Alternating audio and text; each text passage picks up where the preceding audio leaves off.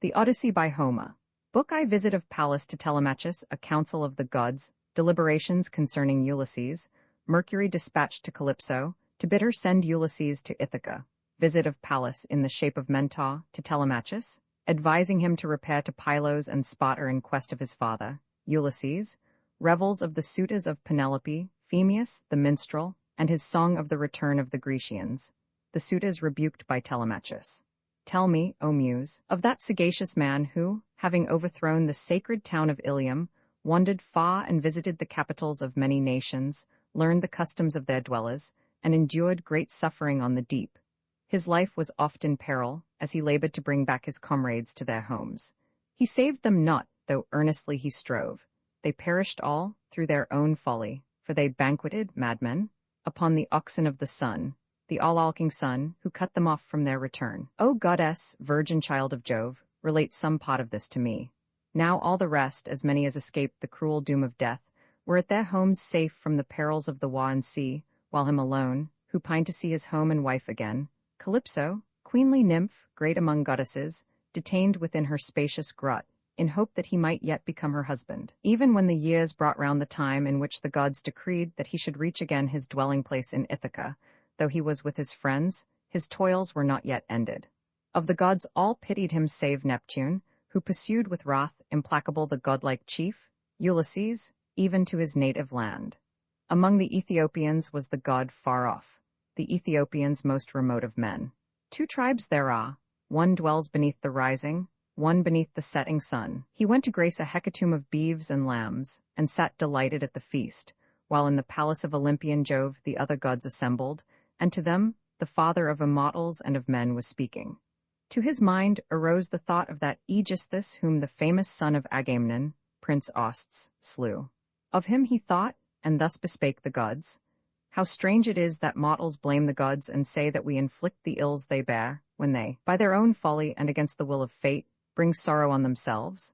As late Aegisthus, unconstrained by fate, married the queen of Atreus' son, and slew the husband just returned from war. Yet well he knew the bitter penalty, for we warned him. We sent the herald Odyssey, bidding him neither slay the chief nor woo his queen, for that Osts, when he came to manhood and might claim his heritage, would take due vengeance for Atrides slain. So Hermes said, his prudent words moved not the purpose of Aegisthus, who now pays the forfeit of his many crimes at once. Pallas, the blue-eyed goddess, thus replied, O father, son of Saturn, king of kings, well he deserved his death, so perish all guilty of deeds like his.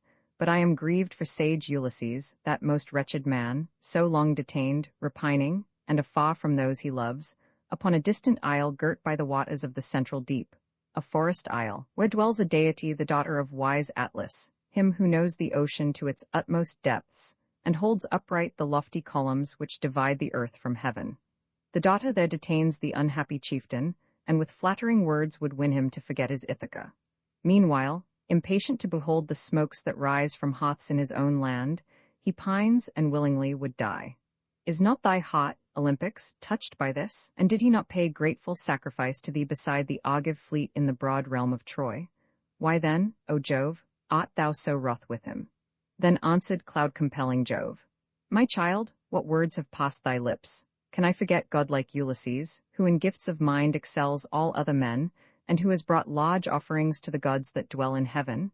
Yet he who holds the earth in his embrace, Neptune, pursues him with perpetual hate because of Polypheme, the Cyclops, strong beyond all others of his giant race, whose eye Ulysses had put out.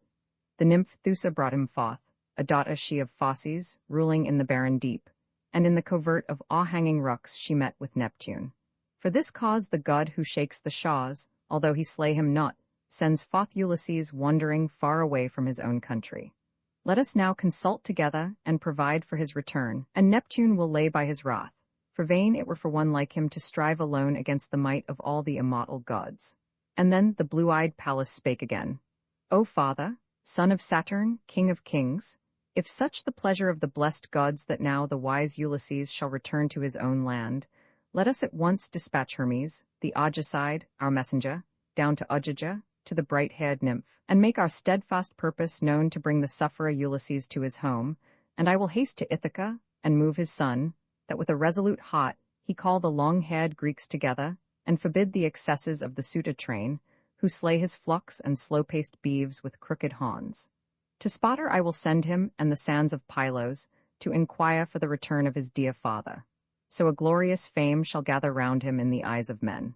She spake, and fastened underneath her feet the fair, ambrosial golden sandals wont to bear her over ocean like the wind, and o'er the boundless land.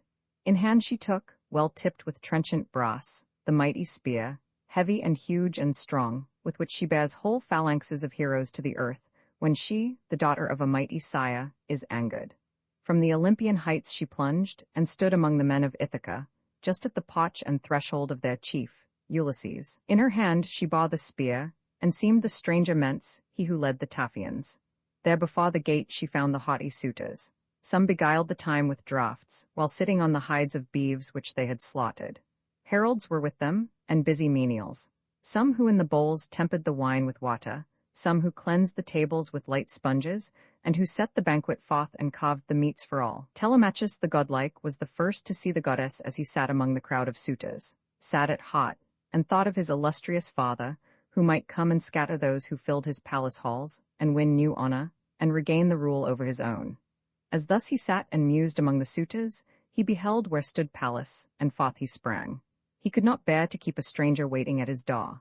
He came, and taking her right hand received the brazen spear, and spake these winged words, Hail, stranger! Thou art truly welcome here. First come and share our feast and be refreshed, then say what thou requirest at our hands. He spake and led the way, and in his steps Pallas Athene followed. Entering then the lofty halls, he set the spear upright by a tall column, in the armory with polished walls, where rested many a lance of the large-souled Ulysses. Then he placed his guest upon a throne, o'er which he spread a covering many-hued and beautiful, and gave her feet a footstool.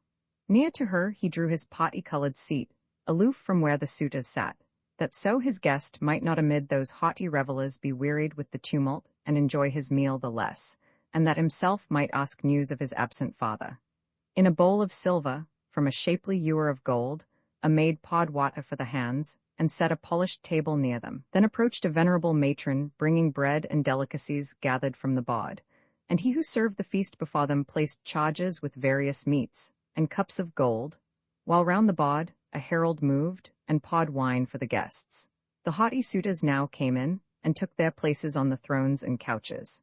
Heralds poured upon their hands the water. Maidens heaped the canisters with bread, and all put forth their hands to share the banquet on the board, while to the brim boys filled the beakers. When the calls of thirst and hunger were appeased, the suitors thought of other things that well become a feast, song and the dance, and then a herald brought a shapely harp, and gave it to the hands of Phemius, who had only by constraint sung to the suitors.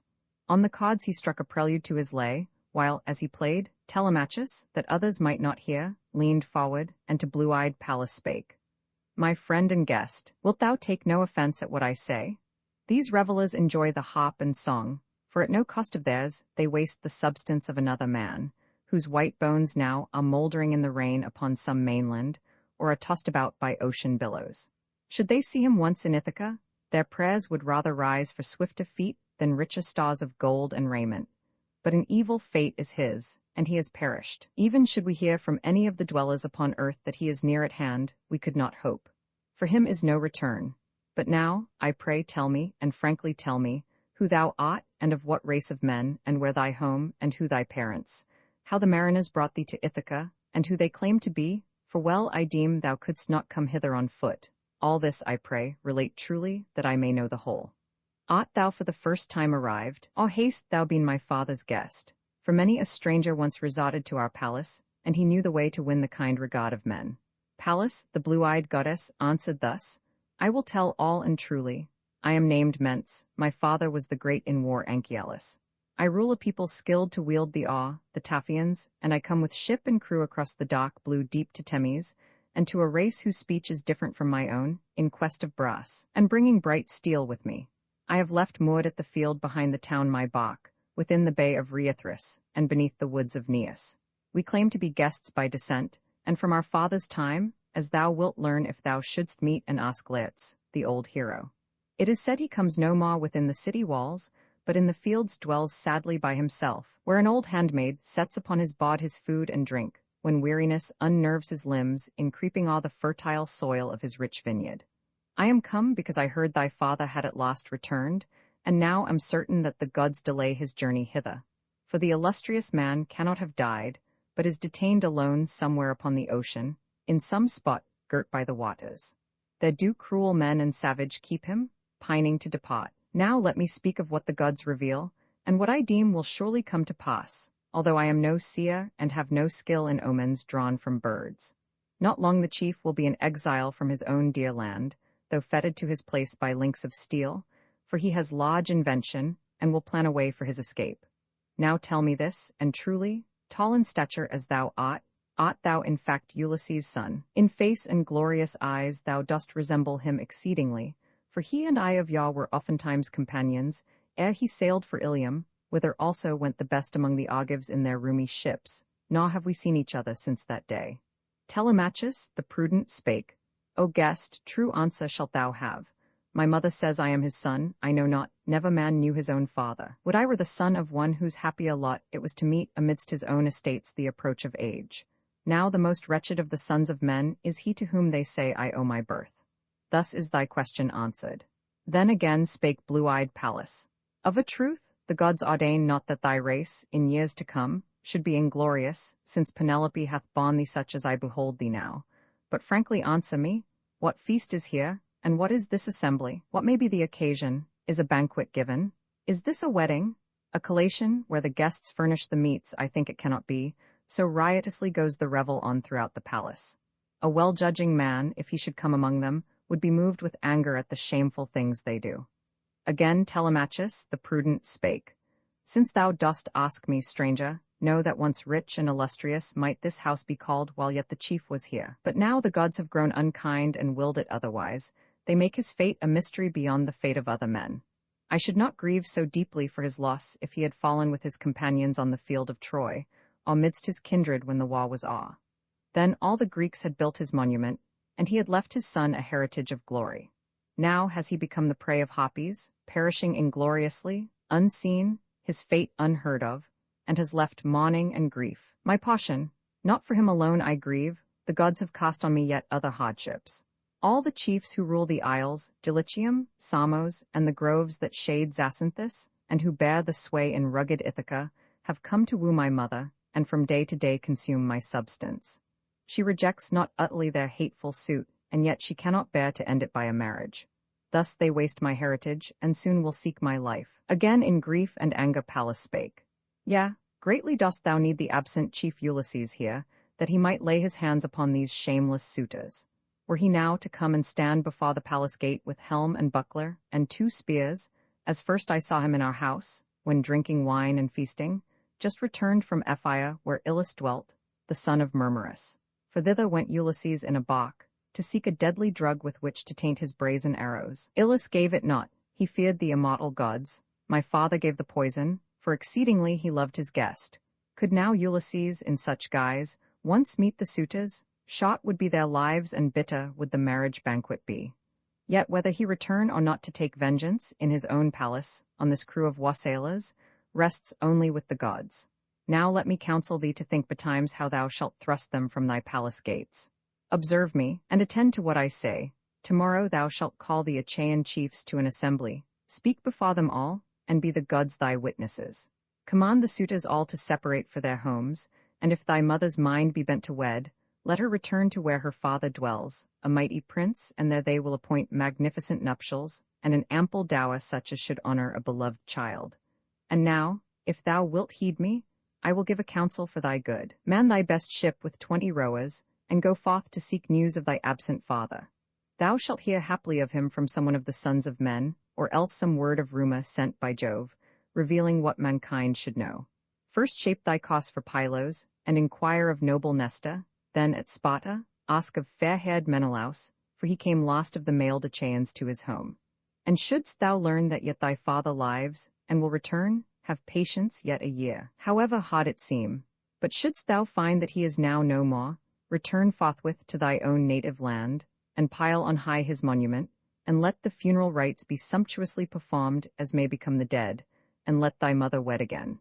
And when all this is fully brought to pass, Take counsel with thy spirit and thy heart how to destroy the suitor crew that haunt thy palace, whether by a secret snare or open fosse. No longer shouldst thou act as if thou wert a boy, thou hast outgrown the age of childish spots.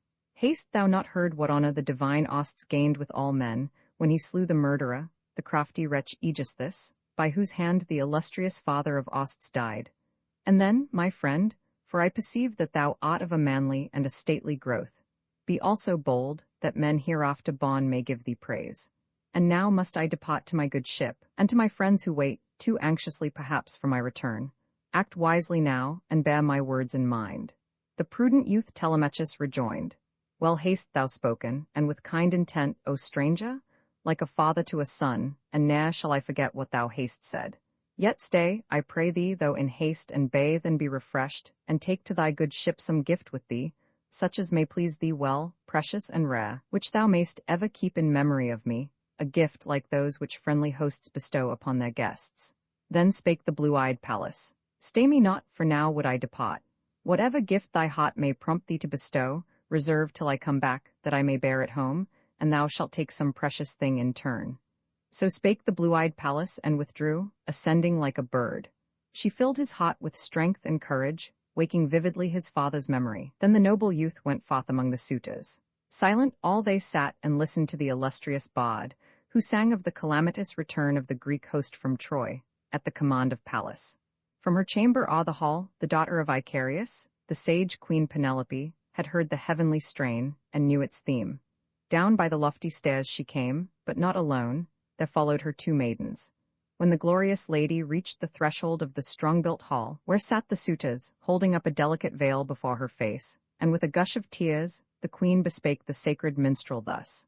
Phemius, thou knowest many a pleasing theme, the deeds of gods and heroes, such as bards are wont to celebrate.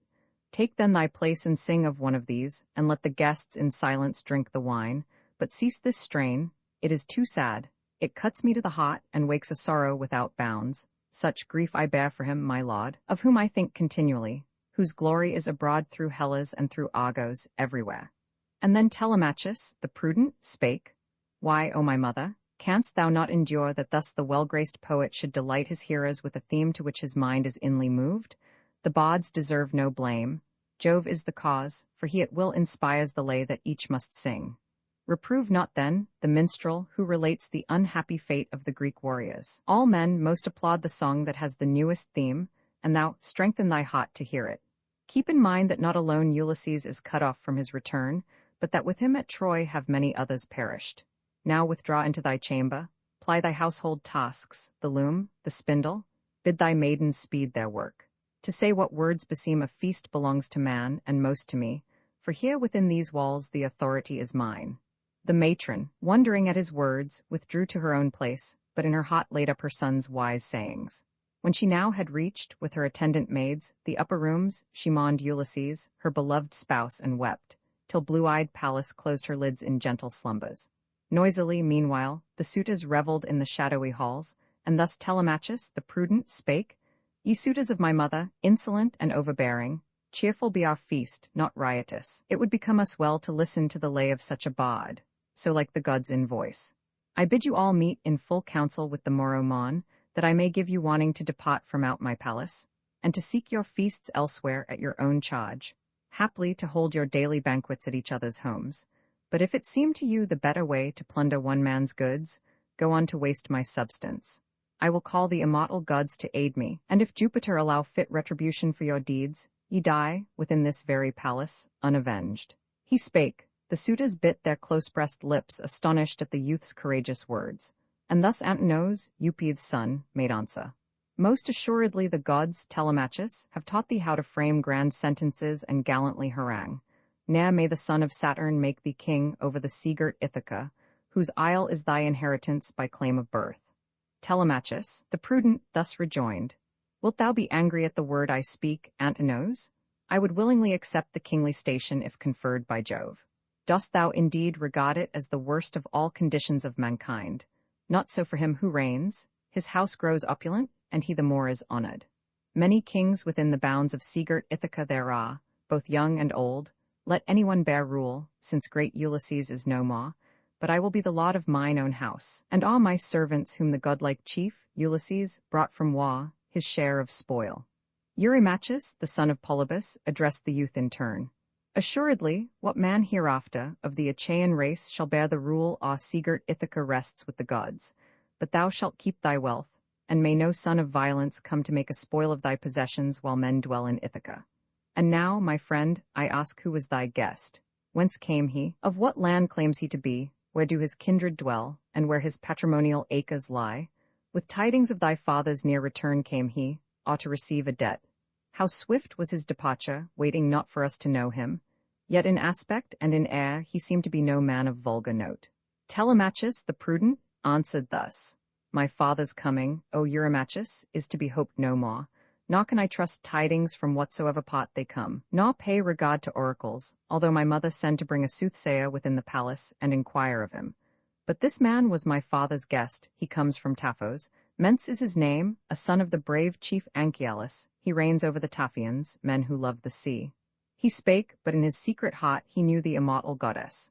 Then the suitors turned, delighted, to the dance and cheerful song, and waited for the evening. On their spots the evening with its shadowy blackness came. Then each to his own home withdrew to sleep, while to his lofty chamber, in full view, built high in that magnificent palace home, Telemachus went up, and sought his couch, intent on many thoughts. The chaste and sage dame Euryclea by his side went up with lighted torches, she a child of Ops, Pisna's son. Her, in her early bloom, Laertes purchased for 100 beeves, and in his palace honored equally with his chaste wife. Yet never sought her bed, he would not wrong his queen. 'Twas she who bore the torches with Telemachus. She loved her young lord more than all the other maids, and she had nursed him in his tender years. He opened now the chamber door, and sat upon the couch, put his soft tunic off, and placed it in the prudent matron's hands. She folded it and smoothed it, hung it near to that fair bed, and going quickly forth, pulled at the silver ring to close the door, and drew the thong that moved the fastening bolt. He, lapped in the soft fleeces all night long, thought of the voyage Pallas had ordained, Book X Aeolus, the Laestrygonians, and Circe arrival of Ulysses at the land of Aeolus, who gives him the winds in a bag, folly of the seamen, who untie the bag while Ulysses is asleep, a tempest, disastrous encounter with the gigantic Laestrygons, arrival at the island of Circe, transformation of the Greeks to swine, and recovery of their former shape, preparations for a journey to the region of the dead. We reached the Aeolian Isle, where Aeolus, dear to the gods, a son of Hippotas, made his abode. It was a floating isle, a wall of brass enclosed it, and smooth rocks edged it around. 12 children in his halls were born, 6 daughters and 6 blooming sons. He gave his daughters to his sons for wives, and they with their dear father and his queen banquet from day to day, with endless change of meats before them. In his halls all day, the sound of pipes is in the perfumed air. At night the youths beside their modest wives sleep on fair couches spread with tapestry.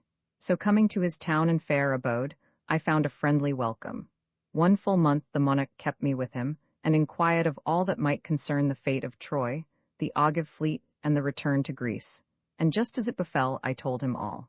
And when I spake to him of going thence, and prayed him to dismiss me, he complied, and helped to make us ready for the sea. The bladder of a bullock 9 years old he gave, in which he had compressed and bound the stormy winds of air. For Saturn's son had given him empire o'er the winds, with power to calm them or to rouse them at his will. This in our roomy galley he made fast with a bright chain of silver, that no breath of ruder air might blow. He only left the west wind free to waft our ships and us upon our way. But that was not to be. We perished by a folly of our own. 9 days we held our way, both day and night, and now appeared in sight our native fields on the 10th night, where on the shore we saw men kindling fires. Meantime a pleasant sleep had overcome my weary limbs, for long had I been guiding with incessant toil the rudder, nor would trust it to the hand of any other. Such was my desire to reach our country by the shortest way. Then talked my crew among themselves, and said that I had brought with me from Aeolus, the large-souled son of Hippotas, rich gifts of gold and silver. Standing side by side and looking at each other, thus they said, How wonderfully is our chief revered and loved by all men, wonder where he will into what realm soever. From the coast of Troy he sailed with many precious things, his share of spoil, while we, who with him went and with him came, are empty-handed yet. And now hath Aeolus, to show how much he prizes him, bestowed the treasures here. Come, let us see them, Let us know how much of gold and silver is concealed in this." Thus speaking to each other, they obeyed the evil counsel. They untied the sack, and straight the winds rushed forth and seized the ship, and swept the crews, lamenting bitterly, far from their country out upon the deep. And then I woke, and in my noble mind bethought me whether I should drop at once into the deep and perish, or remain and silently endure and keep my place among the living. I remained, endured, and covered with my mantle lay within my galley, while the furious whirlwind bore back to the Aeolian isle our groaning crews. We landed on the coast, and to our barks brought water. Then my men prepared a meal beside the fleet, and having tasted food and wine, I took a herald and a friend, and hastening to the sumptuous palace halls of Aeolus, I found him with his wife and children banqueting. We sat us down upon the threshold at the palace doors, and they were all astonished, and inquired, "Why art thou here? What god thine enemy pursues thee, O Ulysses, whom we sent so well prepared to reach thy native land, thy home, or any place that pleased thee most?" They spake, and sorrowfully I replied, "The fault is all with my unthinking crew and my own luckless slumber.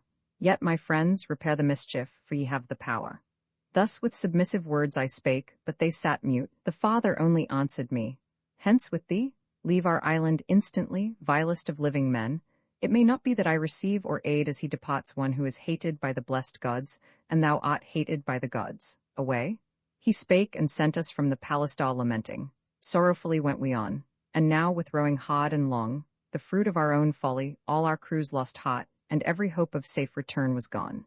6 days and nights we sailed. The 7th we came to lofty Lystragoni with wide gates, the city of Lamos, where, on going forth, the shepherd calls to shepherd entering in. There might a man who never yields to sleep earn double wages, first in pasturing herds, and then in tending sheep, for there the fields grazed in the daytime are by others grazed at night. We reached its noble haven, girt by towering rocks that rise on every side, and the bold shaws run out to form its mouth, a narrow entrance. There the other crews stationed their barks, and moored them close beside each other, in that hill-encircled pot. No billow, even the smallest, rises there, the water glimmers with perpetual calm. I only kept my dark-hulled ship without, and bound its cable to a jutting rock. I climbed a rugged headland, and looked forth. No marks of tilth appeared, the work of men or oxen, only smokes that from below rose in the air. And then I sent forth scouts to learn what race of men who live by bread inhabited the land. 2 chosen men I sent, a herald made the 3rd, and these went inland by a level path, on which the wains brought fuel from the woody heights into the city.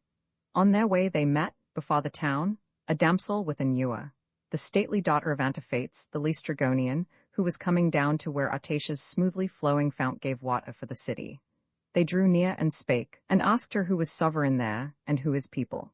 Straight she pointed out a lofty pile in which her father dwelt. They entered that proud palace, and beheld, tall as a mountain peak, the monarch's wife, and shuddered at the sight. With eager haste she called her husband, King Antiphates, from council. With a murderous intent he came, and, seizing one of my poor friends, devoured him, while the other 2 betook themselves to sudden flight and reached the ships. And then he raised a fearful yell that rang through all the city. The strong Lystragons rushed forth by thousands from all sides, more like to giants than to common men. They hurled stones of enormous weight from cliffs above, and cries of those who perished and the crash of shattered galleys rose. They speared our friends like fishes for their horrid feasts, and thus bore them away. While those within the pot were slaughtered, drawing my good sword, I cut the hawsers fastened to my ship's blue prow, and cheered my men, and bade them fling themselves upon the oars, that so we might escape our threatened fate. They heard, and plied their oars like men who rowed for life. The galley shot forth from these beetling rocks into the sea full gladly. All the others perished there. Onward we sailed, with sorrow in our hearts for our lost friends, though glad to be reprieved from death. And now we landed at an isle Aea, where the fair-haired Circe dwelt, a goddess high in rank and skilled in song, own sister of the wise Aedes. Both were children of the source of light, the sun, and Perse, ocean's daughter, brought them forth. We found a haven here, where ships might lie, and guided by some deity, we brought our galley silently against the shore, and disembarked, and gave 2 days and nights to rest, unmanned with hardship and with grief. When bright-haired morning brought the 3rd day round, I took my spear and my good sword, and left the ship, and climbed a height, in hope to spy some trace of human toil, or hear some voice.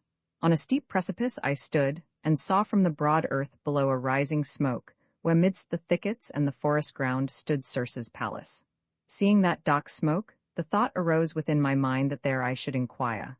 I pondered till at last this seemed the wisest, to return at once to my good ship upon the ocean side, and give my crew their meal, and send them forth to view the region. Coming to the spot where lay my well-oiled bark, some pitying god beneath whose eye I wandered forth alone sent a huge stag into my very path, high-horned, which from his pasture in the wood descended to the riverside to drink, for grievously he felt the hot sun's power. Him as he ran I smote, the weapon pierced, just at the spine, the middle of his back. The brazen blade passed through, and with a moon he fell amid the dust, and yielded up his life. I went to him, and set my foot against him, and plucked forth the brazen spear, and left it leaning there. And then I broke lithe osiers from the shrubs, and twined of these a rope, which, doubled, was an ell in length. With that, I tied the enormous creature's feet and slung him on my neck, and brought him thus to my black ship. I used the spear to prop my steps, since he no longer could be borne upon the shoulder, aided by the hand, such was the animal's bulk. I flung him down before the ship, encouraging my men with cheerful words, and thus I said to each, "My friends, we will not, wretched as we are, go down to Pluto's realm before our time. While food and wine are yet within the hold of our good galley, let us not forget our daily meals and famine-stricken pine." I spake, they all obeyed, and at my word came forth, and standing by the barren deep admired the stag, for he was huge of bulk. And when their eyes were tired with wondering, my people washed their hands and soon had made a noble banquet ready. All that day till set of sun, we sat and feasted there upon the abundant meat and delicate wine, and when the sun went down and darkness came, we slept upon the shore. But when the morn, the rosy-fingered child of dawn, looked forth, I called a council of my men and spake, "Give ear, my friends, amid your sufferings to words that I shall say. We cannot here know which way lies the west, nor where the east, nor where the sun, that shines for all mankind, descends below the earth, nor where again he rises from it. Yet will we consult, if room there be for counsel, which I doubt, for when I climbed that height I overlooked an isle surrounded by the boundless deep, an isle low-lying. In the midst I saw smoke rising from a thicket of the wood. I spake, their courage died within their hearts as they remembered what Antiphates, the Laestrigan, had done, and what foul deeds the cannibal Cyclops, and they wept aloud. Tears flowed abundantly, but tears were now of no avail to our unhappy band. Numbering my well-armed men, I made of them 2 equal parties, giving each its chief. Myself commanded one, Eurylochus, the hero, took the other in his charge. Then in a brazen helm we shook the lots, the lot of brave Eurylochus leaped forth, and he with 22 of our men went forward with quick steps, and yet in tears, while we as sorrowful were left behind. They found the fair abode where Circe dwelt, a palace of hewn stone within the vale, yet nobly seated. There were mountain wolves and lions round it, which herself had tamed with powerful drugs. Yet these assaulted not the visitors, but, wagging their long tails, stood on their hinder feet and fawned on them, like mastiffs on their master, when he comes from banqueting and brings them food. So fawned the strong-clawed wolves and lions on my men. With fear my men beheld those beasts of prey, yet went, and, standing in the portico of the bright-haired divinity, they heard her sweet voice singing, as within she threw the shuttle through the wide immortal web, such as is woven by the goddesses, delicate, bright of hue, and beautiful. Polites then, a chief the most beloved and most discreet of all my comrades, spake. "Someone is here, my friends, who sweetly sings, weaving an ample web, and all the flaw rings to her voice. Whoever she may be, woman or goddess, let us call to her." He spake, aloud they called, and forth she came and threw at once the shining doors apart, and bade my comrades enter. Without thought they followed her. Eurylochus alone remained without, for he suspected guile. She led them in and seated them on thrones, then mingling for them Pramnian wine with cheese, meal, and fresh honey, and infusing drugs into the mixture, drugs which made them lose the memory of their home. She handed them the beverage and they drank. Then instantly she touched them with a wand, and shut them up in sties, transformed to swine in head and voice, bristles and shape, though still the human mind remained to them. Thus sorrowing they were driven into their cells, where Circe flung to them acorns of oak and ilex, and the fruit of connel, such as nourish wallowing swine. Back came Eurylochus to our good ship with news of our poor comrades and their fate. He strove to speak, but could not. He was stunned by that calamity, his eyes were filled with tears, and his whole soul was given to grief. We marveled greatly. Long we questioned him, and thus he spake of our lost friends at last. "Through yonder thickets, as thou gav'st command, illustrious chief, We went, until we reached a stately palace of hewn stones within a vale, yet nobly seated. Someone there, goddess or woman, weaving busily an ample web, sang sweetly as she wrought. My comrades called aloud, and forth she came, and threw at once the shining doors apart, and bade us enter. Without thought the rest followed, while I alone, suspecting guile, remained without. My comrades from that hour were seen no more, not one of them again came forth, though long I sat and watched for them. He spake, I slung my silver-studded sword upon my shoulders, a huge blade of brass, and my bow with it, and commanded him to lead the way. He seized and clasped my knees with both his hands in attitude of prayer, and sorrowfully said these winged words. Take me not thither, force me not to go, O foster child of Jove, but leave me here, for thou wilt not return, I know, nor yet deliver one of our lost friends. Our part is to betake ourselves to instant flight with these who yet remain, and so escape. He spake, and I replied, Eurylochus, remain thou here, beside our roomy ship, eating and drinking. I shall surely go. A strong necessity is laid on me.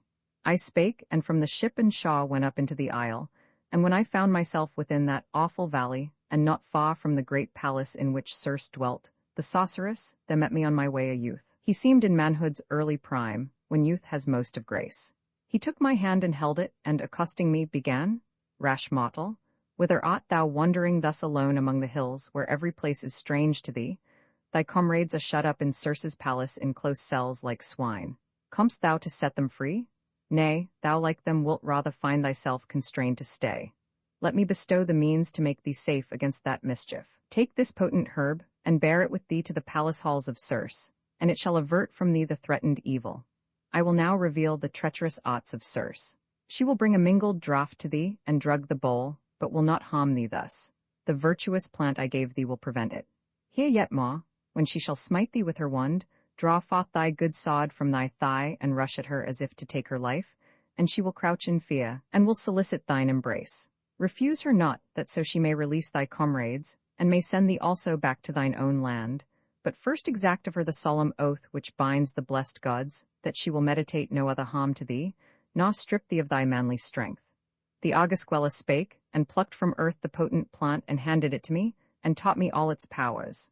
The root is black, the blossom white as milk. Among the gods its name is moly. Hard it is for men to dig it up, the gods find nothing hard. Back through the woody island Hermes went toward high Olympus, while I took my way to Circe's halls, yet with a beating heart. There, as I stood beneath the portico of that bright-haired divinity, I called aloud. The goddess heard my voice and came, and threw at once the shining doors apart, and prayed me to come in. I followed her, yet grieving still. She led me in and gave a seat upon a silver-studded throne, beautiful, nobly wrought, and placed beneath a footstool, and prepared a mingled draught within a golden chalice, and infused a drug with mischievous intent. She gave the cup, I drank it off, the charm wrought not, and then she smote me with her wand and said, Go to the sty, and with thy fellows sprawl. She spake, but drawing forth the trusty sword upon my thigh, I rushed at her as if to take her life. She shrieked and, stooping low, ran underneath my arm and clasped my knees, and uttered piteously these winged words. Who art thou? Of what race and of what land, and who thy parents? I am wonderstruck to see that thou couldst drink that magic juice and yield not to its power. No living man, whoever he might be, that tasted once those drugs, or passed them o'er his lips, has yet withstood them. In thy breast a spirit dwells not to be thus subdued. Art thou not then Ulysses, master of wise stratagems, whose coming hither, on his way from Troy, in his black galley, oft has been foretold by Hermes of the golden wand? But sheathe thy sword and share my couch, that, joined in love, each may hereafter trust the other's faith. She spake, and I replied, How canst thou ask, O Circe, that I gently deal with thee, since thou, in thine own palace, hast transformed my friends to swine, and plottest even now to keep me with thee, luring me to pass into thy chamber, and to share thy couch, that thou mayst strip me of my manly strength? I come not to thy couch till thou engage, O goddess, by a solemn oath, that thou wilt never seek to do me further harm. I spake. She straightway took the oath required, and after it was uttered and confirmed, up to her sumptuous couch I went. Meanwhile, far diligent maidens ministered within the palace. Servants of the household they, who had their birth from fountains and from groves, and sacred rivers flowing to the sea. One spread the thrones with gorgeous coverings. Above was purple arras, and beneath were linen webs. Another, setting forth the silver tables just before the thrones, placed on them canisters of gold. A third mingled the rich wines in a silver bowl, and placed the golden cups. And last, the fourth brought water from the fountain, and beneath a massive tripod kindled a great fire and warmed the water. When it boiled within the shining brass, she led me to the bath, and washed me from the tripod. On my head and shoulders pleasantly she shed the streams that from my members took away the sense of weariness, unmanning body and mind. And when she thus had bathed me, and with oil anointed me, she put a princely cloak and tunic on me, led me in, and showed my seat, a stately silver-studded throne high-wrought, and placed a footstool for my feet. Then came a handmaid with a golden ewer, and from it poured pure water from my hands into a silver laver. Next she placed a polished table near to me, on which the matron of the palace laid the feast, with many delicacies from her store, and bade me eat. The banquet pleased me not. My thoughts were elsewhere, dark imaginings were in my mind, when Circe mocked my mood. As in a gloomy reverie I sat, and put not forth my hands to touch the feast, she came to me and spake these winged words. Why sittest thou like one who has no power of speech, Ulysses, wrapped in thoughts that gnaw thy heart, and tasting neither food nor wine? Still dost thou dream of fraud? It is not well that thou shouldst fear it longer, since I pledged myself against it with a mighty oath. She spake, and I replied, What man whose heart is faithful could endure to taste of food or wine till he should see his captive friends once more at lodge? If with a kind intent thou bidst me eat and drink, let me behold with mine own eyes my dear companions free.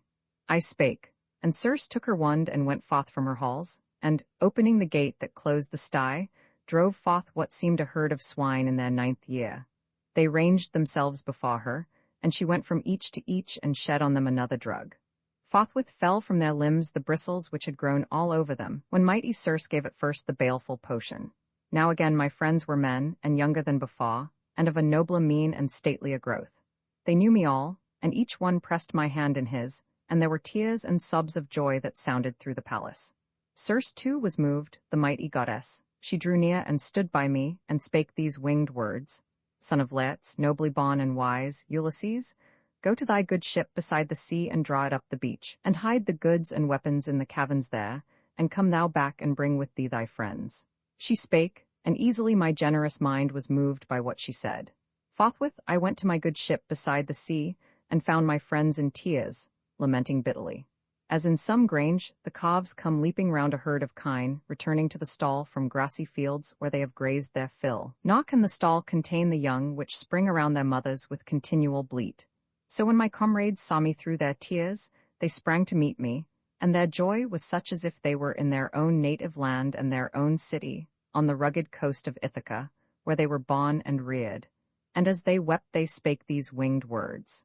O foster child of Jove, we welcome thee on thy return with a delight as great as if we all had reached again the land that gave us birth, our Ithaca.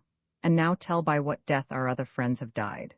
They spake. I answered with consoling words. First draw our galley up the beach, and hide our goods and all our weapons in the caves, and then let all make haste to follow me, and see our friends in Circe's sacred halls, eating and drinking at the plenteous bawd. I spake, and cheerfully my men obeyed, save that Eurylochus alone essayed to hold them back, and spake these winged words. Ah, whither are we going, wretched ones? Are ye so eager for an evil fate that ye must go where Circe dwells, who waits to turn us into lions, swine, or wolves, forced to remain and guard her spacious house? So was it with the Cyclops when our friends went with this daring chief to his abode, and perished there through his foolhardiness. He spake, and then I thought to draw my sword from my stout thigh, and with the trenchant blade strike off his head and let it fall to earth, though he were my near kinsman. Yet the rest restrained me, each one speaking kindly words. Nay, foster child of Jove, if thou consent, this man shall stay behind and with the ship, and he shall guard the ship, but lead us thou to where the sacred halls of Circe stand. They spake, and from the ship and shaw went up into the land, nor was Eurylochus left with the ship. He followed, for he feared my terrible threat. Meantime had Circe bathed my comrades at the palace, and with oil anointed them, and robed them in fair cloaks and tunics. There we found them banqueting. When they and those who came with me beheld each other, and the memory of the past came back to them, they wept abundantly, and all the palace echoed with their sobs. And then the mighty goddess came and said, Son of Laertes, nobly born and wise, prolong thou not these sorrows. Well I know what ye have suffered on the fishy deep, and all the evil that malignant men have done to you on land. Now take the food before you, drink the wine, till ye receive into your hearts the courage that was yours when long ago ye left your fatherland, the rugged Ithaca. Ye are unnerved and spiritless with thinking constantly on your long wanderings, and your minds allow no space for mirth, for ye have suffered much. She spake, her words persuaded easily our generous minds, and there from day to day we lingered a full year, and banqueted nobly on plenteous meats and delicate wines. But when the year was ended, and the hours renewed their circle, my beloved friends from Circe's palace called me forth and said, Good chief, do not forget thy native land, if fate indeed permit that ever thou return in safety to that lofty pile thy palace in the country of thy birth. So spake they, and my generous mind was moved.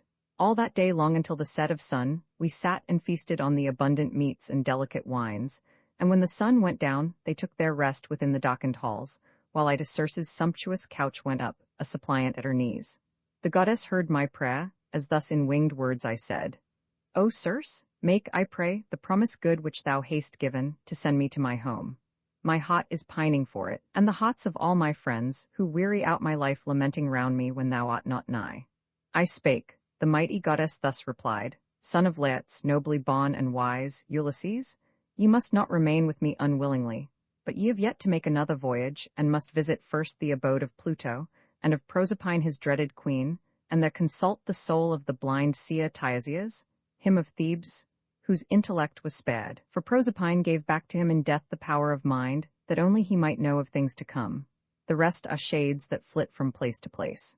Thus spake the goddess, and my heart was wrung with sorrow, and I sat upon the couch and wept, nor could I longer wish to live and see the light of day. But when my grief, with shedding tears and tossing where I sat, was somewhat spent, I spake to Circe thus, O Circe, who will guide me when I make this voyage? For no galley built by man has ever yet arrived at Pluto's realm. I spake, the mighty goddess answered me, Son of Laertes, nobly born and wise, take thou no thought of who shall guide thy bark, but raise the mast and spread the glimmering sail, and seat thyself, and let the north wind waft thy galleon.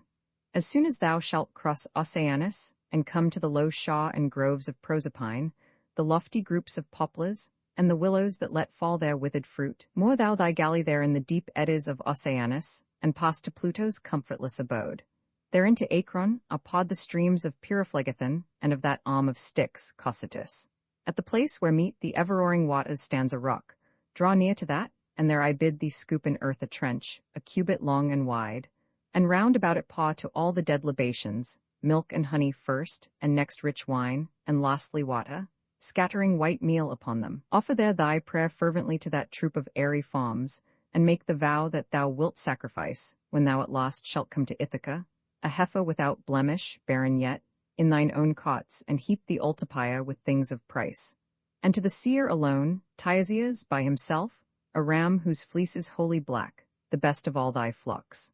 And after thou hast duly offered prayer to all the illustrious nations of the dead, then sacrifice a ram and a black ewe, their faces turned toward Erebus, but thine the other way, and toward the river streams. Thither the souls of those who died will flock in multitudes. Then call thy friends, and give command to flay in haste the sheep that lie slain by the cruel brass, and, burning there the carcasses, pay worship to the gods, the powerful Pluto and dread Proserpine. Draw then the sword upon thy thigh, and sit, and suffer none of all those airy forms to touch the blood, until thou first bespeak Tiresias. He will come, and speedily, the ladder of the people, and will tell what voyage thou must make, what length of way thou yet must measure, and will show thee how thou mayst return across the fishy deep. She spake, and while she spake, the Maun looked forth upon her golden throne. The nymph bestowed on me a cloak and tunic, and arrayed herself in a white robe with ample folds, a delicate web and graceful. Round her loins she clasped a shining zone of gold, and hung a veil upon her forehead. Forth I went throughout the palace and aroused my friends, and thus I said in cheerful tones to each, No longer give yourselves to idle rest and pleasant slumber, we are to depart. The gracious Circe counsels us to go. I spake, and easily their generous minds inclined to me, yet brought I not away all my companions safely from the isle. Elpenor was the youngest of our band, not brave in war was he, nor wise in thought. He, overcome with wine, and for the sake of coolness, had lain down to sleep, apart from all the rest, in Circe's sacred house. And as my friends bestirred themselves, the noise and tumult roused him. He forgot to come by the long staircase. Headlong from the roof he plunged. His neck was broken at the spine, and his soul went to the abode of death. My friends came round me, and I said to them, Haply your thought may be that you are bound for the dear country of your birth, but know that Circe sends us elsewhere, to consult the Theban seer, Tiasias, in the abode of Pluto and the dreaded Proserpine. I spake, and their hearts failed them as they heard. They sat them down, and wept, and tore their hair, but fruitless were their sorrow and their tears. Thus as we sadly moved to our good ship upon the seashore, weeping all the while, Circe, meantime, had visited its deck, and there had bound a ram and a black ewe by means we saw not. For what eye discerns the presence of a deity, who moves from place to place, and wills not to be seen. Book Roman 11 Visit of Ulysses to the land of the dead, voyage to the land of the dead. Interview with Tiasias, the seer, the heroes and heroines whom Ulysses saw there.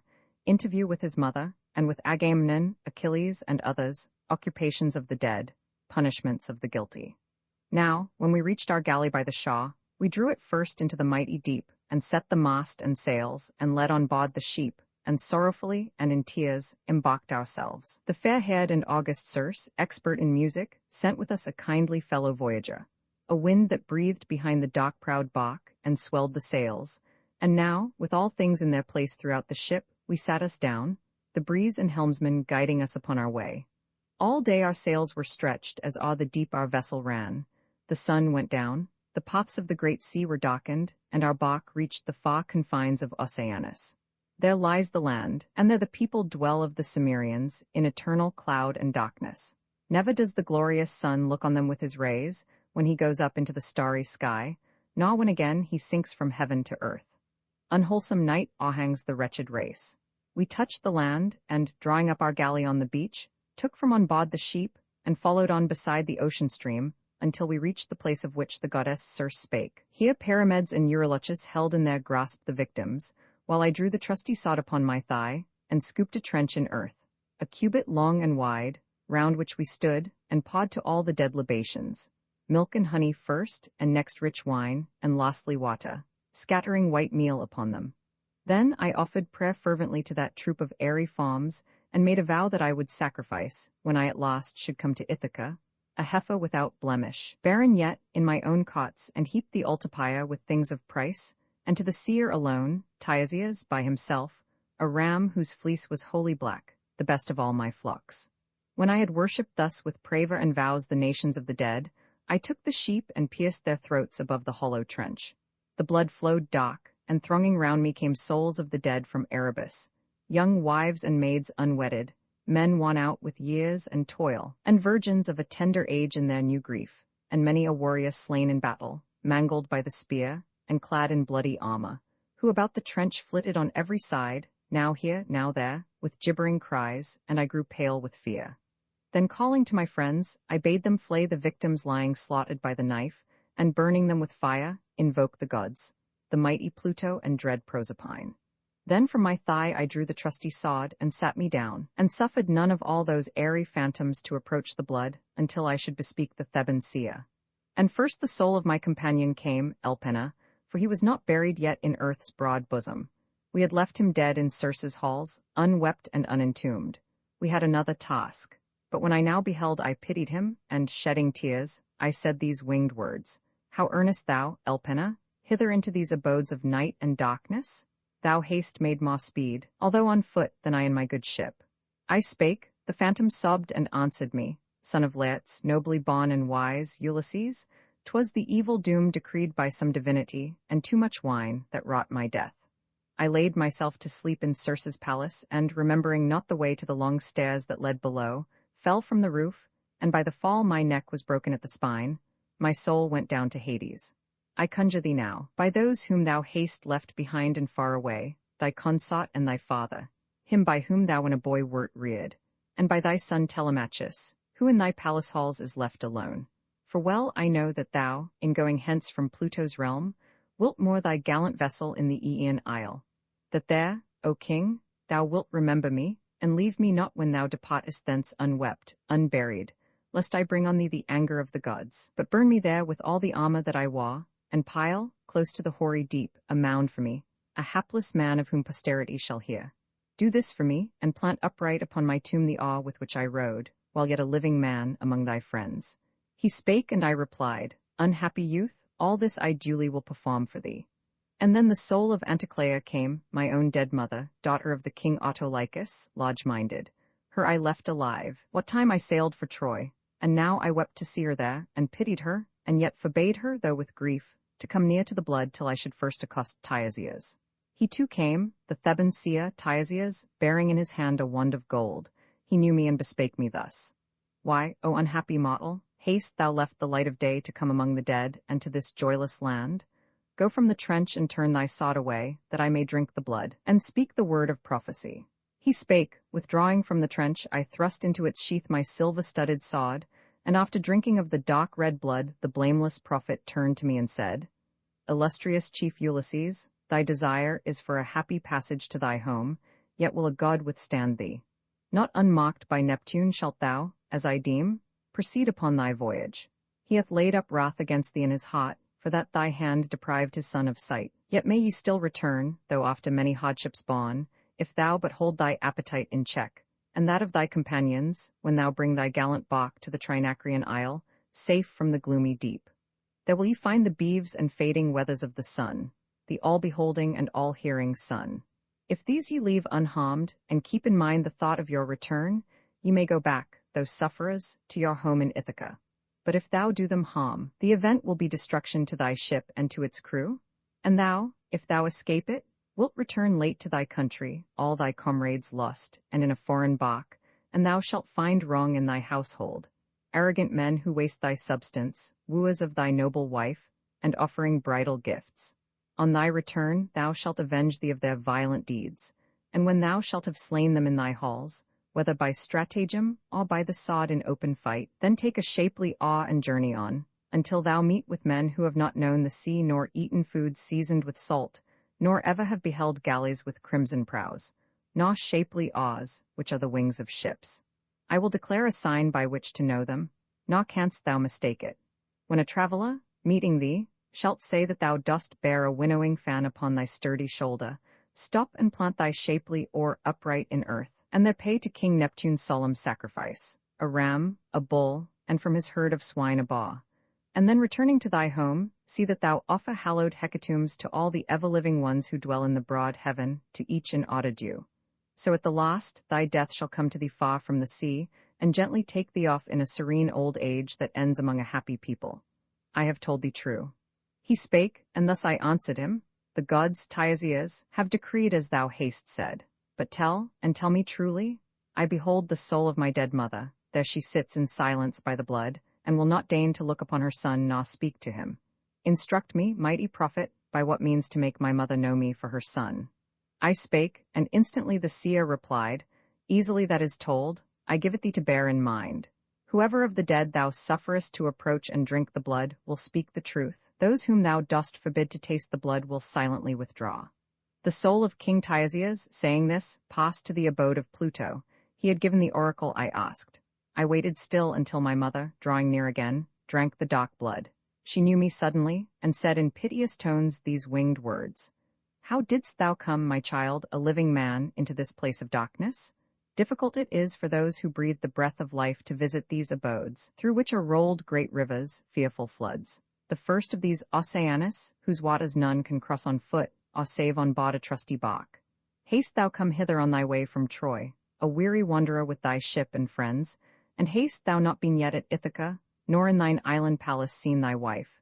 She spake, I answered, 'Tis necessity, dear mother, that has brought me to the abode of Pluto, to consult the Theban seer, Tyesias. Not to the Achaean coast have I returned, nor reached our country, yet continually I wander. Everywhere I meet misfortune, even from the time when, in the noble Agamemnon's train, I came to Ilium, famed for steeds, and made war on its dwellers. Tell me now, I pray, and truly, how it was that fate on thee brought the long sleep of death. By slow disease?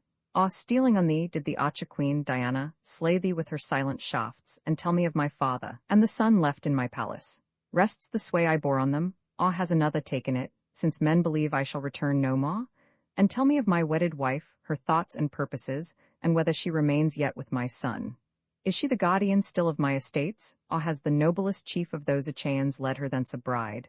I spake, my reverend mother answered thus, Most certain is it that she sadly dwells still in thy palace. weary days and nights and tears are hers. No man has taken yet thy place as ruler, but Telemachus still has the charge of thy domain, and gives the liberal feasts which it befits a prince to give, for all invite him. In the fields thy father dwells, and never in the town is seen. Naw beds naw cloaks has he, naw mats of rich device, but all the winter through he sleeps where sleep the labourers, on the hearth, amid the dust, and wears a wretched garb. And when the summer comes, or autumn days ripen the fruit, his bed is on the ground and made of leaves, that everywhere are shed in the rich vineyards.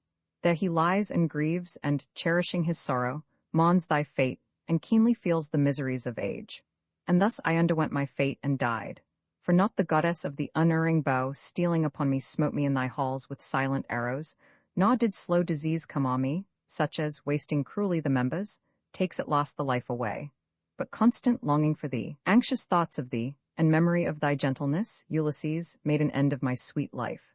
She spake, I longed to take into my arms the soul of my dead mother.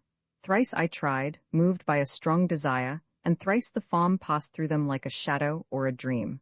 And then did the great sorrow in my heart grow sharper, and in winged words I said, Beloved mother, why wilt thou not keep thy place, that I may clasp thee, so that here, in Pluto's realm and in each other's arms, we each might in the other soothe the sense of misery? Hath mighty Proserpine sent but an empty shade to meet me here, that I might only grieve and sigh the more? I spake, and then my reverend mother said, Believe not that Jove's daughter Proserpine deceives thee. 'Tis the lot of all our race when they are dead. No more the sinews bind the bones and flesh, when once from the white bones the life departs. Then like a dream the soul flies off, and flits about from place to place. But haste thou to the light again, and mark what I have said, that thou in after days mayst tell it to thy wife on thy return. Thus we conferred. Meantime the women came around me, moved by mighty Proserpine. In throngs they gathered to the dark red blood. Then, as I pondered how to question each, this seemed the wisest. From my sturdy thigh I plucked the trenchant sod, and suffered not all that were there to taste the blood at once. So one by one they came, and each in turn declared her lineage. Thus I questioned all. Then saw I highborn Tyro first, who claimed to be the daughter of that blameless man Salmoneus, and who called herself the wife of Cretheus, son of Aeolus. She loved Enipeus, hallowed river, fairest stream of all that flow on earth, and often walked beside its pleasant waters. He whose arms surround the islands, Neptune, once put on the river's foam, and at its gulfy mouth met her. The purple waters stood upright around them like a wall, and formed an arch, and hid the god and woman. There he loosed the virgin zone of Tyro, shedding sleep upon her. Afterward he took her hand and said, Rejoice, O maiden, in our love, for with the year's return shalt thou bring forth illustrious sons. The embraces of the gods are not unfruitful. Rear them carefully. And now return to thy abode, and watch thy words, and keep thy secret. Thou must know that I am Neptune, he who shakes the earth. He spake, and plunged into the billowy deep. And she became a mother, and brought forth Peleus and Neleus, valiant ministers of mighty Jupiter. On the broad lands of Aeolchos Peleus dwelt, and reared vast flocks of sheep, while Neleus made his home in Pylos midst the sands. The queenly dame, his mother, meanwhile brought forth other sons to Cretheus, Aeson first, and Pheres next, and Amathaon, great in horsemanship. And after her I saw Antiope, the daughter of Asopus, her who made a boast that she had slumbered in the arms of Jove. 2 sons she bore, Amphion one, the other Zethus, and they founded Thebes with its 7 gates and girt it round with towers, for valiant as they were, they could not dwell safely in that great town unfenced by towers. And after her I saw Amphitrion's wife, Alcmena, her who brought forth Hercules, the dauntless hero of the lion heart, for she had given herself into the arms of mighty Jupiter. I also saw Megara there, a daughter of the house of lofty Craon. Her Amphitrion's son, unamable in strength, had made his wife. The mother, too, of Oedipus I saw, beautiful Epicaste, who in life had done unwittingly a heinous deed, had married her own son, who, having slain her father first, espoused her, but the gods published abroad the rumor of the crime. He in the pleasant town of Thebes bore sway o'er the Cadmeans, yet in misery he lived, for so the offended gods ordained. And she went down to Hades and the gates that stand forever barred. For wild with grief, she slung a cod upon a lofty beam and perished by it, leaving him to bear woes without measure, such as on a son the furies of a mother might inflict. And there I saw the dame supremely fair, Chloris, whom Neleus with large marriage gifts wooed, and brought home a bride. The youngest she among the daughters of Aesus' son, Amphion, ruler o'er Ochomnus, the Minean town, and all the realm of Pylos. 3 illustrious sons she bore to Neleus, Nesta, Chromius, and a chief of lofty bearing, Periclymnus. She brought forth Pyrrho also, marvelous in beauty, wooed by all the region round, but Neleus would bestow the maid on none save him who should drive off from Phylace the beeves, broad-fronted and with crooked horns of valiant Iphicles. A difficult task. One man alone, a blameless prophet, dared attempt it, but he found himself withstood by fate, and rigid fetters, and a fosse of rustic herdsmen. Months and days went by, and the full year, led by the hours, came round. The valiant Iphicles, who from the seer had heard the oracles explained, took off the shackles, and the will of Jove was done. Then saw Isleta, wife of Tyndarus, who bore to Tyndarus 2 noble sons, Castor the horseman, Pollux skilled to wield the cestus.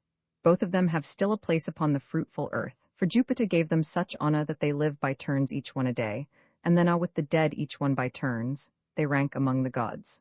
The wife of Aloeus next appeared, Iphidamea, who, as she declared, had won the love of Neptune. She brought forth 2 short-lived sons, one like a god in form, named Otis, and the other, far renowned, named Ephialtes. These the bounteous earth nourished to be the tallest of mankind and goodliest, save Orion. When the twain had seen but 9 years of their life, they stood in breadth of frame 9 cubits, and in height 9 fathoms. They against the living gods threatened to wage, upon the Olympian height, fierce and tumultuous battle, and to fling Ossa upon Olympus, and to pile Pelion, with all its growth of leafy woods, on Ossa, that the heavens might thus be scaled. And they, if they had reached their prime of youth, had made their menace good. The son of Jove and amber-haired Latona took their lives ere yet beneath their temples sprang the down, and covered with its sprouting tufts the chin. Phaedra I saw, and Procris, and the child of the wise Minos, Ariadne, famed for beauty, whom the hero Theseus once from Crete to hallowed Athens' fertile coast led, but possessed her not. Diana gave ear to the tale which Bacchus brought to her, and in the isle of Dia slew the maid. And Mare I beheld, and Clymene, and Eriphyle, hateful in her guilt, who sold her husband for a price in gold. But vainly might I think to name them all, the wives and daughters of heroic men whom I beheld, for first the ambrosial night would wear away. And now for me the hour of sleep is come, at my good ship among my friends, haply here. Meantime the care for my return is with the gods and you. He spake, and all were silent. All within the shadows of those palace halls were held motionless by the charm of what he said. And thus the white-armed queen Arete spake. Phaeacians, how appears this man to you in form, in stature, and well-judging mind? My guest he is, but each among you shares the honor of the occasion. Now, I pray, dismiss him not in haste, nor sparingly bestow your gifts on one in so much need, for in your dwellings is much wealth, bestowed upon you by the bounty of the gods. Then also Echeneus, aged chief, the oldest man of the Phaeacians, spake. My friends, the word of our sagacious queen errs not, nor is ill-timed, and yours it is to hearken and obey, but all depends upon Alcinous, both the word and deed. And then in turn Alcinous spake. That word shall be fulfilled if I am ruler here are the Phaeacians, skilled in seamanship. But let the stranger, though he long for home, bear to remain till morning, that his store of gifts may be complete. To send him home shall be the charge of all, but mostly mine, since mine it is to hold the sovereign power. And then the wise Ulysses said, O King Alcinous, eminent o'er all thy race, shouldst thou command me to remain with thee even for a 12 a month, and at length provide for my return, and give me princely gifts, even that would please me. For with fuller hands, the happier were my lot on my return to my own land. I should be honored then, and meet a kinder welcome there from all who see me in my Ithaca once more. And then again in turn Alcinous spake. Ulysses, when we look on thee, we feel no fear that thou art false, or one of those, the many, whom the dark earth nourishes, wondering at lodge and fodging lies, that we may not suspect them. Thou hast grace of speech and noble thoughts, and fitly hast thou told, even as a minstrel might, the history of all thy Argive brethren and thy own. Now say, and frankly, didst thou also see any of those heroic men who went with thee to Troy, and in that region met their fate? A night immeasurably long is yet before us. Let us have thy tale of wonders. I could listen till the break of hallowed morning, if thou canst endure so long to speak of hardships thou hast borne. He spake, and wise Ulysses answered thus. O King Alcinous, eminent beyond all others of thy people, for discourse there is a time for sleep. If more thou yet wouldst hear, I will not spare to give the story of the great woes of my companions, who were afterward cut off from life. And though they had escaped the cruel Trojan war, on their return they perished by a woman's fraud and guilt. When chaste Proserpina had made the ghosts of women scatter right and left, there came the soul of Agamemnon, Atreus' son. He came attended by a throng of those who in the palace of Aegisthus met a fate like his and died. When he had drunk the dark red blood, he knew me at a look, and wailed aloud, and bursting into tears, stretched out his hands to touch me. But no power was there of grasp or pressure, such as once dwelt in those active limbs. I could not help but weep at sight of him, for from my heart I pitied him, and spake these winged words. Most glorious son of Atreus, king of men, how, Agamemnon, has the fate that brings to man the everlasting sleep of death o'ertaken thee? Did Neptune, calling up the winds in all their fury, make thy fleet a wreck, or did thine enemies on land smite thee, as thou wert driving off their beeves and their fair flocks, or fighting to defend some city and the helpless women there? I spake, and Agamemnon thus replied, Son of Laertes, nobly born and wise, 'twas not that Neptune calling up the winds in all their fury wrecked me in my fleet, nor hostile warriors smote me on the land, but that Aegisthus, bent upon my death, plotted against me with my guilty wife, and bade me to his house and slew me there, even at the banquet, as a hind might slay a bullock at the stall. With me they slew my comrades, as a herd of white-toothed swine are slaughtered for some man of large estates, who makes a wedding or a solemn feast. Thou hast seen many perish by the sword in the hard battle, one by one, and yet thou wouldst have pitied us? Hadst thou beheld the slain beside the wine-jar, and beneath the loaded tables, while the pavement swam with blood? I heard Cassandra's piteous cry, the cry of Priam's daughter, stricken down by treacherous Clytemnestra at my side. And there I lay, and, dying, raised my hands to grasp my sword. The shameless woman went her way, nor stayed to close my eyes, nor press my mouth into its place, although my soul was on its way to Hades. There is naught that lives more horrible, more lost to shame, than is the woman who has brought her mind to compass deeds like these, the wretch who plans so foul a crime, the murder of the man whom she a virgin wedded. I had looked for a warm welcome from my children here, and all my household in my ancient home. This woman, deep in wickedness, hath brought disgrace upon herself and all her sex, even those who give their thoughts to doing good. He spake, and I replied, Oh, how the god who wields the thunder, Jupiter, must hate the house of Atreus for the women's sake. At first we fell by myriads in the cause of Helen. Clytemnestra now hath planned this guile against thee while thou wert afar. I spake, and instantly his answer came, Therefore be not compliant to thy wife, nor let her hear from thee whatever lies within thy knowledge. Tell her but a part, and keep the rest concealed. Yet is thy life, Ulysses, in no danger from thy spouse, for wise and well instructed in the rules of virtuous conduct is Penelope, the daughter of Icarius. When we went to war, we left her a young bride. A babe was at her breast, a boy, who now must sit among grown men, and fortunate is he, for certainly his father will behold the youth on his return, and he embrace his father, as is meet. But as for me, my consort suffered not my eyes to feed upon the sight of my own son, for first she slew me. This, then, I admonish thee, heed thou my words. Bring not thy ship to land openly in thy country, but by stealth, since now no longer can we put our trust in woman. Meantime, tell me of my son, and faithfully, if thou hast heard of him as living, whether in Ochumnus, or sandy Pylos, or in the broad realm of Menelaus, Sparta, for not yet has my osts passed from earth and life. He spake, and I replied, Why ask of me that question, O Atrides? I know not whether thy son be living or be dead, and this is not a time for idle words. Thus in sad talk we stood, and freely flowed our tears. Meanwhile the ghosts of Peleus' son Achilles, and Patroclus, excellent Antilochus, and Ajax, all drew near, Ajax for form and stature eminent o'er all the Greeks save Peleus' faultless son. Then did the soul of fleet Aeacides know me, and thus in winged words he said, Ulysses, what hath moved thee to attempt this greatest of thy labors? How is it that thou hast found the courage to descend to Hades, where the dead, the bodiless forms of those whose work is done on earth, abide? He spake, I answered, greatest of the Greeks, Achilles, son of Peleus. 'Twas to hear the counsel of Tyesias that I came, if haply he might tell me by what means to reach my rugged Ithaca again. For yet have I not trod my native coast, nor even have drawn nigh to Greece. I meet misfortunes everywhere. But as for thee, Achilles, no man lived before thy time, nor will hereafter live, more fortunate than thou. For while alive we honored thee as if thou wert a god, and now again in these abodes thou rulest o'er the dead. Therefore, Achilles, shouldst thou not be sad. I spake, Achilles quickly answered me, Noble Ulysses, speak not thus of death, as if thou couldst console me. I would be a labor on earth and serve for hire some man of mean estate, who makes scant cheer, rather than reign o'er all who have gone down to death. Speak rather of my noble son, whether or not he yet has joined the wars to fight among the foremost of the host. And tell me also if thou aught hast heard of blameless Peleus, whether he be yet honoured among his many Myrmidons, or do they hold him now in small esteem in Hellas and in Phthia, since old age unnerves his hands and feet, and I no more am there, beneath the sun, to give him aid. Strong as I was on the wide plain of Troy, when warring for the Achaean cause I smote that valiant people.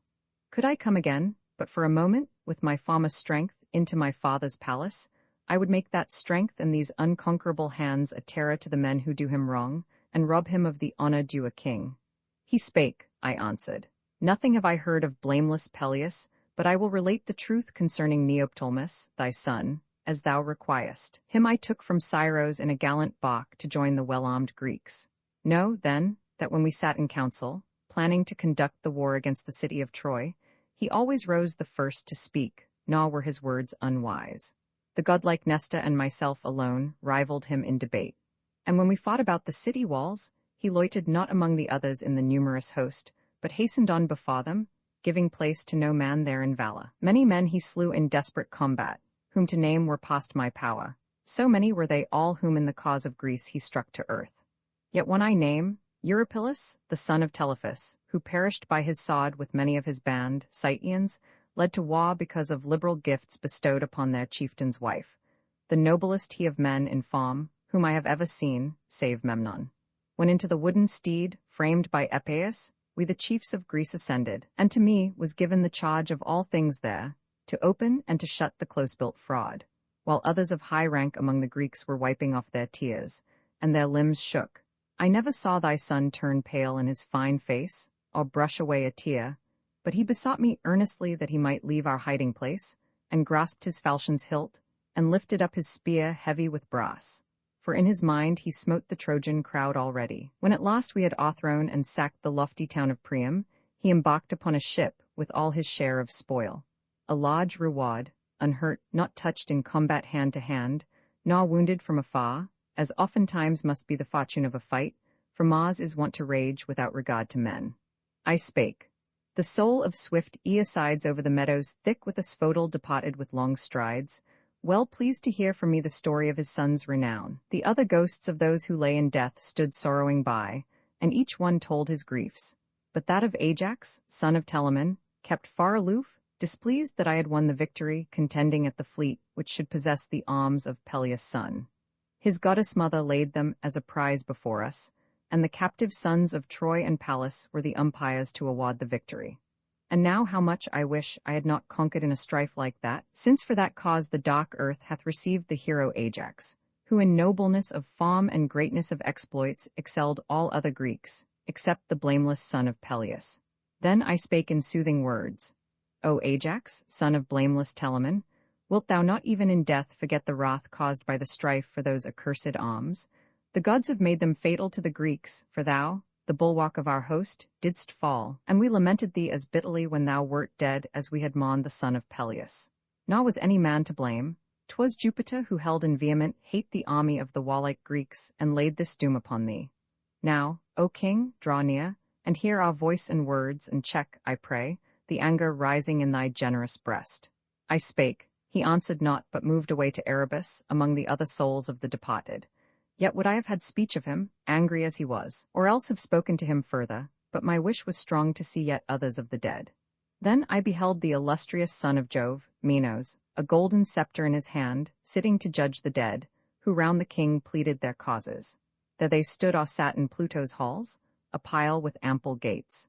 And next I saw the huge Orion drive, across the meadows green with asphodel, the savage beast whom he had slain. He bore the brazen mace, which no man's power could break. And Tydeus there I saw, the mighty earth his mother, overspreading, as he lay, 9 acres, with 2 vultures at his side, that plucking at his liver, plunged their beaks into the flesh. Nor did his hands avail to drive them off, for he had offered fast to Jove's proud wife Latona, as she went to Pytho, through the pleasant Panopeus. And next I looked on Tantalus, a prey to grievous torments, standing in a lake that reached his chin. Though painfully athirst, he could not drink. As often as he bowed his aged head to take into his lips the water, it was drawn away and sank into the earth, and the dark soil appeared around his feet. A god had dried it up.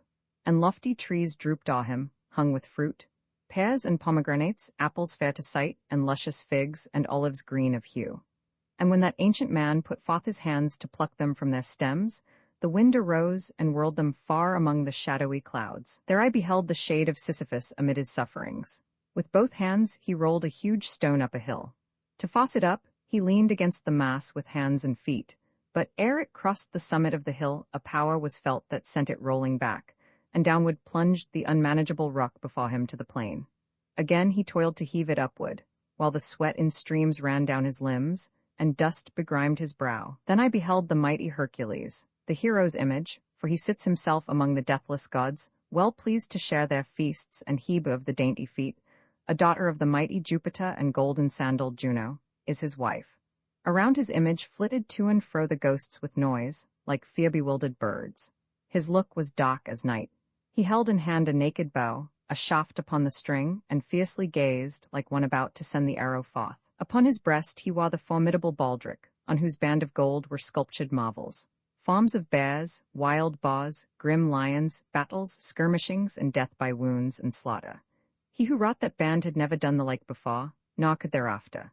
As I met his eye, the hero knew me, and beholding me with pity, said to me in winged words, "Son of Laertes, nobly born and wise, and yet unhappy, surely thou dost bear a cruel fate, like that which I endured, while yet I saw the brightness of the sun.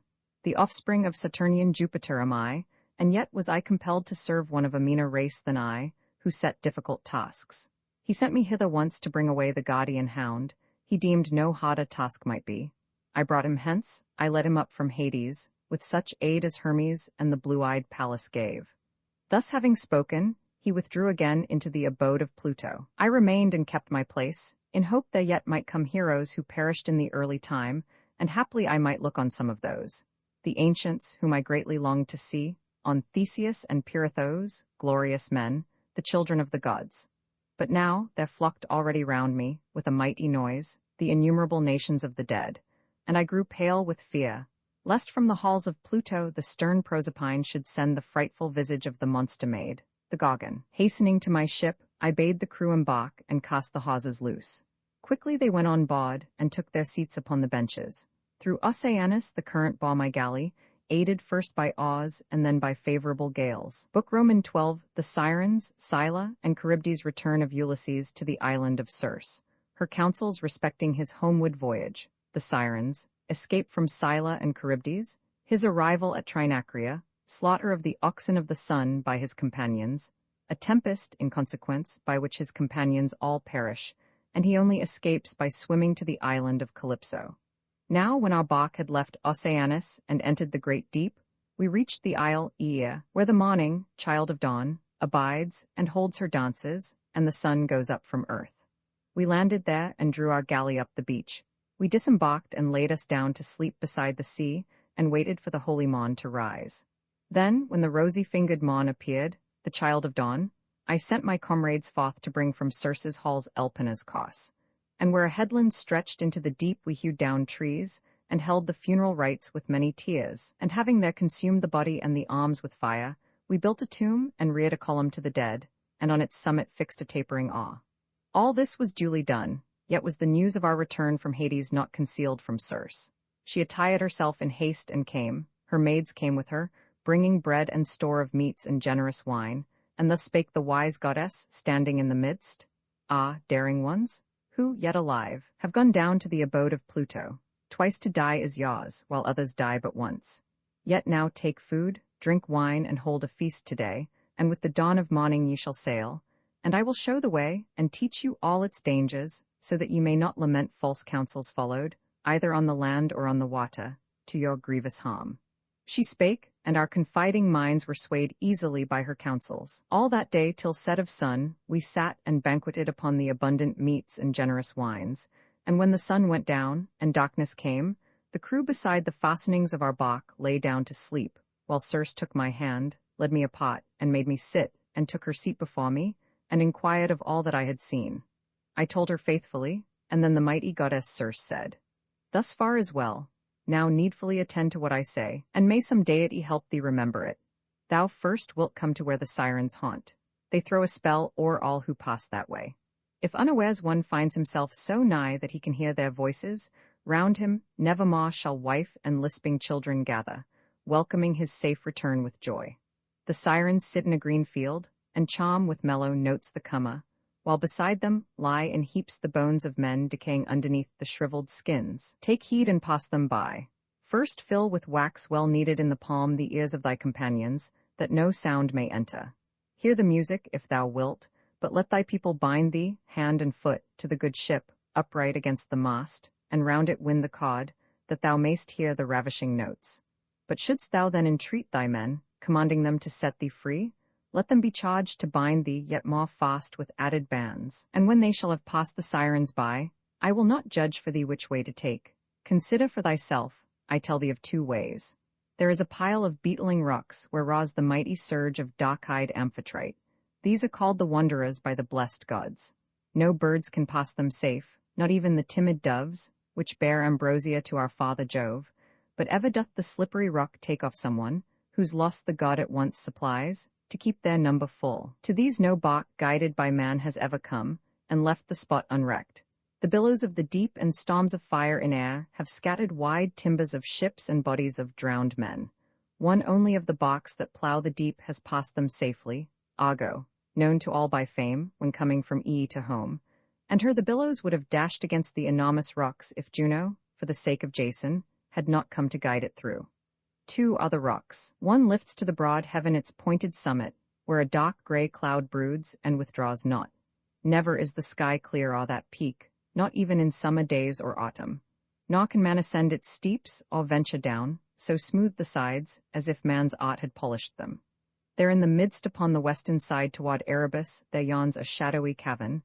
Thither thou, noble Ulysses, steer thy bark, yet keep so far aloof that, standing on the deck, a youth might send an arrow from a bow just to the cavern's mouth.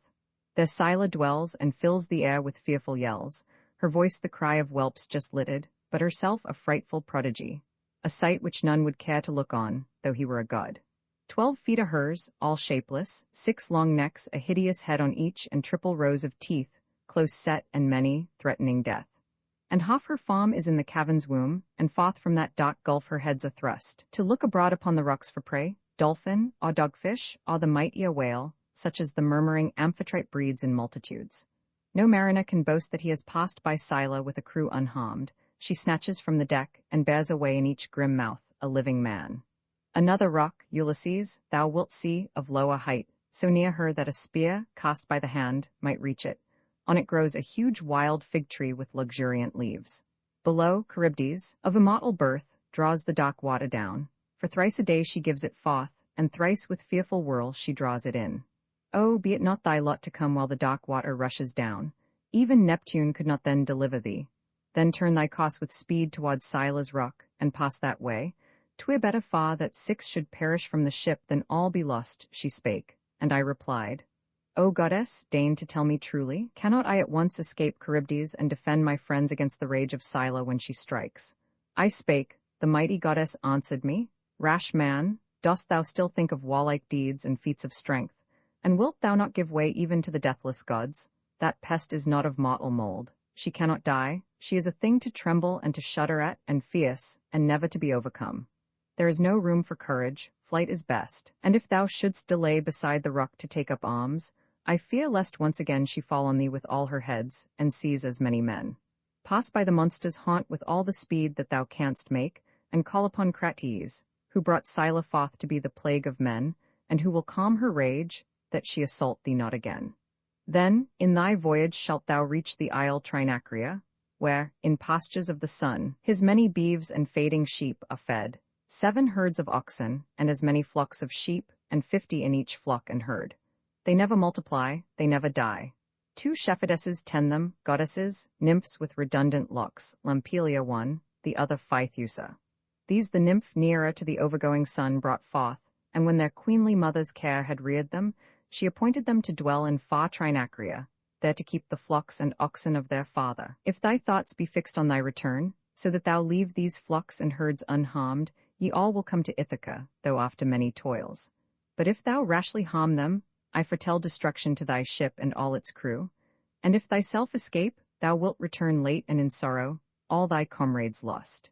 She spake, the morning on her golden throne looked forth, the glorious goddess went her way into the isle, I to my ship, and bade the men embark and cast the hawsers loose. And straight they went on board, and duly manned the benches, smiting as they sat with awes the hoary waters.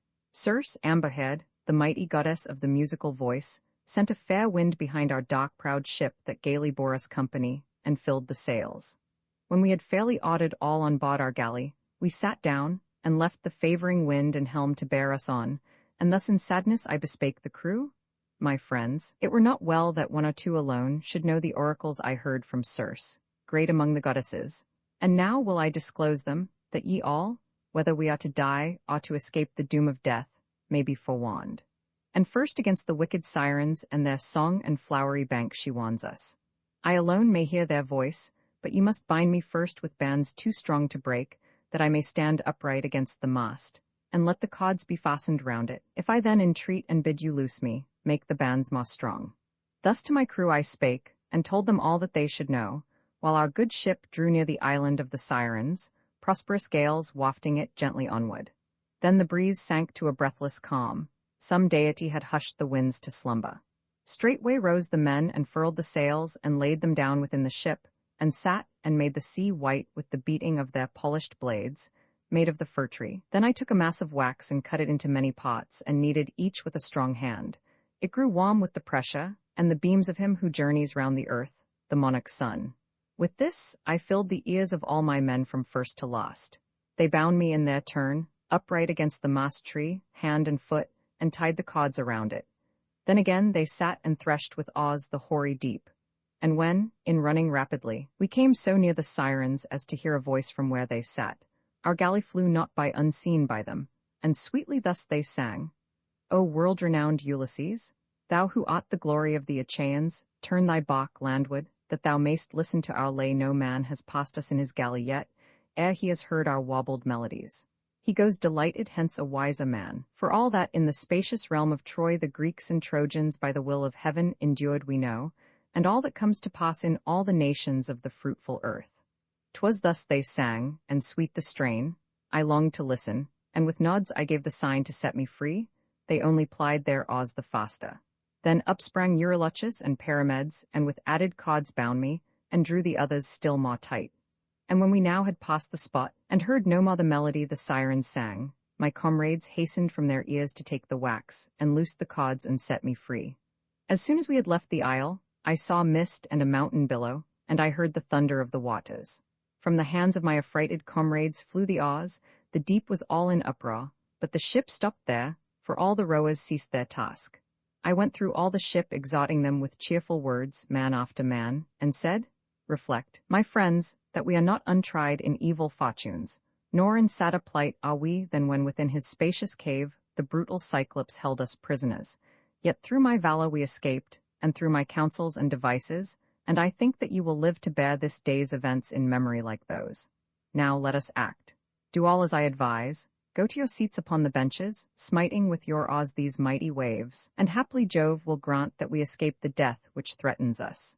Thee, helmsman, I adjure, and heed my words, since to thy hands alone is given in charge our gallant vessel's rudder, steer thou hence from mist and tumbling waves, and well observe the rock, lest where it juts into the sea thou heed it not, and bring us all to wreck. I spake, and quickly all obeyed my words. Yet said I not of Scylla, whom we now could not avoid, lest all the crew in fear should cease to row, and crowd into the hold. And then did I forget the stern command which Circe gave me, not to arm myself for combat. In my shining arms I cased my limbs, and took in hand 2 ponderous spears, and went on deck, and stood upon the prow, for there it seemed to me that Scylla first would show herself, that monster of the rocks, to seize my comrades. Yet I saw her not, though weary grew my eyes with looking long and eagerly upon those dusky cliffs. Sadly we sailed into the strait, where stood on one hand Scylla, and the dreaded rock Charybdis on the other, drawing down into her horrid gulf the briny flood. And as she threw it forth again, it tossed and murmured as upon a glowing fire the water in a cauldron, while the spray, thrown upward, fell on both the summit rocks. And when once more she swallowed the salt sea, It whirled within the abyss, while far below the bottom of blue sand was seen. My men grew pale with fear. We looked into the gulf and thought our end was nigh. Then Silas snatched 6 of my comrades from our hollow bark, the best in valor and in strength of arm. I looked to my good ship. I looked to them, and saw their hands and feet still swung in air above me, while for the last time on earth they called my name in agony of heart.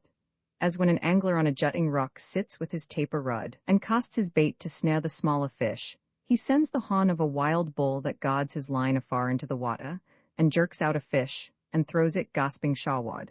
So were they uplifted gasping to the rocks, and their Scylla devoured them at her cavern's mouth, stretching their hands to me with piercing cries of anguish. 'Twas in truth the saddest sight, whatever I have suffered and where'er have roamed the waters, that mine eyes have seen. Escaping thus the rocks, the dreaded haunt of Scylla and Charybdis, we approached the pleasant island of the sun, where grazed the oxen with broad foreheads, beautiful, and flocks of sheep, the fatlings of the god who makes the round of heaven.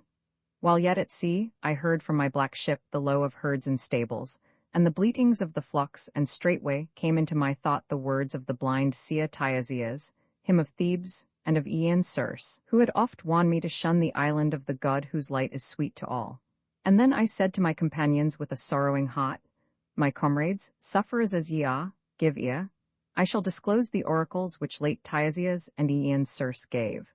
The goddess earnestly admonished me not to approach the island of the sun, whose light is sweet to all, for there, she said, some great misfortune lay in wait for us. Now let us speed the ship and pass the isle. I spake, their hearts were broken as they heard, and bitterly Eurylochus replied, Austere art thou, Ulysses, thou art strong exceedingly. No labor tires thy limbs. They must be made of iron, since thou wilt denies thy comrades, overcome with toil and sleeplessness, to tread the land again, and in that isle amid the waters make a generous banquet. Thou wouldst have us sail into the swiftly coming night, and stray far from the island, through the misty sea. By night spring up the mighty winds that make a wreck of ships, and how can one escape destruction, should a sudden hurricane rise from the south, or the hard-blowing west, such as, in spite of all the sovereign gods, will cause a ship to founder in the deep? Let us obey the dark-browed night, and take our evening meal, remaining close beside our gallant bark, and go on board again when morning breaks, and enter the wide sea. So spake Eurylochus, the rest approved. And then I knew that some divinity was meditating evil to our band, and I bespake him thus in winged words. Eurylochus, ye force me to your will, since I am only one. Now all of you bind yourselves to me firmly, by an oath, that if ye haply here shall meet a herd of beeves or flock of sheep, ye will not dare to slay a single ox or sheep, but feed contented on the stars that Circe gave. I spake, and readily my comrades swore as I required, and when that solemn oath was taken, to the land we brought and moored our galley in a winding creek, beside a fountain of sweet water. From the deck stepped my companions, and made ready there their evening cheer.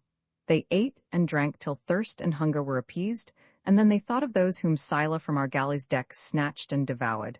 They thought and wept till sleep stole softly over them amid their tears.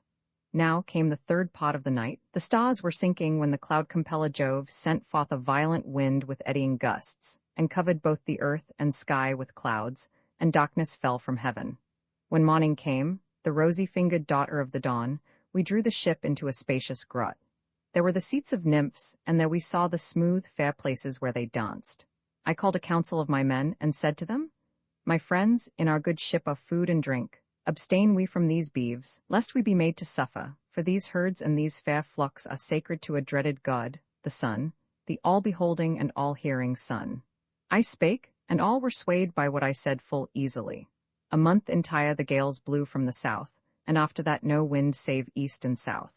While yet we had our bread and ruddy wine, my comrades spared the beeves, moved by the love of life. But when the stars on board our galley were consumed, they roamed the island in their need, and sought for prey, and snared with bobbed hooks the fish and birds, whatever came to hand, till they were gaunt with famine. Meantime I withdrew alone into the isle, to supplicate the gods, if haply one of them might yet reveal the way of my return. As thus I strayed into the land, apart from all the rest, I found a sheltered nook where no wind came, and prayed with washen hands to all the gods who dwell in heaven. At length they bathed my lids in a soft sleep. Meantime, Eurylochus with fatal counsels thus harangued my men. Hear, my companions, sufferers as ye are, the words that I shall speak. All modes of death are hateful to the wretched race of men, but this of hunger, thus to meet our fate, is the most fearful. Let us drive apart the best of all the oxen of the sun, and sacrifice them to the immortal ones who dwell in the broad heaven. And if we come to Ithaca, our country, we will there build to the sun, whose path is o'er our heads, a sumptuous temple, and endow its shrine with many gifts and rare. But if it be his will, approved by all the other gods, to sink our bark in anger, for the sake of these his high-horned oxen, I should choose sooner to gasp my life away amid the billows of the deep, than pine to death by famine in this melancholy isle. So spake Eurylochus. The crew approved. Then from the neighboring herd they drove the best of all the beeves, for near the dark proud ship the fair broad-fronted herd with crooked horns were feeding. Round the victims stood my crew, and offering their petitions to the gods, held tender oak leaves in their hands, just plucked from a tall tree, for in our good ship's hold was no white barley now. When they had prayed, and slain and dressed the beeves, they hewed away the thighs and covered them with double folds of caul, and laid raw slices over these. Wine had they not to pour in sacrifice upon the burning flesh, they pawed instead water, and roasted all the entrails thus. Now when the thighs were thoroughly consumed, and entrails tasted, all the rest was carved into small portions, and transfixed with spits. Just then the gentle slumber left my lids. I hurried to the shaw and my good ship, and drawing near, perceived the savory steam from the burnt offering. Sorrowfully then I called upon the ever-living gods, O Father Jove, and all ye blessed gods who live forever. 'Twas a cruel sleep in which ye lulled me to my grievous harm. My comrades here have done a fearful wrong. Lampetia, of the trailing robes, in haste flew to the sun, who journeys round the earth, to tell him that my crew had slain his beeves, and thus in anger he bespake the gods. O Father Jove, and all ye blessed gods who never die, avenge the wrong I bear upon the comrades of Laertes' son, Ulysses, who have foully slain my beeves, in which I took delight whene'er I rose into the starry heaven, and when again I sank from heaven to earth. If for the wrong they make not large amends, I shall go down to Hades, there to shine among the dead. The cloud-compelling Jupiter replied, Still shine, O sun, among the deathless gods and mortal men, upon the nourishing earth. Soon will I cleave with a white thunderbolt the galley in the midst of the black sea. This from Calypso of the radiant hair I heard thereafter. She herself, she said, had heard it from the herald Mercury. When to the ship I came, beside the sea, I sternly chid them all, man after man, yet could we think of no redress. The beeves were dead, and now with prodigies the gods amazed my comrades. The skins moved and crawled, the flesh both raw and roasted on the spits load with the voice of oxen. 6 whole days my comrades feasted, taking from the herd the sun's best oxen. When Saturnian Jove brought the 7th day, the tempest ceased, the wind fell, and we straightway went on board. We set the mast upright, and spreading the white sails, we ventured on the great wide sea again. When we had left the isle, and now appeared no other land, but only sea and sky, the son of Saturn caused a lurid cloud to gather o'er the galley, and to cast its darkness on the deep. Not long our ship ran onward, ere the furious west wind rose and blew a hurricane. A strong blast snapped both ropes that held the mast fell back. The tackle dropped entangled to the hold, the mast, in falling on the galley's stern, dashed on the pilot's head and crushed the bones, and from the deck he plunged like one who dives into the deep. His gallant spirit left the limbs at once. Jove thundered from on high, and sent a thunderbolt into the ship that, quaking with the fearful blow, and filled with stifling sulphur, shook my comrades off into the deep. They floated round the ship like seamews. Jupiter had cut them off from their return. I moved from place to place, still in the ship, until the tempest's force parted the sides and keel. Before the waves the naked keel was swept. The mast had snapped just at the base, but round it was a thong made of a bullock's hide. With this I bound the mast and keel together, took my seat upon them, and the wild winds bore me on. The west wind ceased to rage, but in its stead the south wind blew, and brought me bitter grief. I feared lest I must measure back my way to grim Charybdis. All night long I rode the waves, and with the rising sun drew near the rock of Scylla, and the terrible Charybdis, as her gulf was drawing down the waves of the salt sea. There as I came, I raised myself on high, till I could grasp the lofty fig tree, and I clung to it as clings a bat, for I could neither find a place to plant my feet, nor could I climb, so distant were the roots, so far apart the long, huge branches overshadowing Charybdis. Yet I firmly kept my hold till she should throw the keel and mast again up from the gulf. They, as I waited long, came up again, though late, as late as one who long has sat a-judging strifes between young suitors pleading in the marketplace rises, and goes to take his evening meal. So late the timbers of my bark returned, thrown from Charybdis. Then I dropped amid the dashing waves, and came with hands and feet on those long timbers in the midst, that they might bear my weight. I sat on them, and rode with both my hands. The Father of the gods and mortals suffered not that I should look on Scylla's rock again, else had I not escaped a cruel death. For 9 long days I floated on the waters. On the 10th the gods at nightfall bore me to an isle, Odyssey, where Calypso, amber-haired, a mighty goddess, skilled in song, abides, who kindly welcomed me and cherished me. Why should I speak of this? Here in these halls I gave the history yesterday to thee and to thy gracious consort, and I hate to tell again a tale once fully told. Book Roman 13 Arrival of Ulysses at Ithaca. Departure of Ulysses from the court of Alcinous. Arrival of the ship at Ithaca. Ulysses carried on shore by the Phaeacians while asleep, and left. His treasures landed also. The ship, while returning, transformed by Neptune into a rock. Dialogue between Pallas and Ulysses concerning the destruction of the suitors. Concealment of the treasures in a cave. Transformation of Ulysses into an old man. He spake, and all within those shadowy halls were silent. All were held in mute delight. Alcinous then took up the word and said, Since thou hast come, Ulysses, as a guest, to this high pile, and to these brazen rooms, so long a sufferer, thou must not depart upon thy homeward way a wanderer still. And this let me enjoin on each of you, who in this palace drink at our repasts the choice red wine, and listen to the bawd. Already in a polished chest are laid changes of raiment, works of art and gold, and other gifts, which the Phaeacian chiefs have destined for our guest. Now let us each bestow an ample tripod and a vase, and we in an assembly of the realm will see the cost repaid, since otherwise great would the burden be that each must bear. So spake Alcinous. They approved, and sought their homes to sleep.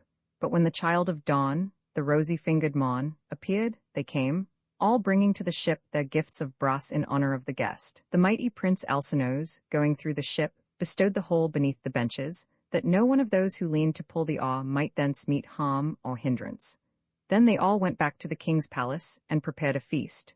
The mighty Prince Alcinous offered up for them an ox to cloud-compelling Jove, the son of Saturn, ruler over all. They burned the thighs and held high festival, and all was mirth. Divine Demodocus the bawd, whom all men reverenced, sang to them. Meantime Ulysses often turned to look at the bright sun, and longed to see him set. So eager was the hero to set sail upon his homeward way. As when a swain awaits his evening meal, for whom all day 2 dark brown steers have dragged the solid plough through fallow grounds, and welcome is the hour of sunset, calling him to his repast, and wearily he walks with failing knees, so welcome to Ulysses did the light of day go down. Then did he hold discourse with the Phaeacians, lovers of the sea, and chiefly with Alcinous, speaking thus.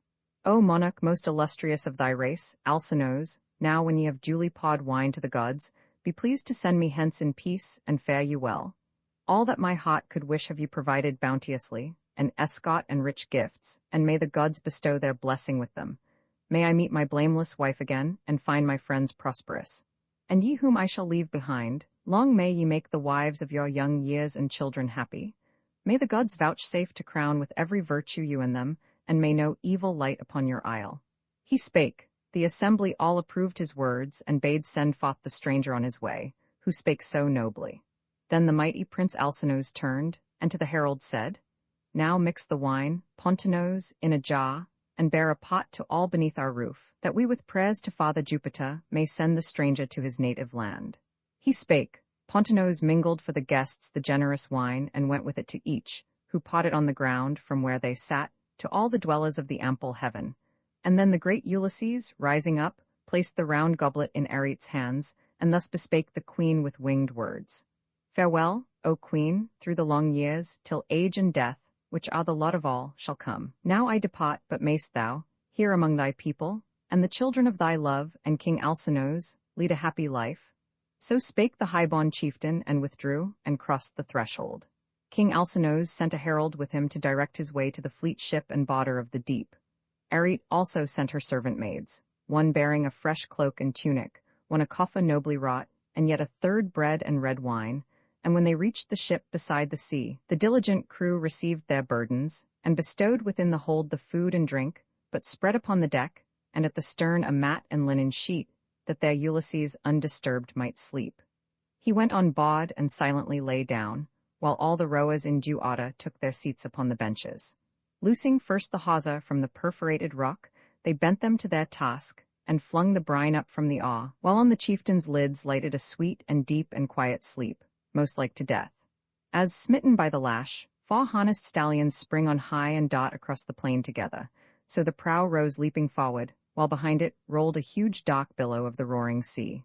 Safely and steadily the galley ran, nor could a falcon, swiftest of the birds, have kept beside it, with such speed it flew, bearing a hero who was like the gods in wisdom, and whose sufferings in the wars and voyages among the furious waves were great and many, though he slumbered now in peace, forgetful of misfortunes past. Now when that brightest star, the harbinger of morning, daughter of the dawn, arose, the bark had passed the sea and reached the isle. A pot there is in Ithaca, the haunt of Phorcys, ancient of the sea. Steep shores stretch inward toward each other, and roll back the mighty surges which the hoarse winds hurl against them from the ocean, while within ships ride without their hawsers when they once have passed the haven's mouth. An olive tree with spreading branches at the farther end of that fair haven stands, and overbrows a pleasant shady grotto of the nymphs called Naiads. Cups and jars of stone are ranged within, and bees lay up their honey there. There from their spindles wrought of stone the nymphs weave their sea-purple robes, which all behold with wonder. There are ever-flowing springs. 2 are the entrances, one toward the north by which men enter, but a holier one looks toward the south, nor ever mortal foot may enter there. By that way pass the gods. They touched the land, for well they knew the spot. The galley, urged so strongly by the arms of those who plied the oar, ran up the beach quite half her length. And then the crew came forth from the good ship, and first they lifted out Ulysses with the linen and rich folds of tapestry, and laid him on the sands in a deep slumber. Then they also took the presents from the hold, which, as he left their isle, the princes of Phaeacia gave by counsel of wise Pallas. These they piled close to the olive tree, without the way, that none, in passing, ere Ulysses woke, might do their owner wrong. Then homeward sailed the crew, but Neptune, who could not fudge the threats which he had uttered long before against the godlike chief Ulysses, thus sought to explore the will of Jupiter. O Father Jove, I shall no more be held in honor with the gods, since mortal men, the people of Phaeacia, though their race is of my lineage, do not honor me. I meant Ulysses should not reach his home save with much suffering, though I never thought to hinder his return, for thou hadst given thy promise and thy nod that it should be. Yet these Phaeacians, in a gallant bark, have borne him o'er the deep, and while he slept, have laid him down in Ithaca, and given large gifts, abundant store of brass and gold, and woven work, more than he could have brought from captured Ilium, if he had returned safely, with all his portion of the spoil. Then cloud-compelling Jupiter replied, Earth-shaker, ruler of a mighty realm, what haste thou said? The gods deny thee not due honor. Perilous it were for them to show contempt for one who stands in age and might above them all. But if among the sons of men be one who puts such trust in his own strength as not to honor thee, do as seems good to thee, and as thou wilt. Promptly the god who shakes the shawls replied, What thou dost bid me I would do at once, but that I fear and would avoid thy wrath. I would destroy that fair Phaeacian bark in its return across the misty sea from bearing home Ulysses, that no more may the Phaeacians lend an escort thus to wandering men, and I would also cause a lofty mount to rise and hide their town. Then spake again the cloud-compeller Jove, Thus were it best, my brother, when the crowd of citizens already see the ship approaching, then transform it to a rock in semblance of a galley, that they all may gaze in wonder. Thus wilt thou have caused a lofty mount to stand before their town. This when the shaker of the shawls had heard, he flew to Scheria, the Phaeacian isle, and stood, until that galley, having crossed the sea, came swiftly scudding. He drew near and smote it with his open palm, and made the ship a rock, fast rooted in the bed of the deep sea, and then he went his way. Then winged words were spoken in that throng of the Phaeacians, wielders of long oars, and far renowned in feats of seamanship. And looking on each other, thus they said, Ha, what has stayed our good ship on the sea? This moment we beheld her hastening home.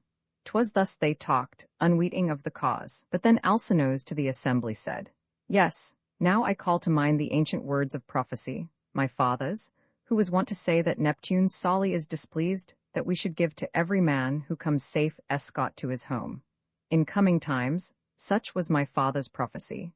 the god would yet destroy a well-appointed bark of the Phaeacians on the misty deep returning from an escort, and would cause a lofty mount to stand before our town.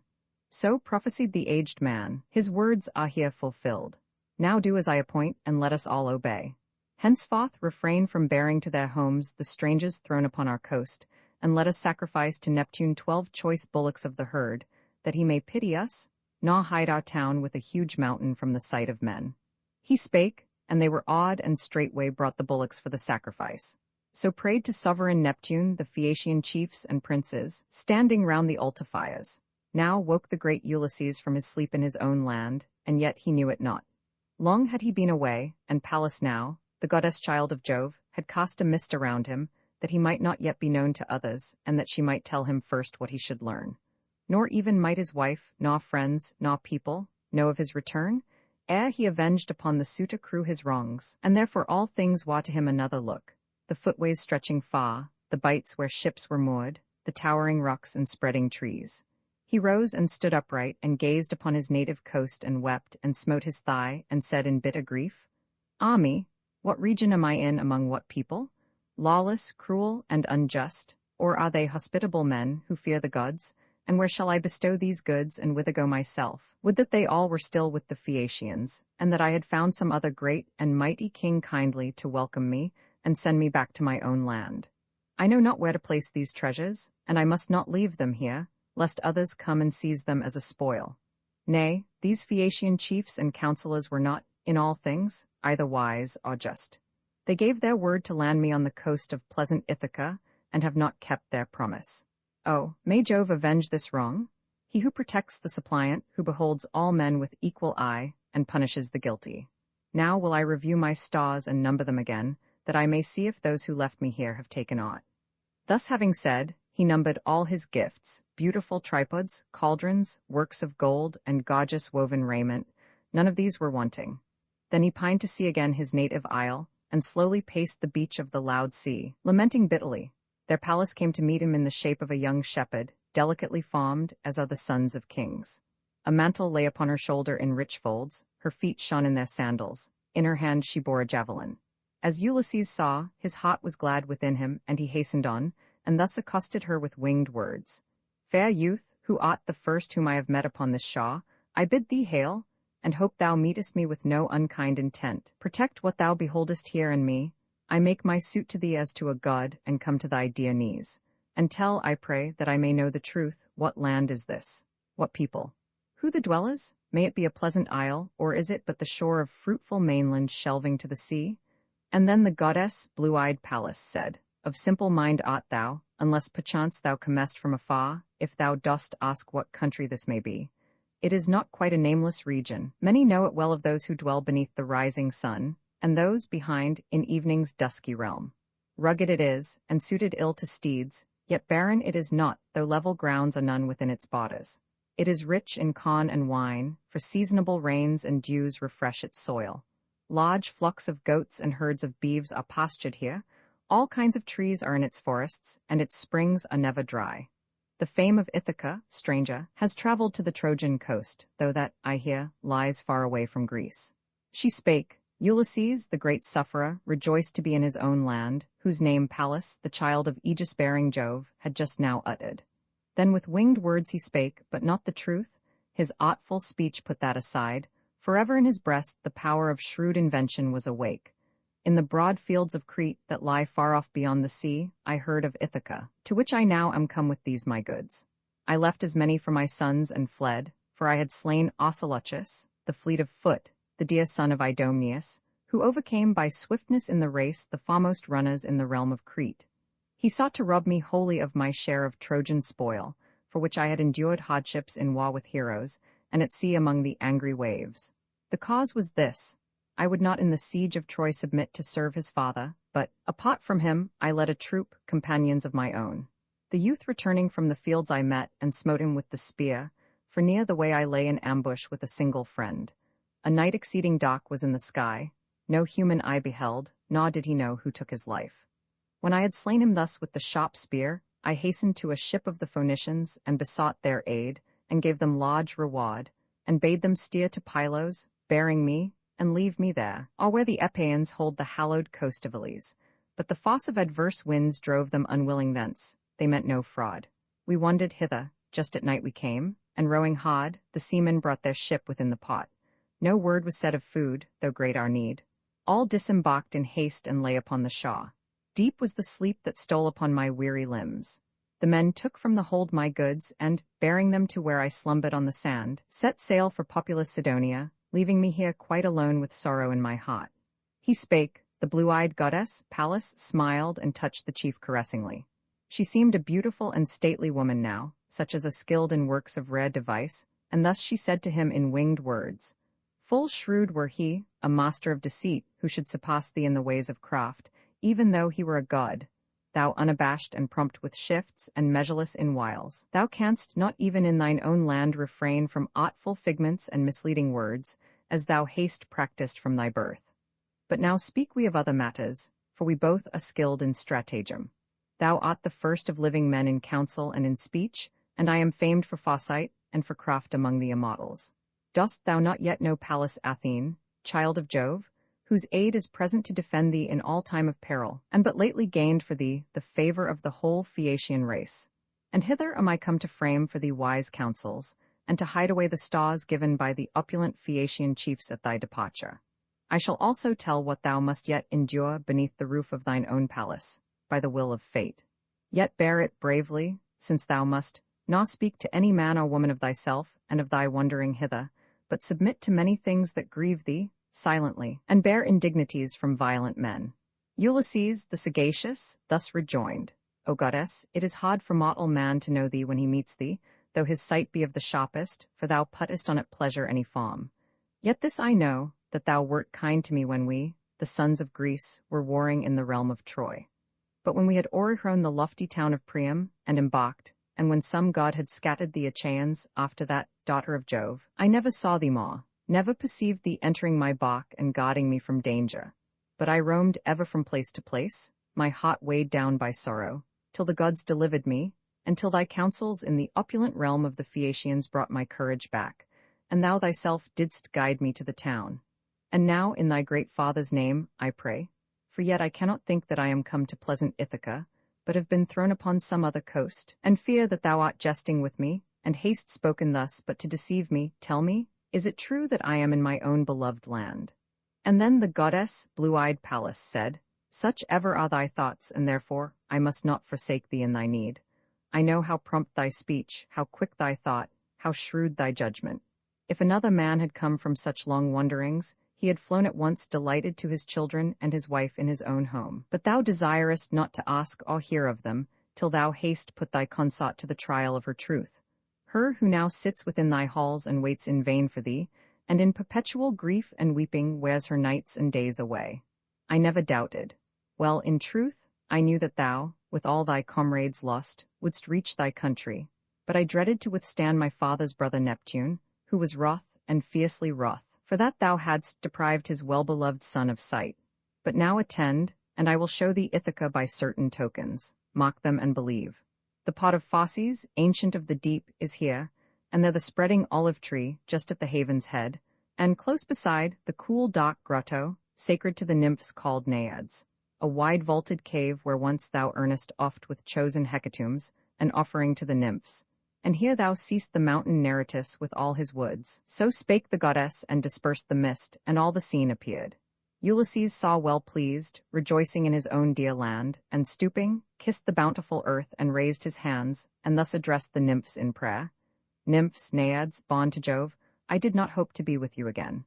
With cheerful prayers I now salute you. We shall bring you soon our offerings, as of yore, if graciously Jove's daughter, huntress queen, shall grant me yet to live, and bless my well-beloved son."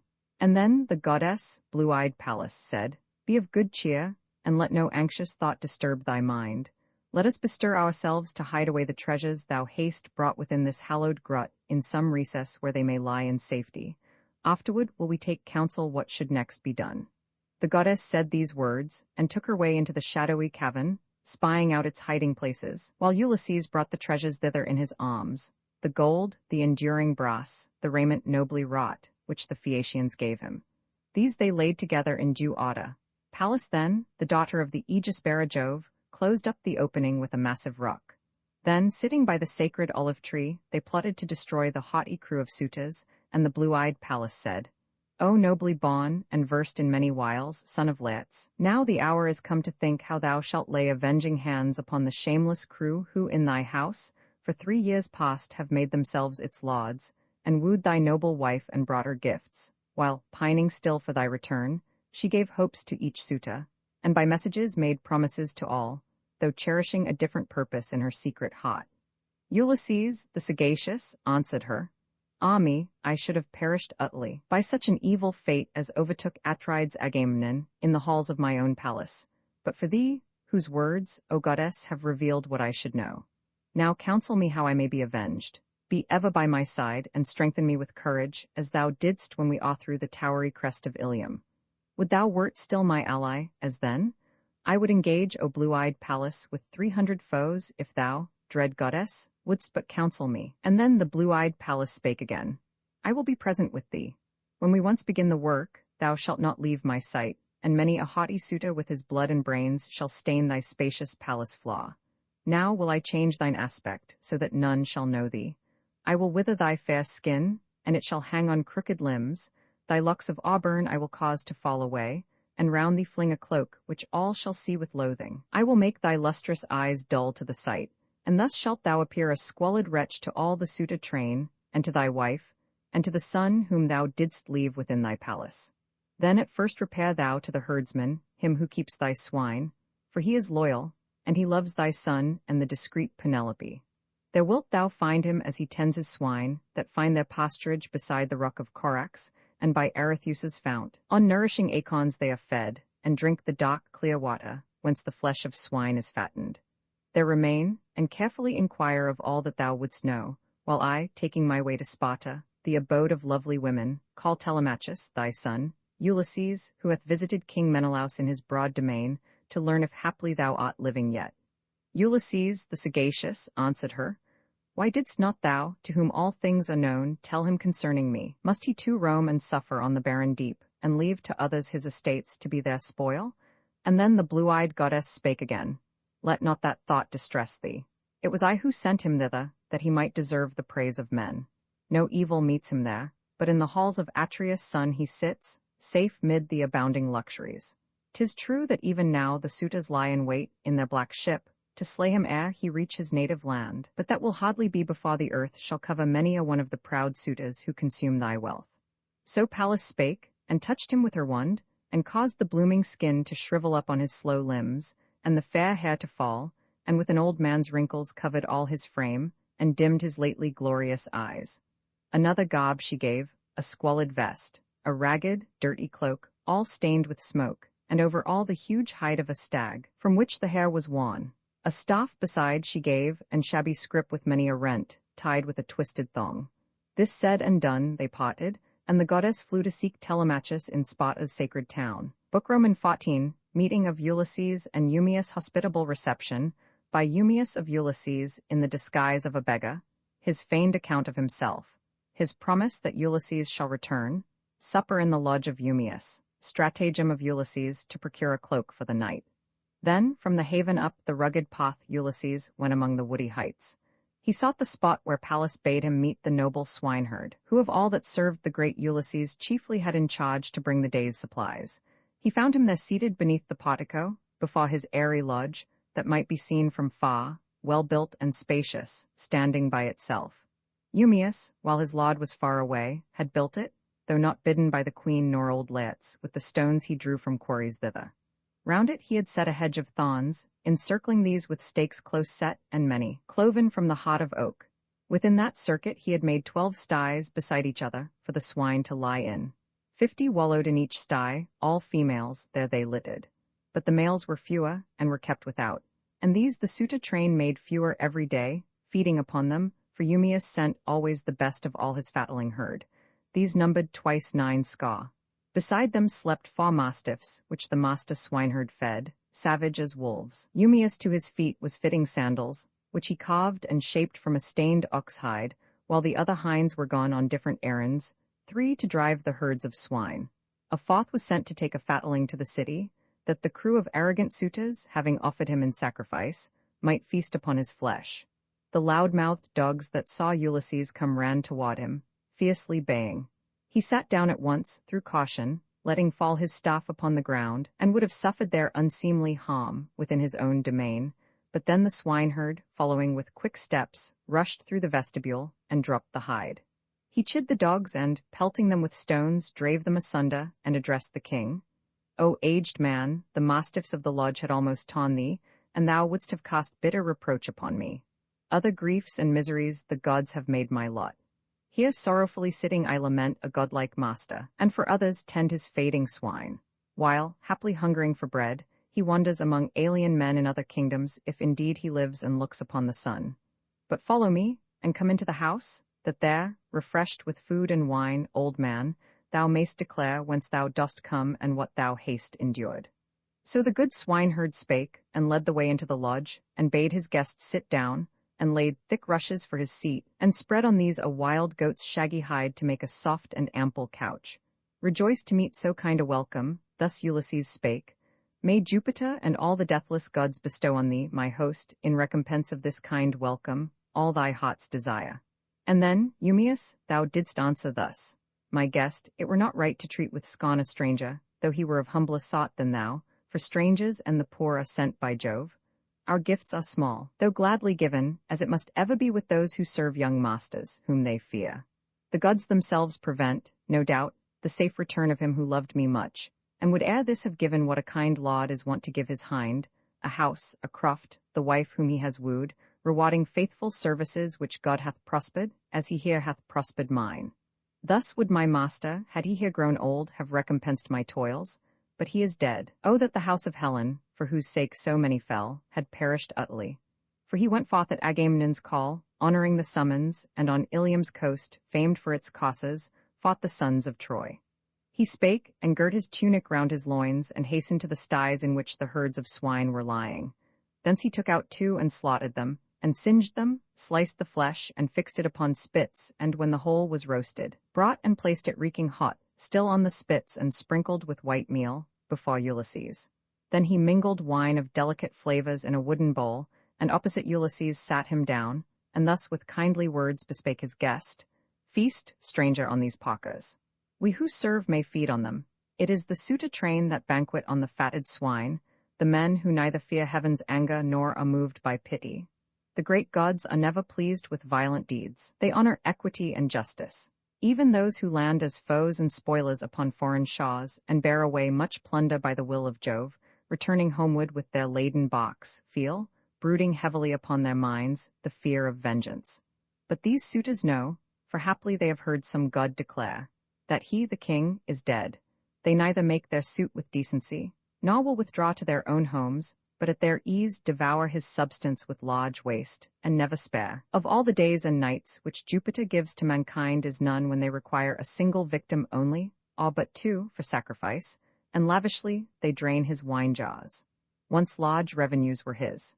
No hero on the dark-soiled continent nor in the Isle of Ithaca possessed such wealth as he, nor even 20 men together. Hear me while I give the amount. 12 herds of kine that on the mainland graze are his, as many flocks of sheep, of swine as many droves, as many flocks of goats attended there by strangers, and by hinds, his servants. Here moreover, in the fields beyond us, graze 11 numerous flocks of goats, attended by his trusty men, each one of whom brings daily home a goat, the finest of the fatlings. I meantime am keeper of these swine, and from the drove I choose and to the palace send the best. So spake the swineherd, while Ulysses ate the flesh with eager appetite, and drank the wine in silence, meditating woe to all the suitors. When the meal was o'er, and he was strengthened by the food, his host filled up with wine the cup from which he drank, and gave it to Ulysses, who, well pleased, received it, and with winged words replied, "What rich and mighty chief was he, my friend, of whom thou speakest, and who purchased thee? Thou sayest that he died to swell the fame of Agamemnon. Tell his name, for I perchance know somewhat of him. Jupiter and the great gods know whether I have seen the man, and have some tidings for thy ear, for I have wandered over many lands." And then again the noble swineherd spake, "O aged man, no wanderer who should bring news of Ulysses' heir would win his wife and son to heed the tale. For roving men, in need of hospitality, are prone to falsehood, and will never speak the truth. The vagabond who comes to Ithaca goes straightway to my mistress with his lies. Kindly she welcomes him, and cherishes and questions him, while tears abundantly fall from her lids. Such tears as women shed whose lauds have perished in a distant land. Thou too, old man, perchance, couldst readily frame a like fable, if someone would give a change of raiment for thy news, a cloak and tunic. But the dogs and fowls of air have doubtless fed upon the frame from which the life has passed, and torn from off his bones the skin. All fishes of the deep have preyed upon it, and his bones upon the shore lie whelmed in sand. So is he lost to us, and sorrow is the lot of all his friends, mine most of all, for nowhere shall I find so kind a master, though I were to come into my father's and my mother's house, where I was born and reared. Nor do I pine so much to look on them with my own eyes, and in my place of birth, as I lament Ulysses lost. Though he be far away, yet must I ever speak, O stranger guest, his name with reverence, for exceedingly he loved me and most kindly cared for me, and though he is to be with us no more, I hold him as an elder brother still. Ulysses, the great sufferer, thus replied, Since then, my friend, thou dost not say nor think that he will come again, nor wilt believe my words I now repeat, but with an oath, Ulysses will return. Let this reward be given for my good news. The very hour when he once more is in his house, bestow on me a comely change of raiment, cloak and tunic, nor will I accept the gift, though great my need, until he comes again. For as the gates of hell do, I detest the man who, tempted by his poverty, deceives with lying words. Now Jupiter bear witness, and this hospitable bard and hearth of good Ulysses where I sit, that all which I foretell will come to pass. This very year Ulysses will return. He, when this month goes out, and as the next is entering, will be here in his domain, to be avenged on those, woe they be, that dare insult his wife and noble son. And then, Eumaeus, thou didst answer thus, Old man, I shall not give thee that reward, for never will Ulysses come again to his own palace. Drink thy wine in peace, and let us give our thoughts to other things. Remind me not of this again. My heart grows heavy in my bosom when I hear my honored master named. But leave the oath unsworn, and may Ulysses come, as we earnestly wish, I and Penelope, and old Laertes, and the godlike youth Telemachus. And then, again, I bear perpetual sorrow for Telemachus, my master's son, to whom the gods had given a generous growth like that of some young plant, and who, I hoped, would prove no less in worth than his own father, and of eminent gifts in form and mind. Some god, perchance some man, hath caused that mind to lose its equal poise, and he is gone to Pylos the divine for tidings of his father. Meanwhile, here the arrogant suitors plan to lie in wait for him as he returns, that utterly the stock of great Arcesius from our isle may perish, and its name be heard no more. Speak we no more of him, be it his fate to fall or flee. But oh, may Saturn's son protect him with his arm. And now, old man, relate, I pray, thy fortunes. Tell me true, that I may know who thou mayst be, and whence thou earnest, where thy city lies, and who thy parents were, what galley landed thee upon our coast, and how the Manas brought thee to Ithaca, and of what race they claim to be, for I may well suppose thou hast not come to Ithaca on foot. Ulysses, the sagacious, answered him, I will tell all and truly. Yet if here were store of food and wine for many days, and we might feast at ease within thy lodge while other labored, I should hardly end in a whole year the history of the woes which I have borne, and of the many toils which it hath pleased the gods to lay on me. It is my boast that I am of the race who dwell in spacious Crete, a rich man's son, within whose palace many other sons were born and reared, the offspring of his wife, but me a purchased mother whom he made his concubine brought forth to him. And yet Castor Hylacides, from whom I sprang, held me in equal favor with the rest, and he himself was honored like a god among the Cretan people, for his wealth and for his prosperous life and gallant sons. But fate and death o'ertook and bore him down to Pluto's realm, and his magnanimous sons divided his large riches, casting lots. Small was the portion they assigned to me. They gave a dwelling, but my valor won a bride, the daughter of a wealthy house. For I was not an idler, nor in war a coward, but all that is with the past. And thou, who seest the stubble now, mayst guess what was the harvest, ere calamities had come so thick upon me. Once did Mars and Pallas lend me courage, and the power to break through ranks of armed men. Whene'er I formed an ambush of the bravest chiefs, and planned destruction to the enemy, my noble spirit never set the fear of death before me. I was ever first to spring upon the foes, and with my spear to smite them as they turned their steps to flee. Such was I once in war, till the fields I never liked, nor yet the household cares by which illustrious sons are reared. I loved ships well appointed, combats, polished spears and arrows. Things that others hold in dread were my delight, some god inclined to them my mind, so true it is that different men rejoice in different labors. Ere the sons of Greece embarked for Troy, I served in war 9 times as leader against foreign foes, with troops and galleys under me, and then I prospered. From the mass of spoil I chose the things that pleased me, and obtained by lot still other treasures. Thus my household grew in riches, and I was revered and great among the Cretans. When all-seeing Jove decreed the unhappy voyage to the coast of Troy, they made the great Idomeneus and me commanders of the fleet. No power had we, the public clamor was so fierce, to put the charge aside. 9 years we ward, we sons of Greece, and in the 10th laid waste the city of Priam, and embarked for home. Our fleets were scattered by the gods. For me did all-disposing Jupiter ordain a wretched lot. But 1 short month I dwelt happy among my children, with the wife wedded to me in youth, and my large wealth. And then I planned a voyage to the coast of Egypt, with a gallant fleet, and men of godlike valor. I equipped 9 ships, and quickly came the people to embark. 6 days on shore my comrades banqueted, and many a victim for the sacrifice, and for the feast I gave.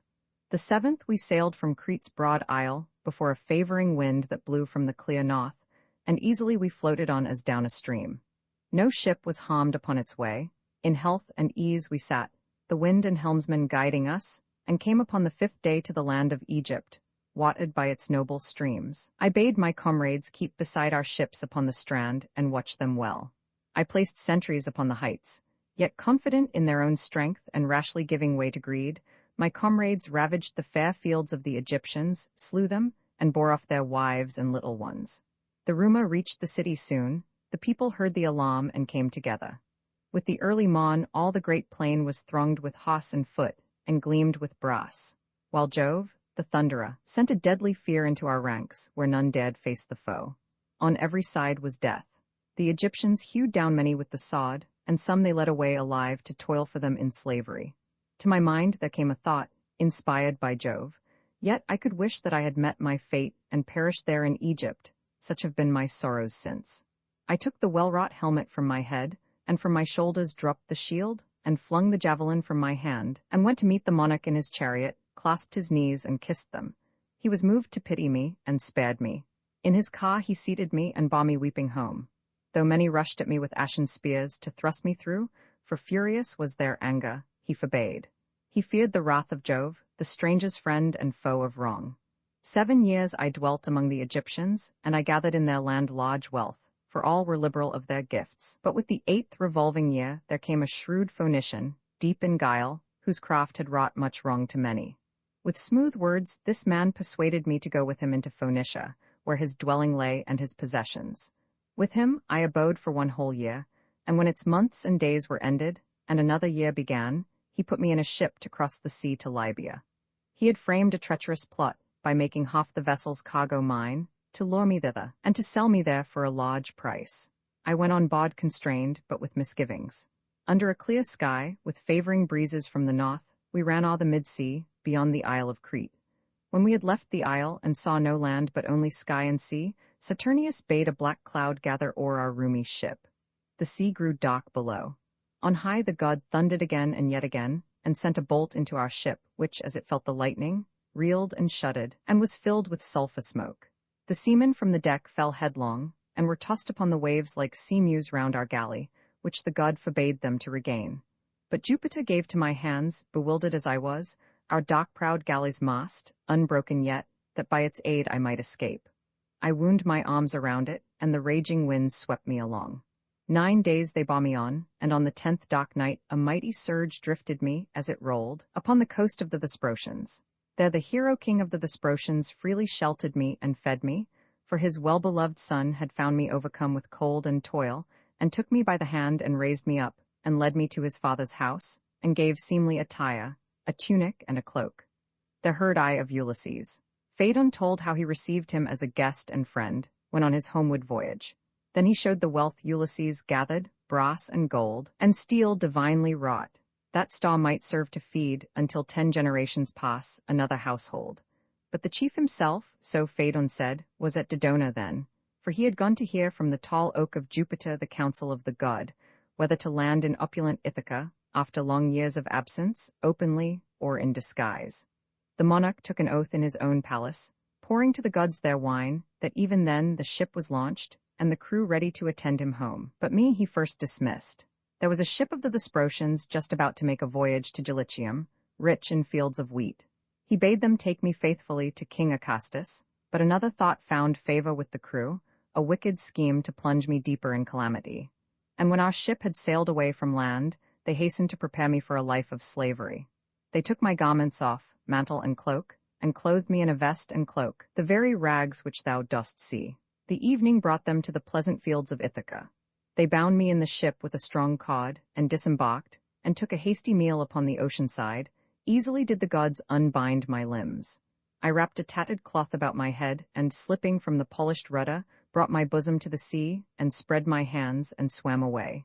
I soon had left the crew at distance. Then I turned and climbed the shaw, where it was dark with forest, and lay close within its shelter, while they wandered round and grumbled, but they ventured not to pass into the island farther on their search. They turned, and went on board their roomy bark. Thus mightily the gods delivered me, and they have brought me to a wise man's lodge, and now I see it is my lot to live. Then thou, Eumaeus, thus didst make reply. Unhappy stranger, thou hast deeply moved my heart in telling all that thou hast borne, and all thy wanderings. Yet are some things wrong. Thou hast not spoken of Ulysses well. Why should a man like thee invent such tales, so purposeless?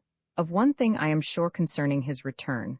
The gods all hate my master, since they neither caused his death in the great war of Troy, nor, when the war was over, suffered him to die at home, and in the arms of those who loved him most. For then would all the Greeks have reared to him a monument, and mighty would have been the heritage of glory for his son. But now ingloriously the hoppy brood have ta'en him. I, a pot among my swine, go never to the town, unless, perchance, the sage Penelope requires me there, when someone comes with tidings from abroad. Then those who sorrow for their absent laud, and those who waste his substance, both inquire news of the king. For me, it suits me not ever to ask for tidings, since the day when an Aetolian with a flattering tale deceived me. He had slain a man, and came wandering in many lands to my abode, and kindly I received him. He had seen, he said, my master with Idomeneus among the Cretans, putting in repair his galleys, shattered by a furious storm, and in the summer-time he would be here, or in the autumn, bringing ample wealth, and his brave comrades with him. Seek not then, O aged sufferer, whom some deity has guided hither, to amuse my grief with fictions that may bring back pleasant thoughts, since not for them I minister to thee and love thee, but through reverence for Jove, the stranger's friend, and pity for thyself. Ulysses, the sagacious, spake again. Within thy bosom thou dost bear a heart of slow belief, since not the oath I take persuades or even moves thee. Make we now a covenant, and let the gods who dwell upon Olympus be our witnesses, that when thy master comes to this abode, thou wilt bestow a tunic and a cloak, and wilt dispatch me clothed in seemly garb hence to Gelitium, whither I would go. But if he come not as I have foretold, then charge thy servants that they cast me down from a tall rock, that never beggar may think to cozen thee with lying tales. The noble swineherd answered him and said, Great would my honour be, and I should gain great praise for worth among the sons of men, if, having welcomed thee into my lodge and spread the bod for thee, I took thy life. Then boldly might I pray to Saturn's son. But see, the supper hour is come, and soon will my companions be within, and they will make a liberal banquet ready here. Thus did the twain confer. Now came the swine and those who tended them. They penned the herd in their enclosure, and a din of cries rose as they entered. Then the swineherd called to his companions, Bring the best of all, and we will make an offering for the sake of one who comes from far and is my guest. And we will also feast, for we have toiled long time in tendance of this white-toothed herd, and others waste, unpunished, what we rear.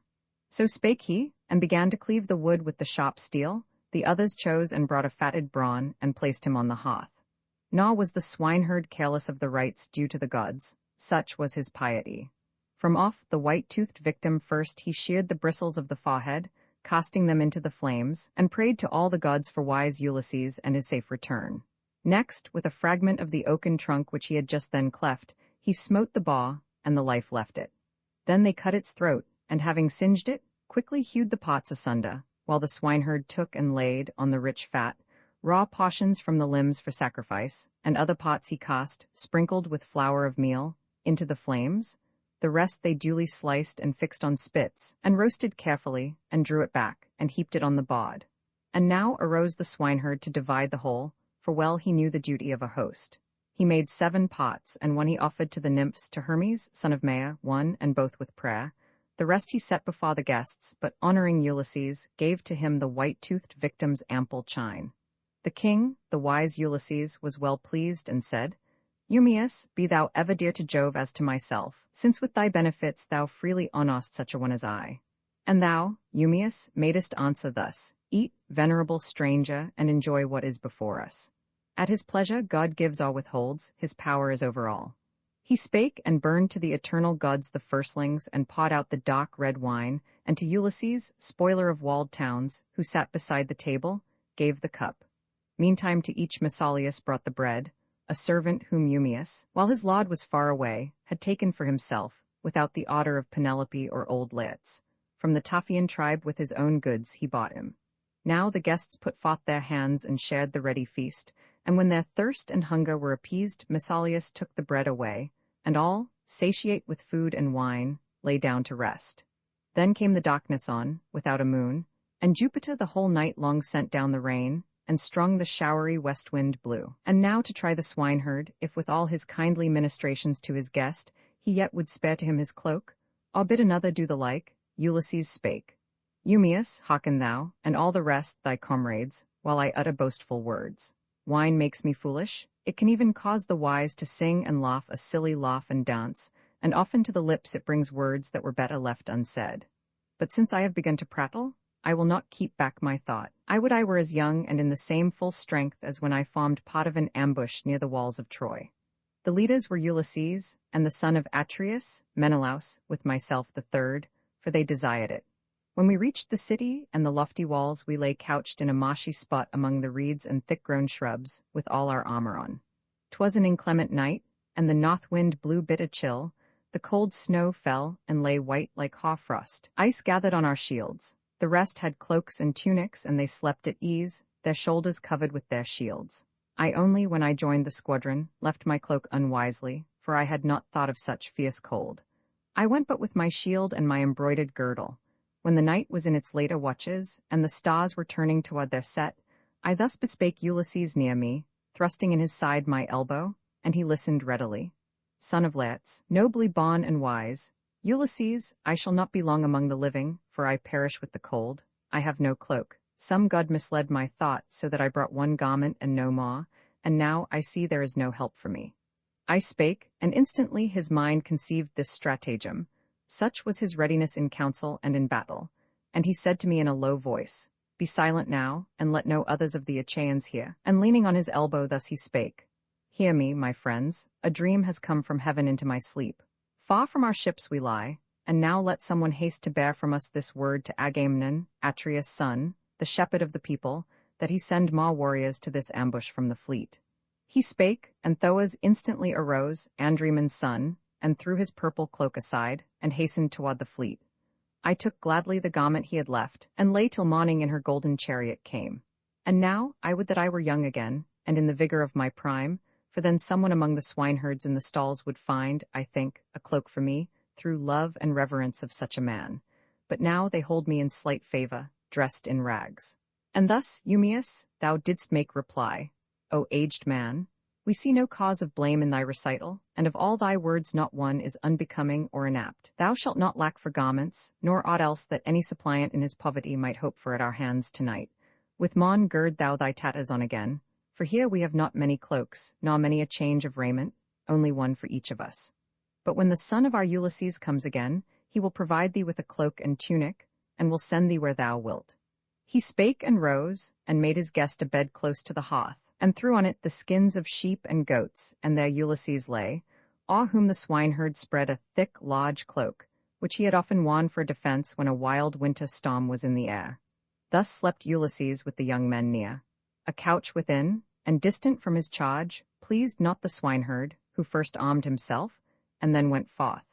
Ulysses gladly saw that while he was in distant lands his goods were watched so faithfully. Eumaeus hung about his sturdy shoulders a sharp sword, and wrapped a thick cloak round him, tempest-proof, and took the hide of a huge pampered goat, and a well-pointed javelin for defense both against dogs and men. So when he fought to take his rest where lay the white-toothed swine, herded and slumbering underneath a rock, whose hollow fenced them from the keen north wind. Book Roman 15 Return of Telemachus. Appearance of Pallas in a dream to Telemachus, wanting him to return to Ithaca. His departure from Lacedaemon, and arrival at Pylos. Theoclymenus, an augur, taken on board by him at Pylos. The story of Eumaeus related by him to Ulysses. Arrival of Telemachus at the coast of Ithaca. The ship sent forward to the city, while Telemachus, having committed Theoclymenus to the care of his friend Piraeus, goes to the lodge of Eumaeus. Then Pallas, hastening to the mighty realm of Lacedaemon, sought the illustrious son of great Ulysses, to remind the youth of home, and bid him think of his return. She found Telemachus and Nesta's son upon their couches in the portico of Menelaus, the renowned. Deep sleep held Nesta's son, but to Telemachus the welcome slumber came not, for his thoughts uneasily through all the quiet night dwelt on his father. Now beside his bed the blue-eyed Pallas took her stand and spake, Telemachus, it is no longer well that thou shouldst wander from thy home, and leave all thy possessions, and those arrogant men that crowd thy halls. Beware, lest they devour thy substance utterly, dividing all among them, and this journey be for naught. Make suit to Menelaus great in war, quickly to send thee home, that thou mayst join thy blameless mother in thy halls. For now her father and her brothers counsel her to wed Eurymachus, whose gifts exceed those of the other suitors, and besides he offers a yet richer bridal dower. It were not hard without thy leave to take wealth from a palace. What a wife will do thou knowest. 'Tis her pleasure to increase the riches of the man whom she has wed. Care of her former children has she none, nor memory of the husband whom she took while yet a maid, and who is in his grave. Of these she never speaks. Return thou then, and give thy goods in charge to one among the handmaids of thy household, who shall seem the fittest for the trust, until the gods bring thee a noble wife. Another word have I for thee, and bear thou it in mind. The chief among the suitors in the strait between the rugged Samos and the isle of Ithaca are lurking, in the hope to slay thee on thy voyage home. But this I think they cannot do before the earth hold many of the suitor crew who make thy wealth a spoil. Steer thou thy gallant bark far from the isles, sail only in the night. Some god, whoever it may be that keeps watch over thee, will send a prosperous gale. When to the nearest shore of Ithaca thou comest in thy ship, let it go on, with all thy comrades, to the town, while thou repairest to the keeper of thy swine, whose heart is faithful to thee. There remain with him that night, and send him to the town with tidings to the sage Penelope that thou art come from Pylos and art safe. So having said, the goddess took her way up to the Olympian height. Telemachus touched with his heel and wakened Nesta's son from a soft slumber, and bespake him thus.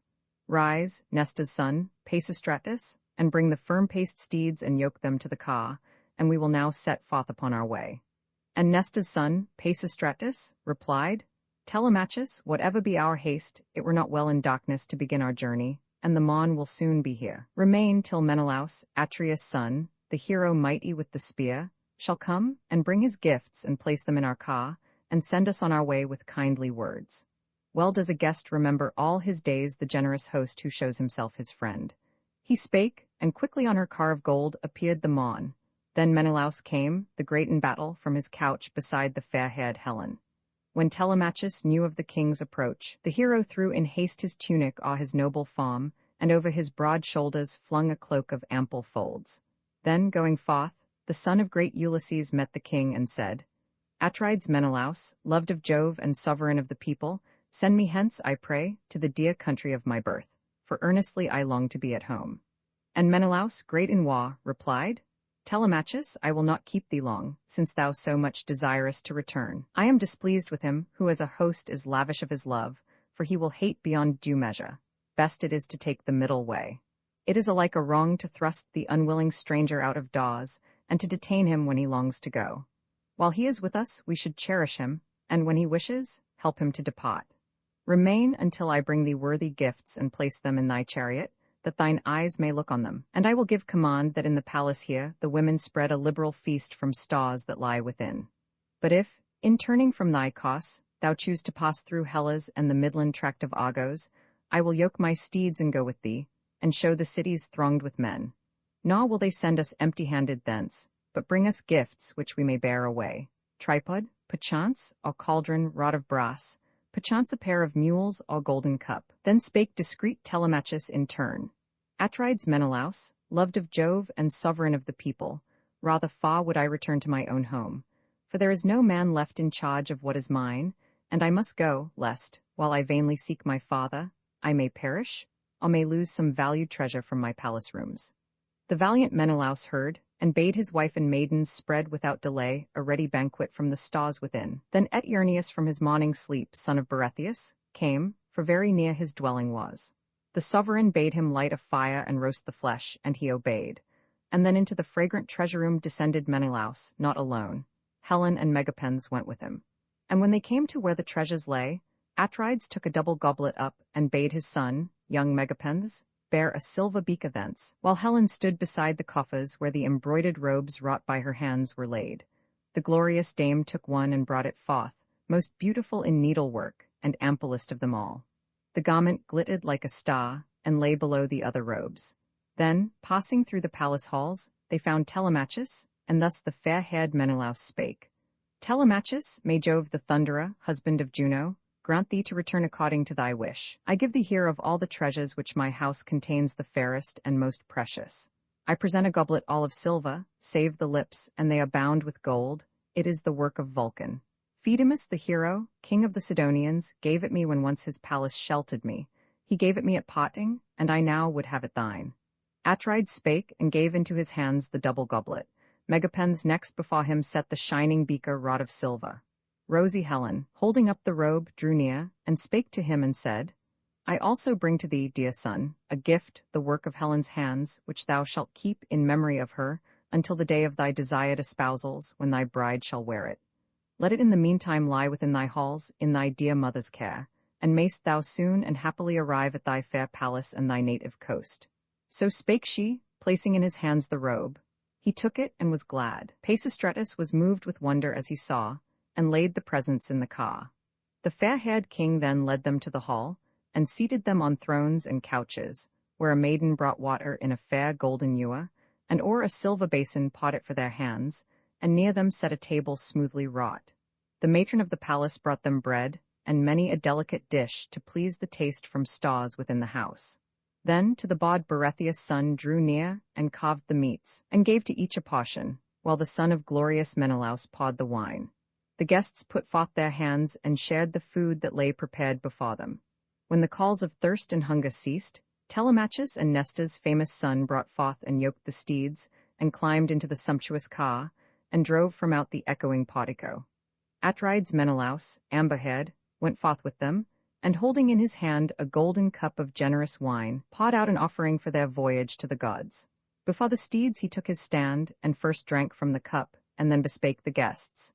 Now fare ye well, young men, and when ye come to Nesta, shepherd of the people, give greetings from me, for he was kind to me as if he were a father, when the sons of Greece were warring in the realm of Troy. Then spake in turn discreet Telemachus. Assuredly I shall relate to him, as soon as I am with him, all that thou, foster child of Jove, haste bid me say, and would to heaven I might as surely tell Ulysses in his palace, when again I come to Ithaca, how welcome thou haste made me here, and how I came away with treasures rich and many from thy cot. As thus he spake, an eagle to the right appeared that, flying, bore a large white goose clutched from the tame flock in the palace cot, and men and women ran the way he flew, and shouted after him. Before the steeds of the young men, and still on the right hand, the bird went sweeping on. They saw well pleased, and every heart was gladdened. To the rest Pisistratus, the son of Nesta, said, Now tell me, Menelaus, loved of Jove, prince of the people, does the god who sends this portent mean the sign for us all thee? He spake, and Menelaus, dear to Mars, paused, thinking how to answer him aright, when thus the long-robed Helen interposed. Listen to me, and I will prophesy as the gods prompt me, and as I believe the event will be. Just as this eagle came from the wild hills, his birthplace and his haunt, and seized and bore away the waterfowl reared near our halls, so will Ulysses come, after much hardship and long wanderings, to his own home, to be avenged. Perchance already is at home, and meditates an evil end to all the suitor crew.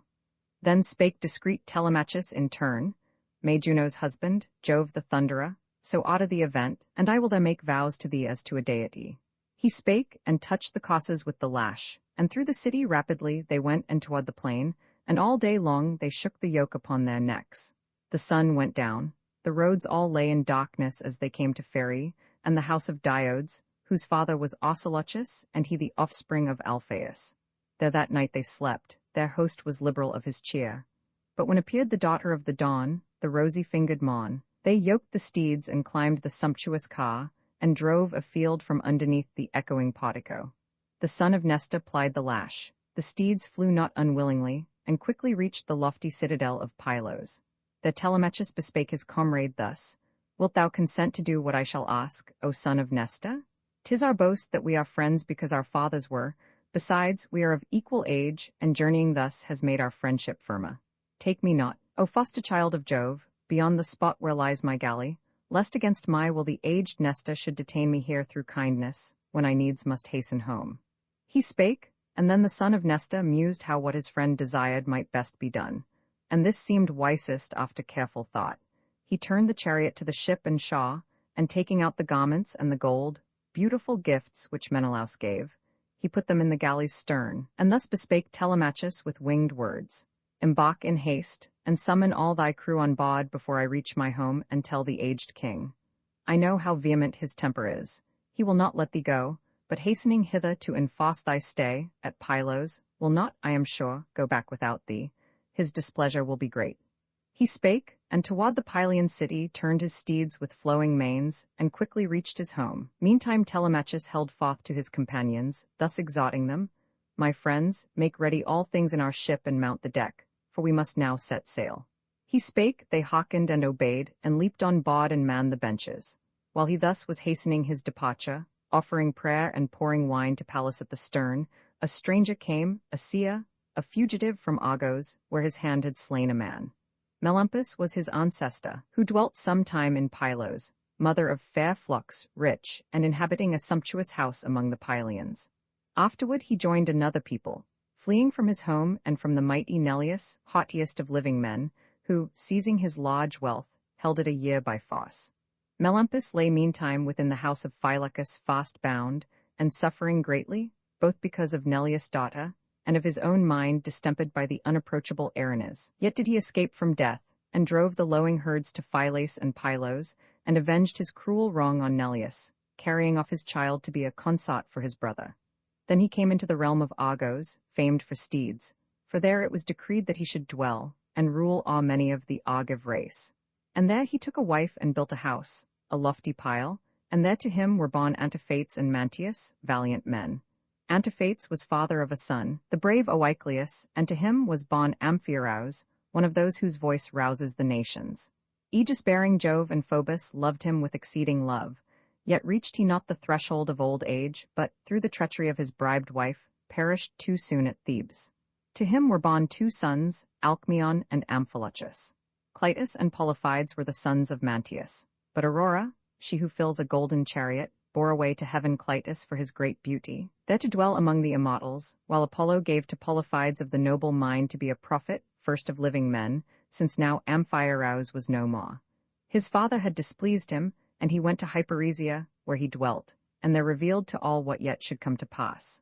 It was his son who now approached. His name was Theoclymnus. He saw the prince Telemachus, who stood beside the swift black ship, and, pouring a libation, prayed, and thus he said to him in winged words: "My friend, whom here beside this bock I find making a pious offering, I entreat both by that offering and the deity, and by thy life, and by the lives of these who follow thee, declare to me the truth, and keep back naught of all that I inquire. Who art thou, from what race of men, and where thy city lies, and who thy parents are?" Then spake in turn discreet Telemachus: "Stranger, to every point I answer thee. I am by race a son of Ithaca. My father was Ulysses when alive, but he has died a miserable death. Long years has he been absent, and I came with my companions here, and this black ship, to gather tidings of my father's fate." Then said the godlike Theoclymnus: "I too, like thee, am far away from home, for I have slain a man of my own tribe, and he had many brothers, many friends, in Argos famed for steeds. Great is the power of those Achaeans, and I flee from them and the black doom of death, to be henceforth a wanderer among men. Oh, shelter me on board thy galley. I, a fugitive, implore thy mercy, lest they overtake and slay me. They are surely on my track." And thus discreet Telemachus replied: "If thou desire to come on board my ship, I shall not hinder thee. Come with us then, and take a friendly share in what we have. So saying, he received his brazen spear, and laid it on the good ship's deck, and went himself on board, and taking at the stern his place, he seated Theoclymenus beside him. Then the mariners cast loose the hawsers, and Telemachus gave forth the order to prepare for sea. They heard and eagerly obeyed. They raised the mast, a pine-tree stem, and bringing it to stand in its deep socket, bound it there with cords, and hoisted by their strongly twisted thongs the ship's white sails. The blue-eyed Pallas sent a favorable and fresh-blowing wind that swept the sky to drive more speedily the galley through the salt sea waves. They came to Cruni, and to Chalcis pleasantly watered by rivers. Now the sun went down, night closed around their way, but onward still a favorable wind from Jupiter toward fairy Botham and the hallowed coast of Elis, where the Epean race bear sway, and then among the isles whose rocky peaks rise from the waters. Here Telemachus mused thoughtfully on what his fate might be, to perish by the ambush or escape. Meantime Ulysses and the swineherd sat at meat within the lodge, the other men were at the board, and when the calls of thirst and hunger ceased, Ulysses spake to try the swineherd, whether he were bent to show yet further kindness, and entreat his stay, or whether he would send him to the town. Eumaeus, hearken thou, and all the rest. Tomorrow 'tis my wish to go to town, that I may beg, and be no charge to thee and thy companions. Give me thy advice, and send a trusty guide to show the way. There will I roam the streets, for so I must, and haply someone there will give a cup of wine and cake of meal. And when I find the house of great Ulysses, I will tell the sage Penelope the news I bring.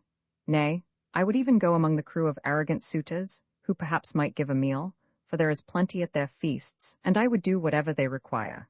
For let me tell thee, and do thou give heed, there lives no man who can contend with me in menial tasks, to keep alive a fire with fuel, cleave dry wood, and carve and roast the meat and pour the wine, whate'er is done by poor men waiting on the better sought.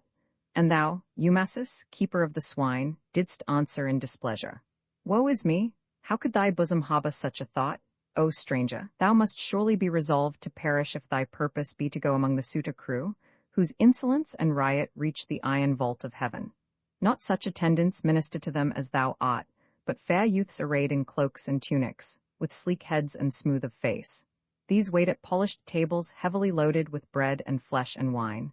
Stay thou content among us, sure that no one here is wearied by thy presence, neither I nor any of my fellows. When he comes, the dear son of Ulysses will provide for thee the garments thou dost need, a cloak and tunic, and will send thee where thou wilt. Ulysses, the great sufferer, answered thus: I pray that thou mayst be as dear to Jove, the great All-Father, as thou art to me, since through thy kindness I enjoy a pause amid my weary wanderings. There is naught worse than a wandering life. Unseemly cares a hungry stomach brings to homeless men, hardship and grief are theirs. But since thou wilt that I remain and wait for thy young lord, speak to me of the mother of thy chief Ulysses, and his father, whom he left just on the threshold of old age, if yet they live, and still may look upon the sun, or have they died, and passed to Pluto's realm? And then in turn the master swineherd spake: Rightly and truly will I answer thee, stranger. Still lets lives, but prays continually to Jove that he may die in his own house. For sorely he laments his son long absent, and his excellent wife, bride of his youth, whose death has brought on him sharp sorrow, and old age before its time. By a sad death she died, through wasting grief for her lost, glorious son. May no one here, no friend of mine, nor one who has bestowed a kindness on me, die by such a death. While yet she lived, great as her sorrow was, I loved to speak with her and hear her words, for she had reared me with her youngest born, her daughter, long-robed Ctimna. With her was I brought up, and scarcely less than her was held in honor. When at length we came into the pleasant years of youth, they sent the princess hence to Samos, and received at large presents. But to me her mother gave garments of price, a tunic and a cloak, and sandals for my feet, and sent me forth into the fields, and loved me more and more. All this is over now, yet must I say my calling has been prospered by the gods. From this I have the means to eat and drink, and wherewithal to feast a worthy guest. But from the queen I never have a word or deed of kindness since that evil came upon her house, that crew of lawless men. Greatly the servants would rejoice to speak before their mistress, and inquire her will, and eat and drink, and carry to their homes some gift, for gifts delight a servant's heart. Again Ulysses, the sagacious, spake: Swineherd Eumaeus, thou, while yet a child, wert doubtless strangely tossed about the world, far from thy kindred and thy native land. Now tell me, was the spacious town wherein thy father and thy mother dwelt laid waste? Or wert thou left among the flocks and herds untended, and borne off by hostile men, who came in ships and sold thee to the lot of these possessions for a worthy price? And then the master swineherd spake again. Since thou dost ask me, stranger, hear my words in silence, sit at ease and drink thy wine. These nights are very long, there's time enough for sleep, and time to entertain ourselves with talk. It is not fitting to lie down ere the due hour arrive, and too much sleep is hurtful. Whosoever here shall feel the strong desire, let him withdraw and sleep, and rise with early morn and break his fast, and tend my master's swine. Let us remain within, and drink and feast, and pass the time gaily, relating what we have endured, each one of us, for in the aftertime one who has suffered much and wandered far may take a pleasure even in his griefs. But let me tell what thou hast asked of me. Beyond Odyssey lies an island named Syria, thou must have heard of it. The sun above it turns his course. It is not large, but fruitful, fit for pasturage, and rich in flocks, abounding both in wine and wheat. There never famine comes, nor foul disease fastens on wretched mortals. But when men grow old, Apollo of the silver bow comes with Diana, aims his silent shafts and slays them. Their two cities stand and share the isle between them. There my father reigned, the godlike Ctesias, son of Armeneus, and both the cities owned him as their king. There came a crew of that seafaring race, the people of Phoenicia, to our isle. Shrewd fellows they, and brought in their black ship large store of trinkets. In my father's house was a Phoenician woman, large and fair, and skillful in embroidery. As she came a laundress to their ship, those cunning men seduced her. One of them obtained her love, for oft doth love mislead weak womankind, even of the more discreet. Her paramour asked who she was, and whence. She pointed out the lofty pile in which my father dwelt. At Sidon, rich in brass, I had my birth, a daughter of the opulent Aribas, and once, as I was coming from the fields, the Taphian pirates seized and bore me off, and brought me to this isle and sold me here, at that man's house. Much gold he paid for me. Then said her paramour, Wilt thou not then return with us, that thou mayst see again father and mother, and their fair abode? For yet they live, and rumour says are rich. To this the woman answered, I consent if first ye take an oath, ye mariners, and pledge your faith to bear me safely home. She spake, and they complied, and when the oath was duly taken, thus the woman said, Now hold your peace. Let none of all the crew speak to me more, in meeting on the road or at the fountain, lest someone should tell the old man at the house, and he suspect some fraud and bind me fast, and plot your death. Lock up your words within your breast, make haste to buy supplies, and when the ship is full of all things needful, let a messenger come to me at the palace with all speed, and I will bring with me whatever gold my hands may find, and something else to pay my passage. I am nurse to the young heir of the good man who dwells in yonder halls, a shrewd boy for his years, who oft goes out with me, and I will lead him to the ship, and he will bring, in any foreign land to which ye carry him, a liberal price.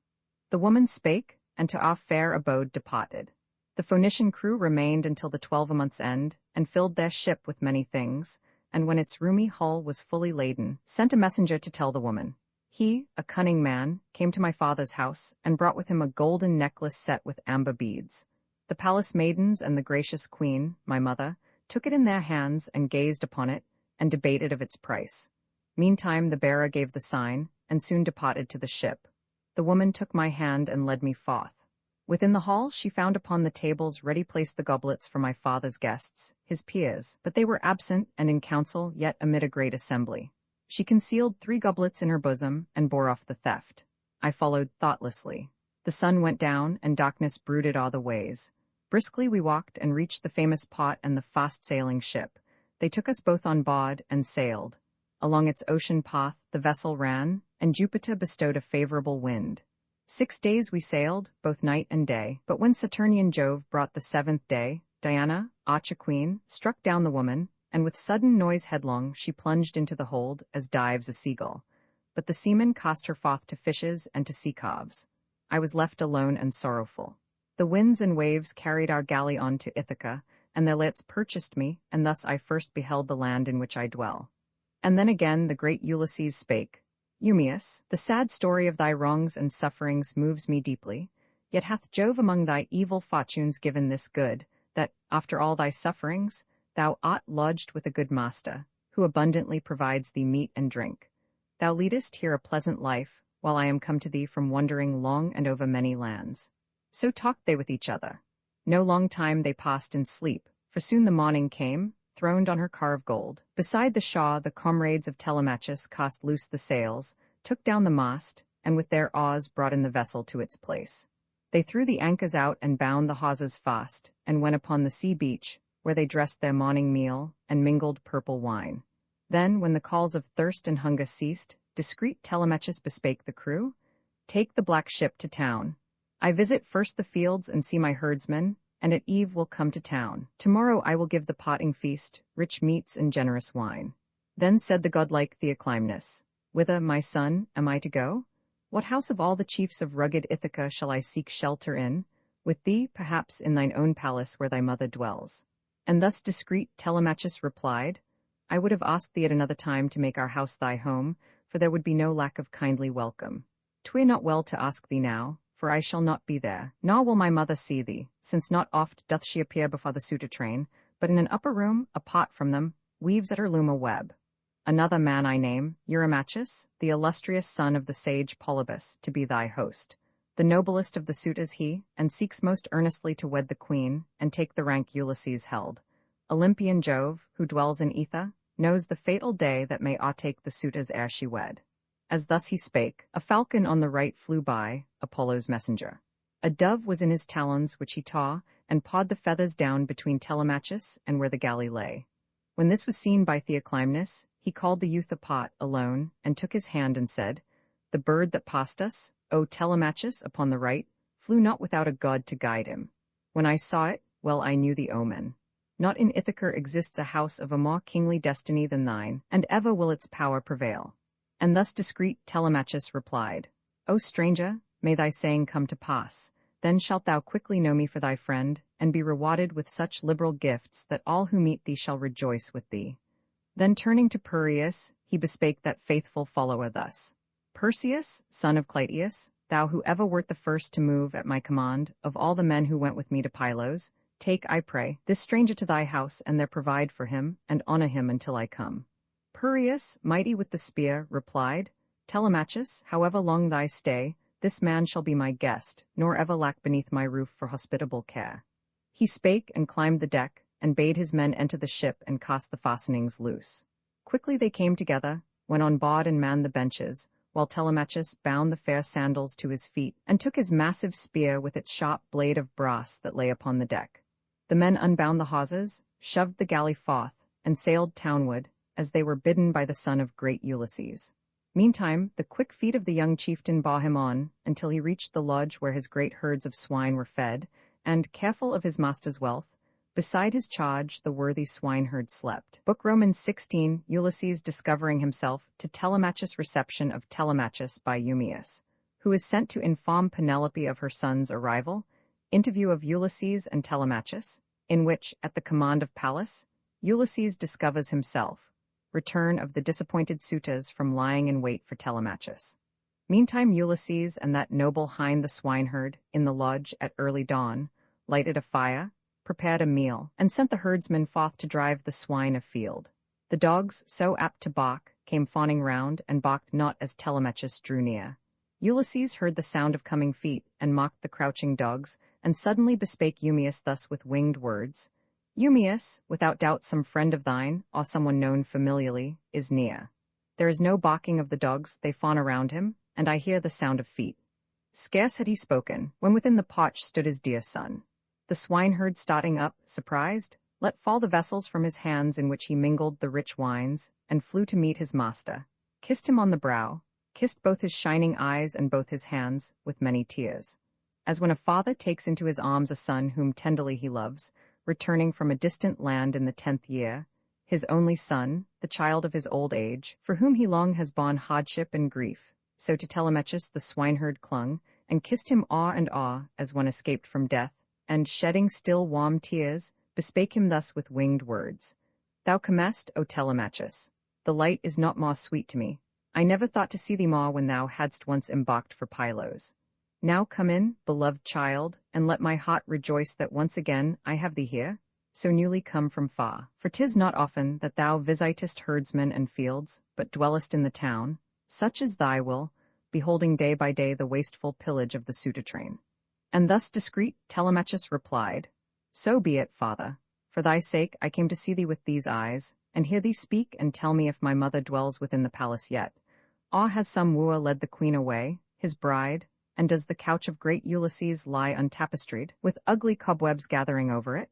And then the master swineherd spake in turn. Most true it is that with a constant mind the queen inhabits yet thy palace halls, and wastes in tears her wretched nights and days. So speaking he received his brazen lance, and over the stone threshold passed the prince into the lodge. Ulysses yielded up his seat to him. Telemachus forbade. Nay, stranger, sit. It shall be ours to find elsewhere a seat in this our lodge, and he who should provide it is already here. He spake. Ulysses turned and took again his place. The swineherd made a pile of twigs and covered it with skins, on which sat down the dear son of Ulysses. Next he brought dishes of roasted meats which yet remained, part of the banquet of the day before, and heaped the canisters with bread, and mixed the rich wines in a wooden bowl. He sat right opposite Ulysses. All put forth their hands and shared the meats upon the board, and when the calls of thirst and hunger ceased, thus to the swineherd said Telemachus, Whence, father, is this stranger, and how brought by seamen to the coast of Ithaca? And who are they that brought him? For I deem he came not over to our isle on foot. And thus, Eumaeus, thou didst make reply, True answer will I make to all. He claims to be a son of the broad isle of Crete, and says that in his wanderings he has passed through many cities of the world, for so some god ordained. And now, escaped by flight from a Thesprotian galley, he has sought a refuge in my lodge. Into thy hands I give him, deal thou with him as thou wilt. He is thy suppliant, and makes suit to thee. Then spake discreet Telemachus again, Eumaeus, thou hast uttered words that pierce my heart with pain, for how can I receive a stranger at my house? I am a youth who never yet has trusted in his arm to beat the offerer of an insult back, and in my mother's mind the choice is yet uncertain whether to remain with me the mistress of my household, keeping still her constant reverence for her husband's bed, and still obedient to the people's voice, or whether she shall follow as a bride him of the Achaean suitors in my halls who is accounted worthiest, and who brings the richest gifts. Now, as to this thy guest, since he has sought thy lodge, I give to him a cloak and tunic, seemly of their kind, a two-edged sword, and sandals for his feet, and I will send him to whatever coast he may desire to go. Yet, if thou wilt, lodge him beneath thy roof, and I will send raiment and food, that he may be no charge to thee or thy companions. To my house among the suitor train I cannot bear that he should go. Those men are insolent beyond all measure. They would scoff at him, and greatly should I grieve. The boldest man against so many might contend in vain, and greater is their power by far than mine. Then spake Ulysses, the great sufferer, O friend, since I have liberty to speak, my very heart is wounded when I hear what wrongs the suitors practice in thy halls against a youth like thee. But give me leave to ask if thou submittest willingly, or do thy people, hearkening to some god, hate thee with open hatred? Dost thou blame thy brothers? For in brothers men confide even in a desperate conflict. Would that I were young again, and with the will I have, or that I could become Ulysses' son, or were that chief himself returned at last from all his wanderings, and there yet is hope of his return. Then might another strike my head off if I would not instantly enter the house of Lachiades, and make myself a mischief to them all. But should they overcome me, thus alone contending with such numbers, I would choose rather in mine own palace to be slain than every day behold such shameful deeds, insulted guests, maidservants foully dragged through those fair palace chambers, wine-casks drained, and gluttons feasting idly, wastefully, and others toiling for them without end. Then spake again discreet Telemachus, Stranger, thou shalt be answered faithfully. Know then, the people are by no means wroth with me, nor have I brothers to accuse, though in a desperate conflict men rely upon a brother's aid. Saturnian Jove confines our lineage to a single head. The king Arcesius had an only son, Laertes, and to him was only born Ulysses, and Ulysses left me here, the only scion of his house, and he had little joy of me. Our halls are filled with enemies, the chief men of the isles, Dulichium, Samos, and Zacynthus dock with forests, and the rugged Ithaca. So many woo my mother and consume our substance. She rejects not utterly their hateful suit, nor yet will give consent and end it. They go on to waste my wealth, and soon will end me also, but the event rests with the gods. And go thou now with speed, Eumaeus, father, to Penelope, and say that I am safe and just returned from Pylos. I remain within the lodge, and then come back as soon as thou hast told the queen alone. Let none of all the Greeks hear aught, for they are plotting harm to me. Then thus, Eumaeus, thou didst make reply, Enough, I see it all, thy words are said to one who understands them. But I pray, direct me whether in my way to take a message to Laertes, the distressed. While sorrowing for Ulysses, he saw the labors of the field, and ate and drank, as he had appetite, with those who wrought. But since thy voyage to the Pylian coast, they say, he never takes his daily meals as he was wont, nor oversees the work, but sits and moans and sighs and pines away, until his limbs are shriveled to the bone. Then spake discreet Telemachus again. 'Tis sad, but we must leave him to his grief a little while. Could everything be made to happen as we mortals wish, I then would first desire my father's safe return. But thou, when thou hast given thy message, haste hither again, nor wander through the fields to him, but let my mother send at once the matron of her household, privately, to bear the tidings to the aged man. He spake to speed the swineherd, who took up his sandals, bound them on, and bent his way townward. Not unperceived by Pallas went Eumaeus from the lodge. She came in shape a woman beautiful and stately, skilled in household arts, the noblest. Near the gate she stood, right opposite. Ulysses saw, Telemachus beheld her not. The gods not always manifest themselves to all. Ulysses and the mastiff saw, the dogs barked not, but, whimpering, fled from her and sought the stalls within. She beckoned with her brows. Ulysses knew her meaning and came forth, and passed the great wall of the cot, and there stood near to Pallas, who bespake him thus. Son of Laertes, nobly born and wise, speak with thy son. Conceal from him the truth no longer, that, prepared to make an end of that vile suit accrue, ye may go up into the royal town.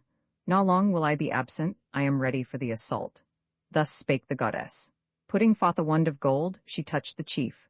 Beneath that touch his breast was covered with a new-blanched robe and tunic. To his frame it gave new strength. His swarthy color came again, his cheeks grew full, and the beard darkened on his chin.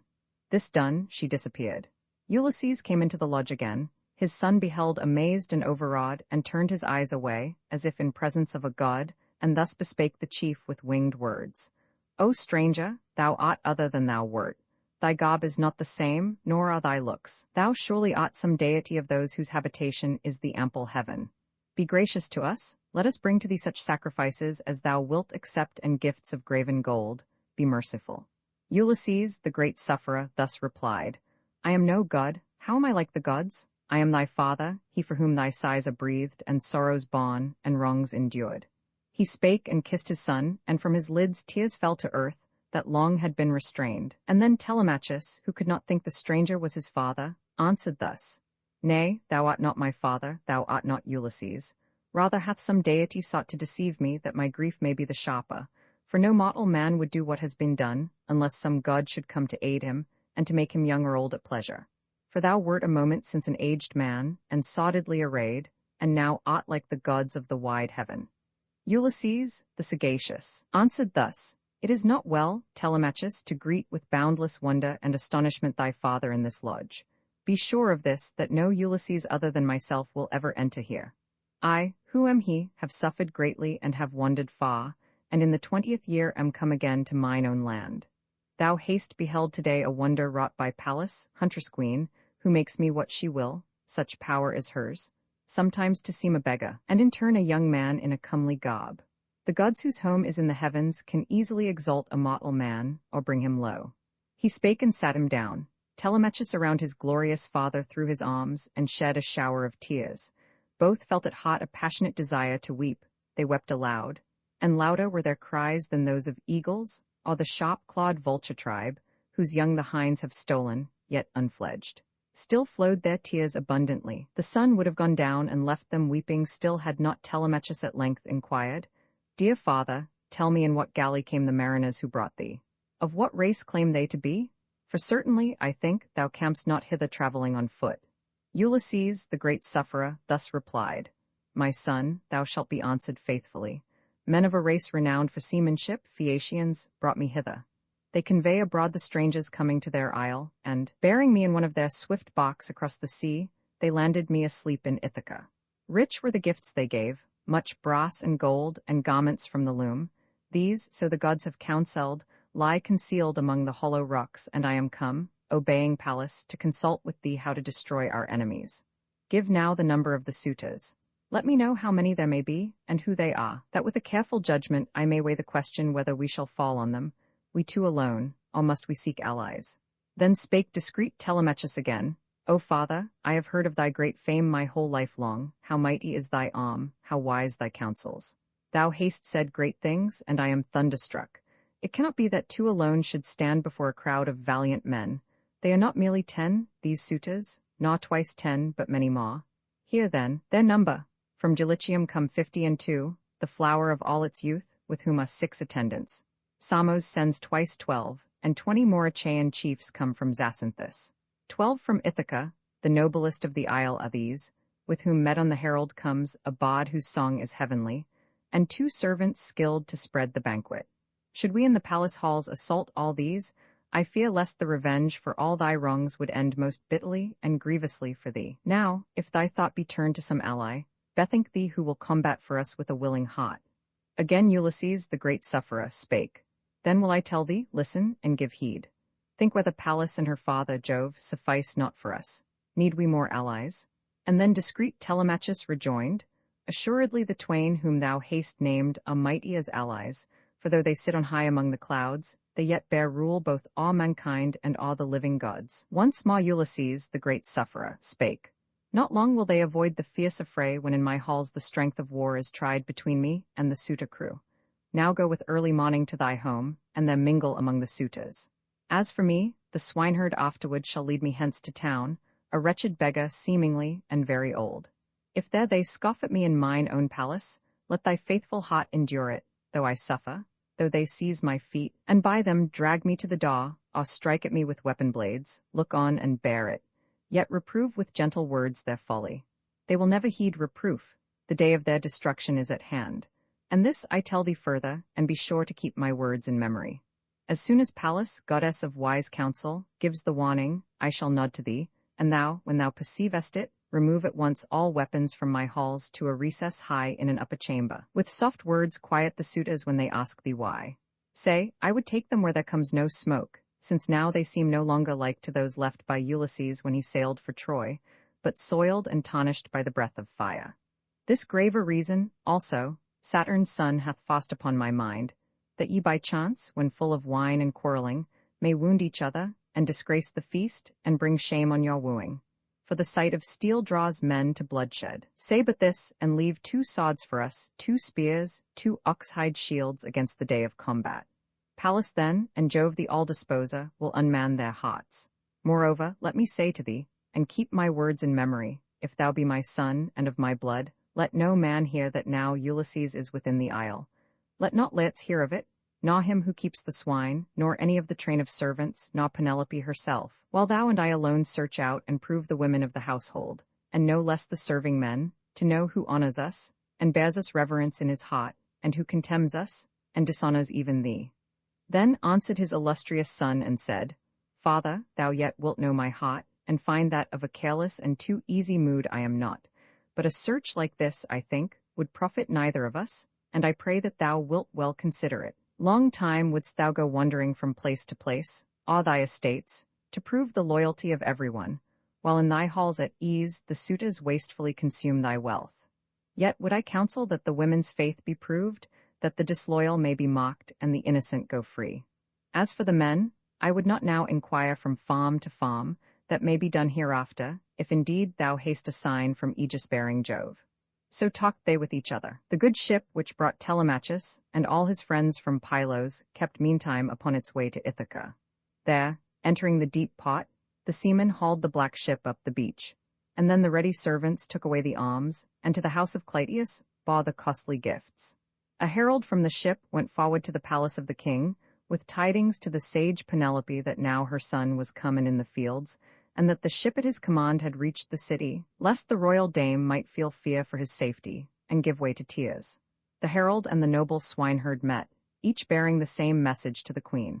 Entering the palace of the godlike king, and standing midst the maids, the herald said, O lady, thy beloved son is come. But close beside the queen the swineherd stood, and told her everything which her dear son had bid him say, and having thus fulfilled his errand, left the palace and its cot. Then were the suitors vexed and sorrowful, and going from the palace, and without the great wall that enclosed the cot, sat down before the gates, and there Eurymachus, the son of Polybus, harangued the throng. Behold, my friends, Telemachus has done a marvelous thing. This voyage, which we thought he could not make, is made. Now let us launch a ship, the best that we can find, and man with fishermen the benches, sending it to find our friends, and hasten their return. Scarce had he spoken when Amphinomus, in turning where he stood, beheld a bark enter the pot's deep waters, with a crew that furled the sails and held the oars in hand. He laughed, well pleased, and to the suitors said, There needs no message to be sent, for they are here already.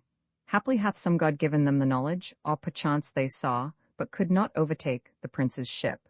He spake, they rose and hastened to the strand, and quickly drew the galley up the beach. The ready servants bar the arms away, then met they all in council, suffering none save of the suitor train to meet with them, none, either young or old. Eupeith's son, Antinous, standing forth, bespake them thus. How strangely do the gods protect this man from evil? All day long spy after spy has sat and watched upon the airy heights, and when the sun was set, we never slept on land, but ever in our gallant ship sailed, waiting for the holy morn, and lay in constant ambush for Telemachus, to seize and to destroy him. Yet behold, some deity has brought him home. And now frame we a plan to cut off utterly Telemachus, and leave him no escape, for certainly I think that while he lives the end we aim at cannot be attained. Shrewd is the youth in counsel and device, and we no longer have, as once we had, the people's favor. Let us quickly act, ere he can call a council of the Greeks, that he will do without delay, and they will rise in wrath to tell them how we planned his death by violence, and failed, and they who hear assuredly will not approve the plotted mischief. They may drive us forth with outrage from our country to a land of strangers. Let us be the first to strike, and slay him in the fields or on the way, and taking his possessions to ourselves, share equally his wealth. Then may we give this palace to his mother, and the man whom she shall wed, whoever he may be. Or if this plan mislike you, and you choose that he should live, and keep the fair estate that was his father's, let us not go on thronging the palace to consume his wealth in revelry, but each with liberal gifts woo her from his own dwelling. And let him who gives most generously, and whom fate most favors, take the lady as his bride. He spake, and all were mute. Amphinomus, the illustrious son of royal Nissus, rose, the grandson of Aretias. It was he who led the suitors from Dulichium's fields, grassy and rich in corn. Penelope liked best his words, for generous was his thought, and with a generous purpose thus he spake. Nay, friends, not mine is the advice to slay Telemachus. It is a fearful thing to take a royal life. Then let us first inquire the pleasure of the gods. For if the oracles of mighty Jupiter approve it, I would do the deed myself, or bid another do it. But if they consent not, 'tis my counsel to forbear. He spake, and all approved. At once they rose, and, entering the palace, sat them down on shining thrones. Meantime Penelope had formed the purpose to appear before the arrogant suitors, for the news was brought into her chamber of the plot to slay her son. The herald Medon overheard, and told her all. So to the hall she went with her attendant maids. The glorious dame drew near the suitor train, and took her stand beside a column of the stately pile, and with a delicate veil before her cheeks began to speak, and chid Antinous thus. Antinous, mischief plotter, insolent, the rumor is that thou excellest all of thy own age among the Ithacans in understanding and in speech, yet such thou never wert. Ferocious as thou art, why seek the death of my Telemachus, and treat with scorn the suppliants of whose prayer Jove is the witness? An unholy thing it is when men against their fellow men plot mischief. Dost thou then forget that once thy father came to us a fugitive, in terror of the people, who were wroth because he joined the Taphian Pyratrace, and plundered the Thesprotians, our allies? The people would have slain him, and have torn his heart out, and have pillaged his large wealth. Ulysses checked their rage, and held them back, fierce as they were. Now thou dost waste his goods most shamefully, and woo his wife, and slay his son, and multiply my woes. Cease now, I charge thee, and persuade the rest to cease. Eurymachus, the son of Polybus, replied, O daughter of Icarius, sage Penelope, take heart, let no such thought possess thy mind. There is no man on earth, nor will there be, who shall lay violent hands upon Telemachus, thy son, while I am living, and yet keep the gift of sight. I say, and will perform it, his black blood shall flow and bathe my spear. Ulysses oft, spoiler of realms, would take me on his knee, and put the roasted meats into my hands, and give me ruddy wine. I therefore hold Telemachus of all mankind most dear, and I will bid him have no fear of death from any of the suitors. If it come, sent by the gods, he cannot then escape. So spake he to appease her, while he planned the murder of her son. The queen went up to the fair upper chambers, and there wept Ulysses, her dear spouse, till all her lids the blue-eyed Pallas pawed the balm of sleep. At evening to Ulysses and his son the noble swineherd went, while busily they made the supper ready, having slain a pauca 1 year old. Then instantly stood Pallas by Ulysses, and put forth her wand and touched him, making him again old, and clad soddedly in beggar's weeds, lest that the swineherd, knowing at a look his master, might not keep the knowledge locked in his own breast, but hastening forth, betray the secret to the chaste Penelope. Then to the swineherd said Telemachus, "Noble Eumaeus, welcome. What reports are in the town? Have those large-minded men, the suitors, left their ambush and returned, or are they waiting yet for me to pass?" And thus, Eumaeus, thou didst make reply, "Of that, indeed, I never thought to ask in going through the town. My only care was to return as soon as I had given my message with such speed as I could make. I met a messenger, a herald sent by thy companions, who was first to tell thy mother of thy safe return. Yet this I know, for I beheld it with my eyes. When outside of the city, where the hill of Hermes stands, I saw a gallant bark entering the pot, and carrying many men. Heavy it was with shields and two-edged spears. 'Twas they, I thought, and yet I cannot tell." He spake. Telemachus the valiant looked upon his father with a smile unmocked by good Eumaeus. When the task was done, and the bawd spread, they feasted. No one lacked his portion of the common meal. Their thirst and hunger satisfied, they laid them down to rest, and so received the gift of sleep. Book Romans 17 Return of Ulysses to his palace, meeting of Telemachus and Penelope. Ulysses conducted by Eumaeus to the palace, where he is known by the dog Argus, who dies on seeing him. Entrance of Ulysses among the suitors. Assault made by Antinous upon Ulysses. Ulysses sent for by Penelope. Now, when the rosy-fingered Maun looked forth, the daughter of the dawn, Telemachus, the dear son of the great Ulysses, bound the shapely sandals underneath his feet, and took the massive spear that fitted well his grasp, and as he stood in act to go up to the town, bespake the swineherd thus: "Father, I hasten to the town, that there my mother may behold me, for I think she will not cease to grieve and fear and weep till her eyes rest on me. I leave with thee the charge of leading our unfortunate guest into the city, there to beg his bread. Whoever will may give him food and drink. All men I cannot feed, and I have cares enough already. If he chafe at this, the worse for him. I like to speak my mind." And thus Ulysses, the sagacious, spake, "Nor do I wish, my friend, to loiter here. Better it is for one like me to beg in town than in the country. In the town, whoever chooses will bestow his dole, but here, if I remain about the stalls, I am no longer of an age to do all that a master may require. Go thou. This man, at thy command, will lead me hence as soon as I have warmed me at the fire, and the air grows milder. This keen morning cold may end me, and the way, ye say, is long." He ended. From the lodge Telemachus passed quickly, meditating to destroy the suitors. Coming to his stately home, he leaned his spear against a column's shaft, and, crossing the stone threshold, entered in.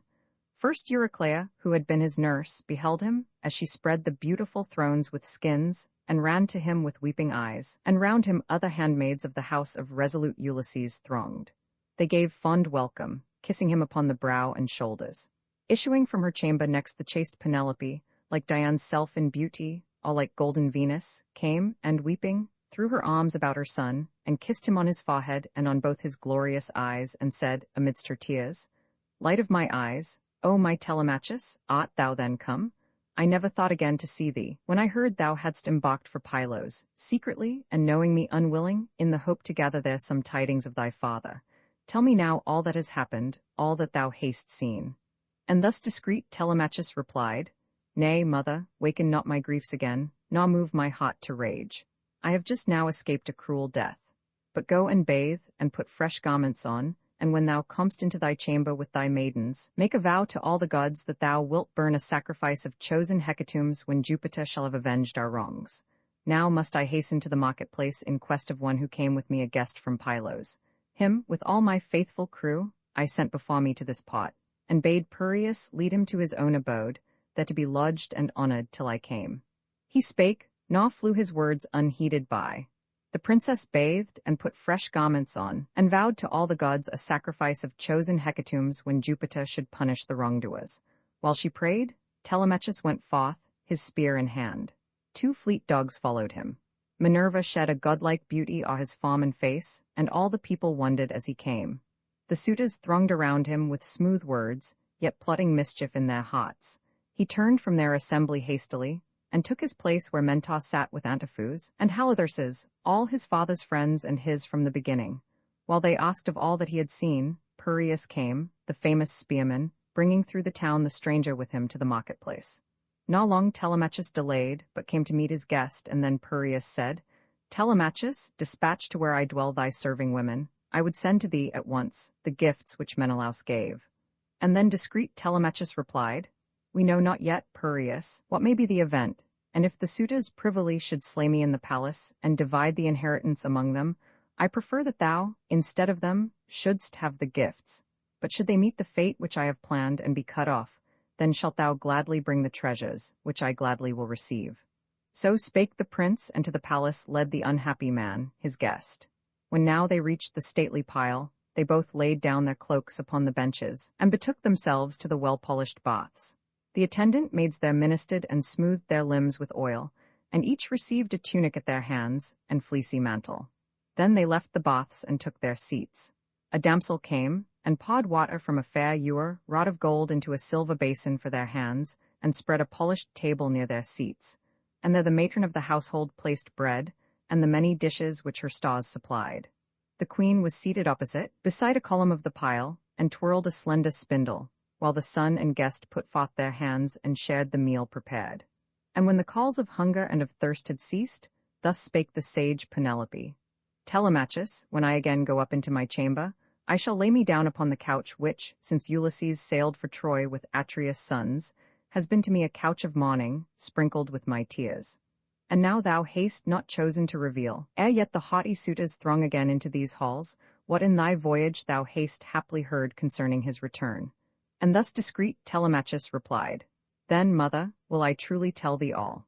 We went to Pylos, and saw Nestor there, the shepherd of the people. Kindly he received me in his stately home, as one might welcome back a wandering son returned from foreign lands. Such welcome I received both from the king and his illustrious sons. But he had heard, he said, from living man, no tidings of the much-enduring chief Ulysses, whether he were yet alive or dead. He therefore sent me with his steeds and chariot to the cot of Atreus' son, the warlike Menelaus. There I saw the Aug of Helen, for whose sake the Greeks and Trojans, by the appointment of the gods, suffered so much. The valiant king inquired what wish of mine had brought me to the town of hallowed Lacedaemon. I replied, and truly told him all, and everything in order. Then he answered me and said, So then? These men, unwarlike as they are, aspire to occupy a brave man's bed, as when a hart hath left 2 suckling fawns, just born, asleep in a strong lion's lair, and roams for pasturage the mountain slopes and grassy lawns. The lion suddenly comes back, and makes a cruel end of both. So will Ulysses bring a sudden doom upon the suitors. Would to Father Jove, and Pallas, and Apollo, that the chief, returning mighty, as he was when once in well-built Lesbos, at a wrestling match, he rose to strive with Philomelides, and threw him heavily, and all the Greeks rejoiced. Would he might come as then he was. Short-lived would then the suitors be, and taste a bitter marriage feast. But now, to come to what thou hast inquired, I will not seek to turn from it, and talk of other things, nor will deceive. Of all that I was told by the Ancient of the Deep, whose words are true, I will not hide a single word from thee. He saw thy father in an isle, he said, a prey to wasting sorrows, and detained, unwilling, in the palace of the nymph Calypso. To the country of his birth he cannot come. No ships are there with oars and crew to bear him o'er the great wide sea. Thus Menelaus, mighty with the spear, the son of Atreus, said, and having now fulfilled my errand, I returned. The gods gave favoring winds and sent me swiftly home. He ended, and the queen was deeply moved. Then Theoclymenus, the godlike, said, O gracious consort of Laertes' son, King Menelaus knew not all. Hear now what I shall say, for I will prophesy, and truly, nor will keep back aught from thee. Let Jupiter, the mightiest of the gods, and this thy hospitable bard, and this the hearth of great Ulysses, where I find a refuge, be my witnesses, that now Ulysses is in his own land again, and sits or walks observant of the deeds of wrong, and planning vengeance, yet to fall on all the suitors. Such the augury which I beheld when in the gallant bark I sat, and told it to Telemachus. And thus the sage Penelope replied, O stranger, may thy saying be fulfilled, then shalt thou have such thanks and such rewards that all who greet thee shall rejoice with thee. So talked they with each other. In the space before the palace of Ulysses stood the suitors, pleased with hurling quoits and spears on the smooth pavement, where their insolence so oft was seen. But when the supper hour was near, and from the fields the cattle came, driven by the herdsman, Medon, he whom most they liked of all the heralds, and who sat among them at the feast, bespake them thus. Youths, since ye now have had your pastime here, come in and help prepare the evening meal. At the due hour a banquet is not ill. He spake, the suitors hearkened and obeyed, and rose and came into the halls, and laid their cloaks upon the benches and the thrones, and slaughtered well-fed sheep and fading goats, and made a victim of a pampered brawn, and a stalled ox, preparing for the feast. Meantime Ulysses and that noble hind the swineherd hastened to begin their walk to town, and thus the master swineherd spake. Since, stranger, 'tis thy wish to pass today into the city, as my master bade, though I by far prefer that thou remain a guardian of the stalls, yet much I fear my master, and am sure that he would chide, and harsh the upbraidings of a master. Ah, let us depart, the day is now far spent, and chill will be the air of eventide. Ulysses the sagacious answered thus, Enough, I know, thy words are heard by one who understands them. Let us then depart. Lead thou the way, and if thou haste a staff cut from the wood to lean on, give it me, since, as thou say'st, we have a slippery road. He spake, and on his shoulders flung a scrip, old, cracked, and hanging by a twisted thong. Eumaeus gave the staff he asked, and both went forth. The dogs and herdsmen stayed to guard the lodge. The swineherd led his master on townward, a squalid beggar to the sight, and aged, leaning on a staff, and wrapped in sodded rags. There by the rugged way, as they drew near the town, they passed a fount wrought by the hand of man, and pouring forth its pleasant streams, from which the citizens drew water. Ithacus and Neritus founded it with Polycta, and a grove of alders feeding on the moistened earth grew round it on all sides. The ice-gold rill gushed from a lofty rock, upon whose brow an altar stood, at which the passers-by worshipped, and laid their offerings for the nymphs. There did Melanthius, son of Dolius, meet the twain, as he was driving to the town the finest goats of all the flocks, to make a banquet for the suitors. With him went 2 shepherds, following the flock. As soon as he beheld Eumaeus and his guest, he railed at them with rude and violent words that made the anger of Ulysses rise. See that vile fellow lead the vile about, thus ever doth some god join like with like. Thou worthless swineherd, whither wouldst thou take this hungry, haunting beggarman, this pest of feasts, who at the posts of many a door against them rubs his shoulders, asking crusts, tripods, or cauldrons never? Shouldst thou leave the wretch to me, to watch my stalls, and sweep the folds, and bring fresh branches to the kids, he might by drinking whey get stouter thighs. But he has learned no good, and will refuse to work. He better likes to stroll about with that insatiable stomach, asking alms to fill it. Let me tell thee what is sure to happen to him, should he ever come into the palace of the glorious chief Ulysses. Many a footstool will be flung around him by the hands of those who sit as guests, and they will tear the fellow's sides. He spake, and in his folly thrust his heel against the hero's thigh. The blow moved not Ulysses from his path, nor swerved he aught, but meditated whether with a blow of his good staff to take the fellow's life, or lift him in the air and dash his head against the ground. Yet he endured the affront and checked his wrath. The swineherd spake, and chid the offender, and thus prayed with lifted hands, Nymphs of the fountain, bond to Jupiter, if ere in sacrifice Ulysses burn to you the thighs of lambs and goats, all laid with fat, be pleased to grant the prayer I make, that, guided by some deity, the chief may yet return. Then thy rude boasts would cease. Melanthius, which thou utterest in thy way from place to place while wandering through the town, unfaithful shepherds make a perishing flock. Melanthius, keeper of the goats, rejoined, 'Tis wonderful how flippant is the cur, and shrewd, but I shall carry him on board a good black ship, far off from Ithaca, and there will sell him for a goodly price. Would that Apollo of the silver bow might in the palace slay Telemachus this very hour, or that the suitors might, as certainly as that the day which brings Ulysses to his home will never dawn. He spake, and left them there. They followed on slowly. Melanthius hastened, and was soon at the king's palace gate, and entering, took a seat right opposite Eurymachus, whose favorite he was. The attendants there brought meats, the matron of the household bread, and both were set before them. Meantime stopped Ulysses with the noble swineherd near the palace, for around them in the air came the sweet murmurs of a lyre. Just then Phemius, the minstrel, had begun his song. Ulysses took the swineherd's hand and said, Eumaeus, this must be the noble pile in which Ulysses dwelt, for easily 'tis known among the others that are near. Rooms over rooms are here. Around its cot are walls and battlements, and folding doors shut fast the entrance. No man may contemn its strength. And I perceive that many guests banquet within. The smoke of fat goes up, and the sweet lyre is heard, the gods have given its music to accompany the feast. And then, Eumaeus, thou didst make reply, thou speakest rightly, and in other things thou art not slow of thought. Now let us think what we shall do. First enter, if thou wilt, the sumptuous rooms, while I remain without, if it please thee, I will enter first, while thou remainest. Yet delay not long, lest someone seeing thee should deal a blow, or drive thee hence. I pray thee, think of this.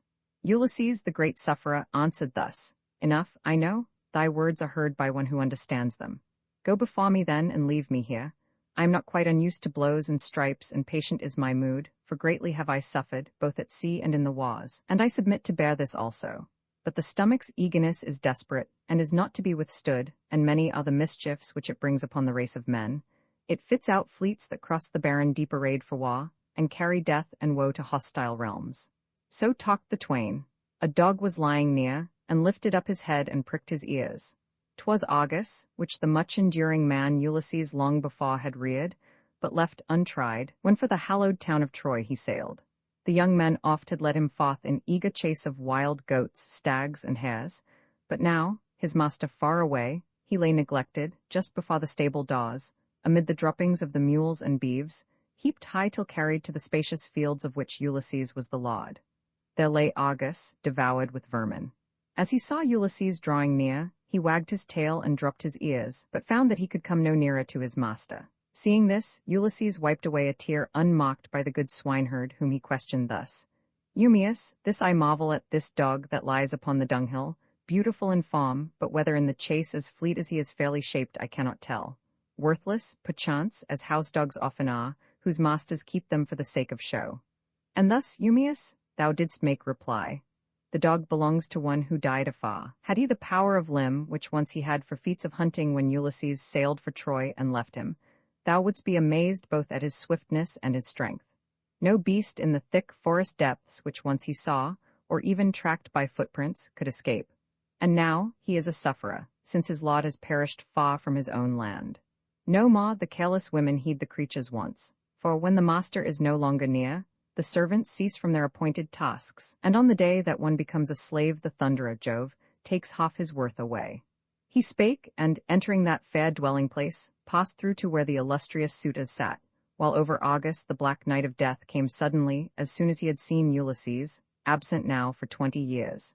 Telemachus, the godlike, was the first to mock the swineherd coming through the hall, and nodding, called to him. The swineherd looked about him, and beheld a seat on which the carver of the feast was wont to sit, distributing the meats. He bore it thence and placed it opposite Telemachus, and at his table. Then he sat him down, and thither came the herald, bringing him a portion of the feast, and gave him bread from the full canister. Soon after him Ulysses entered, seemingly an old and wretched beggar, propped upon a staff, and wrapped in sodded weeds. He sat him down on the ashen threshold, just within the doors, and leaned against a shaft of cypress wood, which some artificer had skilfully wrought by a line, and smoothed. Telemachus called to the swineherd, bade him come, and took a loaf that lay in the fair canister, and all the flesh which his 2 hands could grasp. Bear this to yonder stranger, bid him go and ask a dole from every suitor here. No beggar should be bashful in his need. He spake, the hind obeyed, and, drawing near Ulysses, said to him in winged words, these from Telemachus, who bids thee ask a dole from every suitor, for he says no beggar should be bashful in his need. Ulysses, the sagacious, answered thus, May Jove, the sovereign, make Telemachus a happy man among the sons of men, and grant him all his hot desires in life. He spake, and took the gift in both his hands, and laid it down upon his tattered scrip close to his feet. Then, while the poet sang, he ate, and just as he had supped, the bard closed his divine recital. Then ensued great clamor in the hall, but Pallas came and moved Ulysses to arise, and ask from every suitor there a dole of bread, that he might know the better from the worse, though none were to be spared. From right to left he took his way, and asked of every man, with outstretched hand, as if he had been long a beggar. And they pitied him, and gave, and looked at him with wonder, and inquired one of another who he was, and whence. Then spake Melanthius, keeper of the goats, Give ear, ye suitors of the illustrious queen. As to this stranger, I have seen him once. The swineherd brought him, but I know him not, and of what race he is I cannot tell. He spake, Antinous chid the swineherd thus, Why hast thou brought him, too well known thyself? Have we not vagabonds enough? Enough of sturdy beggars, pests of every feast? Or is it a light matter that they throng hither to waste the substance of thy lord, and therefore thou art with this fellow here? And thus, Eumaeus, thou didst make reply. Antinous, high as is thy station, thou hast spoken ill. What man goes ever forth to bid a stranger to his house, unless the stranger be of those whose office is to serve the people, be he seer, or leech, or architect, or poet heaven-inspired, whose song is gladly heard. All these are called to feasts wherever men are found, but none call in the poor, to live upon their means. Antinous, thou, of all the suitor train, dost ever with the greatest harshness treat the servants of Ulysses, chiefly me. I heed it not while sage Penelope dwells in the palace with her godlike son. Then interposed discreet Telemachus, nay, have no strife of words with him, I pray. Antinous takes delight in bitter words, and rails, and stirs up railing in the rest. And then he turned, and thus with winged words bespake Antinous. Truly thou dost care for me as might a father for a son, bidding me drive a stranger from my door with violent words, which God forbid. Take now somewhat and give to him. I grudge it not, nay, I advise it. Fear not to offend my mother, or displease a single one of all the household of the godlike chief, Ulysses. But thou hast not thought of this. It suits thee best to feast and never give. Antinous thus rejoined. O utterer of big and braggart words, Telemachus, if all the other suitors would bestow as much as I will, he would not be seen within these halls for 3 months yet to come. So speaking, he brought forward to the sight, from underneath the bod, a stool, on which rested his dainty feet. The others all gave somewhat to Ulysses, till his scrip was filled with meat and bread. Then, as he went back to the threshold, there to feast on what the Greeks had given him in his rounds, he stopped beside Antinous, and bespake him thus. Give somewhat also, friend. Thou dost not seem one of the humbler rank among the Greeks, but of the highest. Kingly is thy look. It therefore will become thee to bestow more freely than the rest, and I will sound thy praise through all the earth. Mine too was once a happy lot, for I inhabited a palace filled with goods, and often gave to wanderers, whosoever they might be that sought me out, and in whatever need. And I had many servants and large store of everything by which men live at ease and are accounted rich. Saturnian Jove, such was his pleasure, brought me low. For moved by him, I joined me to a wandering band of pirates, and to my perdition sailed upon a distant voyage to the coast of Egypt. In the river of that land I stationed my good ships, and bade my men remain with them, and watch them well. I placed sentries upon the heights. Yet confident in their own strength, and rashly giving way to greed, my comrades ravaged the fair fields of the Egyptians, slew them, and bore off their wives and little ones. The rumor reached the city soon, the people heard the alarm and came together. With the dawn of day, all the great plain was thronged with horse and foot, and gleamed with brass, while Jove, the thunderer, sent a deadly fear into our ranks, where none dared face the foe. On every side was death. The Egyptians hewed down many with the sword, and some they led away alive to toil for them in slavery. Me my captors gave into a stranger's hands, upon his way to Cyprus, where he reigned, a mighty king, Demeter, son of Jasus. Thence at last I came through many hardships to this isle. Antinous lifted up his voice and said, What god hath sent this nuisance to disturb the banquet? Take thyself to the mid-hall, far from thy table, else expect to see in Egypt and a Cyprus of a sort that thou wilt little like. Thou art a bold and shameless beggar. Thou dost take thy round and ask from each, and foolishly they give, and spare not nor consider. Well supplied is each, and freely gives what is not his. Then sage Ulysses said as he withdrew, 'Tis strange, thy mind agrees not with thy form. Thou wouldst not give a suppliant even salt in thine own house, thou who, while sitting here fed at another's table, canst not bear to give me bread from thy well-loaded bod. He spake. Antinous grew more angry still, and frowned and answered him with winged words. Dealer in saucy words, I hardly think that thou wilt leave this palace unchastised. He spake, and raised the footstool in his hand, and smote Ulysses on the lower part of the right shoulder. Like a rock he stood, unmoved beneath the blow Antinous gave, but shook his head in silence as he thought of vengeance. Then, returning, he sat down upon the threshold, where he laid his scrip well filled, and thus bespake the suitor train. Hear me, ye suitors of the illustrious queen. Grief or resentment no man feels for blows received by him while fighting for his own. His beeves are white-wooled sheep. But this man here, Antinous, dealt that blow on me because I have an empty stomach. Hunger brings great mischiefs upon men. If there be gods or furies who avenge the poor, may death o'ertake Antinous ere his marriage day. He ended. Then again Eupeith's son, Antinous, spake.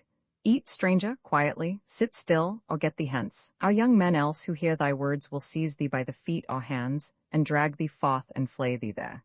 He spake, and greatly were the rest incensed, and one of those proud youths took up the word. Antinous, it was ill of thee to smite that hapless wanderer. Madman, what if he came down from heaven and were a god? The gods put on the form of strangers from afar, and walk our towns in many different shapes, to mock the good and evil deeds of men. Thus spake the suitors, but he heeded not their words. Telemachus, who saw the blow, felt his heart swell with anger and with grief, yet from his eyelids fell no tear. He shook his head in silence, pondering to repay the wrong. Meantime the sage Penelope heard of the stranger smitten in her halls, and thus bespake the maidens of her train. Would that Apollo, mighty with the bow, might smite thee also. Then Eurynome, the matron of the household, said in turn, Oh, were our prayers but heard, not one of these should look upon the golden mon again. Then spake again the sage Penelope. Mother, they all are hateful, everyone plots mischief, but Antinous most of all, and he is like black death, to be abhorred. A friendless stranger passes through these halls, compelled by need, and asks an alms of each, and all the others give, and fill his scrip. Antinous flings a footstool, and the blow bruises the shoulder of the suppliant man. So talked they with each other where they sat in the queen's chamber, mid the attendant train of women, while meantime Ulysses took the evening meal. The queen then bade to call the noble swineherd, and bespake him thus. My worthy friend Eumaeus, go and bring the stranger hither. I would speak with him, and ask if anywhere he saw or heard aught of Ulysses, for he seems like one whose wanderings have been in many lands. And thus, Eumaeus, thou didst make reply. Would that these Greeks, O queen, would hold their peace, then might this stranger in thy hearing speak words full of consolation. For 3 nights I had him with me, for 3 days I made my lodge his home, for at the very first he came to me, escaping from his ship. Nor when he left me had he told of all that he had suffered. As a hero looks upon a minstrel whom the gods have taught to sing the poems that delight all hearts, and, listening, longs to listen without end, so, as the stranger sat beneath my roof, he held me charmed. He was the ancestral friend, he said, of thy Ulysses, and his home was Crete, where dwells the stock of Minos yet. From Crete he came, and much had suffered since, driven on from place to place. And he had heard some tidings of Ulysses yet alive. So he affirmed, in a rich region near the realm of the Thesprotians, and prepared to bring much riches to his native isle. Then spake the sage Penelope again. Go, call him hither, that he may relate his story in my presence. Let these men, as it may please them, sitting at our gates or in our halls, amuse themselves, for light are they of heart. Unwasted in their homes lie their possessions, and their bread and wine are only for their servants, while themselves frequent our palace, day by day, and slay our beeves and sheep and fatling goats, and feast, and drink abundantly the dark red wine, and all with lavish waste. No man is here, such as Ulysses was, to drive away this pest from our abode. Should he return to his own land, he and his son would take swift vengeance on the men who do him wrong. She ended. Suddenly Telemachus sneezed loudly, so that all the palace rang, and, laughing as she heard, Penelope bespake Eumaeus thus with winged words. Go, call the stranger. Dost thou not perceive my son has sneezed as to confirm my words? Not unfulfilled will now remain the doom that waits the suitors. None will now escape death and the fates. This further let me say, and thou remember it. If what he tells be true, I will bestow on him a change of fair attire, a tunic and a cloak. She spake, the swineherd went, and, drawing near Ulysses, said to him in winged words, Stranger and father, sage Penelope, the mother of the prince, hath sent for thee. Though sorrowing, she is minded to inquire what of her husband thou canst haply say, and should she find that all thy words are true, she will bestow a tunic and a cloak, garments which much thou needest. For thy food, what will appease thy hunger thou wilt find among the people, ask, and each will give. Ulysses, much enduring man, replied, Eumaeus, faithfully will I declare all that I know to sage Penelope, the daughter of Icarius. Well I knew her husband, and with like calamities we both have suffered. But I greatly dread this reckless suitor crew, whose riotous acts and violence reach to the iron heavens. Even now, when that man dealt me, as I passed, a painful blow, though I had done no harm, none interposed, not even Telemachus, in my defense. Now, therefore, ask, I pray, Penelope that she will deign to wait till sunset in her rooms, though strong her wish to hear my history. Of her husband then, and his return, she may inquire while I sit by the blazing hearth. For scant have been my garments, as thou knowest, since the day when first I came a suppliant to thy door. He spake, the swineherd went, and as he crossed the threshold of Penelope, she said, Thou bringst him not, Eumaeus? What may be the wanderer's scruple? Fear of someone here, or in a palace is he filled with awe? To be a bashful beggar is most hard. And thus, Eumaeus, thou didst answer her. Rightly he speaks, and just as one would think who shuns the encounter of disorderly men. He prays that thou wilt wait till set of sun, and better were it for thyself, O queen, to speak with him and hear his words alone. Then spake discreet Penelope again. Woa may be the stranger, not unwise he seems, for nowhere among men are done such deeds of wrong and outrage as by these. She spake, and the good swineherd, having told the lady all, went forth among the crowd of suitors, drawing near Telemachus, and bowed his head beside him that none else might hear, and said to him in winged words, I go, my friend, to tend the swine and guard what there thou hast, thy sustenance and mine. The charge of what is here belongs to thee. Be thy first care to save thyself, and watch to see that mischief overtake thee not, for many are the Achaeans plotting it, whom Jove destroy ere we become their prey. Then spake discreet Telemachus in turn, So be it, father, and, when thou hast supped, depart, but with the morning come, and bring choice victims for the sacrifice. The care of all things here is with the gods and me. He spake, the swineherd sat him down again upon his polished seat, and satisfied his appetite and thirst with food and wine. Then he departed to his herd, and left the palace and the cot before it thronged with revellers, who gave the hour to song, and joined the dance. For evening now was come. Book Roman 18 Combat of Ulysses and Eurus. Ulysses, insulted by the beggar Eurus. Amusement of the suitors, who encouraged the quarrel. Victory of Ulysses in the combat with Eurus. Maneuver of Penelope to obtain presents from the suitors, and its success. Ulysses insulted by Eurymachus. His reply. The cupbearer struck down by a footstool flung at Ulysses by Eurymachus. There came a common beggar, want to ask alms through the town of Ithaca, well known for greediness of stomach, gluttonous and a wine-bibber, but of little strength and courage, though he seemed of powerful mould.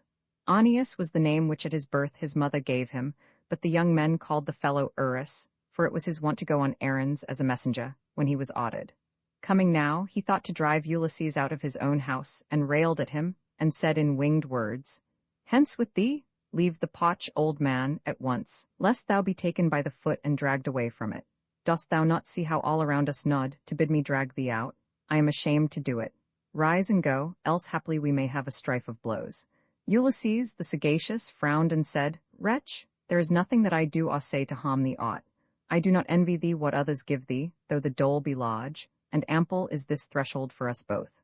Nor shouldst thou envy others, for thou seemst a straggler like myself. The gods bestow wealth where they list. But do not challenge me to blows, lest, aged as I am, thou rouse my anger, and I make thy breast and lips hideous with blood. Tomorrow then will be a quiet day for me, since thou, I trust, in all the time to come, wilt never more enter the palace of Leit's son. The beggar Eurus angrily rejoined, Ye gods, this glutton prattles volubly, like an old woman at the chimney side. Yet could I do him mischief, smiting him on both his sides, and dashing from his cheeks the teeth to earth, as men are wont to deal with swine that eat the wheat. Now gird thyself, let these men see us fighting. How canst thou think to contend with one so young as I? Thus fiercely did they wrangle as they stood beside the polished threshold and before the lofty gates. The stout Antinous heard, and, laughing haughtily, bespake the rest. Here, friends, is what we never yet have had. Behold the pleasant pastime which the gods provide for us. These men, the stranger here and Eurus, quarrel, and will come to blows. Let us stand by and bring the combat on. He spake. All rose with laughter and came round the ragged beggars, while Eupeith's son, Antinous, in these words harangued the rest. Ye noble suitors, hear me. At the fire already lie the paunches of 2 goats, preparing for our evening meal, and both are filled with fat and blood. Whoever shows himself the better man in this affray, and conquers, he shall take the one of these he chooses, and shall ever afterward feast at our table, and no man but he shall ever come among us asking alms. He ended. All approved his words, and thus Ulysses, craftily dissembling, said, O friends, it is not well that one so old as I, and broken by calamity, should fight a younger man, but hunger bids, and I may be overcome by blows. But now swear all a solemn oath, that none of you, to favor Eurus, wickedly will raise his mighty hand to smite me, and so aid my adversary to my overthrow. He spake, the suitor train assenting took the oath, and when they all were duly sworn, the high-born Prince Telemachus began, O stranger, if thy manly heart be moved to drive him hence, fear no one else of all the Achaeans. Whosoever strikes at thee has many to contend with. I am here the host. Antinous and Eurymachus, wise men and kings, agree with me in this. He spake, and all approved. Ulysses drew and girt his tatas round his waist and showed his large and shapely thighs. Unclothed appeared his full broad shoulders, and his manly breast and sinewy arms.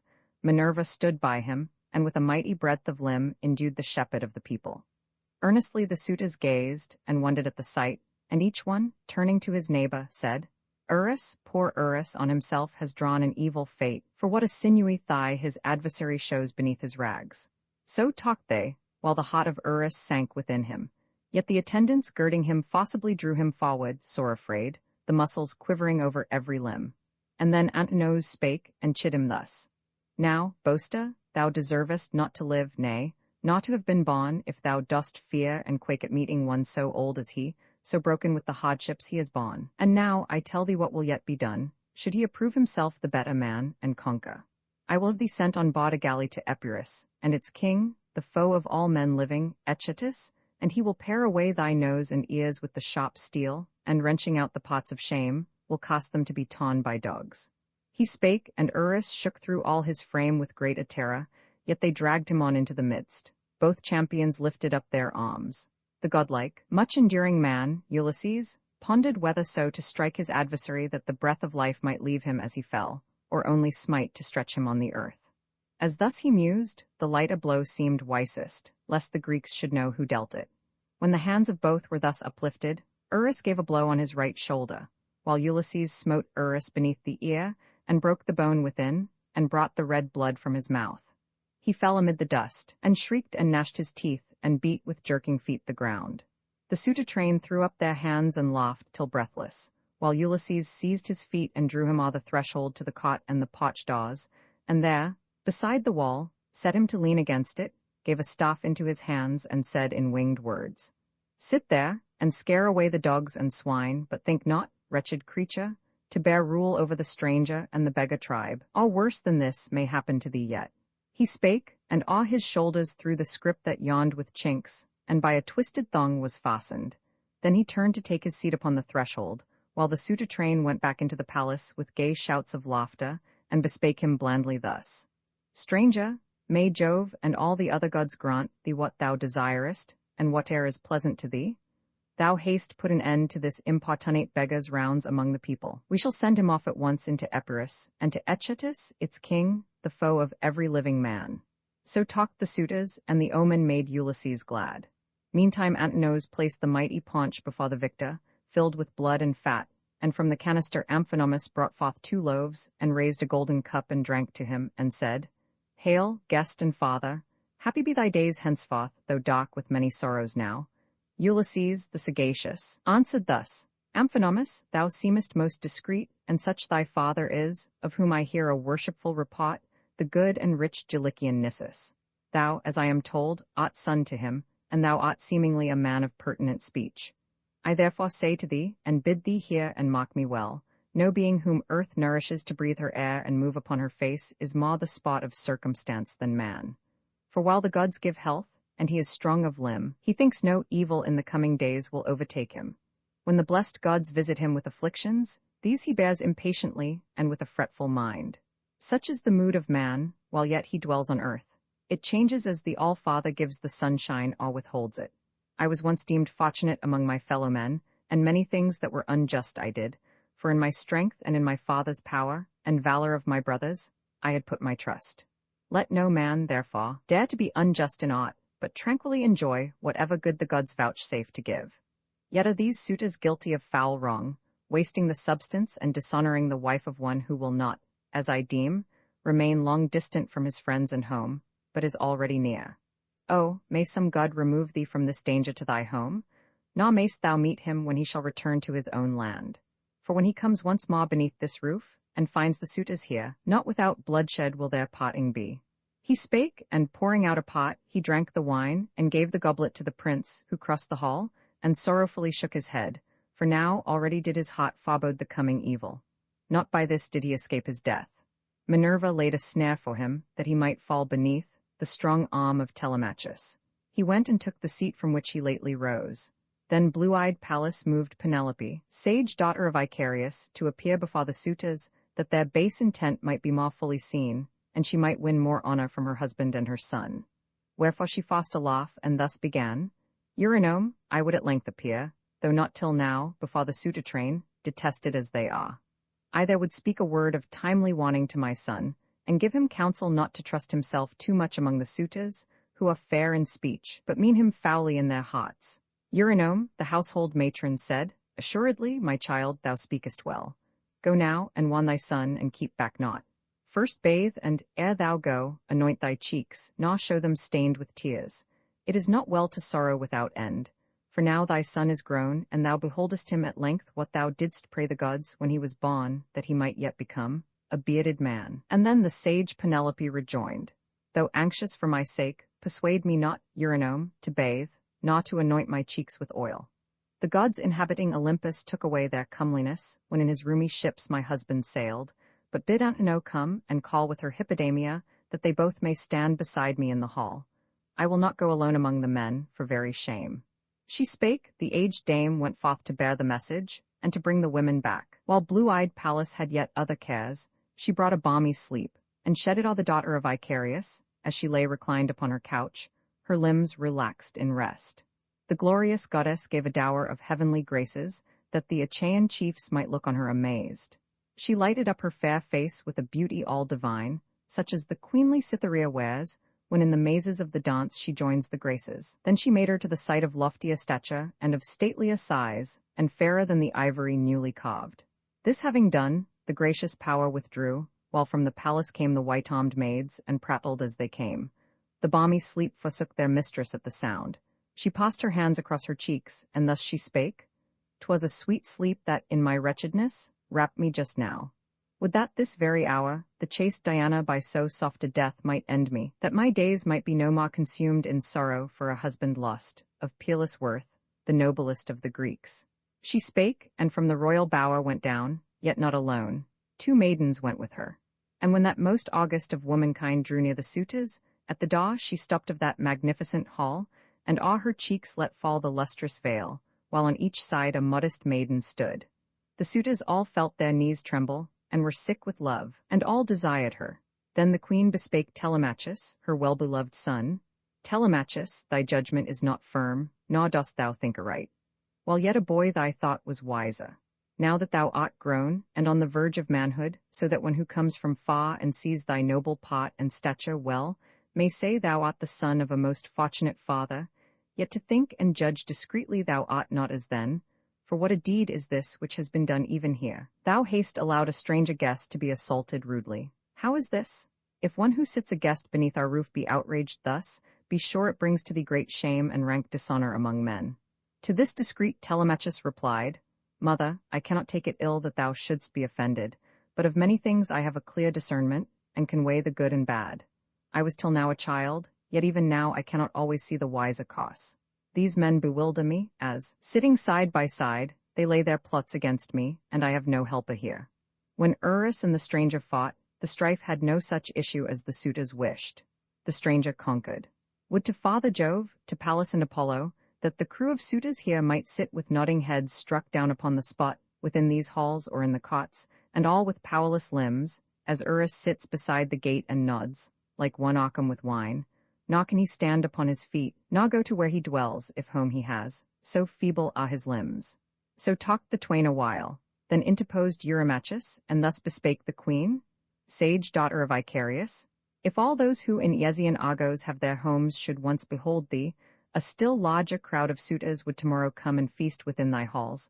So much dost thou excel in mind and form and face all womankind." To this, the sage Penelope replied, "Eurymachus, the immortals took away such grace of form and face as once was mine, what time the sons of Argos sailed for Troy, and with them went Ulysses, my espoused. Should he return, and take again in charge my household, greater would my glory be, and prized more highly. I am wretched now, such woes the gods have heaped upon my head. He, when he left his native island, grasped my right hand at the wrist, and said to me, 'Think not, dear wife, that all the well-armed Greeks will come back safe from Troy. The Trojan men, they say, are brave in war, expert to cast the spear and wing the arrow, skilled to rein the rapid steeds by which the bloody strife of battlefields is hurried to its close, and therefore whether God will bring me back, or I shall fall in Troy, I cannot know. Take charge of all things here. I leave with thee my father and my mother in these halls. Be kind to them as now, nay, more than now, since I shall not be here. When thou shalt see my son a bearded man, take to thyself a husband, whom thou wilt, and leave thy house. Such were his words, and they have been fulfilled.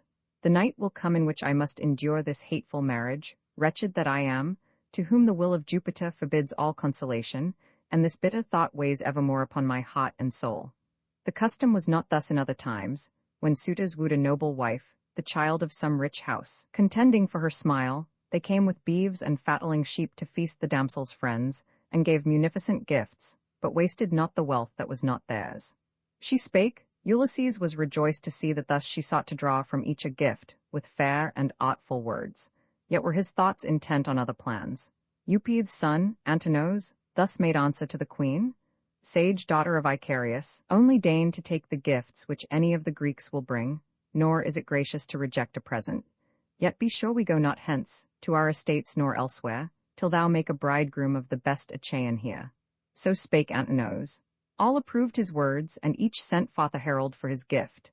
The herald of Antinous brought to him a robe of many colors, beautiful and ample, with 12 golden clasps, which each had its well-fitted eye. Eurymachus received a golden necklace, richly wrought, and set with amber beads, that glowed as if with sunshine. To Eurydamas there came a pair of earrings, each a triple gem, daintily fashioned and of exquisite grace. 2 servants bore them. From Pisender's house, son of the prince Polyctor, there was brought a collar of rare beauty. Thus did each bestow a different yet becoming gift. And then that most august of women went back to the upper chambers with her maids, who bore the sumptuous presents, while below the suitors turned them to the dance and song, amused till evening came. Its darkness stole over their pastime. Then they brought and placed 3 hearths to light the palace, heaping them with wood, well dried and hard and newly cleft. With this they mingled flaming brands. The maids of the great sufferer, Ulysses, fed the fire by turns. To them the hero spake, Ye maidens of a sovereign absent long, withdraw to where your high-born mistress sits, that turn the spindle, seeking to amuse her lonely hours, that comb with your own hands the fleece, and I will see that these have light. Even though they linger till the morn is here in her bright car, they cannot overcome my patience. I am practiced to endure. So spake he, and the maidens, as they heard, cast at each other meaning looks and laughed, and one Melantho, of the rosy cheeks, railed at him impudently. She was born to Dolius, but Penelope had reared the damsel as a daughter of her own, and given her, for her pleasure, many things, yet for the sorrows of Penelope Melantho little cared. Eurymachus had made the girl his paramour.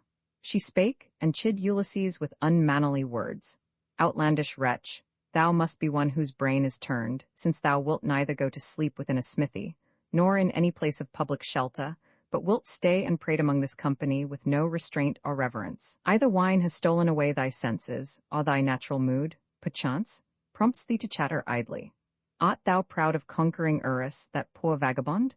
Beware lest someone of robuster arms than Eurus seize and thrust thee out of doors with a bruised head and face begrimed with blood. The sage Ulysses frowned on her and said, Impudent one, Telemachus shall hear from me the saucy words which thou hast said, and he will come and hew thee limb from limb. He spake. The damsels, frightened at his words, fled through the hall, and shook in every limb with terror, lest his threat should be fulfilled. He meantime stood beside the kindled hearths and fed the flames, and looking on the crowd of suitors, brooded in his secret heart all plans that would not fail to be fulfilled. But Pallas suffered not the suitors yet to cease from railing speeches, all the more to wound the spirit of Laertes' son. Eurymachus, the son of Polybus, began to scoff at him, and thus he spake to wake the ready laughter of the rest. Hear me, ye suitors of the illustrious queen. I speak the thought that comes into my mind. Led by some god, no doubt, this man has come into the palace, for the light we have of torches seems to issue from the crown of his bald pate, a head without a hair. So said Eurymachus, and then bespake Ulysses, the destroyer of walled towns. Stranger, if I accept thee, wilt thou serve upon the distant pots of my estate? There shalt thou have fair wages, and shalt bring the stones in heaps together, and shalt plant tall trees, and I will feed thee through the year, and give thee clothes and sandals for thy feet. But thou art used, no doubt, to idle ways, and never dost thou work with willing hands, but dost prefer to roam the town and beg, purveying for thy gluttonous appetite. Ulysses, the sagacious, answered thus, Eurymachus, if we were matched in work against each other in the time of spring when days are long, and both were mowing grass, and I had a curved scythe in hand and thou another, that we might keep up the strife till nightfall, fasting, mid the abundant grass. Or if there were a yoke of steers to drive, the sturdiest of their kind, sleek, large, well-fed, of equal age and equal strength to bear the labor, and both strong, and if the field were of 4 acres, with a soil through which the plough could cleave its way, then shouldst thou see how evenly my furrow would be turned. Or should the son of Saturn send today war from abroad, and I had but a shield, 2 spears, and, fitted to my brows, a helm of brass, thou wouldst behold me pressing on among the foremost warriors, and would see no cause to rail at my keen appetite.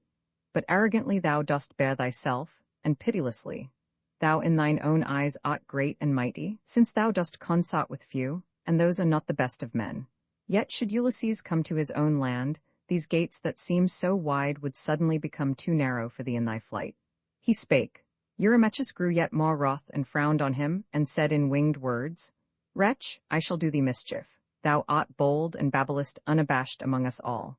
The wine, perhaps, is in thy foolish head, or thou art always thus, and ever prone to prattle impudently. Art thou proud of conquering Eurus, that poor vagabond? Thus having said, he brandished in the air a footstool, but Ulysses, to escape the anger of Eurymachus, sat down before the knees of the Cilician prince, Amphinomus. The footstool flew, and struck on the right arm the cupbearer. Down fell the beaker ringing, he who bore it lay stretched in the dust. Then in those shadowy halls the suitors rose in tumult. One of them looked at another by his side, and said, Would that this vagabond had met his death ere he came hither. This confusion, then, had never been. 'Tis for a beggar's sake we wrangle, and the feast will henceforth give no pleasure. We shall go from bad to worse. Then rose in majesty Telemachus, and said, Ye are not in your senses sure, unhappy men, who cannot eat and drink in peace. Some deity, no doubt, has moved your minds to frenzy. Now, when each of you has feasted well, let each withdraw to sleep. Just when he will, I drive no man away. He spake, the suitors heard and bit their lips and wondered at Telemachus, who spake so resolutely. Then Amphinomus, the son of Nisus Aretiades, stood forth, harangued the suitor crowd, and said, O friends, let no one here with coping words seek to deny what is so justly said, nor yet molest the stranger, nor do harm to any of the servants in the halls of the great chief Ulysses. Now let him who brings the guests their wine begin and fill the cups, that, pouring to the gods their pot, we may withdraw to sleep. The stranger here leave me within the palace, and in charge of him to whom he came, Telemachus. He ended. All were pleased and mutless then, hero and herald from Cilicium's coast and follower of the prince Amphinomus, mingled a jar of wine and went to each, dispensing it. They to the blessed gods poured first a pot, and then they drank themselves the generous juice. And when the wine was poured and they had drunk what each desired, they went homeward to slumber, each in his abode. Book Roman 19 Ulysses recognized by Euryclea. Removal of the weapons from the hall by Ulysses and his son. Interview of Penelope and Ulysses, who tells her that he has seen her husband in Crete, describes his person and dress, and affirms that within a month he will be in Ithaca. The bath administered to Ulysses by Euryclea, who recognizes him by a scar on his leg. Narrative of the manner in which the scar was caused. Now was the godlike chief Ulysses left in his own palace, planning, with the aid of Pallas, to destroy the suitor train, and thus bespake his son with winged words. Now is the time, Telemachus, to take the weapons that are here, and store them up in the inner rooms. Then, if the suitors ask the reason, answer them with specious words, say, I have put them where there comes no smoke. Since even now they do not seem the arms left by Ulysses when he sailed for Troy, so tarnished are they by the breath of fire. And yet another reason sways my mind, the prompting of some god, that ye, when flushed with wine and in the heat of a dispute, may smite and wound each other, and disgrace the banquet and your wooing. For the sight of steel doth draw men on to violence. He ended, and Telemachus obeyed his father's words, and calling forth his nurse, the aged Euryclea, said to her, Go, nurse, and see the women all shut up in their own place, while in our inner room I lay away my father's beautiful arms, neglected long, and sullied by the smoke, while he was absent. I was then a child, but now would keep them from the breath of fire. And thus the nurse, Dame Euryclea, said, Would that at length, my child, thou didst exert thy proper wisdom here, and take in charge thy house and thy possessions. But who goes with thee to bear a torch, since none of these, thy handmaids, are allowed to light thy way? And thus discreet Telemachus replied, This stranger, no man may be idle here who eats my bread, though from a distant land. He spake, nor flew his words in vain. The nurse closed all the pottles of that noble pile. Ulysses and his glorious son in haste bore off the helmets and the bossy shields and the sharp spears, while Pallas held to them a golden lamp that shed a fair clear light. Then to his father spake Telemachus, "Father, my eyes behold a marvel. All the palace walls, each beautiful recess, the fir tree beams, the aspiring columns, shine before my eyes as with a blaze of fire. Some god is surely here, some one of those who make their dwelling in the high broad heaven." Ulysses, the sagacious, answered thus, "Keep silence, give thy thought no speech, nor ask concerning aught. Such is the want of those who dwell upon Olympus. Now withdraw to rest upon thy couch while I remain, for I would move thy mother and her maids to ask of what concerns me. She, I deem, full sadly will inquire of many things." He spake. Telemachus departed thence by torchlight to his chamber, there to rest where he was wont to lie when gentle sleep came over him. There lay he down to wait the hallowed morning, while Ulysses, left within the palace, meditated still death to the suitors with Minerva's aid. The sage Penelope now left her bower. Like Diane, all like golden Venus, came the queen. Beside the hearth they placed for her the throne where she was wont to sit, inlaid with ivory and silver, which of yaw the artisan Icmalius wrought. They laid close to the throne a footstool, over which was spread an ample fleece. On this sat down the sage Penelope. Her white-armed train of handmaids came with her. They cleared away the abundant feast and bar the tables off, and cups from which those insolent men had drunk. They laid upon the ground the lighted brands, and heaped fresh fuel round them, both for light and warmth. And now Melantho once again bespake Ulysses with unmannerly words. "Stranger, wilt thou forever be a pest, ranging the house at night to play the spy upon the women? Leave the hall, thou wretch, and gauge thyself without, else wilt thou go suddenly, driven by blows and flaming brands." The sage Ulysses frowned on her and said, "Pert creature, why so fiercely rail at me? Is it that I am squalid and ill-clad, and fast by want to beg from hand to hand? Such is the fate of poor and wandering men. I too was opulent once, inhabiting a plenteous home among my fellow men, and often gave the wanderer alms, woe he might be and in whatsoever need. And I had many servants and large store of things by which men lead a life of ease and are called rich. But Jupiter, the son of Saturn, put an end to this, for so it pleased the god. Now, therefore, woman, think that thou mayst lose the beauty which is now thy pride among the serving women here. Thy mistress may be wroth, and make thy life a hard one. Or Ulysses may come back, and there is hope of that. Or if it be that he has perished and returns no more, there still remains his son Telemachus, who by Apollo's grace is now a man, and no one of the women in these halls may think to misbehave, and yet escape his eye, for he no longer is a boy." He spake. Penelope, the prudent, heard, and calling to her maid, rebuked her thus, "O bold and shameless, I have taken note of thy behavior. Thou hast done a wrong for which thy head should answer. Well thou knowst, for thou hast heard me say, that I would ask the stranger in these halls if aught he knows of my Ulysses, for whose sake I grieve." Then to the matron of the household turned the queen, and thus bespake Eurynome, "Bring now a seat, Eurynome, and spread a fleece upon it, where the stranger guest may sit at ease, and hear what I shall say, and answer me, for I have much to ask." She spake. The ancient handmaid brought with speed a polished seat, and o'er it spread a fleece. Ulysses, much enduring chief, sat down, and thus the sage Penelope began. "First will I ask thee who thou art, and whence, where is thy birthplace, and thy parents who?"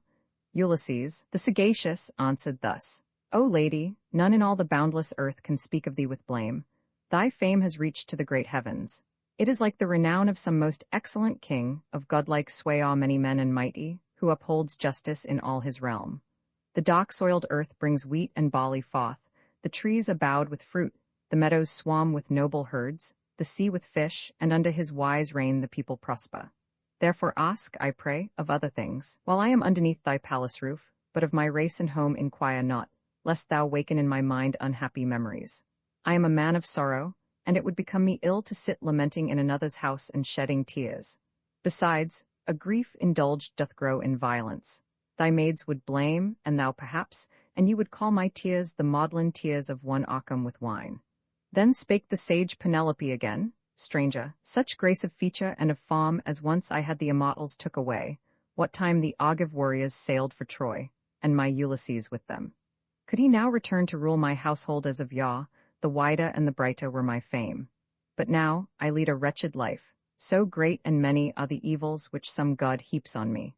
For the chieftains who bear sway over the isles, Dulichium, and the fields of Samos, and Zacynthus dark with woods, and those who rule in sunny Ithaca, woo me against my will, and waste away my substance. Therefore have I small regard for strangers and for suppliants, and the tribe of heralds, servants of the public weal, but pining for Ulysses, wear away my life. The suitors urged the marriage rite, and I with aught delay it. Once some God prompted me to begin an ample web, wide and of subtle texture, in my rooms. And then I said, Youths who are pressing me to marriage, since Ulysses is no more, urge me no further till I shall complete, that so the threads may not be spun in vain. This shroud for old Laertes, when grim fate and death's long sleep at last, shall overtake the hero. Else among the multitude of Grecian women, I shall bear the blame, if one whose ample wealth so well was known should lie in death without a funeral robe. I spake, and easily their minds were swayed by what I said, and I began to weave the ample web, but ravelled it again by torchlight every evening. For 3 years I foiled them thus, but when the 4th year came, and brought its train of hours and changing moons, and many days had passed, they came on me, and through my maiden's fault, a careless crew, they caught me at my fraud, and chid me sore. So, though unwilling, I was forced to end my task, and cannot longer now escape the marriage, nor is any refuge left. My parents both exhort me earnestly to choose a husband, and my son with grief beholds the suitors wasting his estate, and he already is a man and well can rule his household. Jupiter bestows such honor on him. Now, I pray, declare thy lineage, for thou surely art not sprung from the old fabulous oak, nor from a rock. Ulysses the sagacious answered her, O royal consort of Laertes' son, wilt thou still ask my lineage? I will then disclose it, but thou wakest in my heart new sorrows. So it ever is with one who long, like me, is far away from home, wandering in many realms and suffering much. But since thou dost require it, thou shalt hear. Crete is a region lying in the midst of the black deep, a fair and fruitful land, girt by the waters. Many are the men, nay, numberless, who make it their abode, and 90 are its cities. Different tongues are spoken by the dwellers of the isle. In part they are Achaeans, and in part are Cretans of the soil, a gallant stock. There dwell Sidonians, Dorians of 3 tribes, and proud Pelasgians. Their great capital is Knossos, where the monarch Minos dwelt, he who at every 9 years' end conferred with Jove Almighty. And to him was born Deucalion, my brave father, who begat me and Idomeneus, the king of Crete. To Ilium in his beaked galleys sailed Idomeneus with Atreus' sons. My name, a name well known, is Ethon. 'Twas at Crete I saw Ulysses, who received from me the welcome due a guest. A violent wind had driven him from Malea, and the coast that led to Ilium, and had carried him to Crete, and lodged him in the dangerous port Amnisus, close to Ilithia's cave, where scarce his fleet escaped the hurricane. Thence came he to the city, and inquired for King Idomeneus, who was, he said, his dear and honored guest. But he had sailed 10 days before, perhaps 11, for Troy, in his beaked galleys. To the palace there I led Ulysses, and with liberal cheer welcomed the chief, for plentifully stored the royal dwelling was. I also gave meal from the public magazines to him and those who followed him, and dark red wine brought from the country round, and beeves to slay in sacrifice, that so their hearts might feel no lack of aught. 12 days the noble Greeks remained with us. A violent north wind, which scarcely suffered them to stand upright on shore, withstood them. Some unfriendly power had bid it blow, but on the 13th day its fury ceased, and the fleet put to sea. Thus went he on, inventing tales that seemed like truth. She listened, melting into tears that flowed as when on mountain height the snow, shed by the west wind, feels the east wind's breath and flows in water, and the hurrying streams are filled. So did Penelope's fair cheeks seem to dissolve in tears, tears shed for him who sat beside her even then.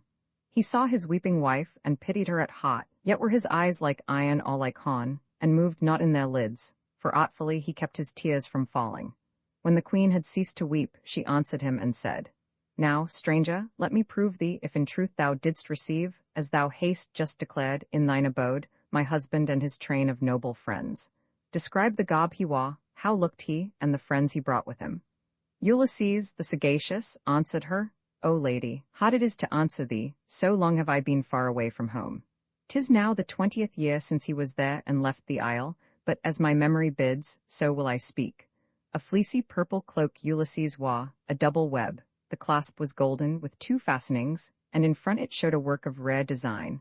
A hound that held in his forepaws a spotted fawn, struggling before his open mouth. Although the figures were of gold, we all admired the hound intent to break his victim's neck, the fawn that, writhing, plied her nimble feet to free herself. Around the hero's chest and waist I saw a lustrous tunic wan, soft like the thin film of the onion dried, and bright as sunshine. Many ladies looked with wonder on it. Yet consider this, I know not whether thus attired he left his home, or whether, in the voyage thence, some comrade gave the garments, or perhaps some friendly host, for he was very dear to many, among the Greeks were few like him.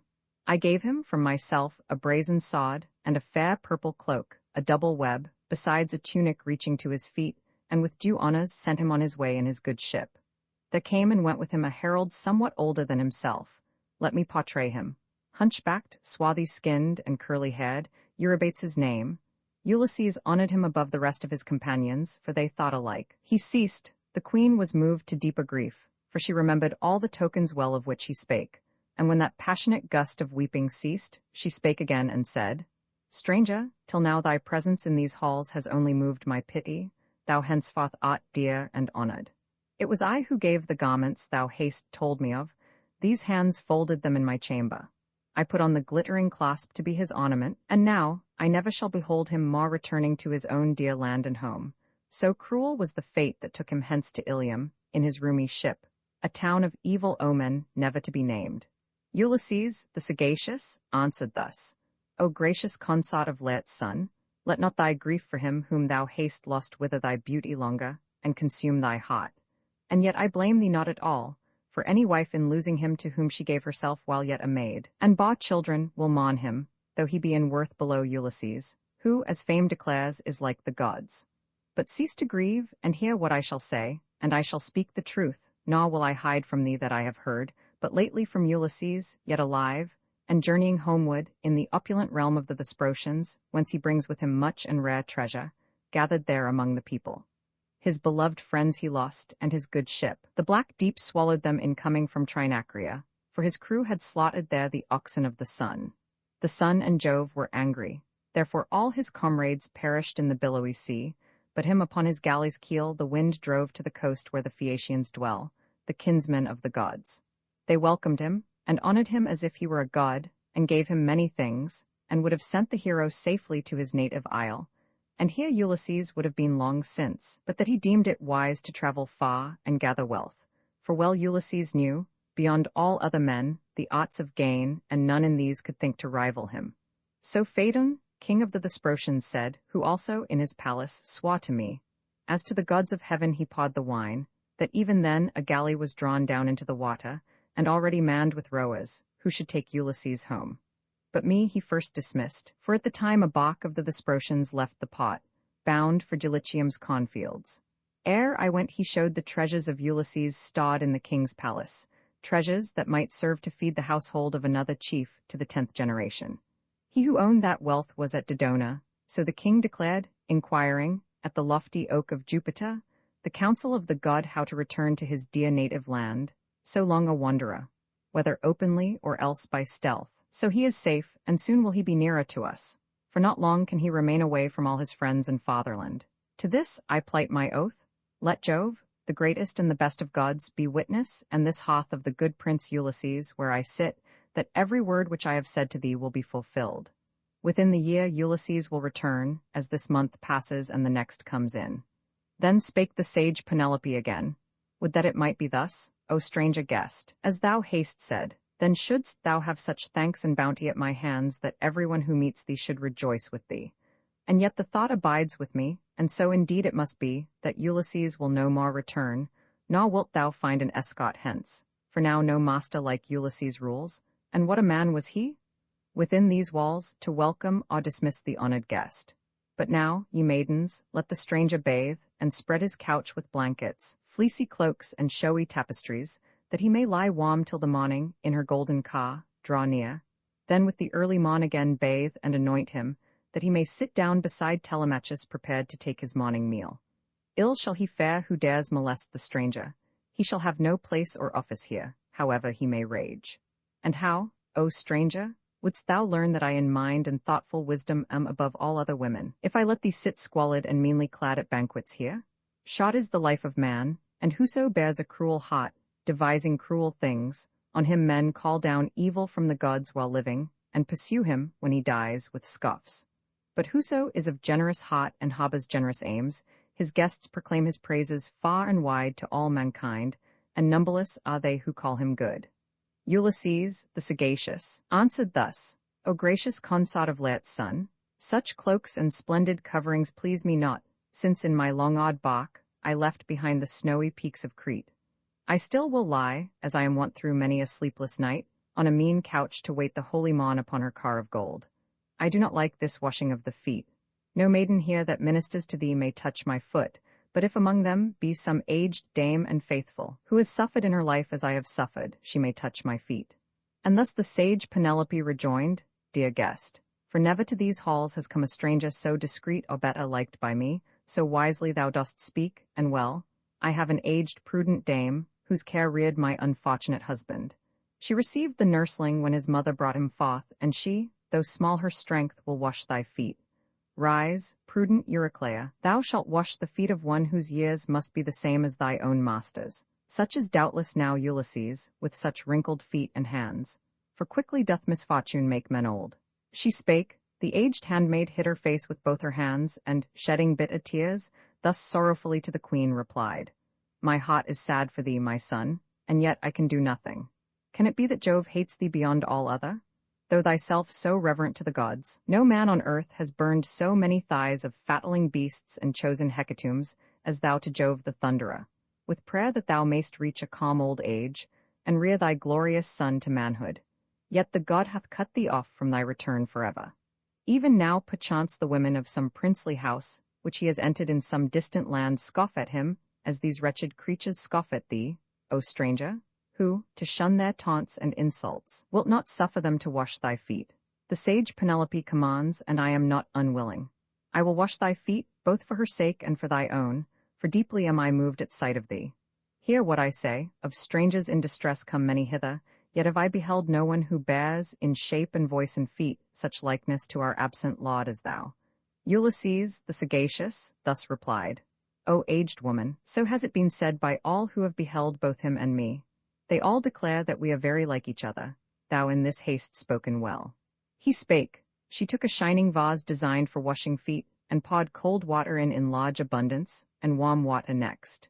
Ulysses, who had sat before the hearth, moved to a darker spot, for in his mind the thought arose that she might find a scar upon his limbs in handling them, and thus his secret would be known. She came and bathed his feet, and found the scar.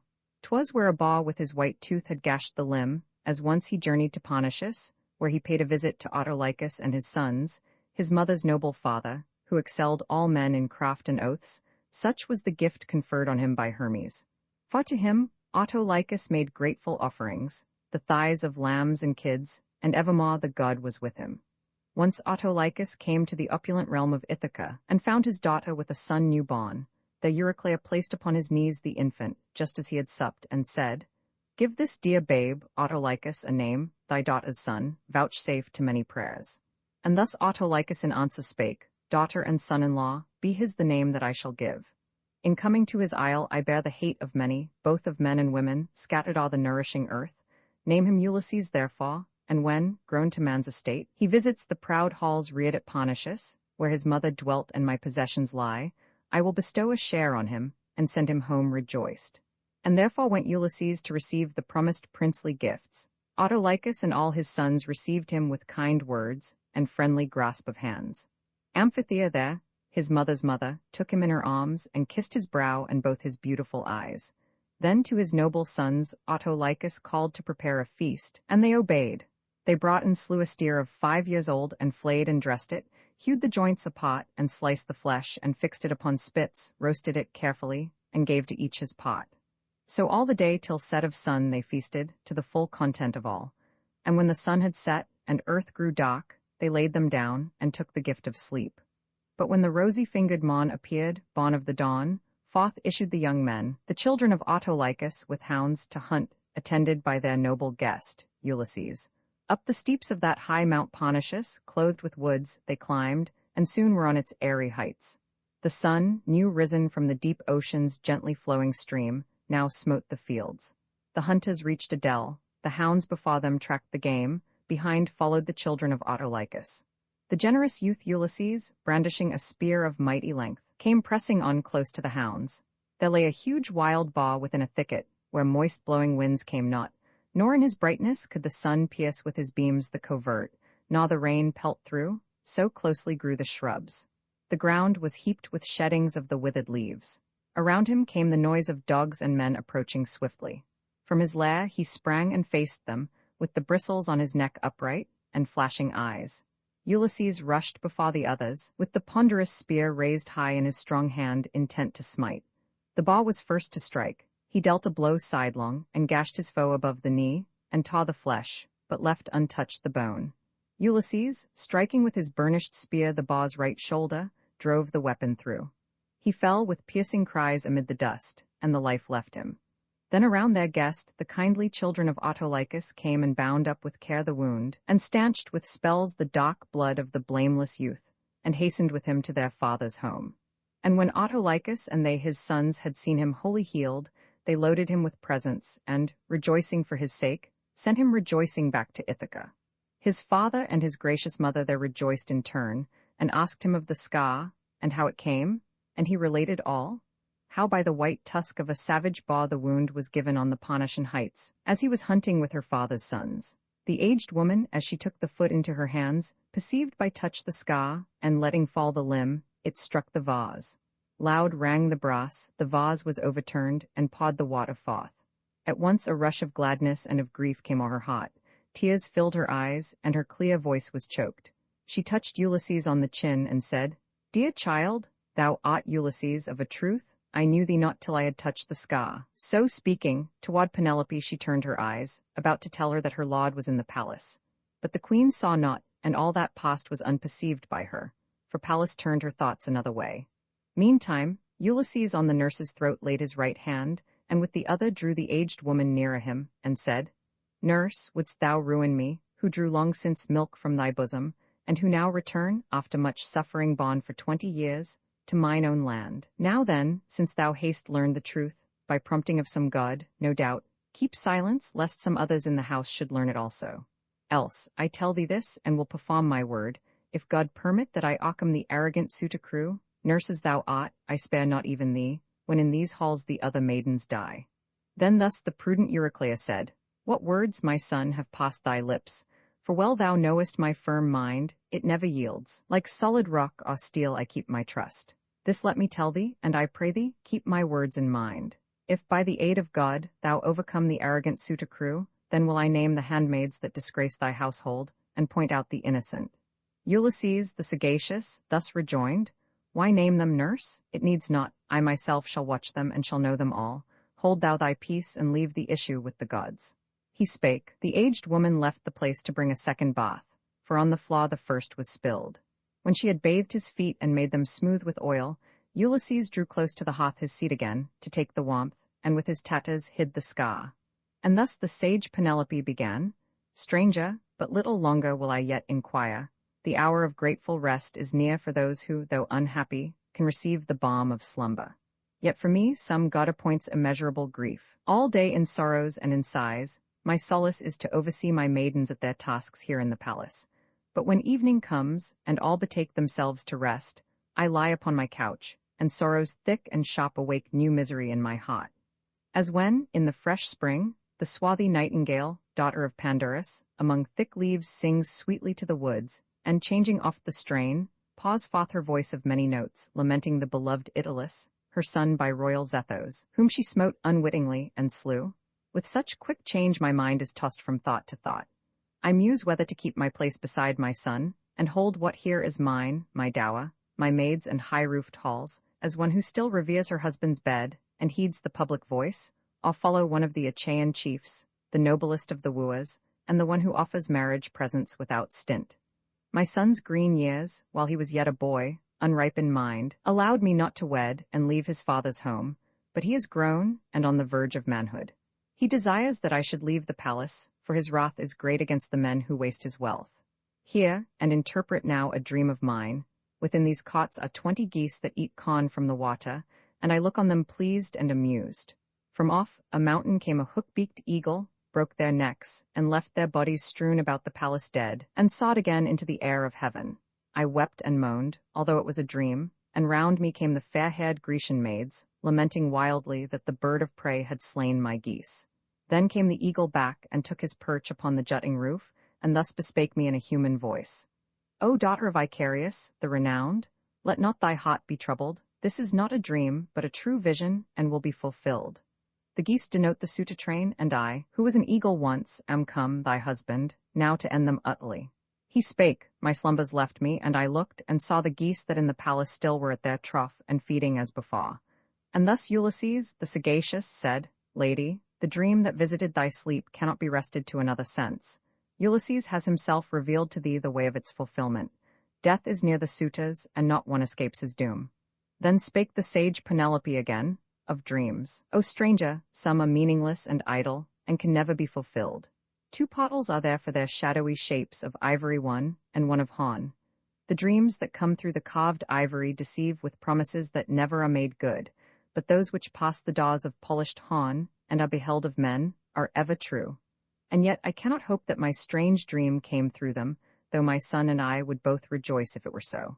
This let me say, and heed me well. Tomorrow brings to us the hateful morn which takes me from my home, the palace of Ulysses. I shall now propose a contest. In the palace caught Ulysses in a row set up 12 stakes, like props that hold a galley up.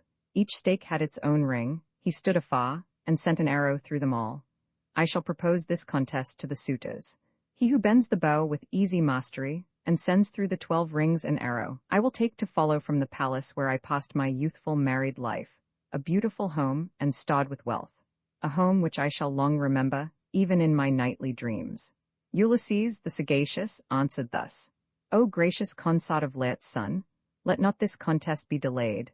The man of ready wiles, Ulysses, will be here ere, tampering with the hero's polished bow, the suitors shall prevail to stretch the cord, and send an arrow through the rings of steel. And thus the sage Penelope rejoined, Stranger, if, sitting in the palace here, thou still wouldst entertain me as thou dost, sleep would not fall upon my lids, and yet sleepless the race of mortals cannot be, so have the gods ordained, who measure out his lot to man upon the nourishing earth.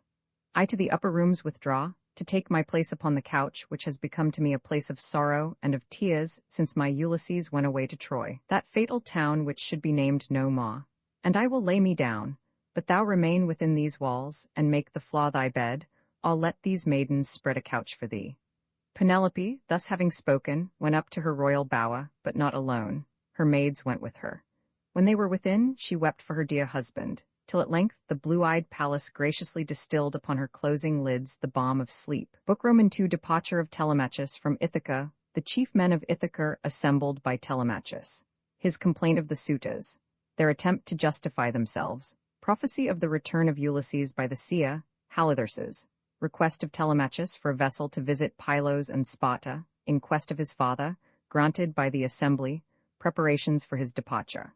Now when the morning, child of dawn, appeared, the dear son of Ulysses left his bed and put his garments on. His trenchant sword he hung upon his shoulders, and made fast his shapely sandals to his shining feet, and issued from his chamber like a god. At once he bade the clear-voiced heralds call the long-haired Greeks to council. They obeyed, quickly the chiefs assembled, and when all were at the appointed place, Telemachus went to the council, bearing in his hand a brazen spear, yet went he not alone. 2 swift dogs followed him, while Pallas shed a heavenly beauty over him, and all admired him as he came. He took the seat of his great father, and the aged men made way for him. And then Aegyptius spake, a hero bowed with age, who much had seen and known. His son, the warlike Antiphus, went with the great Ulysses in his fleet to Cossa-breeding Troy, and afterward the cruel Cyclops, in the vaulted cave, slew him for his last meal. 3 other sons there were, and one of these, Eurynomus, was of the suitor train. The others took charge of their father's acres. Never yet had he forgotten his lost son or ceased to grieve for him, and as he spoke he wept. Hear, men of Ithaca, what I shall say. No council, no assembly, have we held since great Ulysses in his roomy ships departed from our isle. Who now is he that summons us? On which of our young men or elders presses this necessity? Is it belike that one of you has heard of an approaching foe, and can declare the tidings clearly? Or would he propose and urge some other matter which concerns the public weal? A just and generous mind I deem is his, and 'tis my hope that Jove will bring to pass the good at which he aims. As thus he spake, Ulysses' son rejoiced in his auspicious words, nor longer kept his seat, but, yielding to an inward fosse, rose midst them all to speak, while in his hand Pisna, the sagacious counsellor and herald, placed the sceptre. Then he turned to the old man, Egyptius, speaking thus: O aged man, not far from thee is he who called this council, as thou soon shalt know mine chiefly is the trouble. I have brought no news of an approaching foe, which I was first to hear, and would declare to all, nor urge I other matters which concern the public weal. My own necessity, the evil that has fallen on my house, constrains me, it is twofold. First, that I have lost an excellent father, who was king among you, and ruled all you with a sway as gentle as a father's. Greater yet is the next evil, and will soon o'erthrow my house and waste my substance utterly. Suitors, the sons of those who in our isle hold the chief rank, importunately press round my unwilling mother. They disdain to ask her a vicarious, that the king her father may endow her, and bestow his daughter on the man who best may gain his favor. But with every day they come into our palace, sacrificing here oxen and sheep and fattening goats, and hold high festival, and drink the purple wine unstinted, with unbounded waste. For here is no man like Ulysses to repel the mischief from my house. Not such are we as he was, to resist the wrong. We pass for weaklings, immature in valor, yet if I had but the power, assuredly I would resist, for by these men are done insufferable things, nor does my house perish with honor. Ye yourselves should feel shame at these doings. Ye should dread reproach from those who dwell around us, and should fear the offended gods, lest they repay these crimes with vengeance. I beseech you, O my friends, both by Olympian Jove, and her by whom councils of men are summoned and dissolved, the goddess Themis, that ye all refrain, and leave me to my grief alone, unless Ulysses, my great father, may have done wrong in his anger to the gallant Greeks, which ye, by prompting men to acts like these, seek to avenge on me. Far better twere, should ye yourselves destroy our goods and slay our herds, since, were it so, there might in time be some requital. We, from street to street, would plead continually for recompense, till all should be restored. But now ye heap upon me wrongs for which is no redress. Thus angrily he spake, and clashed to earth the sceptre, shedding tears. The people felt compassion, all were silent for a space, and there was none who dared with railing words answer Telemachus, save one alone, Antinous, who arose and thus replied: Telemachus, thou youth of braggart speech and boundless in abuse, what hast thou said to our dishonor? Thou wouldst fix on us a brand of shame. The blame is not with us, the Achaean suitors. 'Tis thy mother's fault, skilled as she is in crafty shifts. 'Tis now already the 3rd year, and soon will be the 4th, since she began to cozen us. She gives us all to hope, and sends fair words to each by message, yet in her own mind has other purposes. This shrewd device she planned, she laid upon the loom a web, delicate, wide, and vast in length, and said thus to us all: Young princes, who are come to woo me, since Ulysses is no more, my noble husband, urge me not, I pray, to marriage till I finish in the loom, that so my threads may not be spun in vain. A funeral vesture for the hero chief Laertes, when his fatal hour shall come with death's long sleep. Else some Achaean dame might blame me, should I leave without a shroud him, who in life possessed such ample wealth. Such were her words, and easily they wrought upon our generous minds. So went she on, weaving that ample web, and every night unravelled it by torchlight. 3 full years she practised thus, and by the fraud deceived the Grecian youths. But when the hours had brought the 4th year round, a woman who knew all revealed the mystery, and we ourselves saw her unravelling the ample web. Thenceforth, constrained, and with unwilling hands, she finished it. Now let the suitors make their answer to thy words, that thou mayst know our purpose fully, and the Achaeans all may know it likewise. Send thy mother hence, requiring that she wed the suitor whom her father chooses and herself prefers. But if she still go on to treat the sons of Greece with such despite, too confident in gifts which Pallas has bestowed on her so richly, noble arts and faculties of mind, and crafty shifts, beyond all those of whom we ever heard that lived of yore, the bright-haired ladies of the Achaean race, Tyro, Alcmena, and Mycene, famed for glossy tresses, none of them endowed as is Penelope, though this last shift be ill devised. So long will we consume thy substance and estate as she shall hold her present mood, the purpose which the gods have planted in her breast. She to herself gains great renown, but surely brings on the loss of much goods.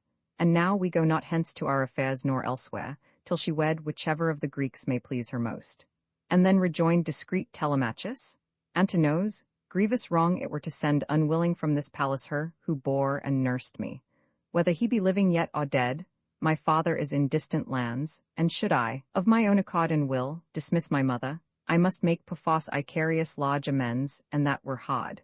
And he would do me mischief, and the gods would send yet other evils on my head. For then my mother, going forth, would call on the grim furies, and the general curse of all men would be on me. Think not I will ever speak that word. But if ye bear a sense of injury for what is past, go from these halls, provide for other feasts, consuming what is yours, and visiting each other's homes in turn.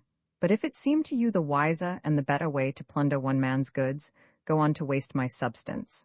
I shall call the eternal gods to aid me, and if Jupiter allow fit retribution for your crimes, ye die within this very palace unavenged.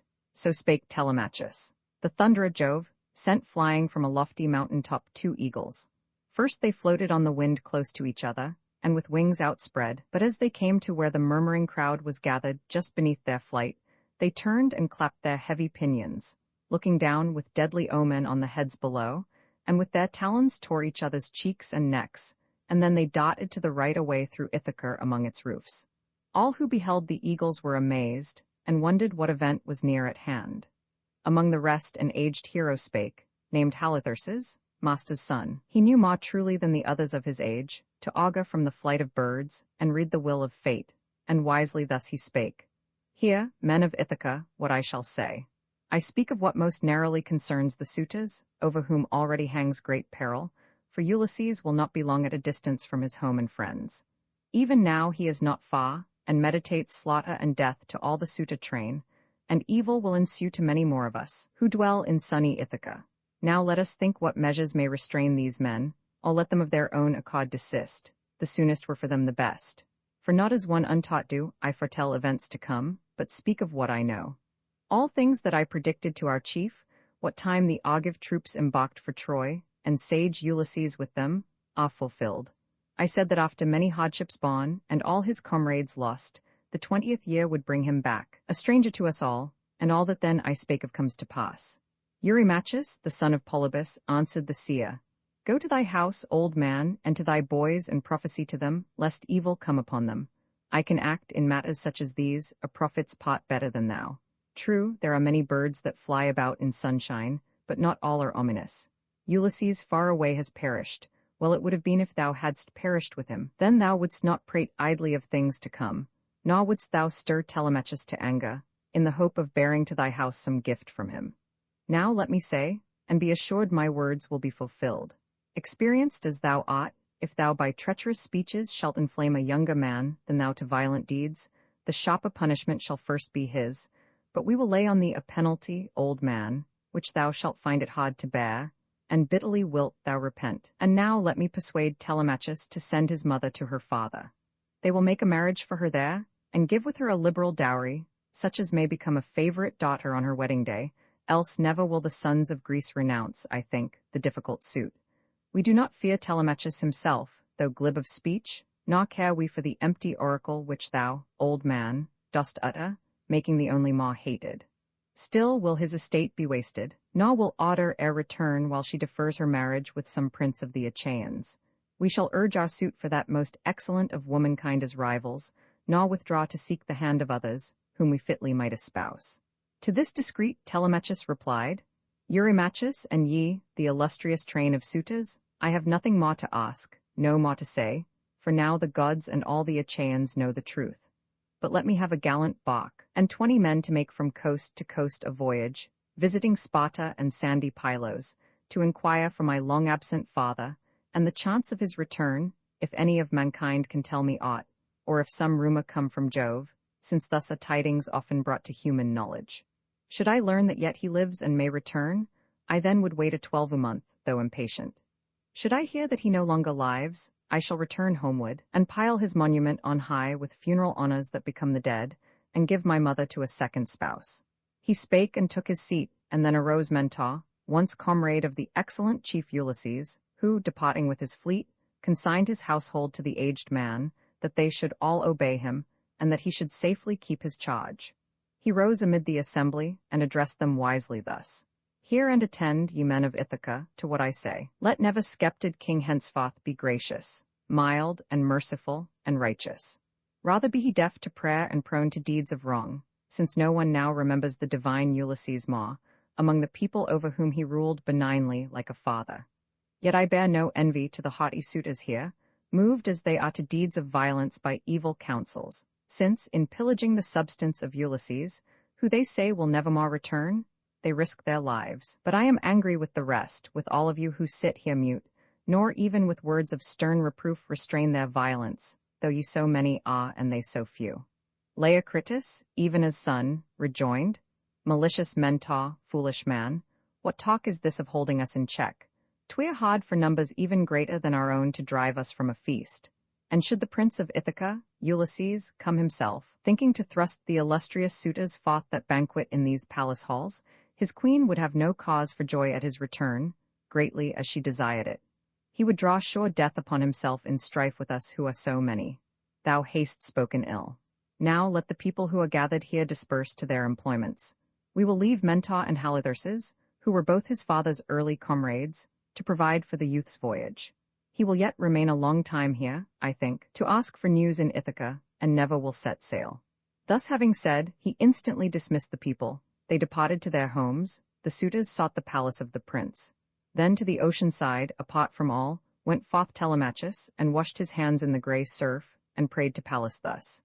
Hear me, thou deity who yesterday, in visiting our palace, didst command that I should traverse the black deep to learn news of my absent father, and the chance of his return. The Greeks themselves withstand my purpose, the proud suitors most of all. Such was his prayer, and straightway Pallas stood, in form and voice like Mentor, by his side, and thus accosted him with winged words. Telemachus, thou henceforth shalt not lack valor or wisdom. If with thee abides thy father's gallant spirit, as he was in deed and word, thou wilt not vainly make this voyage. But if thou be not in truth the son of him and of Penelope, then I rely not on thee to perform what thou dost meditate. Few sons are like their fathers, most are worse, a very few excel their parents. Since thou wilt not lack valor and wisdom in the coming time, nor is thy father's shrewdness wanting quite in thee, great hope there is that happily this plan will be fulfilled. Regard not then the suitor train, their purposes and plots. Senseless are they, as little wise as just, and have no thought of the black doom of death now drawing near to sweep them in a day to their destruction. But thy enterprise must suffer no delay. So much am I thy father's friend and thine, that I will cause a swift bark to be fitted out for sea, and will myself attend thee. Go now hence among the suitors, and make ready there the needful stores, and let them all be put in vessels, wine in jars, and meal, the strength of man, in close thick skins, while I engage, among the people here, a willing crew. Ships are there in our sea-girt Ithaca full many, new and old, and I will choose the best of these, and see it well equipped. Then will we drag it down to the broad sea. Thus Pallas spake, the child of Jupiter. Telemachus obeyed the heavenly voice and stayed not. Home he hastened, where he saw sadly the arrogant suitors in the hall, busily flaying goats and roasting swine. Antinous, laughing, came to meet the youth, and fastened on his hand, and thus he spake. Telemachus, thou youth of lofty speech and boundless in abuse, let neither word nor deed that may displease thee vex thy heart, but gaily eat and drink as thou wert wont. The Achaeans generously will provide whatever thou requiest, ship and men, all chosen rowers, that thou mayst arrive sooner at sacred Pylos, there to learn tidings of thy illustrious father's fate. Then spake discreet Telemachus in turn, Antinous, never could I sit with you, arrogant ones, in silence nor enjoy the feast in quiet. Is it not enough, O suitors, that while I was yet a child you wasted on your revelries my lodge and rich possessions? Now that I am grown, and when I hear the words of other men, discern their meaning, now that every day strengthens my spirit, I will make the attempt to bring the evil fates upon your heads, whether I go to Pylos or remain among this people. I shall surely make this voyage, and it will not be in vain. Although I go a passenger on board another's ship, since neither ship have I nor rowers, ye have judged that so were best. He spake, and quickly from the suitor's hand withdrew his own. The others who prepared their banquet in the palace scoffed at him, and flung at him their bitter taunts, and one among the insolent youths reviled him thus. Telemachus is certainly resolved to butcher us. He goes to bring allies from sandy Pylos or the Spartan coast. He is so bent on slaughter. Or perhaps he visits the rich land of Ephyre in search of deadly poisons to be thrown into a cup and end us all at once. Then said another of the haughty youths, who knows but, wandering in his hollow bark, he too may perish, far from all his friends, just as Ulysses perished. This would bring increase of labor, it would cost on us the trouble to divide his goods and give his palace to his mother, and to him who takes the woman as his wedded wife. So spake they, but Telemachus went down to that high-vaulted room, his father's, where lay heaps of gold and brass, and garments store in chests, and fragrant oils. And there stood casks of delicate old wine and pure, a drink for gods, in rows against the wall, to wait if ever, after many hardships borne, Ulysses should return. Upon that room close-fitting double doors were shut, and there was one who night and day kept diligent watch, a woman, Euryclea, child of Ops, Pisenar's son. Telemachus went in and called her to him, and bespake her thus. Nurse, let sweet wine be drawn into my jaws, the finest next to that which thou dost keep expecting our unhappy lord, if yet the nobly born Ulysses shall escape the doom of death and come to us again. Fill 12, and fit the covers close, and pour meal into well-sewn skins, and let the tale be 20 measures of the flour of wheat. This none but thou must know. Let all these things be brought together, then, as night shuts in, when to her upper chamber, seeking rest, my mother shall withdraw, I come and take what thou providest for me. I am bound for Sparta and for Pylos in the sands, to gather news concerning the return of my dear father, if I haply may. So spake the youth, and his beloved nurse sobbed, wept aloud, and spake these winged words. Why should there come, dear child, a thought like this into thy heart? Why wouldst thou wander forth to distant regions, thou an only son and dearly loved? Ulysses, nobly born, has perished from his native land of far, mid a strange race. These men, when thou art gone, at once will lay their plots to take thy life, and share thy wealth among them. Stay thou here among thy people. Need is none that thou shouldst suffer, roaming o'er the barren deep. Then spake discreet Telemachus again, Be of good cheer, O nurse, for my design is not without the sanction of a god. But swear thou not to let my mother know of my intent until the 11th day or 12th shall pass, or till, in missing me, she learn of my departure, lest she weep and stain with tears the beauty of her face. He spake, the ancient woman solemnly swore by the gods, and when the rite was drew wine into the jars, and poured the meal into the well-sewn skins. Telemachus entered the hall and joined the suitor train. Then did the blue-eyed goddess turn her thoughts to other plans, and taking on herself the semblance of Telemachus, she ranged the city, speaking to each man in turn, and bidding him at nightfall to repair to where the good ship lay. That gallant ship she begged of the renowned Norman, son of Phronius, who with cheerful grace complied. The sun went down, the city streets lay all in shadow. Then she drew the good ship down into the sea, and brought and put on board the appointments every well-built galley needs, and moored her at the bottom of the pot, where, in a throng, obedient to the word of Pallas, round her came her gallant crew. With yet a new device the blue-eyed maid went to the palace of the godlike chief Ulysses, where she poured a gentle sleep over the suitors. As they drank, she made their senses wonder, and their hands let fall the goblets. Now no longer at the board they sat, but sallied forth, and through the town went to their slumbers, for the power of sleep had fallen heavily upon their lids. Then blue-eyed Pallas from those sumptuous halls summoned Telemachus. She took the form and voice of Mentor, and bespake him thus, Telemachus, already at their oars sit thy well-armed companions and await thy coming. Let us go without delay. Thus having spoken, Pallas led the way with rapid footsteps which he followed fast, till having reached the galley and the sea they found their long-haired comrades at the beach, and thus the gallant Prince Telemachus bespake them. Hither, comrades, let us bring the sea-stars from the dwelling where they lie. My mother knows not of it, nor her maids. The secret has been told to one alone. He spake and went before them. In his steps they followed. To the gallant bark they brought the stars, and, as the well-beloved son of King Ulysses bade, they laid them down within the hull. Telemachus went up the vessel's side, but Pallas first embarked, and at the stern sat down, while next to her Telemachus was seated. Then the crew cast loose the fastenings and went all on board, and took their places on the rowers' seats, while blue-eyed Pallas sent a favoring breeze, a fresh wind from the west, that murmuring swept the dark blue main. Telemachus gave forth the word to wield the tackle. They obeyed, and raised the fir-tree mast, and, fitting it into its socket, bound it fast with cords, and drew and spread with firmly twisted ropes the shining sails on high. The steady wind swelled out the canvas in the midst, the ship moved on, the dark sea roaring round her keel, as swiftly through the waves she cleft her way. And when the rigging of that swift black ship was firmly in its place, they filled their cups with wine, and to the ever-living gods poured out libations, most of all to one, Jove's blue-eyed daughter. Thus through all that night, and all the ensuing morn they held their way. Book Roman 20, the last banquet of the suitors, disorderly conduct of the serving women, prayer of Ulysses for a favorable omen. Its fulfillment, preparations for a feast of the suitors in the palace. The feast, Ulysses insulted by Ctesippus, who is reproved by Telemachus. Strange prodigies observed by Theoclymenus, who leaves the hall. The noble chief, Ulysses, in the potch lay down to rest. An undressed bullock's hide was under him, and over that the skins of sheep, which for the daily sacrifice the Achaeans slew. Eurynome had spread a cloak above him. There he lay awake, and meditated how he yet should smite the suitors down. Meantime, with cries of mirth and laughter, came the women forth to seek the suitors' alms. Ulysses, inly moved with anger, pondered whether he should rise and put them all to death, or give their shame a respite for another night, the last. His heart raged in his bosom. As a hound growls, walking round her whelps, when she beholds a stranger, and is eager for the attack, so growled his heart within him, and so fierce was his impatience with that shameless crew. He smote his breast, and thus he chid his heart. Endure it, hot? Thou didst bear worse than this.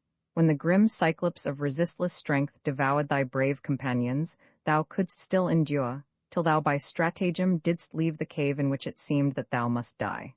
Thus he rebuked his heart, and, growing calm, his heart submitted, but the hero tossed from side to side, as when one turns and turns the stomach of a bullock filled with fat and blood before a fiercely blazing fire and wishes it were done, so did the chief shift oft from side to side, while pondering how to lay a strong hand on the multitude of shameless suitors, he but one, and they so many.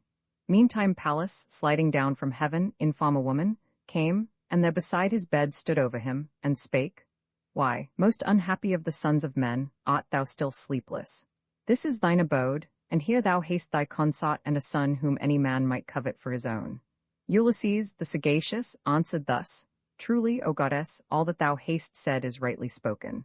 This perplexes me, how to lay hands upon these shameless men when I am only one, and they a throng that fill the palace. Yet another thought, and mightier still, if by thy aid and Jove's I slay the suitors, how shall I myself be safe thereafter? Think, I pray, of this. And thus in turn the blue-eyed Pallas said, O faint of spirit, in an humbler friend than I am, in a friend of mortal birth and less far-seeing, one might put his trust, but I am born a goddess and protect thy life in every danger. Let me say, and plainly say, if 50 armed bands of men should gather round us, eager all to take thy life, thou mightest drive away, unharmed by them, their herds and pampered flocks. But give thyself to sleep.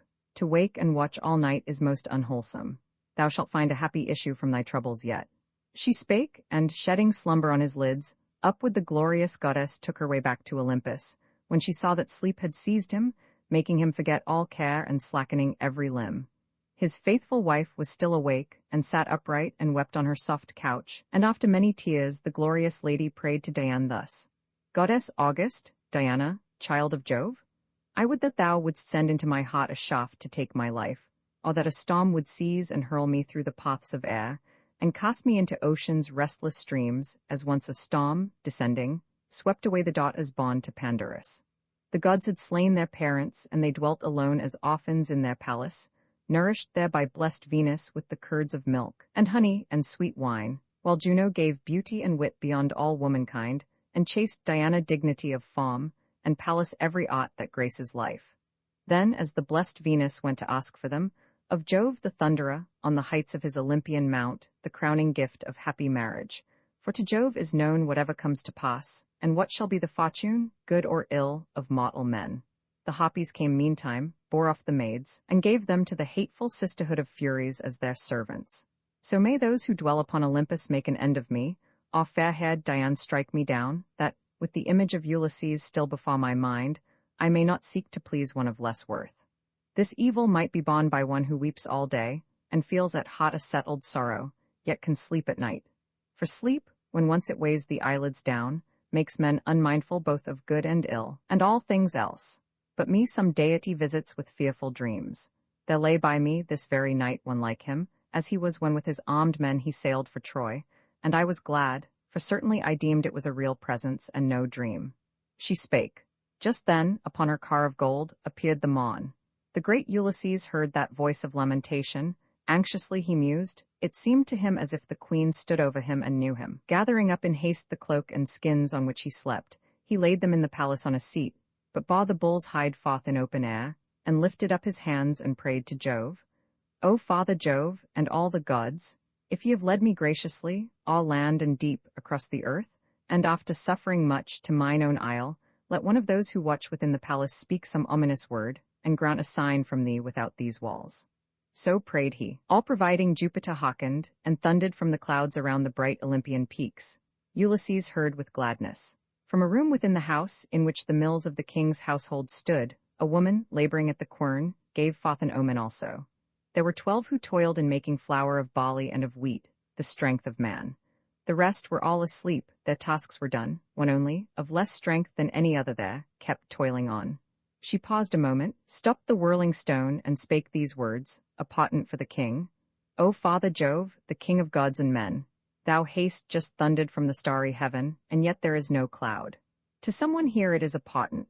O perform for me, all helpless as I am, this one request. Let now the suitors in this palace take their last and final pleasant feast today, these men who make my limbs, with constant toil, in grinding corn for them, to lose their strength. Once let them banquet here, and then no more. She spake. The omen of the woman's words and Jove's loud thunder pleased Ulysses well, and now he deemed he should avenge himself upon the guilty ones.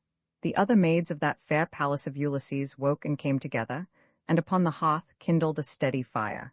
Telemachus rose from his bed in presence like a god, put on his garments, hung his trenchant sword upon his shoulder, tied to his fair feet the shapely sandals, took his massive spear tipped with sharp brass, and stopping as he reached the threshold, spake to Euryclea thus. Dear nurse, have ye with honour fed and lodged our guest, or have ye suffered him to find a lodging where he might, without your care? Discerning as she is, my mother pays high honour to the worse among her guests, and sends the nobler man unhonoured hence.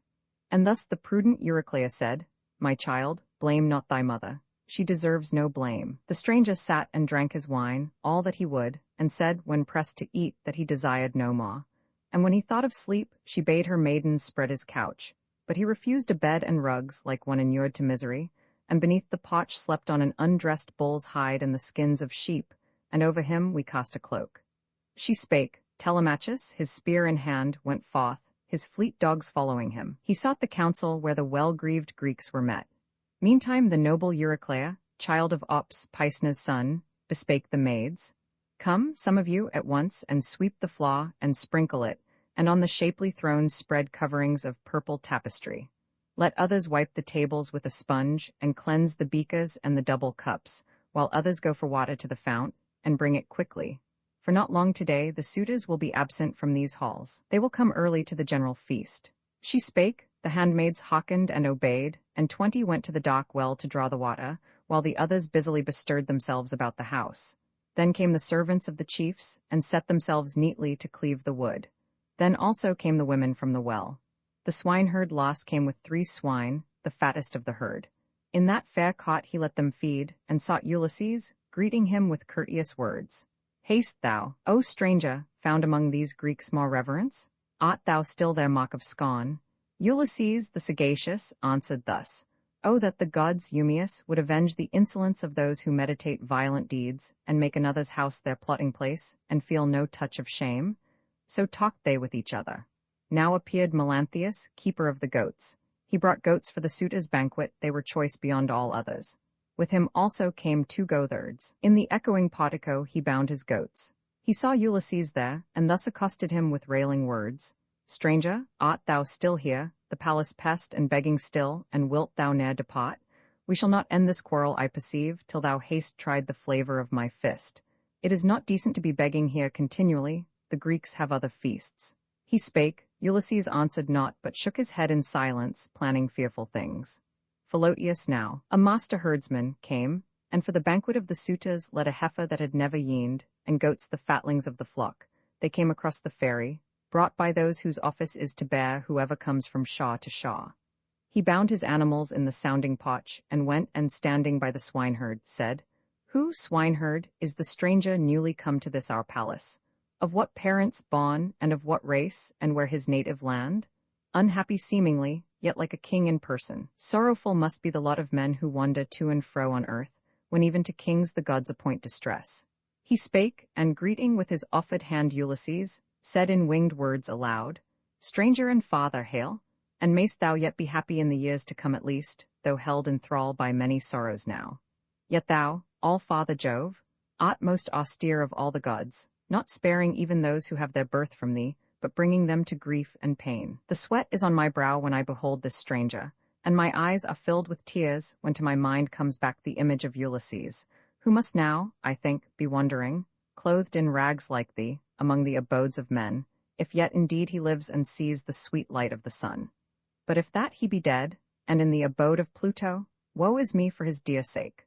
The blameless chief, who when I was a boy gave to me, in the Cephalenian fields, the charge of all his beeves, and they are now innumerable. The broad-fronted race of cattle never would have multiplied so largely under other care than mine. Now other masters bid me bring my beeves for their own feasts. They little heed his son, the palace heir, as little do they dread the vengeance of the gods. They long to share among them the possessions of the king, so many years unheard from. But this thought comes to my mind again, and yet again. Wrong were it, while the son is yet alive, to drive the cattle to a foreign land, where alien men inhabit. Yet 'tis worse to stay and tend another's beeves and bear this spoil. And long ago would I have fled to some large-minded monarch, since this waste is not to be endured, but that I think still of my suffering lord, and hope that yet he may return and drive the suitors hence. Ulysses, the sagacious, answering, said, Herdsman, since thou dost seem not ill-inclined, nor yet unwise, and I perceive in thee a well-discerning mind, I therefore say, and pledge my solemn oath. Jove, first of gods, be witness, and this hospitable bawd and hearth of good Ulysses, which has here received me. While thou art within these halls, Ulysses will assuredly return, and if thou choose to look, thine eyes shall see the suitors slain, who play the master here. And thus the master of the herds rejoined, Stranger, may Jupiter make good thy words, then shalt thou see what strength is in my arm. Eumaeus also prayed to all the gods that now the wise Ulysses might return. So talked they with each other, while apart the suitors doomed Telemachus to death, and plotted how to take his life. Just then a bird, an eagle, on the left flew by, high up, his talons held a timid dove. And then Amphinomus bespake the rest, O friends, this plan to slay Telemachus must fail, and now repair we to the feast. So spake Amphinomus, and to his words they all gave heed, and hastened to the halls of the divine Ulysses, where they laid their cloaks upon the benches and the thrones, and slaughtering the choice sheep, and fading goats and paccas, and a heifer from the herd, roasted the entrails, and distributed a share to each. Next mingled they the wine in the large bowls. The swineherd brought a cup to everyone. Philoetius, chief among the servants, gave from shapely canisters the bread to each. Melanthius pawed the wine. Then putting forth their hands, they all partook the ready banquet. With a wise design, Telemachus near the stone threshold placed Ulysses, on a shabby seat, beside a little table, but within the walls of that strong pillared pile. He gave him their pot of the entrails, and poured out for him the wine into a cup of gold, and said, Sit here, and drink thy wine among the rest, and from the insults and assaults of these it shall be mine to guard thee. For this house is not the common property of all. Ulysses first acquired it, and for me, and you, ye suitors, keep your tongues from taunts and hands from foss, lest there be wrath and strife. He spake. The suitors, as they heard him, bit their pressed lips, wondering at Telemachus, who uttered such bold words. Antinous then, Eupeith's son, bespake his fellows thus. Harsh as they are, let us, O Greeks, endure these speeches of Telemachus.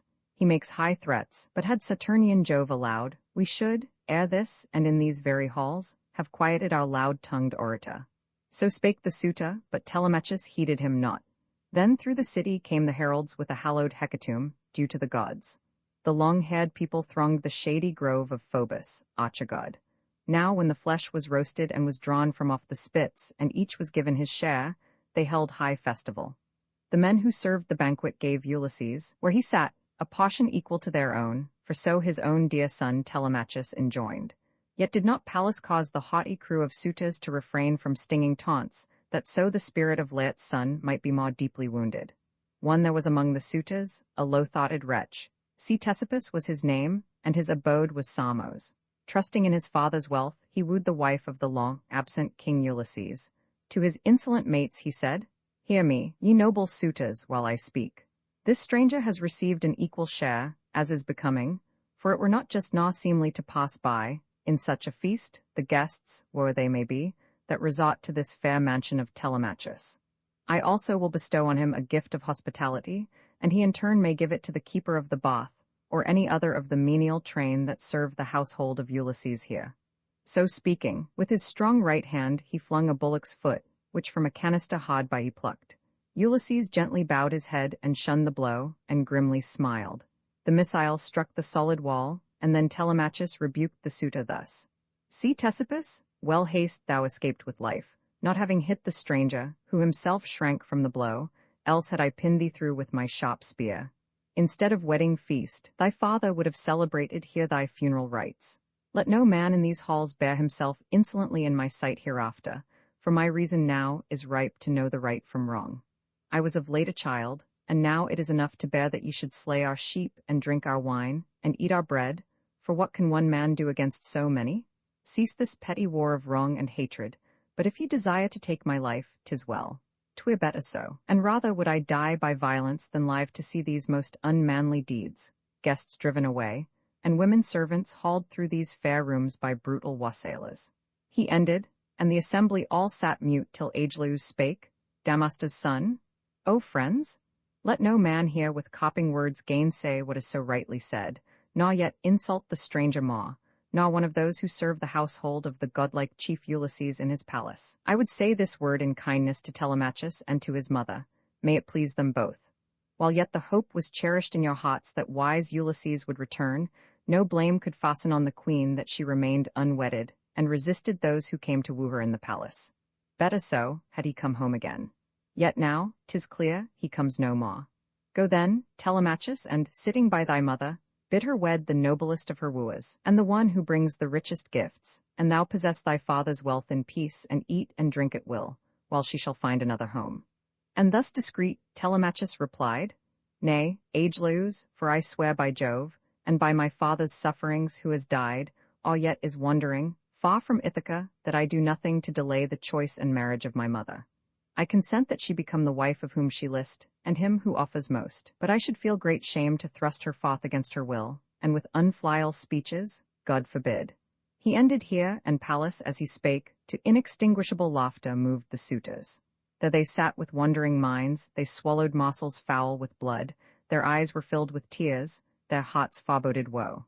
Then spake the godlike Theoclymenus: "Unhappy men, what may this evil be that overtakes you? Every brow and face and each one's lower limbs are wrapped in night, and moans arise, and tears are on your cheeks. The walls and all the graceful cornices between the pillars are bedropped with blood, the portico is full, these halls are full of shadows, hastening down to Erebus amid the gloom. The sun is blotted out from heaven, and fearful darkness covers all." He spake, and loud they laughed. Eurymachus, the son of Polybus, in answer said: "The stranger prattles idly, he is come from some far land. Conduct him through the door, young men, and send him to the marketplace, since all things here are darkened to his eyes." Then spake the godlike Theoclymenus: "Eurymachus, from thee I ask no guide, for I have eyes and ears and 2 good feet, and in my breast a mind as sound as they, and by the aid of these I mean to make my way without. For clearly I perceive a coming evil, which no suitor here will yet escape, no one who, in these halls of the great chief, Ulysses, treats with scorn his fellow man, and broods all guilty plans." He spake, and hastening from that noble pile, came to Piraeus, in whose house he found a welcome. All the suitors, as he went, looked at each other, and the more to vex Telemachus, kept laughing at his guests. And thus an insolent youth among them said: "No man had ever a worse set of guests than thou, Telemachus. For what a wretch that wandering beggar is, who always wants his bread and wine, and is unfit for work, and has no strength, in truth, a useless load upon the earth he treads." The other guest rises to play the prophet: "If thou take my counsel, which I give thee for thy good, let them at once be put on board a bark of many oars, and we will send them hence to the Sicilians. They will bring a price."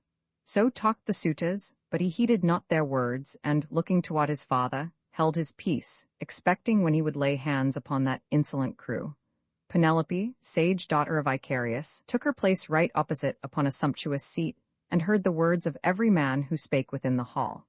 They held that midday feast with laughter. A luxurious feast it was, and mirthful. Many victims had been slain to furnish forth the tables, but no feast could be more bitter than the later one, to which the goddess and that valiant man would bid the guilty crew of plotters soon. Book Roman 21, the bending of the bow of Ulysses' proposal of Penelope to the suitors, to contend for her hand with the bow and arrows of Ulysses. Their ineffectual attempts to bend the bow. Management of Ulysses to obtain the bow, which he bends with ease, and sends an arrow through the 12 rings set up in a row for the purpose. Pallas, the goddess of the azure eyes, woke in the mind of sage Penelope, the daughter of Icarius, this design, to put into the suitor's hands the bow and grey steel rings, and to propose a game that in the palace was to usher in the slaughter. So she climbed the lofty stair, up from the hall, and took in her plump hand the fair carved key. Its wads were wrought of brass, and ivory was the handle. Soon she reached the furthest room with her attendant maids. There lay the treasures of Ulysses, brass and gold, and steel divinely wrought. There lay his bow unstrung. There lay his quiver charged with arrows.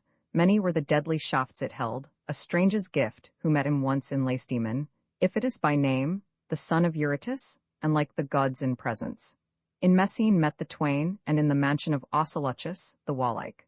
Thither had Ulysses come to claim a debt from all the region round, for rovers from Messene to their ships had driven and carried off from Ithaca 300 sheep, and those who tended them. For this Ulysses, though a stripling yet, came that long voyage on an embassy, sent by his father and the other chiefs. And Iphitus had come in search of steeds which he had lost, 12 mares, and under them 12 hardy mules, their foals. That errand brought the doom of death upon him. For he came, in journeying, to the abode of Hercules, the mighty hero son of Jupiter, famed for his labors, who in his own house slew Iphitus, the stranger. Cruel wretch, who reverenced not the vengeance of the gods, nor what was due to his own bard, at which he placed his guest, and slew him afterward, and in his stables kept the goodly mares. 'Twas when this guest was seeking for his steeds he met Ulysses, and bestowed on him the bow, which mighty Eurytus once bore, and dying in his lofty palace left the weapon to his son. Ulysses gave in turn a trenchant sword and massive lance, a pledge of kindly hospitality, begun, but not continued till they sat each at the other's table. For the son of Jove first took the life of him who gave the bow, the godlike son of Eurytus. That bow Ulysses, when he went to war in his black galleys, never took with him, but left it in his palace, to be kept in memory of a beloved friend, and only bore it in his own domain. Now when the glorious lady reached the room, and stood upon the threshold, wrought of oak and polished by the workman's cunning hand, who stretched the line upon it and set up its posts and hung its shining doors, she loosed with a quick touch the thong that held the ring, put in the key, and with a careful aim struck back the sounding bolts. As when a bull roars in the field, such sound the beautiful doors, struck with the key, gave forth, and instantly they opened to her. Up the lofty floor she stepped, where stood the coffer that contained the perfumed garments. Reaching forth her hand, the queen took down the bow that hung within its shining case and sat her down, and laid the case upon her knees, and, drawing forth the monarch's bow, she wept aloud. As soon as that new gush of tears had ceased to fall, back to the hall she went, and that proud throng of suitors, bearing in her hand the bow unstrung, and quiver, where the arrows lay many and deadly. Her attendant maids brought also down a coffer, where were laid much brass and steel, provided by the king for games like these. The glorious lady then, in presence of the suitors, stood beside the columns that upheld the stately roof.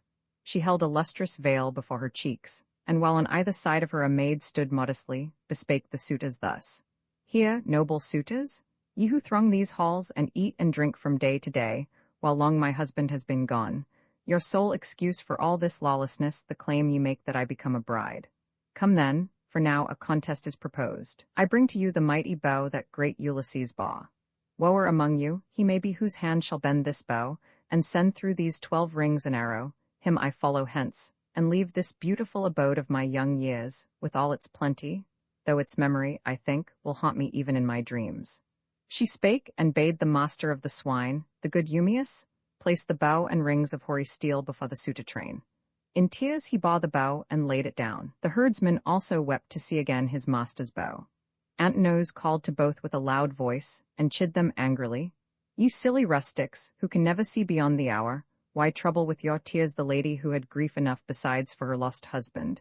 Sit and share the feast in silence, or go forth and leave the bow. A difficult contest it will be for us, nor, as I think, will this fair bow be bent with ease, since surely there is no man here such as Ulysses was. I saw him once while but a child, and still remember him. He spake, yet in his secret heart believed that he should bend the bow, and send a shaft through all the rings. And yet he was the first to taste the steel, an arrow from the hand of the great chief Ulysses, whom he wronged in his own palace, and to equal wrong encouraged others. Then Telemachus rose in his sacred might, and thus began, Alas, it must be that Saturnian Jove has made me lose my wits. Wise as she is, my mother promises to leave her home and follow someone else, and yet I laugh, and am delighted in my foolish heart. Come then, since such a contest is proposed, ye suitors, and for such a woman too, the like is not in all the lands of Greece, Argos, Mycenae, or the hallowed shore of Pylos, or in Ithaca itself, or the dark mainland coast. Ye know it well. Why should I praise my mother? Come then, all, let there be no excuses for delay, nor longer leave the bow untried, that we may see the event. I too am moved to try, and if I bend the bow, and send a shaft through all the rings, my gracious mother then will not, to my great grief, renounce her home, and, following another, leave me here, although my prowess even now might win the glorious prizes that my father won. He spake, and rising, from his shoulders took the purple cloak, and laid the trenchant sod aside, and first he placed the rings of steel in order, opening for them in the ground a long trench by a line, and stamping close the earth around them. All admired the skill with which he ranged them, never having seen the game before. And then he took his place upon the threshold, and essayed the bow.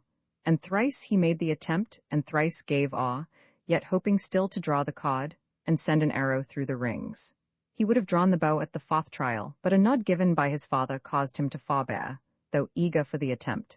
And then again the princely youth bespake the suitors thus, Well, this is strange. I may hereafter prove a craven and a weakling, or perchance am yet too young, and cannot trust my arm to do me right against the man who first assaults me. Come then, ye whose strength excels my own, and try the bow, and end the strife. He spake, and setting down the bow to lean against the firm smooth panels of the wall, and the swift shaft against the bow's fair curve, he took again his seat upon the throne from which he rose. And then Eupeithes' son, Antinous, to the crowd of suitors said, Rise one by one, my friends, from right to left. Begin where he begins who paws the wine. So spake Antinous, and the rest approved. Then rose Laodes, son of Oenops, first. He was their seer, and always had his seat beside the ample bowl. From deeds of wrong he shrank with hatred, and was sore incensed against the suitors all. He took the bow and shaft, and, going to the threshold, stood and tried the bow, yet bent it not. It galled his hands, for they were soft and all unused to such a task, and thus at length he spake, O friends, I bend it not, another hand must try. This bow, upon this very spot, will take from many a prince the breath of life, and better were it thus to die, by far, than, living, fail of that intent for which we haunt this place, and still from day to day assemble. There is many a one whose wish and hope are strong to wed Penelope, the consort of Ulysses, but so soon as he shall see and try the heroes, bow let him with marriage present seek to gain some other bride among the long-robed dames, Achaea's daughters. Let him leave the queen to wed the suitor, who shall bring to her the richest gifts, and him whom fate appoints. He spake, and setting down the bow to lean against the firm smooth panels of the wall, and the swift shaft against the bow's fair curve, he took again his seat upon the throne from which he rose. Antinous then took up the word and answered, and reproached him thus. What words are these, Laodes, that have passed thy lips? Harsh words and fearful, that this bow shall take from many princes here the breath of life, and all because thou hast no power to bend it. Thy good mother bore thee not to draw the bow and send the arrow forth, but others of the noble suitor train are here, by whom this bow shall yet be bent. Then to Melanthius, keeper of the goats, Antinous gave this bidding. Light a fire with speed, Melanthius, in the palace here, and place a seat before it.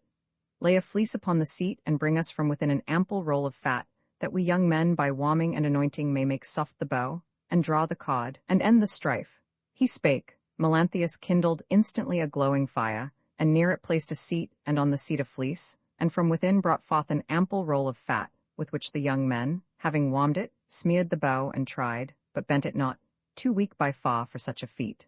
Antinous kept aloof, he and the godlike youth Eurymachus, two princes who in might excelled the rest. The herdsman of Ulysses meantime left the palace, and with him the swineherd went, and after them Ulysses. When they all were now without the gate and palace caught, Ulysses spake to them, and blandly said, Herdsman and swineherd, shall I say to you somewhat, or shall I keep it back? My heart moves me to say it. Should Ulysses come, led by some god, and suddenly, what aid would he receive from you? Would you take part with him, or with the suitors? Frankly speak, and tell me what your hearts would bid you do. Then answered thus the keeper of the herds, O Father Jove, Wouldst thou but grant my wish, and let some god conduct him hither, then shall it be seen what might is in these hands. So also did Eumaeus offer prayer to all the deities, that speedily the wise Ulysses might return. And when the chief perceived in all its truth the thought and purpose of their hearts, he spake and said, Know, then, that I myself am he, at home again, returning in the 20th year, and after many sufferings, to the land that saw my birth.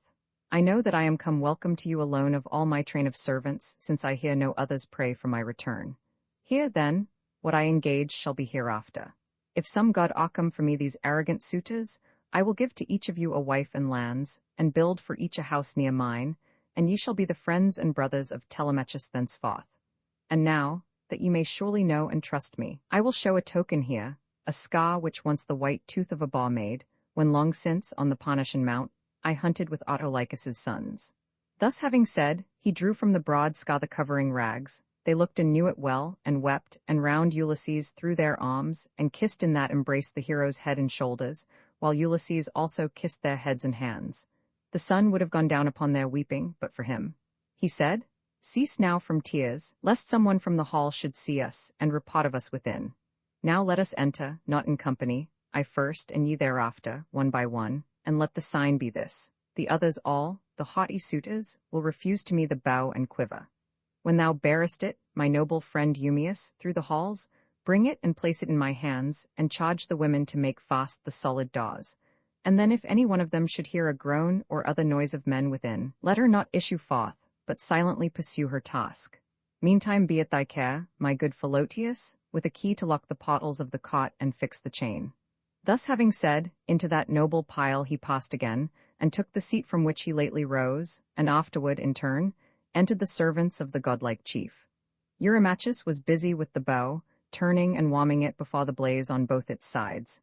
He could not bend it thus. There came a deep sigh from his boastful heart, and greatly was he vexed, and sadly said, Alas! Great cause of grief indeed is here for me and all. 'Tis not that I lament so much the losing of the bride, although that also vexes me. There yet remain many fair ladies of the Achaean stock, both in the sea-girt lands of Ithaca and other regions. Yet if we be found to fall in strength of arms so far below the great Ulysses that we cannot bend his bow, our sons will hear of it with shame. Eupeithes' son Antinous answered thus, Not so, Eurymachus, as thou thyself shouldst know. This day is held a solemn feast of Phobos by the people. Who would draw the bow today? Nay, lay it by in peace, and suffer all the rings to stand as now, for no man, as I think, will dare to come into the palace of Laet's son and take them hence. Let him who bears the cup begin to serve the wine, that, having poured pot to the gods, we may lay down the bow, and with the morning let Melanthius come, the goatherd, bringing with him from the flock the choicest goats, that we may burn the thighs, an offering to the god of archery, Apollo. Then will we again essay the bow, and bring the contest to an end. So spake Antinous, and they all approved. Then heralds came, and on the suitors' hands poured water. Youths filled up the cups with wine, beginning at the right, and gave to each his share. And when they all had poured a pot, and each had drunk, the shrewd Ulysses thus with artful speech bespake the suitor train.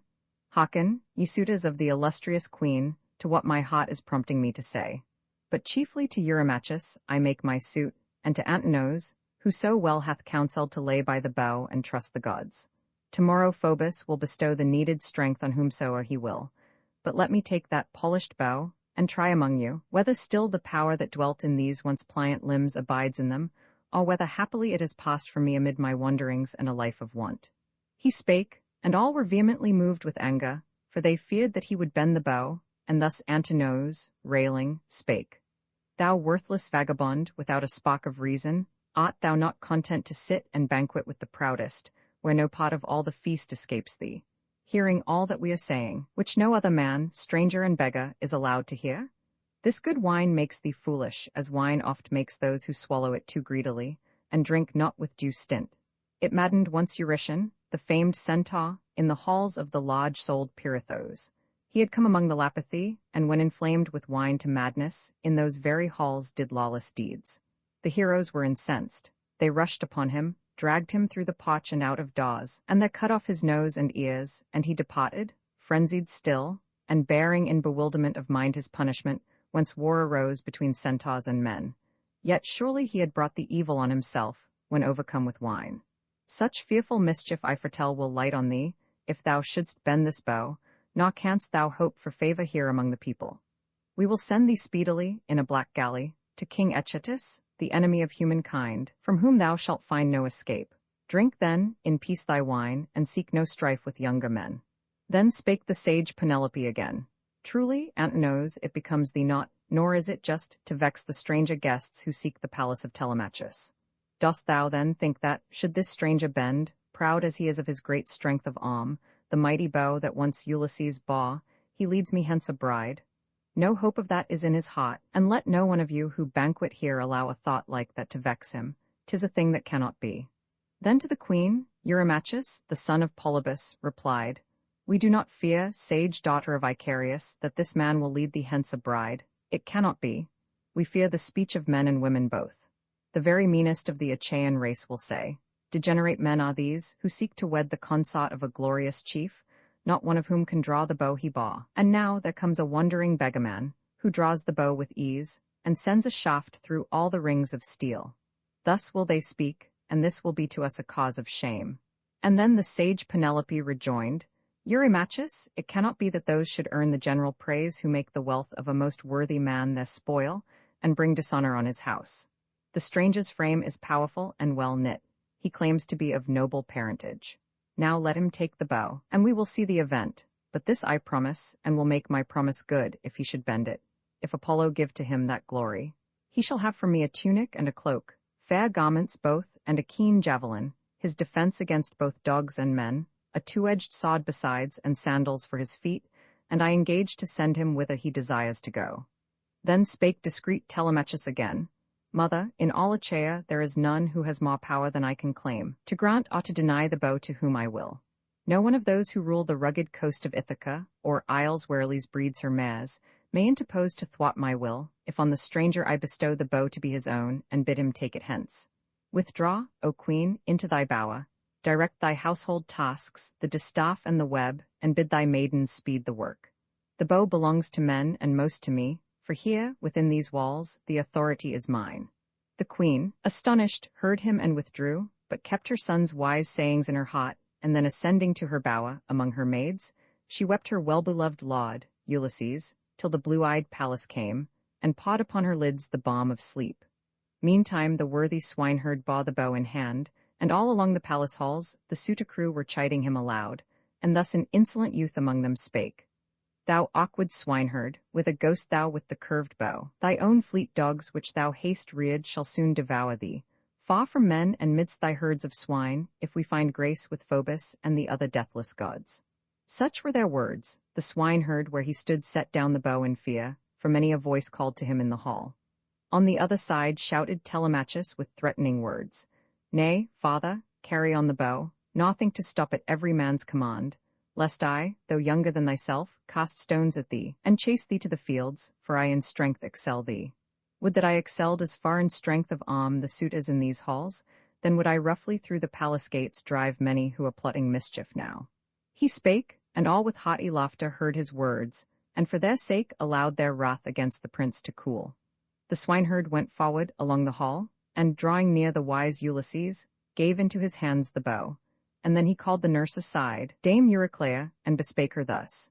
Sage Euryclea, from Telemachus I charge thee to make fast the solid doors, and then, if any of the maids should hear a groan or other noise of men within, let her not issue forth, but silently pursue the task in hand, and keep her place. He spake, nor were his words in vain. The dame made fast the doors of that magnificent hall, while silently Philoetius hastened forth, and locked the portals of the high-walled cot. A cable of the bark of byblos lay beneath the portico. It once had served a galley. And with this the herdsman tied the portals, and returning, took the seat whence he had risen, but ever kept his eye fixed on his lord. Ulysses, meantime, held the bow, and turning it, intently eyed side after side, and tried each pot in turn, for fear that worms, while he was far away, had pierced the horn. At this, a youth among the suitors, turning to his neighbor, said, Lo, an inspector and a judge of bows. Perhaps he has a bow like that at home, or else would make one like it. How he shifts the thing with busy hands from side to side, the vagabond, well trained in knavish tricks. Then also said another insolent youth, May he in all things be as fortunate as now, when he shall try to bend that bow. Such was their talk, but when the wary chief had poised and shrewdly scanned the mighty bow, then, as a singer, skilled to play the harp, stretches with ease on its new fastenings a string, the twisted entrails of a sheep, made fast at either end, so easily Ulysses bent that mighty bow. He took and drew the cod with his right hand. It twanged with a clear sound as when a swallow screams. The suitors were dismayed, and all grew pale. Jove in loud thunder gave a sign from heaven. The much-enduring chief, Ulysses, heard with joy the friendly omen, which the son of crafty Saturn sent him. He took up a winged arrow, that before him lay upon a table, drawn, the others still were in the quiver's womb, the Greeks were yet to feel them. This he set with care against the middle of the bow, and toward him drew the cod and arrow notch, just where he sat, and, aiming opposite, let fly the shaft. He missed no ring of all, from first to last the brass-tipped arrow threaded every one. Then to Telemachus Ulysses said, Telemachus, the stranger sitting here hath not disgraced thee. I have neither missed the rings, nor found it hard to bend the bow, nor has my manly strength decayed, as these who seek to bring me to contempt pretend. And now the hour is come when we prepare a supper for the Achaeans, while the day yet lasts, and after supper the delights of song and harp, which nobly grace a feast. He spake, and nodded to Telemachus, his well-beloved son, who girded on his trenchant sword, and took in hand his spear, and, armed with glittering brass for battle, came and took his station by his father's seat. Book Roman 22 Death of the suitors Antinous slain by an arrow from the bow of Ulysses, who now declares himself, and begins the slaughter. Arms brought to him, and to Eumaeus and Philoetius by Telemachus. Arms brought to the suitors by Melanthius the Goatherd. Appearance of Pallas in the shape of Mentor. Death of all the suitors. Medon and Phemius spared. The unfaithful serving women hanged. Then did Ulysses cast his rags aside, and, leaping to the threshold, took his stand on its broad space with bow and quiver filled with arrows. At his feet the hero pawed the winged shafts, and to the suitors called, That difficult strife is ended. Now I take another mark, which no man yet has hit. Now shall I see if I attain my aim, and by the aid of Phoebus, win renown. He spake, and turning, at Antinous aimed the bitter shaft.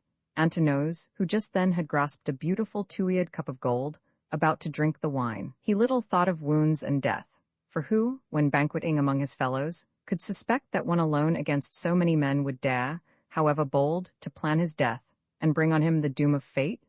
Ulysses struck the suitor with the arrow at the throat. The point came through the tender neck behind, sideways he sank to earth. His hand let fall the cup. The dark blood in a thick warm stream gushed from the nostrils of the smitten man. He spurned the table with his feet, and spilled the viands. Bread and roasted meats were flung to lie polluted on the floor. Then rose the suitors in a tumult when they saw the fallen man. From all their seats they rose throughout the hall, and to the massive walls looked eagerly. There hung no buckler there, no sturdy lance for them to wield. They called thus to Ulysses with indignant words. Stranger, in evil hour haste thou presumed to aim at men, and thou shalt henceforth bear part in no other contest. Even now is thy destruction close to thee. Thy hand hath slain the noblest youth in Ithaca. The vultures shall devour thy flesh for this. So each one said. They deemed he had not slain the suitor wittingly, nor did they see, blind that they were, the doom which in that hour was closing round them all. Then with a frown the wise Ulysses looked on them and said, Dogs, ye had thought I never would come back from Ilium's coast, and therefore ye devoured my substance here, and offered violence to my maidservants, and pursued my wife as lovers, while I lived.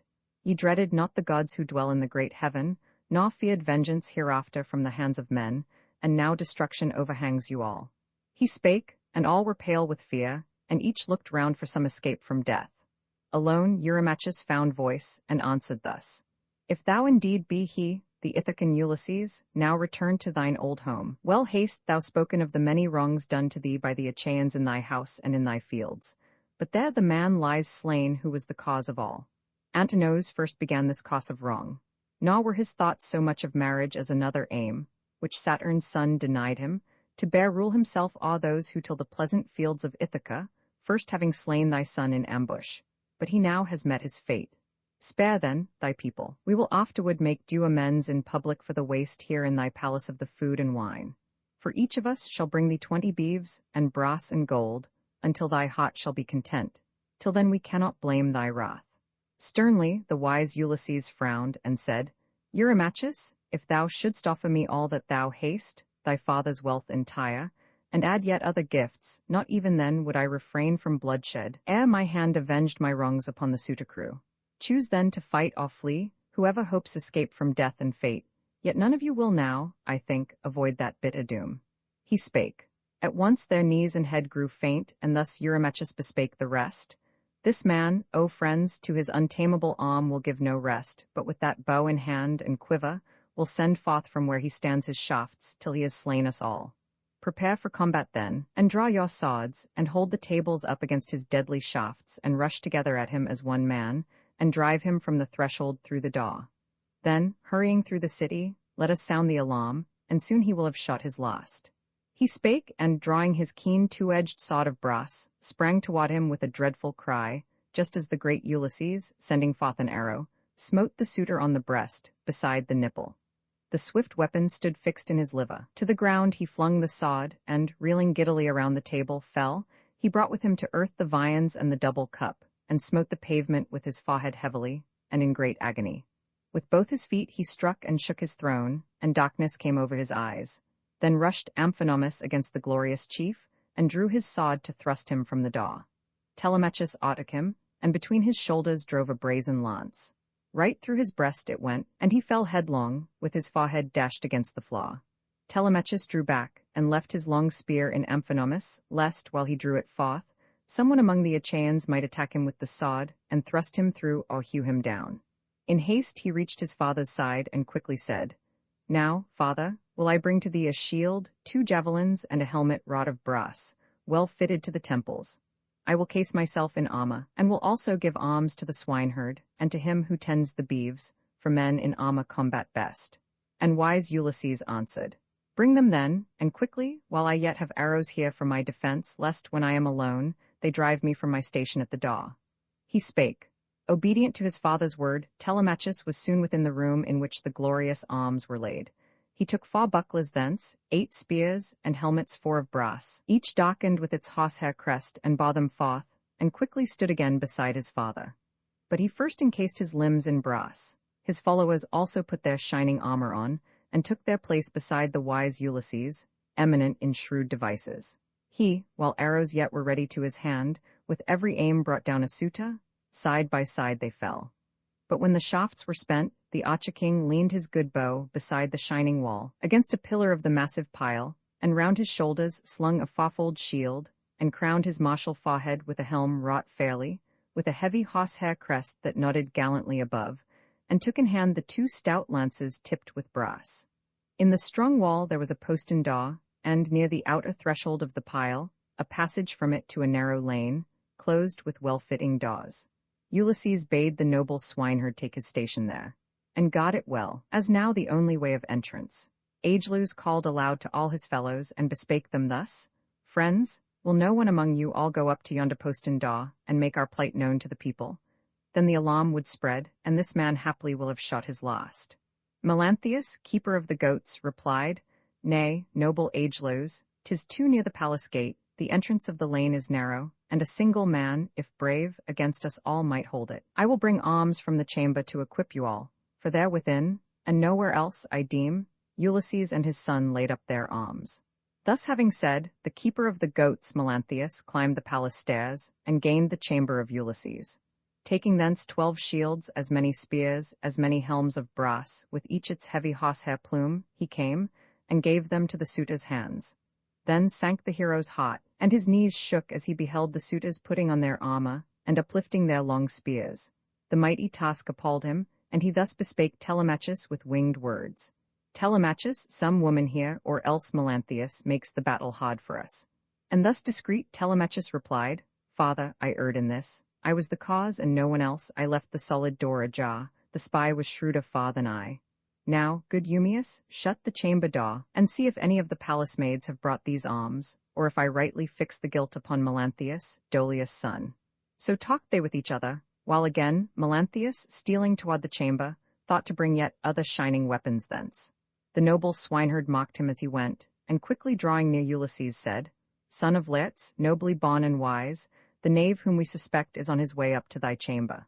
Tell me now, I pray, and plainly, shall I make an end of him, if I may prove the stronger man, or bring the wretch into thy presence, to endure the vengeance due to all the iniquities plotted by him against thee in these halls. Ulysses, the sagacious, answered thus: Telemachus and I will keep at bay the suitors in this place, however fierce their onset, while you two bind fast his hands and feet behind his back, and bringing him into the chamber, with the door made fast behind you, tie him with a double cord, and draw him up a lofty pillar close to the timbers of the roof, that swinging there, he may live long and suffer grievous pain. He spake, they hearkened and obeyed, and went up to the chamber unperceived by him who stood within and searched a nook for alms. On each side of the entrance, by its posts, they waited for Melanthius. Soon appeared the goatherd at the threshold of the room, bearing a beautiful helmet in one hand, and in the other, a broad ancient shield, defaced by age and mold. Laertes once, the hero, bore it when a youth, but now long time it lay unused, with gaping seams. They sprang and seized the goatherd, dragging him back to the chamber by the hair, and there they cast him, in an agony of fear, upon the floor, and bound his hands and feet with a stout cord behind his back, as bade the great Ulysses, much enduring son of old Laertes. Round him then they looped a double cord, and swung him up beside a lofty pillar, till they brought him near the timbers of the roof. And then didst thou, Eumaeus, say to him in jeering words: Melanthius, there mayst thou keep watch all night on a soft bed, a fitting place for thee, and when the mother of the dawn shall come upon her golden seat from ocean's streams, thou wilt not fail to see her. Thou mayst then drive thy goats hither for the suitors' feast. They left him in that painful plight, and put their armor on, and closed the shining door, and went, and by Ulysses, versed in wiles, stood breathing valor. Far were they who stood upon that threshold, while their foes within were many and brave. Then Pallas, child of Jove, drew near, like Mentor both in shape and voice. Ulysses saw her, and rejoiced, and said, Come, Mentor, to the aid of one who loves and has befriended thee, thy peer in age. Thus said Ulysses, but believed he spake to Pallas, scatterer of hosts. Fierce shouts came from the suitors in the hall, and first, thus Agelaus railed, Damastes' son: Mentor, let not Ulysses wheedle thee to join him, and make war on us, for this our purpose is, and it will be fulfilled, when by our hands the father and the son are slain, thou also shalt be put to death for this attempt, and thy own head shall be the forfeit. When we shall have taken thus thy life with our good weapons, we will seize on all thou hast, on all thy wealth within thy dwelling or without, and, mingling it with the possessions of Ulysses, leave within thy palaces no son of thine or daughter living, and no virtuous wife of thine, abiding here in Ithaca. He spake, and woke new anger in the heart of Pallas, and she chid Ulysses thus: Ulysses, thou art not, in might of arm and courage, what thou wert when waging war 9 years without a pause against the men of Troy for Helen's sake, the child of Jove, and many didst thou slay in deadly strife, and Priam's city, with its spacious streets, was taken through thy counsels. How is it that, coming to thy own possessions here in thy own palace, thou dost sadly find thy ancient valor fail thee in the strife against the suitors? Now draw near, my friend, and stand by me, and see what I shall do, and own that Mentor, son of Alcimus, amid oppressive foes requites thy love. She spake, but gave not to Ulysses yet the certain victory, for she meant to put to further proof the courage and the might both of Ulysses and his emulous son. To the broad palace roof she rose, and sat in shape a swallow. Agelaus now, Damastes' son, cheered on with gallant words his friends, so also did Amphimedon, Eurynomus, and Demoptolemus, Polyctes' son, Peisander, and with these sagacious Polybus. These 6 excelled in valor all the suitors who survived, and they were fighting for their lives. The bow and the fleet shafts had smitten down their peers. Thus to his fellows Agelaus spake: O friends, this man will now be forced to stay his fatal hand. See, Mentor leaves his side, after much empty boasting, and those 4 are at the entrance gate alone.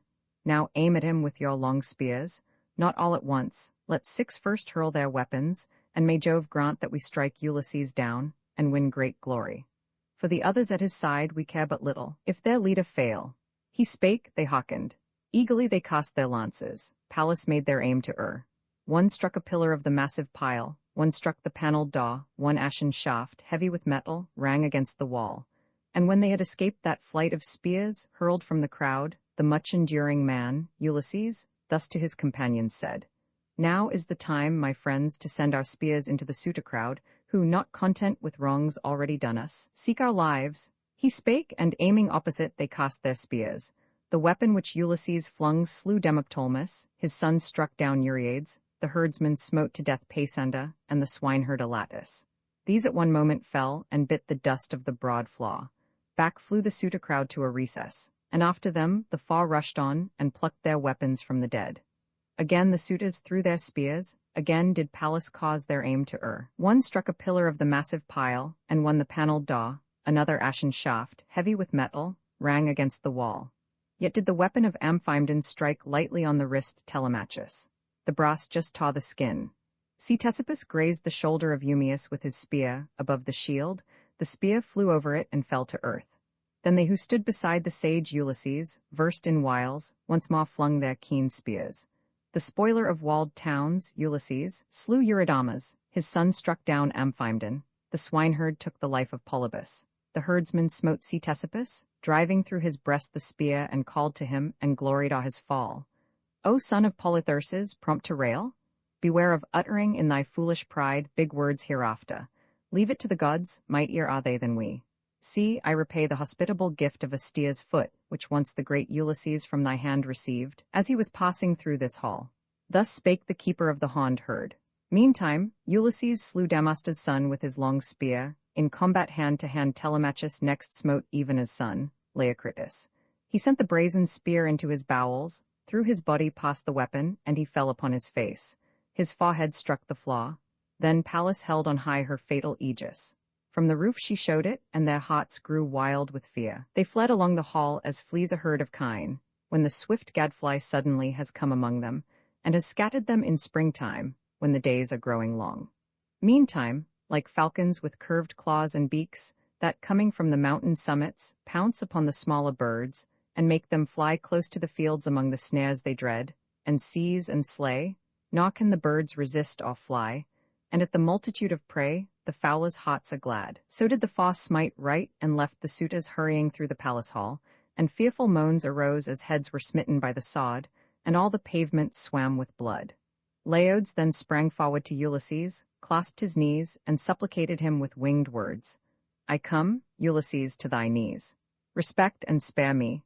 Never have I said or done, among the women of thy household, aught that could be blamed, and I essayed to check the wrongs of other suitors. Little heed they gave my counsels, nor withheld their hands from evil deeds, and therefore have they drawn upon themselves an evil fate. But I, who have done nothing, I their soothsayer, must I too die? Then is there no reward among the sons of men for worthy deeds. Ulysses, the sagacious, frowned and said, If then, in truth, thou wert, as thou dost boast, a soothsayer among these men, thy prayer within these palace walls must oft have been that far from me might be the blessed day of my return, and that my wife might take with thee her lot, and bring forth sons to thee, and therefore shalt thou not escape from death.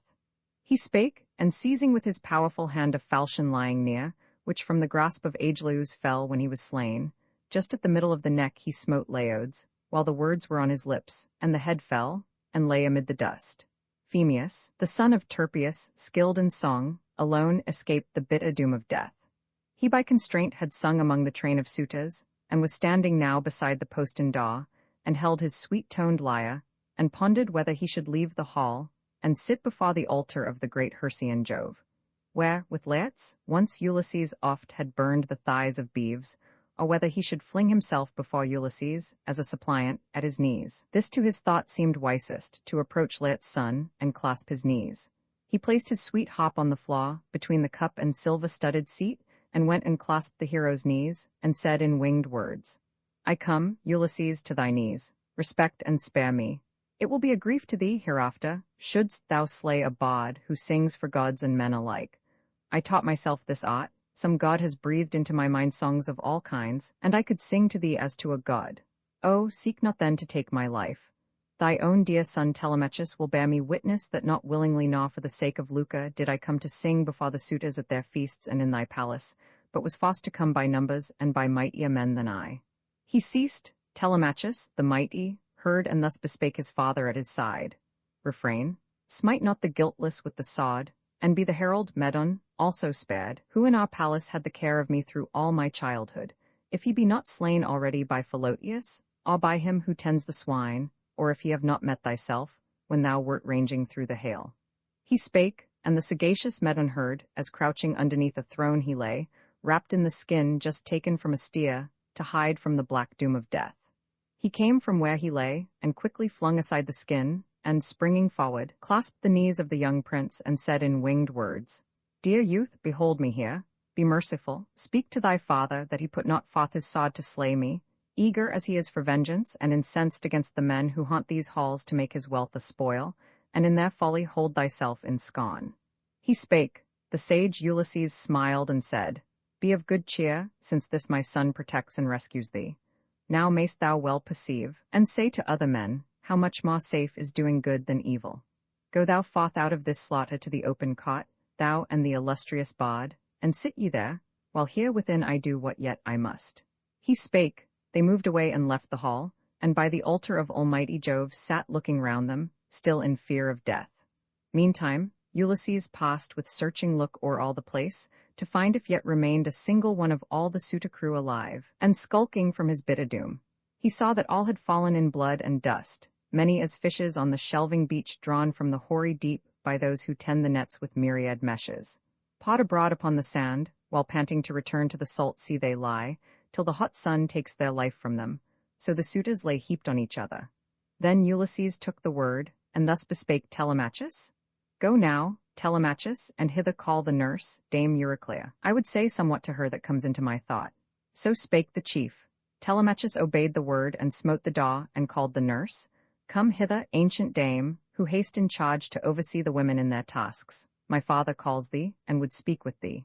He spake, nor flew the word in vain. She flung upon the portals of those stately rooms and came in haste.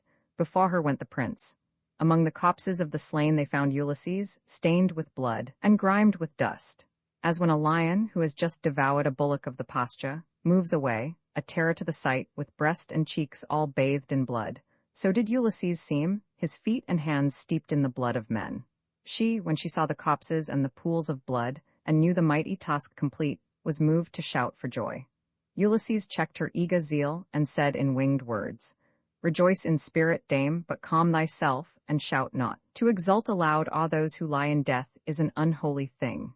The pleasure of the gods and their own guilt brought death on these, for no respect had they to any of their fellow men, the good or evil, whosoever he might be that came to them, and thus on their own heads they drew this fearful fate. Now name to me the women of the palace. Let me know who is disloyal and who innocent." Then thus the well-beloved nurse replied, "My son, I will declare the truth. There dwell here in thy palace 50 serving maids whom we have taught to work, to comb the fleece and serve the household. 12 of these have walked the way of shame. To me they give no heed, nor to Penelope herself. Thy son has just now grown to manhood, and the queen has never suffered him to rule the maids, but let me now, ascending to her room, the royal bower, apprise thy wife, to whom some deity has sent the gift of sleep." Ulysses, the sagacious, answered thus, "Wake her not yet, but go and summon all the women who have wrought these shameful deeds." He spake. The matron through the palace went to seek the women, and to bid them come. Meanwhile, Ulysses called Telemachus, the herdsman and the swineherd to his side, and thus commanded them with winged words, "Begin to carry forth the dead, and call the women to your aid. And next make clean, with water and with thirsty sponges, all the sumptuous thrones and tables. When ye thus have put the hall in order, lead away the serving maids, and in the space between the kitchen vault and solid outer wall, smite them with your long swords till they give up the ghost, and lose the memory evermore of secret meetings with the suitor train." He spake. The women came, lamenting loud with many tears, and carried forth the dead, leaning upon each other as they went, and placed them underneath the portico of the walled cot. Ulysses gave command, hastening their task, as all unwillingly they bore the corpses forth. With water next, and thirsty sponges in their hands, they cleansed the sumptuous thrones and tables. Then the prince, Telemachus, with shovels cleared the floor, the herdsman and the swineherd aiding him, and made the women bear the rubbish forth. And now, when all within was once again in seemly order, they led forth the maids from that fair pile into the space between the kitchen vault and solid outer wall, a narrow space from which was no escape. And thus discreet Telemachus began, "I will not take away these creatures' lives by a pure death, these who so long have heaped reproaches on my mother's head and mine, and played the wanton with the suitor crew." He spake, and made the hawser of a ship fast to a lofty shaft, the other end he wound about the kitchen vault. So high he stretched it that the feet of none who hung on it might touch the ground, as when a flock of broad-winged thrushes or wild pigeons strike a net within a thicket as they seek their perch, and find unwelcome durance there, so hung the women, with their heads a-row, and cords about their necks, that they might die a miserable death. A little while, and but a little, quivered their loose feet in air. They led Melanthius from the hall and through the porch, cut off his nose and ears, wrenched out the pots of shame, a bloody meal for dogs, and in their anger from the trunk lopped hands and feet. Then having duly washed their feet and hands, they came into the hall, and to Ulysses, they had done their work. And then to the dear nurse Ulysses said, Bring sulphur, dame, the cure of noxious air and fire, that I may purge the hall with smoke, and go, and bid Penelope come down, with her attendant women, and command that all the handmaids of the household come. And thus in turn Dame Eurycleia spake. Well haste, thou said, my son, but suffer me to bring thee clothes, a tunic and a cloak, nor with those rags on thy broad shoulders stand in thine own palace, it becomes thee not. Ulysses the sagacious answered thus, First let a fire be kindled in this hall. He spake, and Eurycleia, the dear nurse, obeyed and brought the sulphur and the fire. Ulysses steeped in smoke the royal pile, both hall and cot. The matron, passing through the stately palace of Ulysses, climbed the stair to find and summon all the maids. And forth they issued, bearing in their hands torches, and, crowding round Ulysses, gave glad greeting, seized his hands, embraced him, kissed his hands and brow and shoulders. The desire to weep for joy o'ercame the chief. His eyes offlowed with tears, he sobbed, he knew them all. Book Roman 23 Ulysses and Penelope, after the slaughtered descent of Penelope to the hall.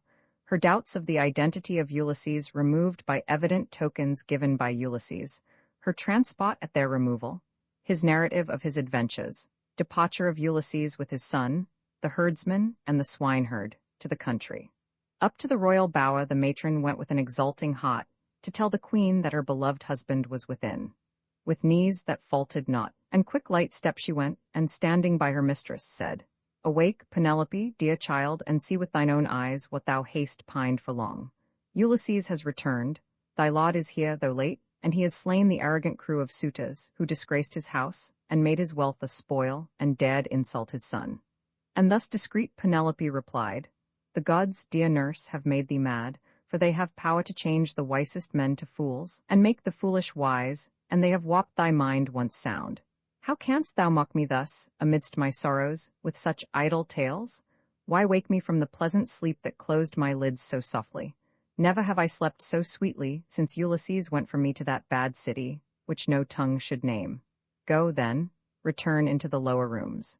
Had any of my women save thyself brought such a message to disturb my sleep, I would have sent her back into the hall with angry words. Thy years are thy excuse. But Eurycleia, the dear nurse, rejoined, Nay, my dear child, I mock thee not. Most true it is that thy Ulysses has returned, and here he is at home, as I have said. The stranger whom they scoffed at in the hall is he, and long Telemachus has known that he was here, but wisely kept from all his father's secret, till he should avenge upon those violent men their guilty deeds. She ended, and her mistress, overjoyed, sprang from her couch, embraced the aged dame, and wept, and said to her in winged words, Tell me, dear nurse, and truly, if indeed Ulysses have returned as thou hast said, how smote he those proud suitors? He alone, and they so many, gathered in the hall. And thus the well-beloved nurse replied, I saw it not, nor knew of it. I heard only the moanings of the slain, while we the maids, affrighted, sat in a recess of that well-vaulted chamber. The firm doors closed us all in, until at length thy son, sent by his father, called me forth. I found Ulysses standing midst the dead that lay heaped on each other, everywhere along the solid pavement. Thou wouldst have rejoiced to see him like a lion with the stains of slaughter on him. Now the suitors lie before the portals of the palace cot, and he has kindled a great fire, and steeps in smoke the noble hall. He bade me come to call thee. Follow me, that ye may give your hearts to gladness, for ye have endured great sorrows both, and your long-cherished hope is now fulfilled. He hath returned alive to his dear home, and finds thee and his son yet in his palace, and hath terribly avenged himself upon the guilty men who under his own roof have done him wrong. Then spake the sage Penelope again, Beloved nurse, exult not overmuch, nor rashly boast. Well is it known to thee, were he to come beneath this roof again, how welcome he would be to all, but most to me and to the son to whom we gave his being. Yet thy tidings are not true. Someone of the immortals must have slain the arrogant suitors, angry to behold their foul injustice and their many crimes, for no respect had they to mortal man, good he might be, or bad, whome'er they met, and therefore have they made an evil end. But my Ulysses must have perished far from Ithaca, cut off from his return. Then Euryclea, the dear nurse, rejoined, What words are these, my child, that pass thy lips? Say'st thou then that thy husband, who now stands upon thy hearthstone, never will return? O slow of faith! But thou wert ever thus. Come then, I give a certain proof. I saw myself, when he was at the bath, the scar left on him by the white tusk of a boar, and would have told thee, but he laid his hands upon my mouth, and would not suffer me to bear the tidings, such his forecast was. Now follow me. I give my life in pledge. If I deceive thee, slay me ruthlessly. Then spake discreet Penelope again, Dear nurse, though thou in many things art wise, think not to scan the counsels of the gods who live forever. Yet will we descend, and meet my son, and look upon the slain, and see the avenger by whose hand they fell. She spake, and from the royal bower went down, uncertain whether she should stand aloof and question there her lord, or haste to him and clasp his hands in hers and kiss his brow. But having passed the threshold of hewn stone, entering she took her seat right opposite Ulysses, in the full glow of the fire, against the other wall. Ulysses sat beside a lofty column with his eyes cast down, and waiting for his high-born wife to speak when she had seen him. Long she sat in silence, for amazement overpowered her senses. Sometimes, looking in his eyes, she saw her husband there, and then again, clad in those sordid weeds, she knew him not. Then spake Telemachus and chid her thus, Mother, unfeeling mother, hot of heart art thou, how else couldst thou remain aloof? How keep from taking at my father's side thy place to talk with him and question him? No other wife could bring herself to bear such distance from a husband, just returned after long hardships, in the 20th year of absence, to his native land and her. Mother, thy heart is harder than a stone. And thus the sage Penelope replied, Dear child, my faculties are overpowered with wonder, and I cannot question him, nor even speak to him, nor fix my looks upon his face. But if it be indeed Ulysses, and he have returned, we soon shall know each other. There are tokens known to both of us, to none but him and me. She ended, and the much-enduring chief Ulysses, smiling at her words, bespake Telemachus at once, in winged words, Suffer thy mother, O Telemachus, to prove me, she will know me better soon. My looks are sodded, and my limbs are wrapped in tattered raiment, therefore does she think meanly of me, and cannot willingly believe that I am he. But let us now consider what most wisely may be done. He who hath slain, among a tribe of men, a single one with few to avenge his death, flees from his kindred and his native land, but we have slain the champions of the realm, the flower of all the youth of Ithaca. Therefore, I pray thee, think what shall be done. And then disorate Telemachus replied, Look thou to that, dear father, for they say that thou of all mankind wert wont to give the wisest counsels. None of mortal birth in this was deemed thy peer. We follow thee with cheerful hearts, nor will our courage fail, I think, in aught that lies within our power. Ulysses, the sagacious, answered thus, Then will I tell thee what I deem most wise. First take the bath, and then array yourselves in tunics. Bid the palace maidens choose fresh garments. Let the godlike bard, who bears the clear-toned harp, be leder, and strike up a melody to prompt the festive dance, that all may say who hear it from without, whether the passers-by or dwellers near, it is a wedding. Else throughout the land the rumor of the slaughter we have wrought among the suitors may have spread before we reach our wooded farm, and there consult beneath the guidance of Olympian Jove. He spake, they hearkened and obeyed. They took the bath, and then they put their garments on. The maids arrayed themselves, the godlike bard took the curved harp, and woke in all the love of melody, and of the graceful dance. The spacious pile resounded to the steps of men and shapely women in their mirth, and one who stood without was heard to say, Someone, no doubt, has made the long-wooed queen his bride at last, a worthless woman she, who could not, for the husband of her youth, keep his fair palace till he came again. Such words were said, but they who uttered them knew little what had passed. Eurynome, the matron of the palace, meantime took magnanimous Ulysses to the bath in his own dwelling, smoothed his limbs with oil, and threw a gorgeous mantle over him and tunic. Pallas on the hero's head shed grace and majesty. She made him seem taller and statelier, made his locks flow down in curls like blossoms of the hyacinth, as when a workman skilled in many arts and taught by Pallas and Minerva twines a golden border round the silver mass, a glorious work. So did the goddess shed grace o'er his face and form. So from the bath he stepped, like one of the immortals, took the seat from which he rose, right opposite Penelope, and thus addressed the queen. Lady, the dwellers of the Olympian heights have given thee an impenetrable heart beyond all other women. Sure I am no other wife could bring herself to bear such distance from a husband just returned after long hardships, in the 20th year of absence to his native land and her. Come, nurse, prepare a bed, where by myself I may lie down, and iron hot is hers. To this the sage Penelope replied, Nay, sir, 'tis not through pride or disregard, or through excessive wonder, that I act thus toward thee. Well do I remember thee as thou wert in the day when thy good ship bore thee from Ithaca. Bestir thyself, Dame Euryclea, and make up with care a bed without the chamber, which he framed with his own hands, bear out the massive bed, and lay upon it seemly coverings, fleeces, and mantles for his nightly rest. She spake to try her husband, but displeased, Ulysses answered thus his virtuous queen, O woman, thou hast said unwelcome words. Who hath displaced my bed? That task were hard for long-experienced hands unless some god had come to shift its place. No living man, even in his prime of years, could easily have moved it, for in that elaborate work there was a mystery. It was I myself who shaped it, no one else. Within my cot there grew an olive tree with full-leaved boughs, a tall and flourishing tree. Its massive stem was like a column. Round it I built up a chamber with cemented stones until the walls were finished. Then I framed a roof above it, and put on the well-glued doors close-fitting.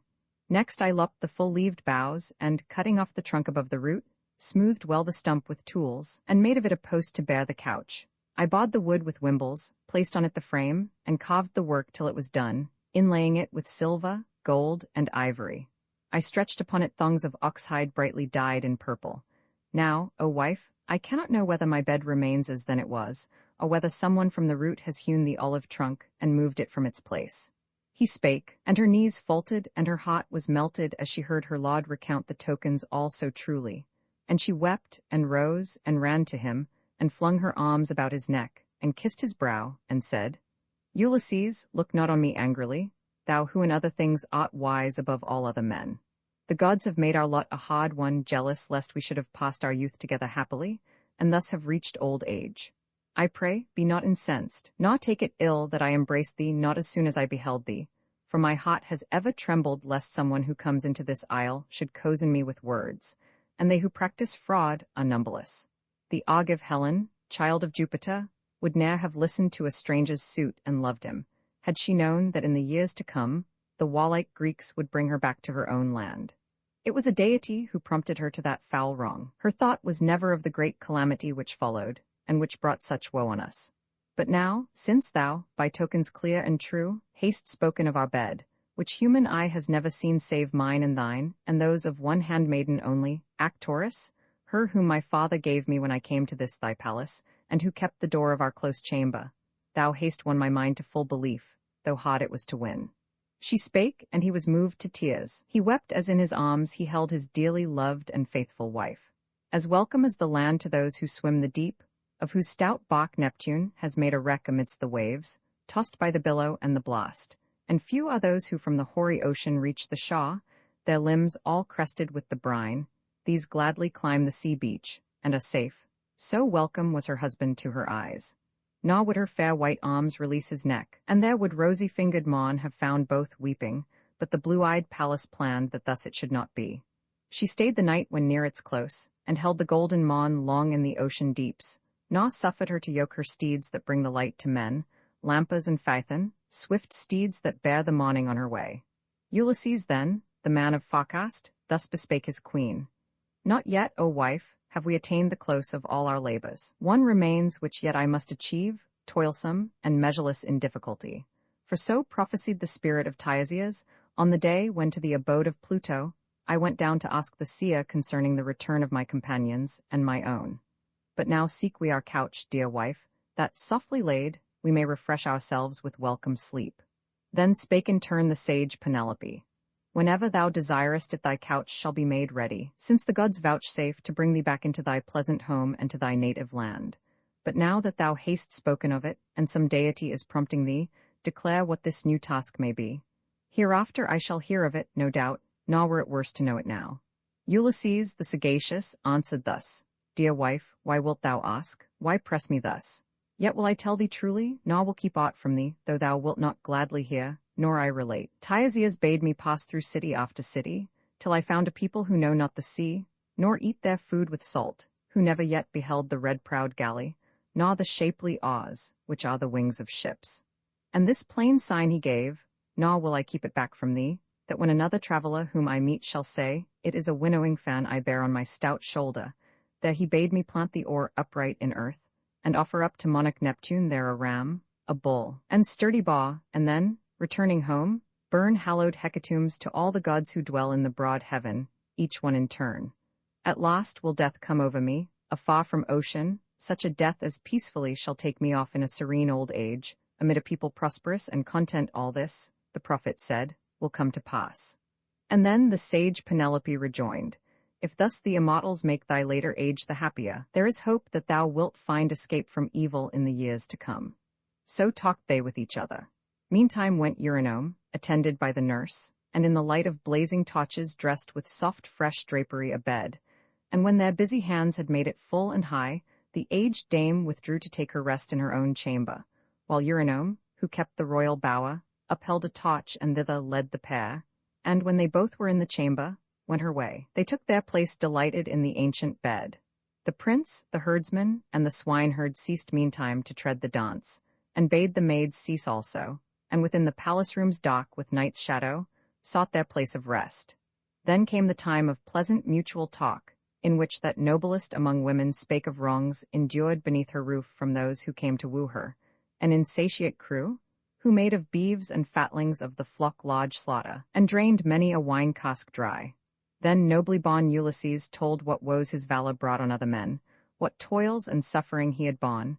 He told her all, and she, delighted, heard him, nor did sleep light on her eyelids till his tale was done. And first he told her how he overcame the people of Siconia, how he passed thence to the rich fields of the race who feed upon the lotus, what the Cyclops did, and how upon the Cyclops he avenged the death of his brave comrades, whom the wretch had piteously slaughtered and devoured, and how he came to Aeolus, and found a friendly welcome, and was sent by him upon his voyage. Yet 'twas not his fate to reach his native land. A tempest caught his fleet, and far across the fishy deep bore him away, lamenting bitterly. And how he landed at Telepolis, among the Laestrygonians, who destroyed his ships and warlike comrades, he alone in his black ship escaping.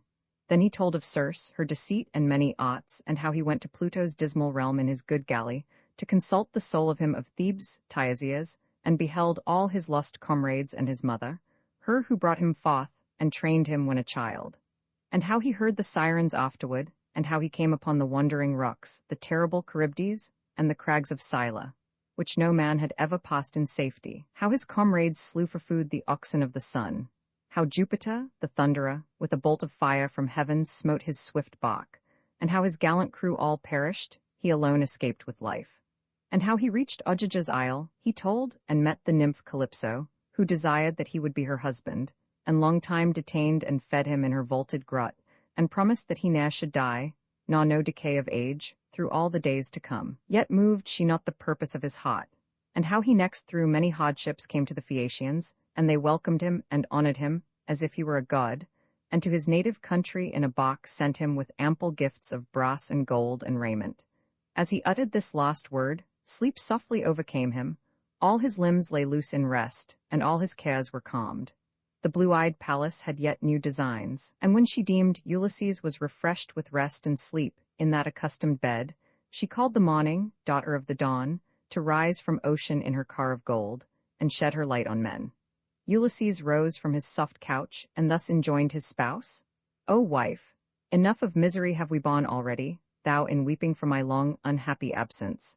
I for years withheld by Jupiter and all the other gods from my return to this dear land, although I pined for home. Now, since upon this couch we take the place so earnestly desired, take thou the charge of all that I possess here in the palace.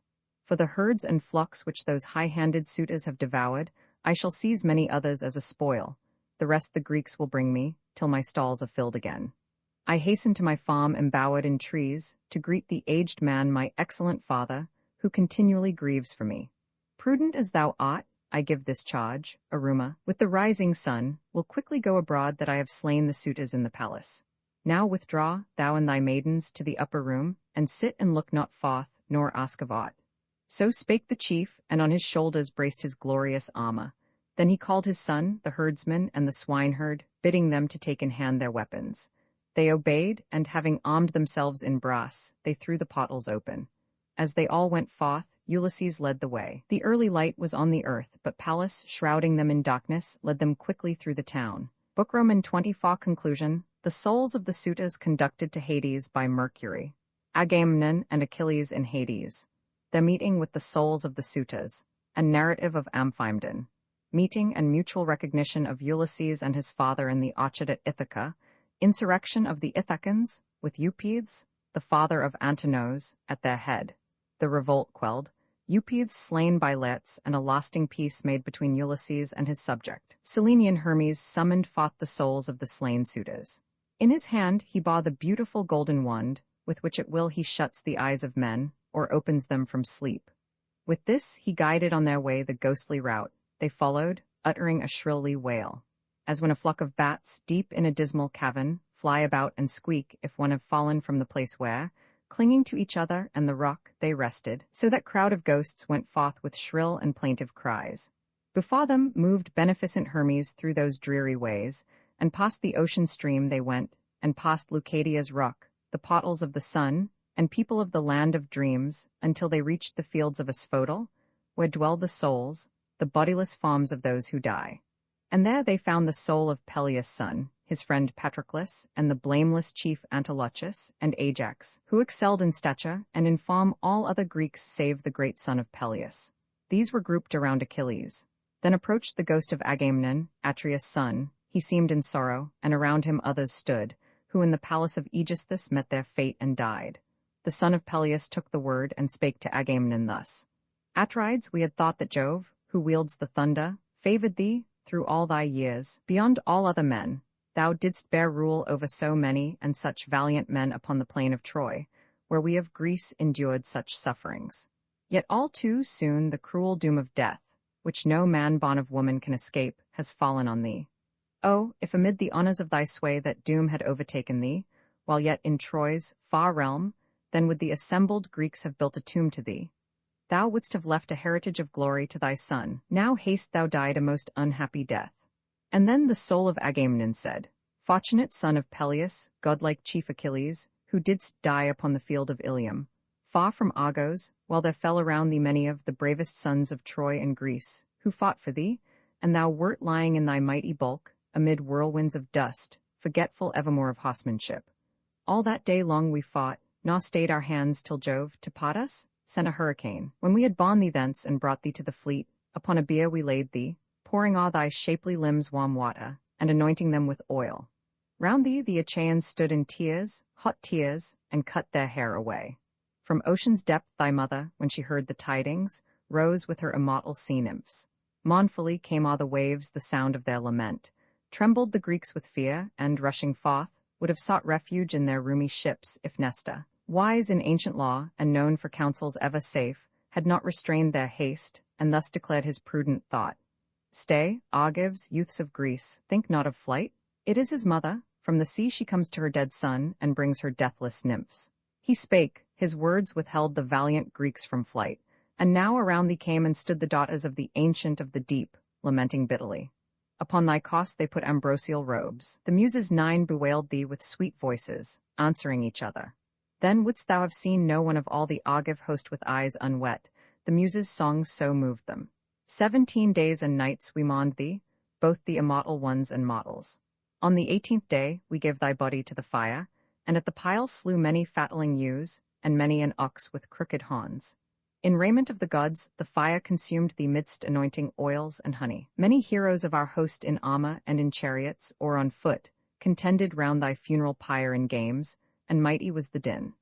And when at length the fires of Vulcan had consumed thy flesh, we gathered up at morning thy white bones, Achilles, pouring over them pure wine and fragrant oils.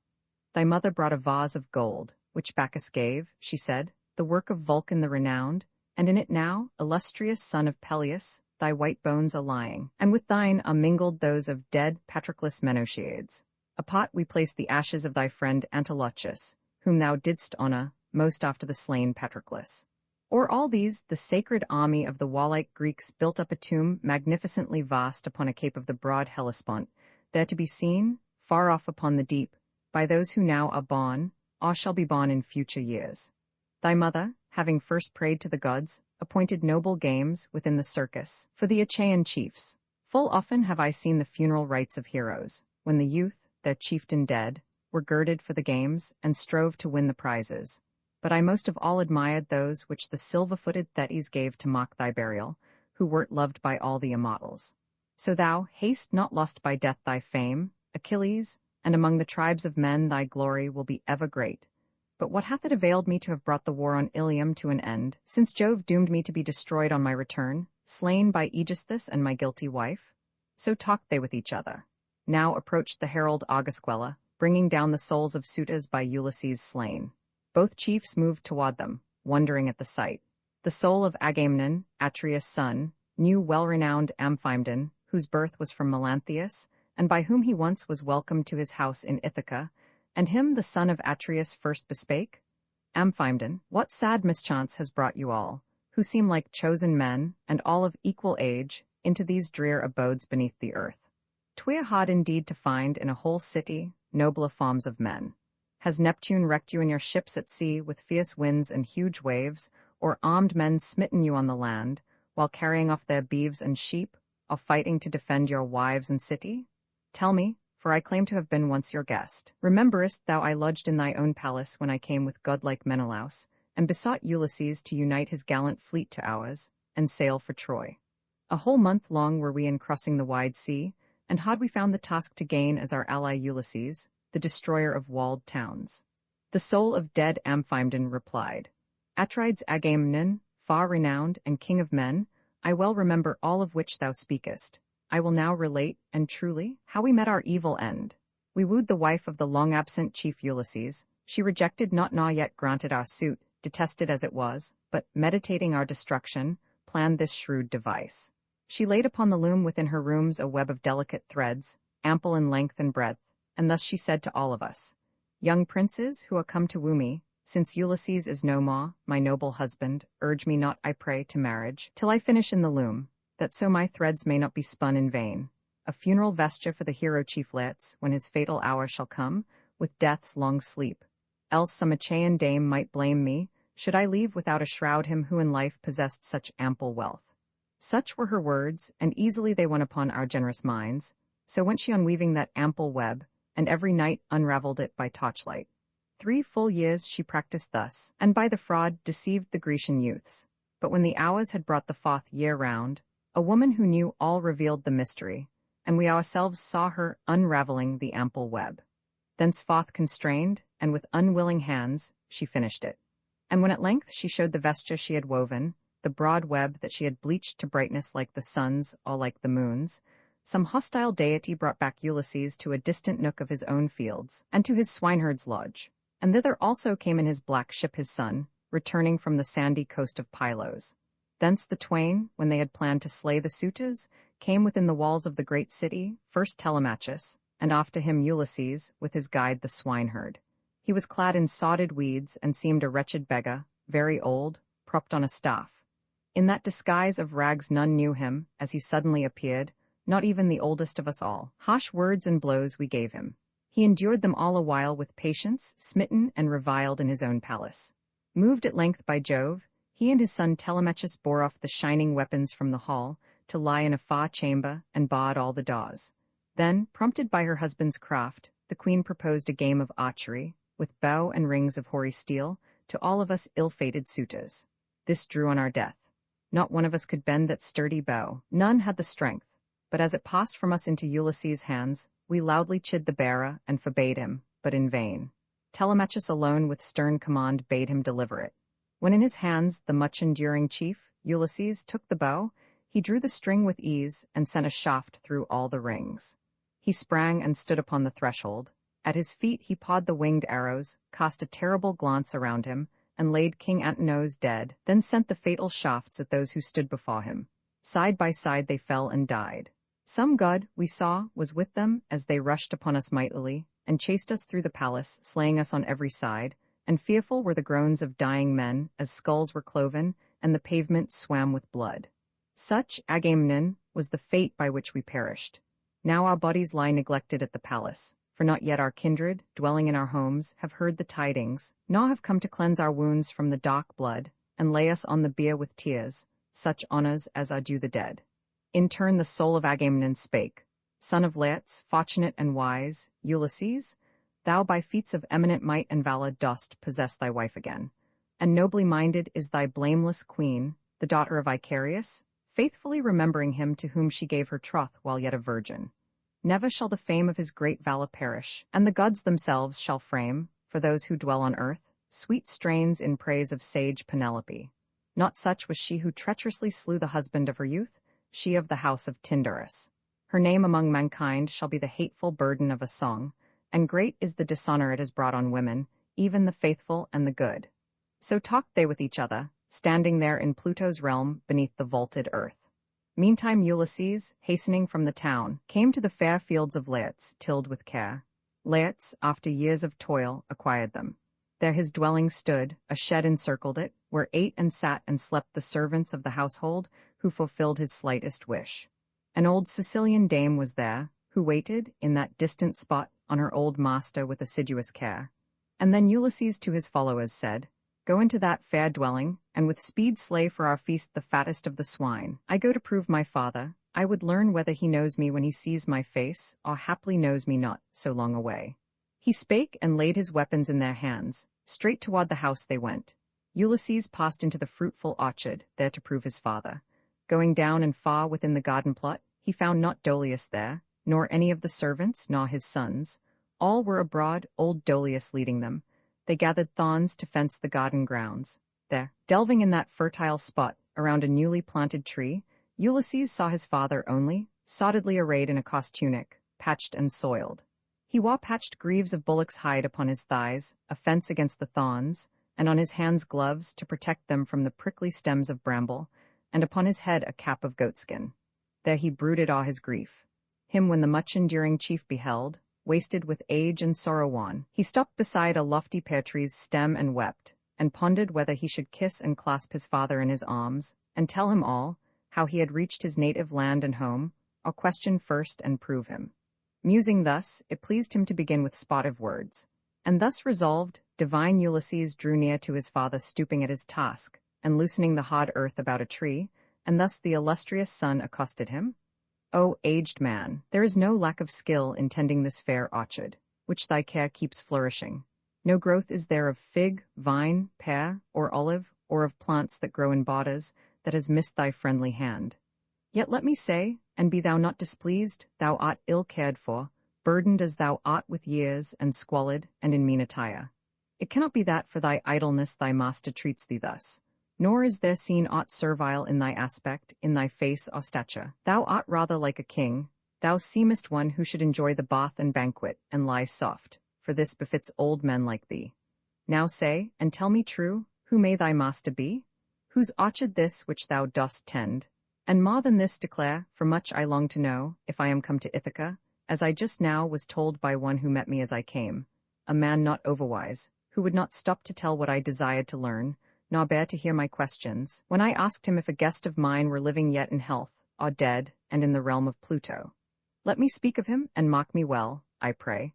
I lodged once in my native land, a man who came into my house, and never stranger yet more welcome was than he. He was by birth of Ithaca, he said, Laertes' son, and grandson of Arcesius. Him I led beneath my roof, and hospitably lodged, and feasted in the plenty of my home, and gave such gifts as might become a host.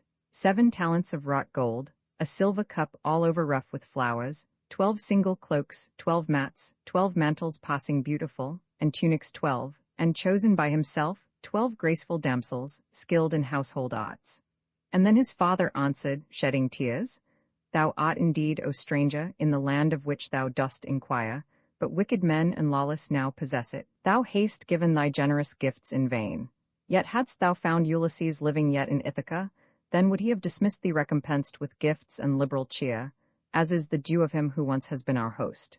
Yet say, and truly say, how many years have passed since thou didst lodge my son, if he it was, thy hapless guest, whom, far away from home and all his friends, the creatures of the deep, and the foul birds of air, and beasts of prey, already have devoured. No mother mourned his death and wrapped him in his shroud, nor I, his father, nor did chaste Penelope, his consort nobly dowered, bewail the man she loved upon his bier with eyes dissolved in tears, as fitting was, an honor due to those who die. Now, further, truly tell, for I would learn, what is thy name, and whence thou comest, from what tribe thy city where, and who thy parents? Where is the good ship at anchor which has brought thee and thy friends? All haste thou landed from another's bark, which put thee on the shore and left the isle? Ulysses the sagacious answered thus, I will tell all and truly. I am come from Alybas, a stately dwelling there is mine, Aphaedas is my father, son of royal Polypemon, and my name Eperitus. Some deity has wafted my cause astray from the Sicanian coast, and brought me hitherward against my will. My bark lies yonder, stationed by the field far from the city. This is the 5th year since parting with me thy Ulysses left my native land for his ill-fated man. Yet there were flights of birds upon the right of happy presage as he sailed, and I dismissed him cheerfully, and cheerfully he went. We hoped that we might yet become each other's guests, exchanging princely gifts. He spake, and a dark cloud of sorrow came over Laertes. With both hands he grasped the yellow dust, and over his white head shed it with piteous groans. Ulysses felt his heart within him melted. The hot breath rushed through his nostrils as he looked upon his well-beloved father, and he sprang and kissed and clasped him in his arms, and said, Nay, I am he, my father, I myself am he of whom thou askest. I am come to mine own country in the 20th year. But calm thyself, refrain from tears, and grieve no more, and let me tell thee, in a word, I have slain all the suitors in my halls, and so avenged their insolence and crimes. And then Laertes spake again, and said, If now thou be Ulysses, my lost son, give some plain token, that I may believe. Ulysses, the sagacious, answered thus, First then, behold with thine own eyes the scar which once the white tusk of a forest boar inflicted on Parnassus, when I made the journey thither, by thy own command, and by my gracious mother's, to receive gifts which her father, King Autolycus, once promised when he came to Ithaca. And listen to me further. Let me name the trees which in thy well-tilled orchard grounds thou gavest me. I asked them all of thee, when by thy side I trod the garden walks, a little boy. We went among the trees, and thou didst name them. Of the pear 13, and of the apple 10 thou gavest me, and 40 fig trees. And thou didst engage to give me 50 rows of vines, each row of growth to feed the winepress. Grapes are there of every flavor when the hours of Jove shall nurse them into ripeness from on high. He spake. A trembling seized the old man's heart and knees, as he perceived how true were all the tokens which Ulysses gave. He threw round his dear son his arms. The haughty chief, Ulysses, drew him fainting to his heart. But when the old man's strength revived, and calm came o'er his spirit, thus he spake again. O Father Jove, assuredly the gods dwell on the Olympian height, since we behold the arrogant suitors punished for their crimes. Yet much I fear lest all the Ithacans throng hither, and send messages to rouse against us all the Cephalenian states. Ulysses, the sagacious, answered thus, Take courage, let no thought like that disturb thy mind, but let us hasten to the house. Telemachus is there, with whom I sent the herdsman and the swineherd, bidding them make ready with all speed our evening meal. Thus talked the twain, and toward the dwelling took their way, and entering the commodious rooms they found Telemachus, and by his side the herdsman and the keeper of the swine, dividing for the feast the plenteous meats and mingling the dark wine. Then to the bath came the Sicilian dame, and ministered to the lodge-souled Laertes, and with oil anointed him, and wrapped a sumptuous cloak about him. Pallas gave the monarch's limbs an ampler roundness. Taller to the sight he stood, and statelier. As he left the bath, his son beheld with wonder in his eyes, so like a god Laertes seemed, and thus Ulysses said to him in winged words, Someone among the ever-living gods hath surely shed, O Father, on thy form and aspect all this grace and majesty. The sage Laertes answered, Father Jove, and Pallas and Apollo, would that I were now as when I took the citadel of Nericus, the strongly built, beside the seashore of Epirus, leading on my Cephalenians. With such strength as then, armed for the fray, I would have met and fought the suitors in the palace yesterday, and struck down many lifeless in the hall, and greatly would thy spirit have rejoiced. So talked they with each other. When they all ceased from their task and saw their meal prepared, they sat them down in order on the thrones and seats, and each put forth his hand and shared the banquet. Now approached an aged man, Dolius, attended by his sons, who came weary with toil. For the Sicilian dame, the nurse who reared them, went and summoned them, she who in his late age with faithful care cherished the father. These, when at the baud they saw Ulysses and knew who he was, stopped in the hall astonished. Instantly Ulysses called to them with friendly words, Sit at the baud, old man, let none of you give way to blank amazement. Know that we, though keen our appetite for this repast, have waited long, expecting your return.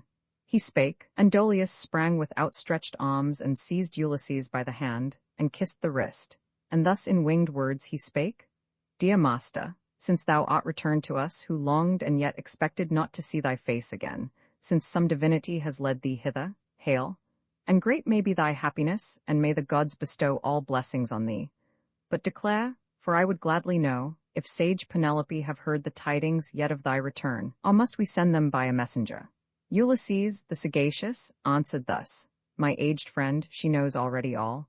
Why wouldst thou take that care upon thyself? He spake, and Dolius on a polished seat sat down, but round the great Ulysses came his sons, and welcomed him with loving words, and hung upon his hand, and then they took their places by their father. So they sat beneath Laertes' roof, and banqueted. Now through the city meantime swiftly ran the rumor that the suitors all had met a bloody death. No sooner had men heard the tidings than they came with cries and moans before the palace, moving to and fro. Each carried forth his dead, and gave to each his funeral rites, except to those who came from distant cities. These they put on broad swift sailing galleys of the fishermen, that they might bear them home. And then they came sorrowing together in the marketplace. There, when the assembly now was full, arose Eupeithes and addressed them. In his heart was sorrow that could never be consoled for his slain son Antinous, who was first to fall before Ulysses. Weeping rose the father, and harangued the assembly thus. Great things indeed, my friends, hath this man done for us Achaeans. Many valiant men he gathered in his ships and led abroad, and lost his gallant ships, and lost his men, and now, returning, he has put to death the best of all the Cephalenian race.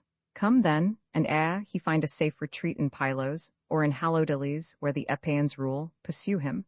Endless shame will be our portion else, and they who live in future years will hear of our disgrace.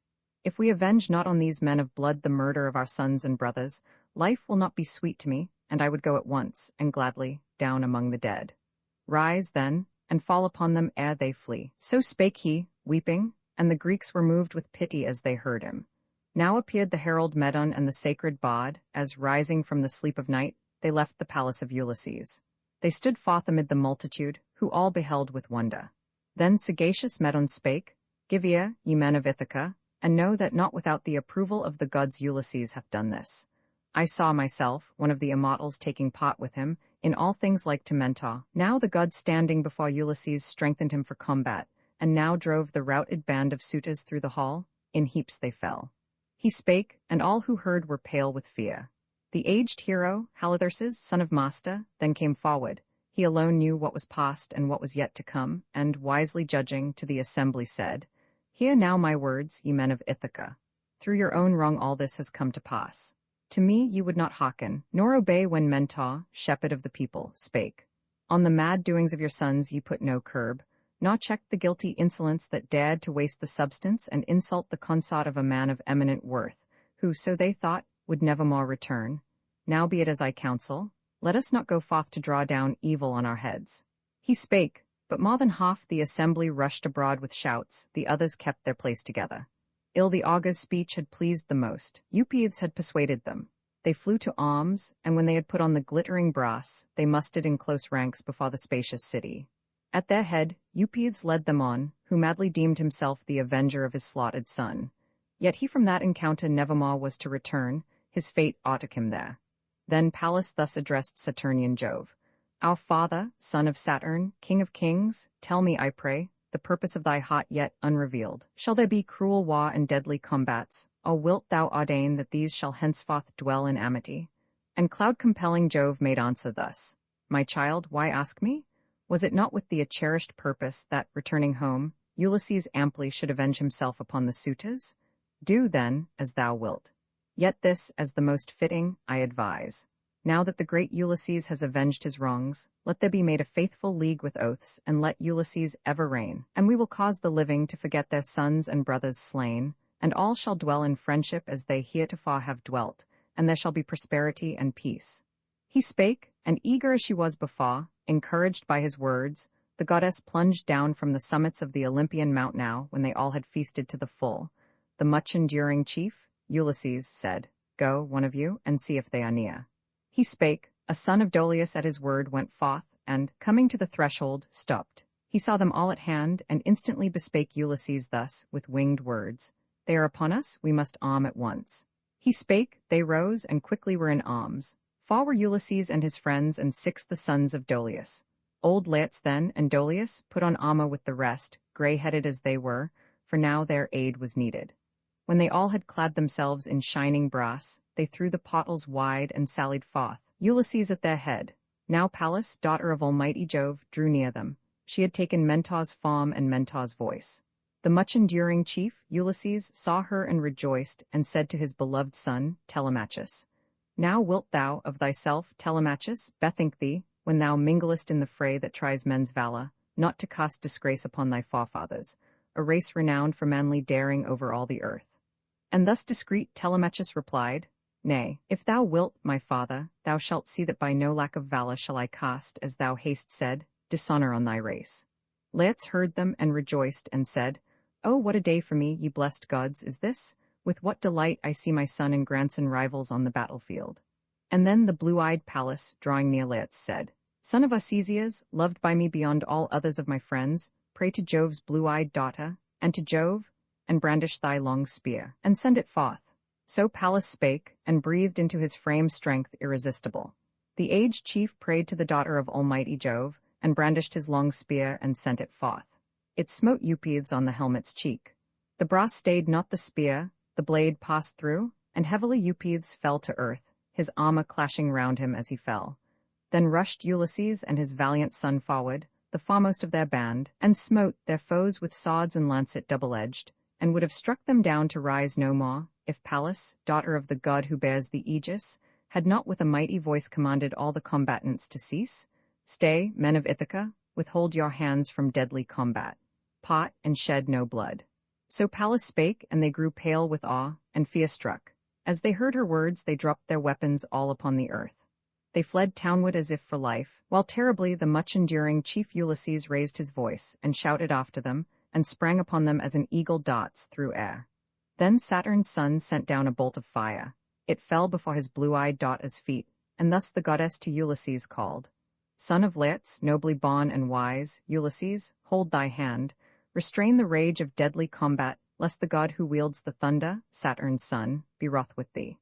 She spake, and gladly he obeyed. And then Pallas, the child of aegis-bearing Jove, plighted, in Mentor's form with Mentor's voice, a covenant of peace between the foes. Colophon, the Odyssey is thought to have been written between 800 and 700 BC by Homer. It was translated from Homeric Greek in 1879 by William Cullen Bryant. This ebook was produced for Standard eBooks by Emma Sweeney and is based on digital scans from various sources. The cover page is adapted from Ulysses and the Sirens, a painting completed in 1891 by John William Waterhouse. The cover and title pages feature the League Spartan and Sots Mill Gaudi typefaces created in 2014 and 2009 by the League of Movable Type. This edition was released on May 5, 2025, 4:30 p.m., and is based on revision 0D2C8C6. The first edition of this ebook was released on February 8, 2020, 1:55 a.m. You can check for updates to this ebook, view its revision history, or download it for different e-reading systems at standardbooksorg/ebooks/Homer/The Odyssey/William Cullen Bryant. The volunteer-driven Standard eBooks project relies on readers like you to submit typos, corrections, and other improvements.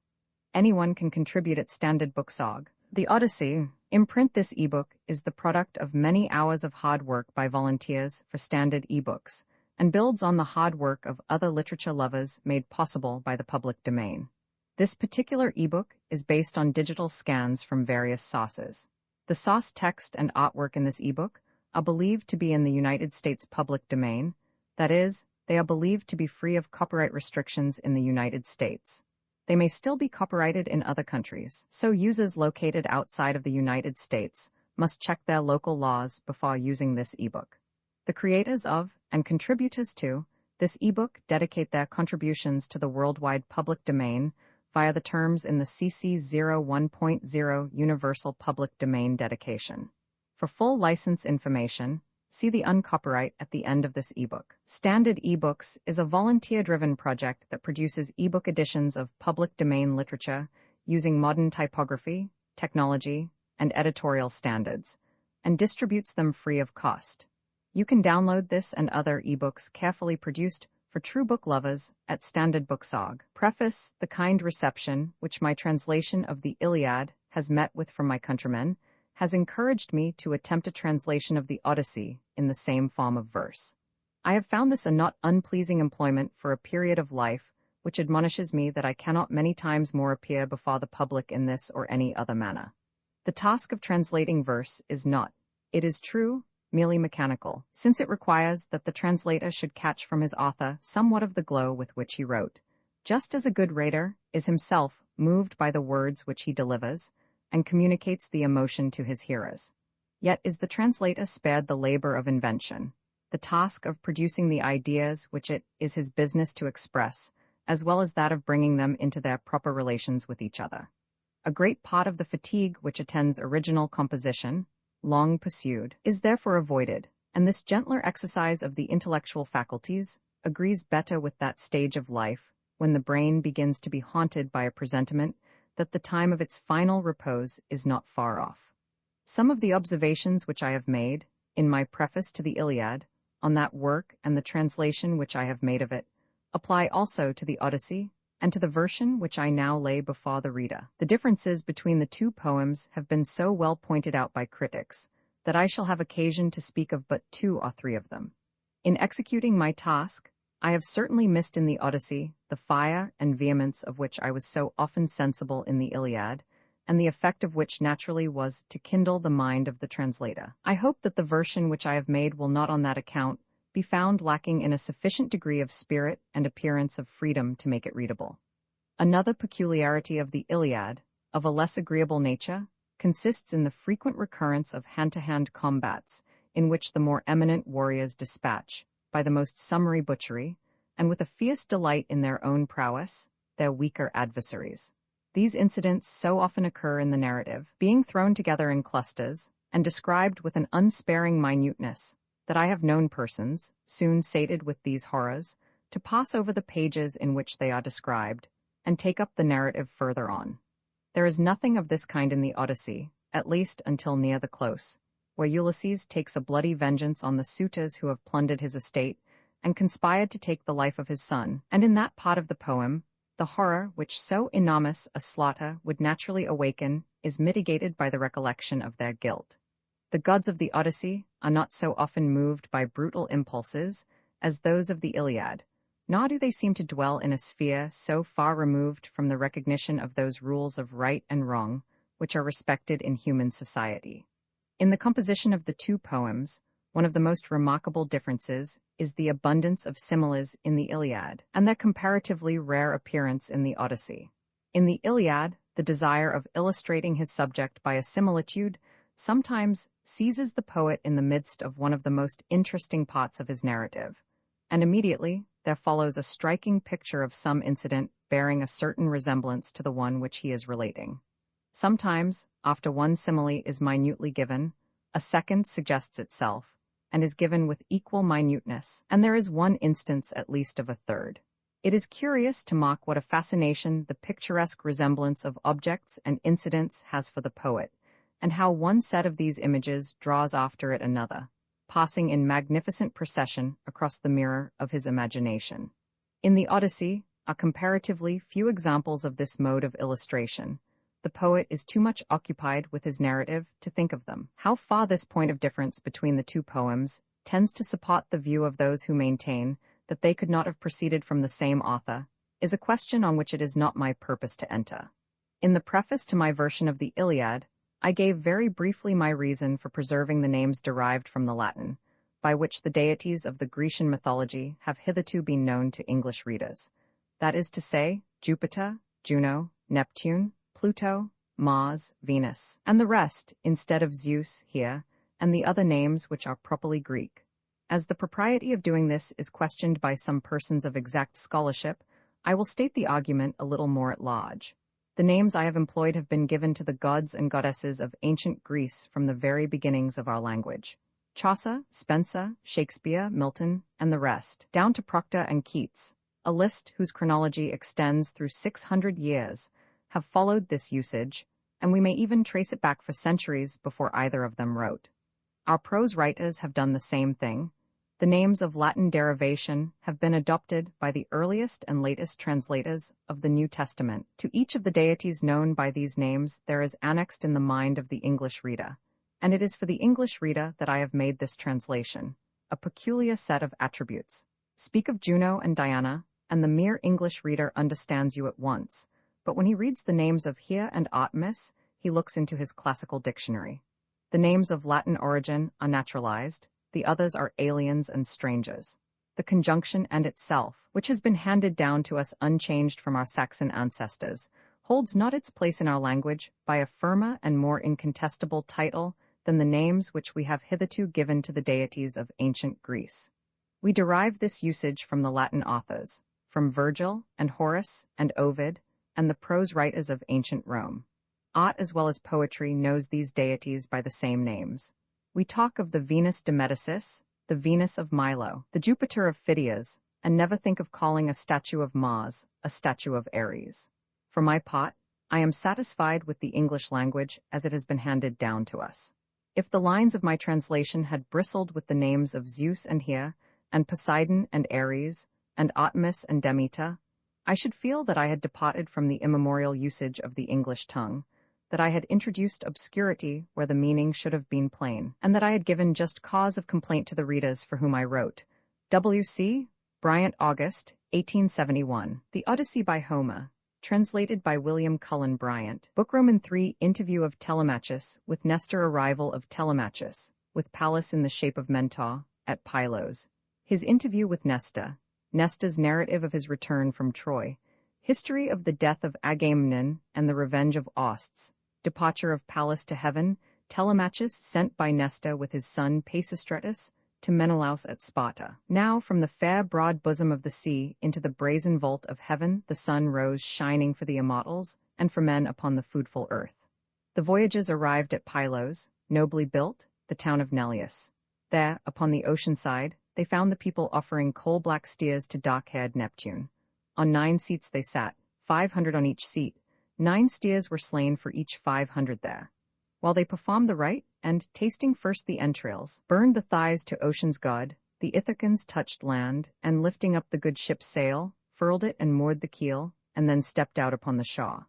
Forth from the galley came Telemachus, the goddess guiding him, and thus to him the blue-eyed Pallas said, Telemachus, there now is no excuse, not even the least, for shamefaced backwardness.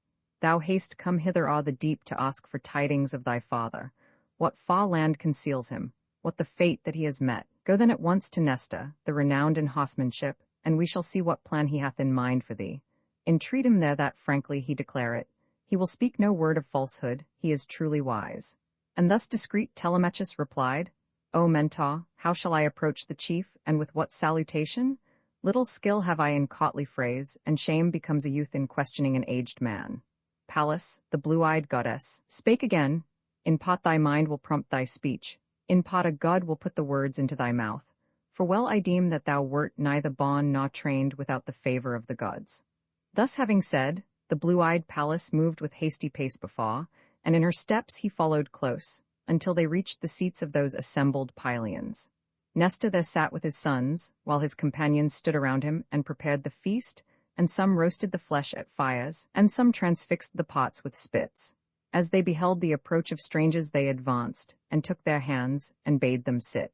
Pisistratus, a son of Nestor, came the first of all, and took a hand of each, and placed them at the feast on the soft hides that o'er the ocean sand were spread beside his brother Thrasimes and his own father, brought for their repast pots of the entrails, poured for them the wine into a golden goblet, held it forth in his right hand, and with these words bespake Pallas, the child of aegis-bearing Jove, Pray, stranger, to King Neptune, ye have chanced upon his feast in coming to our coast, and after thy libation poured and prayer made to the god, give over to thy friend the goblet of choice wine that he may make libation also.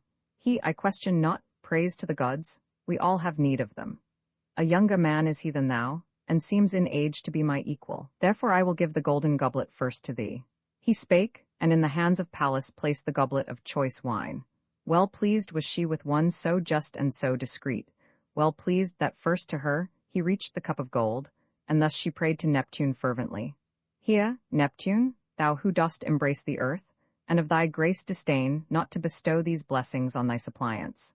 First of all vouchsafe to Nesta and his sons increase of glory. On the Pylian people next bestow, for this most sumptuous hecatomb, large recompense. And lastly, grant to us, Telemachus and me, a safe return to our own country with the end attained which brought us hither in our gallant bark. Thus did she pray, while she fulfilled the prayer, and then she handed to Telemachus the fair round goblet, and in words like hers the dear son of Ulysses prayed. Meanwhile the Pylians, having roasted well the flesh and drawn it from the spits, distributing to each his portion, held high festival. And when the calls of hunger and of thirst were silenced, Nesta, the Gerenian knight, began discourse, and thus bespake his guests. The fitting time is come to ask our guests who they may be, since now their feast is o'er. Say then, O strangers, who ye are, and whence ye come along the pathway of the deep. Have ye an errand here, or do ye roam the seas at large, like pirates braving death, and visiting with ravaged foreign states? And then discreet Telemachus replied boldly, for Pallas strengthened in that hour his heart that he might confidently ask news of his absent father, and so win a worthy fame among the sons of men. O Nesta, son of Neleus, pride of Greece, thou bidst us tell thee whence we came, and I will faithfully declare it. We are come from Ithaca, beneath the Neritus, and private, and not general, is the cause of which I am to speak. I came to ask concerning my great father, the large-souled and noble-born Ulysses, who 'tis said with thee, his friend in arms, laid waste the town of Ilium. We have heard where all the rest who wrought against the Trojans were cut off, and died sad deaths. His fate alone the son of Saturn hath not chosen to reveal, whether he fell on land by hostile hands, or while at sea was whelmed beneath the waves of Amphitrite.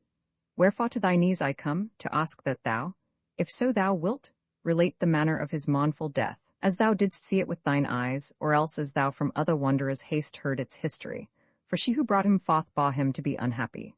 Think thou not to soften aught, through tenderness to me, in thy recital, but in faithful words tell me the whole, whatever thou hast seen. And I conjure thee, that if, in his life, my father, great Ulysses, ever gave promise of word or deed for thee, and kept his promise in the realm of Troy, where ye Achaeans bore such hardships, that thou now remember it and speak without disguise. And Nesta the Gerenian knight replied, My friend, since thou recallest to my mind the sufferings borne by us the sons of Greece, although of peerless valor in that land, both when we ranged in ships the darkling sea for booty wheresoe'er Achilles led, and when around King Priam's populous town we fought, where fell our bravest, know thou then that there the valiant Ajax lies, and there Achilles, there Patroclus, like the gods in council, there my well-beloved son blameless and brave, Antilochus the swift of foot and warlike. Many woes beside we bore, and who of mortal birth could give their history? Nay, though thou shouldst remain 5 years or 6, and ask of all the griefs endured by the brave Greeks, thou wouldst depart outwearied to thy home, ere thou hadst heard the whole. 9 years in harassing the foe we passed, beleaguering them and planning wiles innumerable. Saturn's son at last with difficulty seemed to close the war.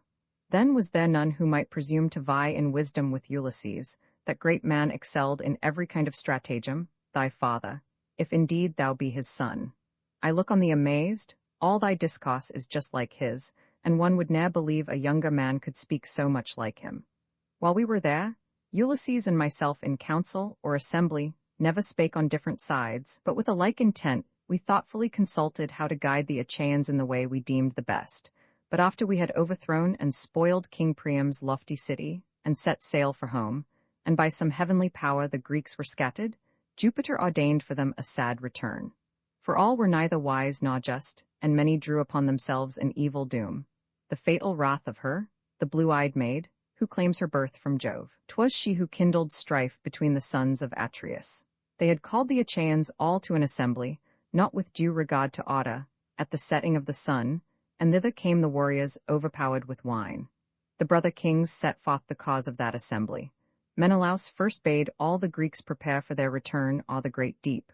That counsel little pleased King Agamemnon, who desired to keep the people longer there, that he might soothe by sacred hecatombs the fiery wrath of Pallas. Fool! Who could not see how vain were such persuasion, for the eternal gods are not soon won to change their purposes.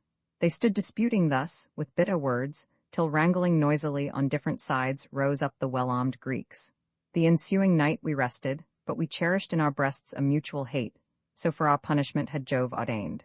With early morn, we drew our ships to the great deep, and put our goods and our deep-bosomed women all on board. Yet half the host went not, but on the shore remained with Agamemnon, Atreus' son, and shepherd of the people. All the rest embarked, weighed anchor, and sailed swiftly thence. A deity made smooth the mighty deep, and when we came to Tenedos, we paid our offerings to the gods and longed for home. Vainly, it pleased not unpropitious Jove to favor our return, and once again he sent among us strife. A part of us led by Ulysses, that sagacious prince, to please Atrides. Agamemnon turned their well-oiled galleys back. But I, with all the vessels of the fleet that followed me, fled on my way, perceiving that some god was meditating evil. With us fled, encouraging his men, the warlike son of Tydeus. Fair-haired Menelaus came later to us in Lesbos, where we planned for a long voyage, whether we should sail around the rugged Chios toward the Isle of Syria, keeping that upon the left, or under Chios Pass beside the steeps of windy Mimas. We besought the god that he would show a sign, and he complied, and bade us to Euboea cross the deep right in the midst, the sooner to escape all danger. Then the wind blew strong and shrill, and swiftly o'er the fishy gulfs our fleet flew on, and reached Geristus in the night. There, having passed the mighty deep, we made to Neptune offerings of many a thigh of beeves. The fourth day dawned, and now the men of Diomed, the mighty horseman, son of Tydeus, stopped at Argos with their fleet, while I went on to Pylos with the wind, which never, from the moment that the god first sent it o'er the waters, ceased to blow. So, my dear child, I reached my home, nor knew nor heard from others who among the Greeks was saved, or who had perished on the way. Yet what I since have heard while here I sit within my palace thou shalt duly learn. Nor is it what I ought to keep from thee. 'Tis said the Myrmidonian spearmen, led by great Achilles' famous son, returned happily home, as happily the son of Peas, Philoctetes the renowned. Idomeneus brought also back to Crete all his companions who survived the war, the sea took none of them. But ye have heard, though far away, the fate of Atreus' son, how he came home, and how Aegisthus laid a plot to slay him, yet on his own head drew heavy punishment. So fortunate it is when he who falls by murder leaves a son. For 'twas the monarch's son who took vengeance upon the crafty murderer Aegisthus, by whose hand Atrides died. Thou too, my friend, for thou art large of frame, and of a noble presence, be thou brave, that men in time to come may give thee praise. Then spake discreet Telemachus again.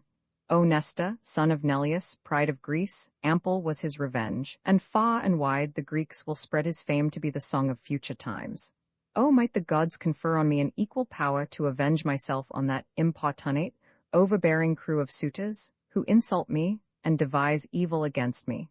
But the gods deny such fortune to my father and to me, and all that now is left me is to bear. Again spake Nesta the Gerenian knight. Since thou, my friend, hast spoken words which bring what I have heard to mind, the rumour goes that in thy palace many suitors wait about thy mother, and in spite of thee do grievous wrong. Now tell me, dost thou yield willingly, or because the people, swayed by oracles, regard thee as their foe? Thy father yet may come again, who knows, alone, or with the other Greeks, to take the vengeance which these violent deeds deserve. Should blue-eyed Pallas deign to favor thee, as once she watched to guard the glorious chief Ulysses in the realm of Troy, where we, the Achaeans, bore such hardships. For I ne'er have seen the gods so openly befriend a man as Pallas there befriended him. Should she thus deign to favor thee and keep watch over thee, then haply some of these will never think of marriage rites again. Then spake discreet Telemachus again. O aged man, I cannot think thy words will be fulfilled, for they impart too much and they amaze me. What thou sayst I wish may come to pass, but no it cannot be, not even though the gods should will it so. Then thus the blue-eyed goddess, Pallas, spake. Telemachus, what words have passed thy lips? Easily can a god, whene'er he will, in the most distant regions safely keep a man, and I would rather reach my home securely, after many hardships borne, than perish suddenly on my return as Agamemnon perished by the guile of base Aegisthus and the queen. And yet the gods themselves have not the power to save whom most they cherish from the common doom when cruel fate brings on the lost long sleep. Discreet Telemachus made answer thus. Let us, O Mentor, talk no more of this, though much we grieve. He never will return, for his is the black doom of death ordained by the great gods. Now suffer me to ask of Nesta further, since to him are known, beyond all other men, the rules of right and prudence. He has governed, so men say, 3 generations, and to me he seems in aspect like the ever-living gods. O Nesta, son of Neleus, truly say how died the monarch over mighty realms, Atrides Agamemnon? Where was then his brother Menelaus? By what arts did treacherous Aegisthus plan his death and slay a braver warrior than himself? Was not the brother in the Achaean town of Argos, or was he a wanderer in other lands, which made the murderer bold? The knight, Gerenian Nestor, answered thus, I will tell all and truly. Thou hast guessed rightly, and as it happened. Had the son of Atreus, fair-haired Menelaus, come from Troy, and found Aegisthus yet alive within the palace, he had never flung the loose earth on his corpse, but dogs and birds had preyed upon it, lying in the fields far from the city, and no woman's voice of all the Greeks had raised the wail for him. Great was the crime he plotted. We were yet afar, enduring the hard toils of war, while he, securely couched in his retreat at Argos, famed for steeds, with flattering words corrupted Agamemnon's queen. At first the noble Clytemnestra turned away with horror from the crime, for yet her heart was right, and by her side there stood a bard with whom Atrides, when he went to Troy, had left his wife with many an earnest charge. But when the gods and fate had spread a net for his destruction, then Aegisthus bore the minstrel to a desert isle, and there left him to be devoured by birds of prey, and led the queen, as willing as himself, to his own palace.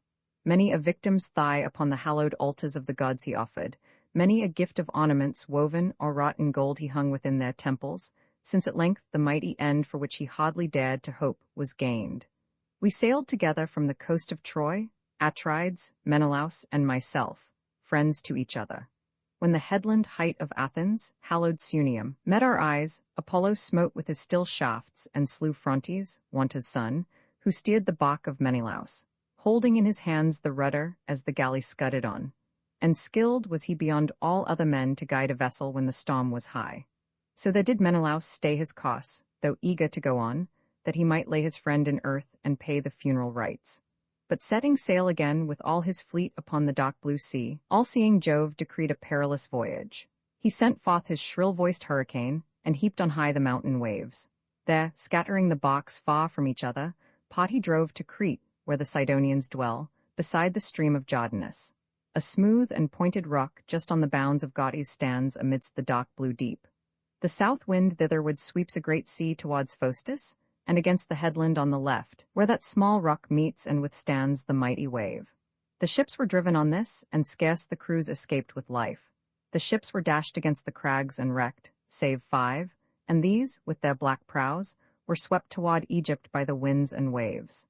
Thus, adding to his wealth and gathering gold, he roamed the ocean in his ships among men of strange speech. Aegisthus meantime planned his guilty deeds at home.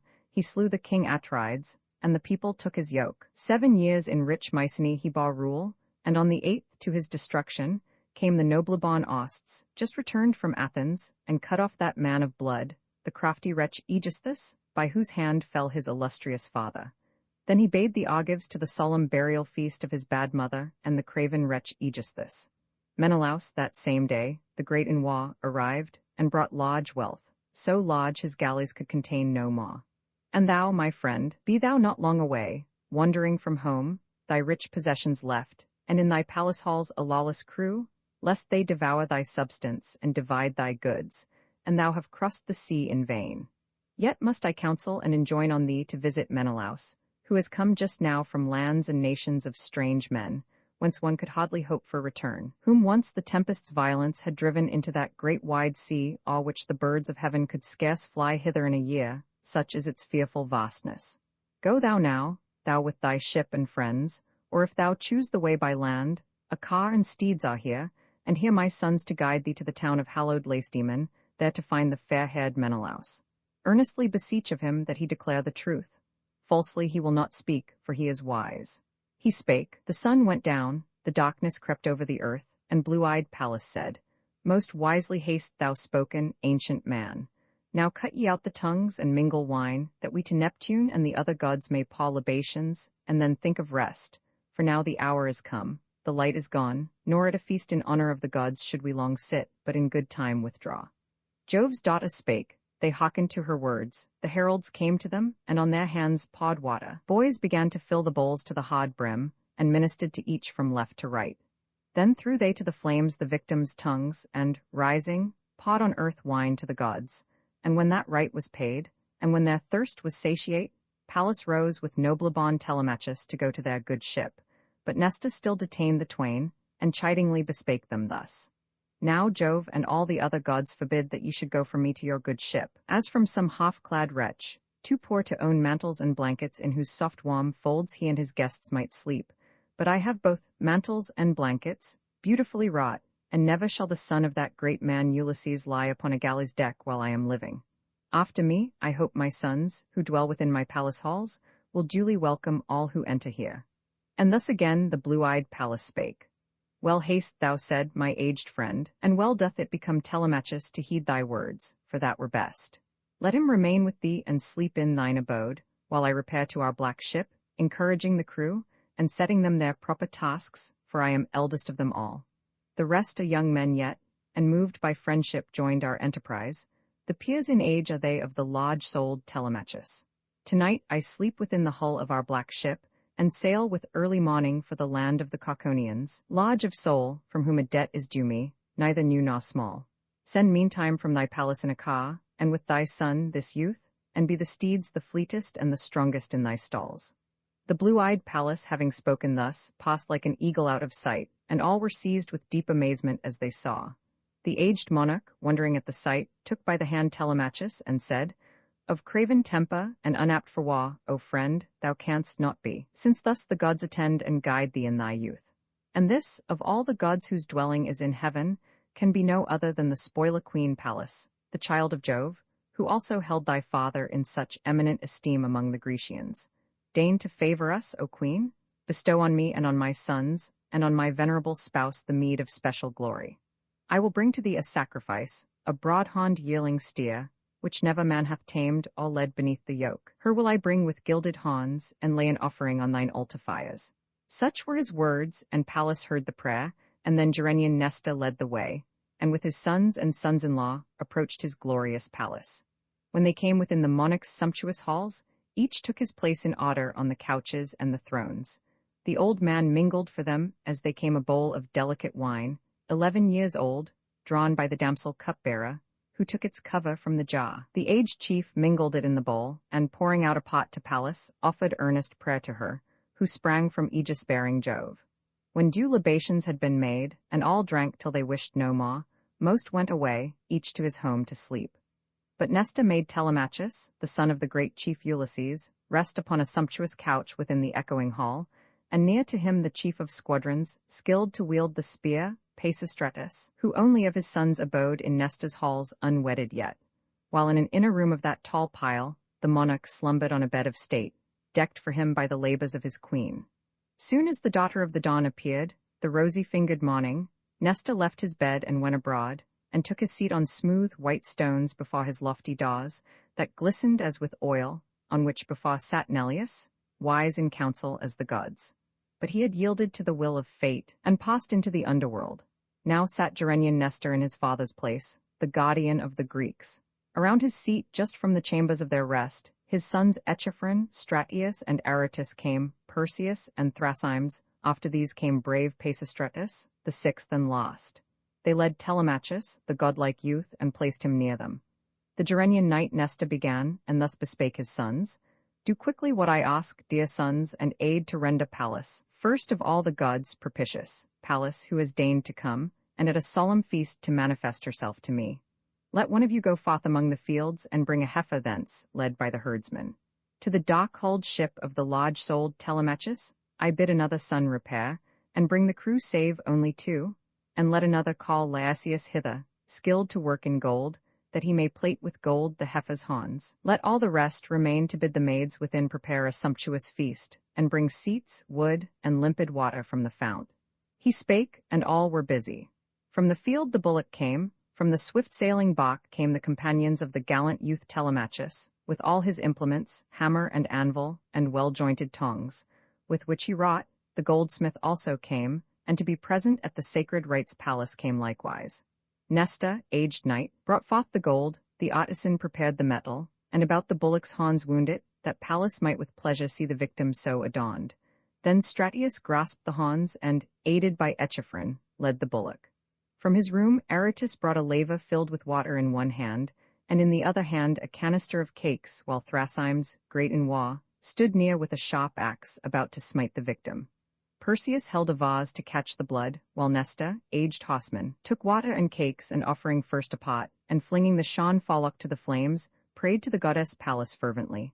And now, when they had prayed, and flung the cakes, the large-souled Thrasimes, Nesta's son, struck where he stood, the blow. The bullock's strength gave way. At once the daughters of the king, and his sons' wives, and Queen Eurydice, Nesta's chaste wife and daughter eldest born of Clymnis, broke forth in shrilly cries. From the great earth the sons then lifted up and held the victim's head. Pisistratus, the chief of squadrons, slew it. When the blood had ceased to flow, and life had left its limbs, they quickly severed joint from joint. They hewed the thighs away, and duly covered them with caul, a double fold, on which they laid raw strips of flesh. The aged monarch burned these over the cleft wood, and poured dark wine upon them, while beside him stood the youths with 5-pronged spits, and when the thighs were burned and entrails tasted, all the rest they carved into small portions and transfixed with spits and roasted, holding the sharp spits in hand. Meantime, fair Polycaste, youngest born of Nesta's daughters, gave Telemachus the bath.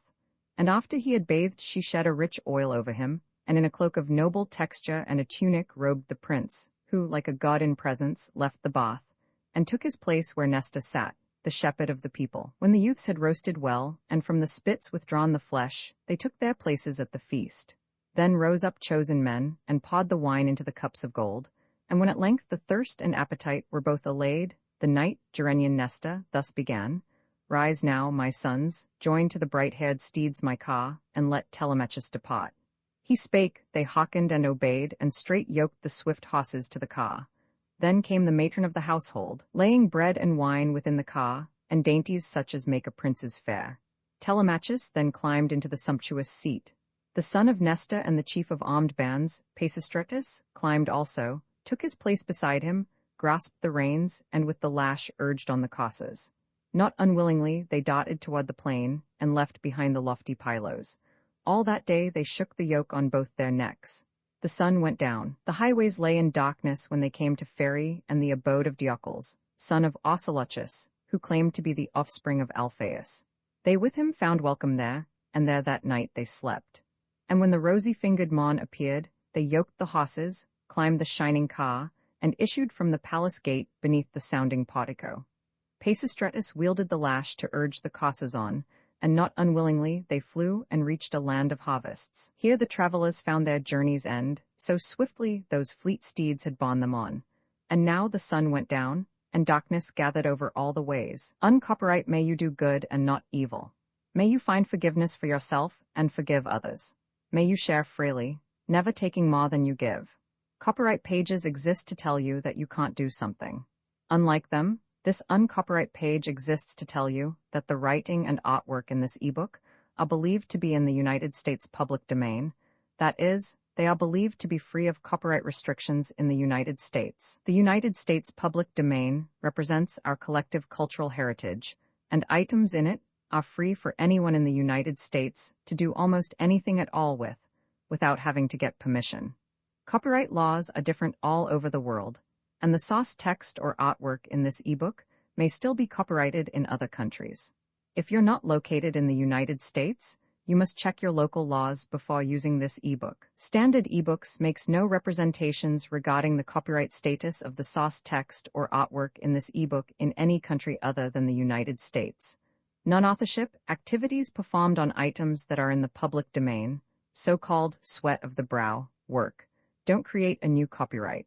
That means that nobody can claim a new copyright on an item that is in the public domain for, among other things, work like digitization, mock-up, or typography. Regardless, the contributors to this ebook release their contributions under the terms in the CC 01.0 Universal Public Domain dedication, thus dedicating to the worldwide public domain all of the work they've done on this ebook, including but not limited to metadata, the title page, imprint, colophon, this uncopyright, and any changes or enhancements to, or mock-up on, the original text and artwork. This dedication doesn't change the copyright status of the source text or artwork. We make this dedication in the interest of enriching our global cultural heritage, to promote free and libre culture around the world, and to give back to the unrestricted culture that has given all of us so much. Table of Contents Landmarks, Book Roman for Conference of Telemachus and Menelaus, Arrival of Telemachus and his companion at Sparta, a wedding, the marriage of the daughter of Menelaus, Helen in Sparta, entertainment of the guests, Helen's account of her return to her husband, the Trojan horse, narrative of the visit of Menelaus to Egypt in order to consult the sea god, Proteus, Menelaus informed by him that Ulysses is detained by Calypso in her island, plot of the suitors to lie in wait for Telemachus on his voyage and destroy him, Penelope visited and consoled by Pallas in a dream. They came to Lacedaemon's valley, seamed with dells, and to the palace of its king, the glorious Menelaus, whom they found within, and at a wedding banquet made both for his blameless daughter and his son, and many guests. Her he must send away, bride of the son of that invincible chief, Achilles. He betrothed her while in Troy, and gave his kingly word, and now the gods fulfilled it by the marriage. He was now sending her forth with steeds and cars to reach the noble city of the Myrmidons, where ruled her consort. From the Spartan coast he brought Electa's daughter for his son, the gallant Megapenthes, born to him by a handmaiden in his later years. For not to Helen had the gods vouchsafed yet other offspring, after she had brought a lovely daughter forth, Hermione, like golden Venus both in face and form. So banqueting the neighbors and the friends of glorious Menelaus sat beneath the lofty ceiling of those spacious halls, delighted with the feast. A sacred bard amidst them touched the harp and sang to them, while, as the song began, 2 dancers sprang into the midst and trod the measure there, but they, the hero youth Telemachus and Nesta's eminent son, were at the gate, and standing in the entrance with their steeds. The worthy Eteoneus, coming forth, the trusty servant of the glorious son of Atreus, saw, and hastening thence to tell the shepherd of the people, through the hall he came to him, and spake these winged words. O Menelaus, foster child of Jove, 2 strangers have arrived, 2 men who seem descended from almighty Jupiter. Shall we then loose the harness from their steeds, or bid them elsewhere seek a friendly host? The fair-haired king indignantly replied, Nay, Eteoneus, thou hast not been wont, son of Boethus, thus to play the fool. Thou pratest idly, like a child. Ourselves have sat as guests at generous banquets given by other men, when journeying hitherward in hope that Jove might grant a respite here from our disasters. Hasten, then, to loose the steeds and bring the strangers to the feast. He spake, the attendant hastened forth and called the other trusty servitors, with charge to follow. They unyoked the sweaty steeds and bound them to the stalls, and gave them oats with which they mingled the white barley grains, and close against the shining wall they placed the car, and then they led the guests within the sumptuous palace.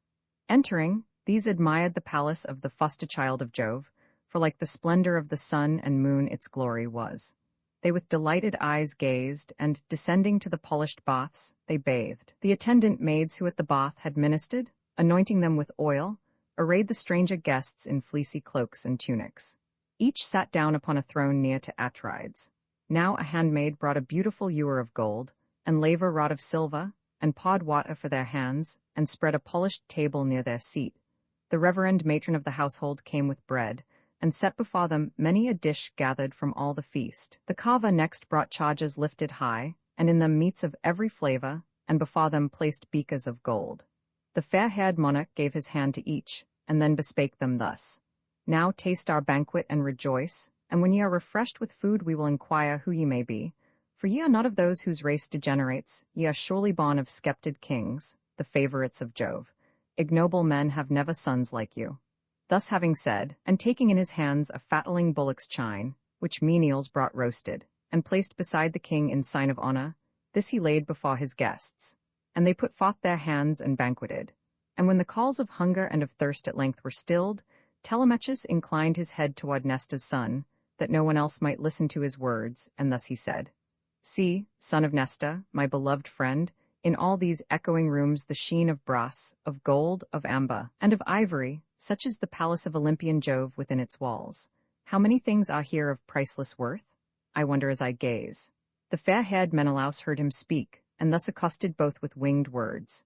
Dear sons, no mortal man may vie with Jove, whose palace and possessions never know decay, but other men may vie or not in wealth with me.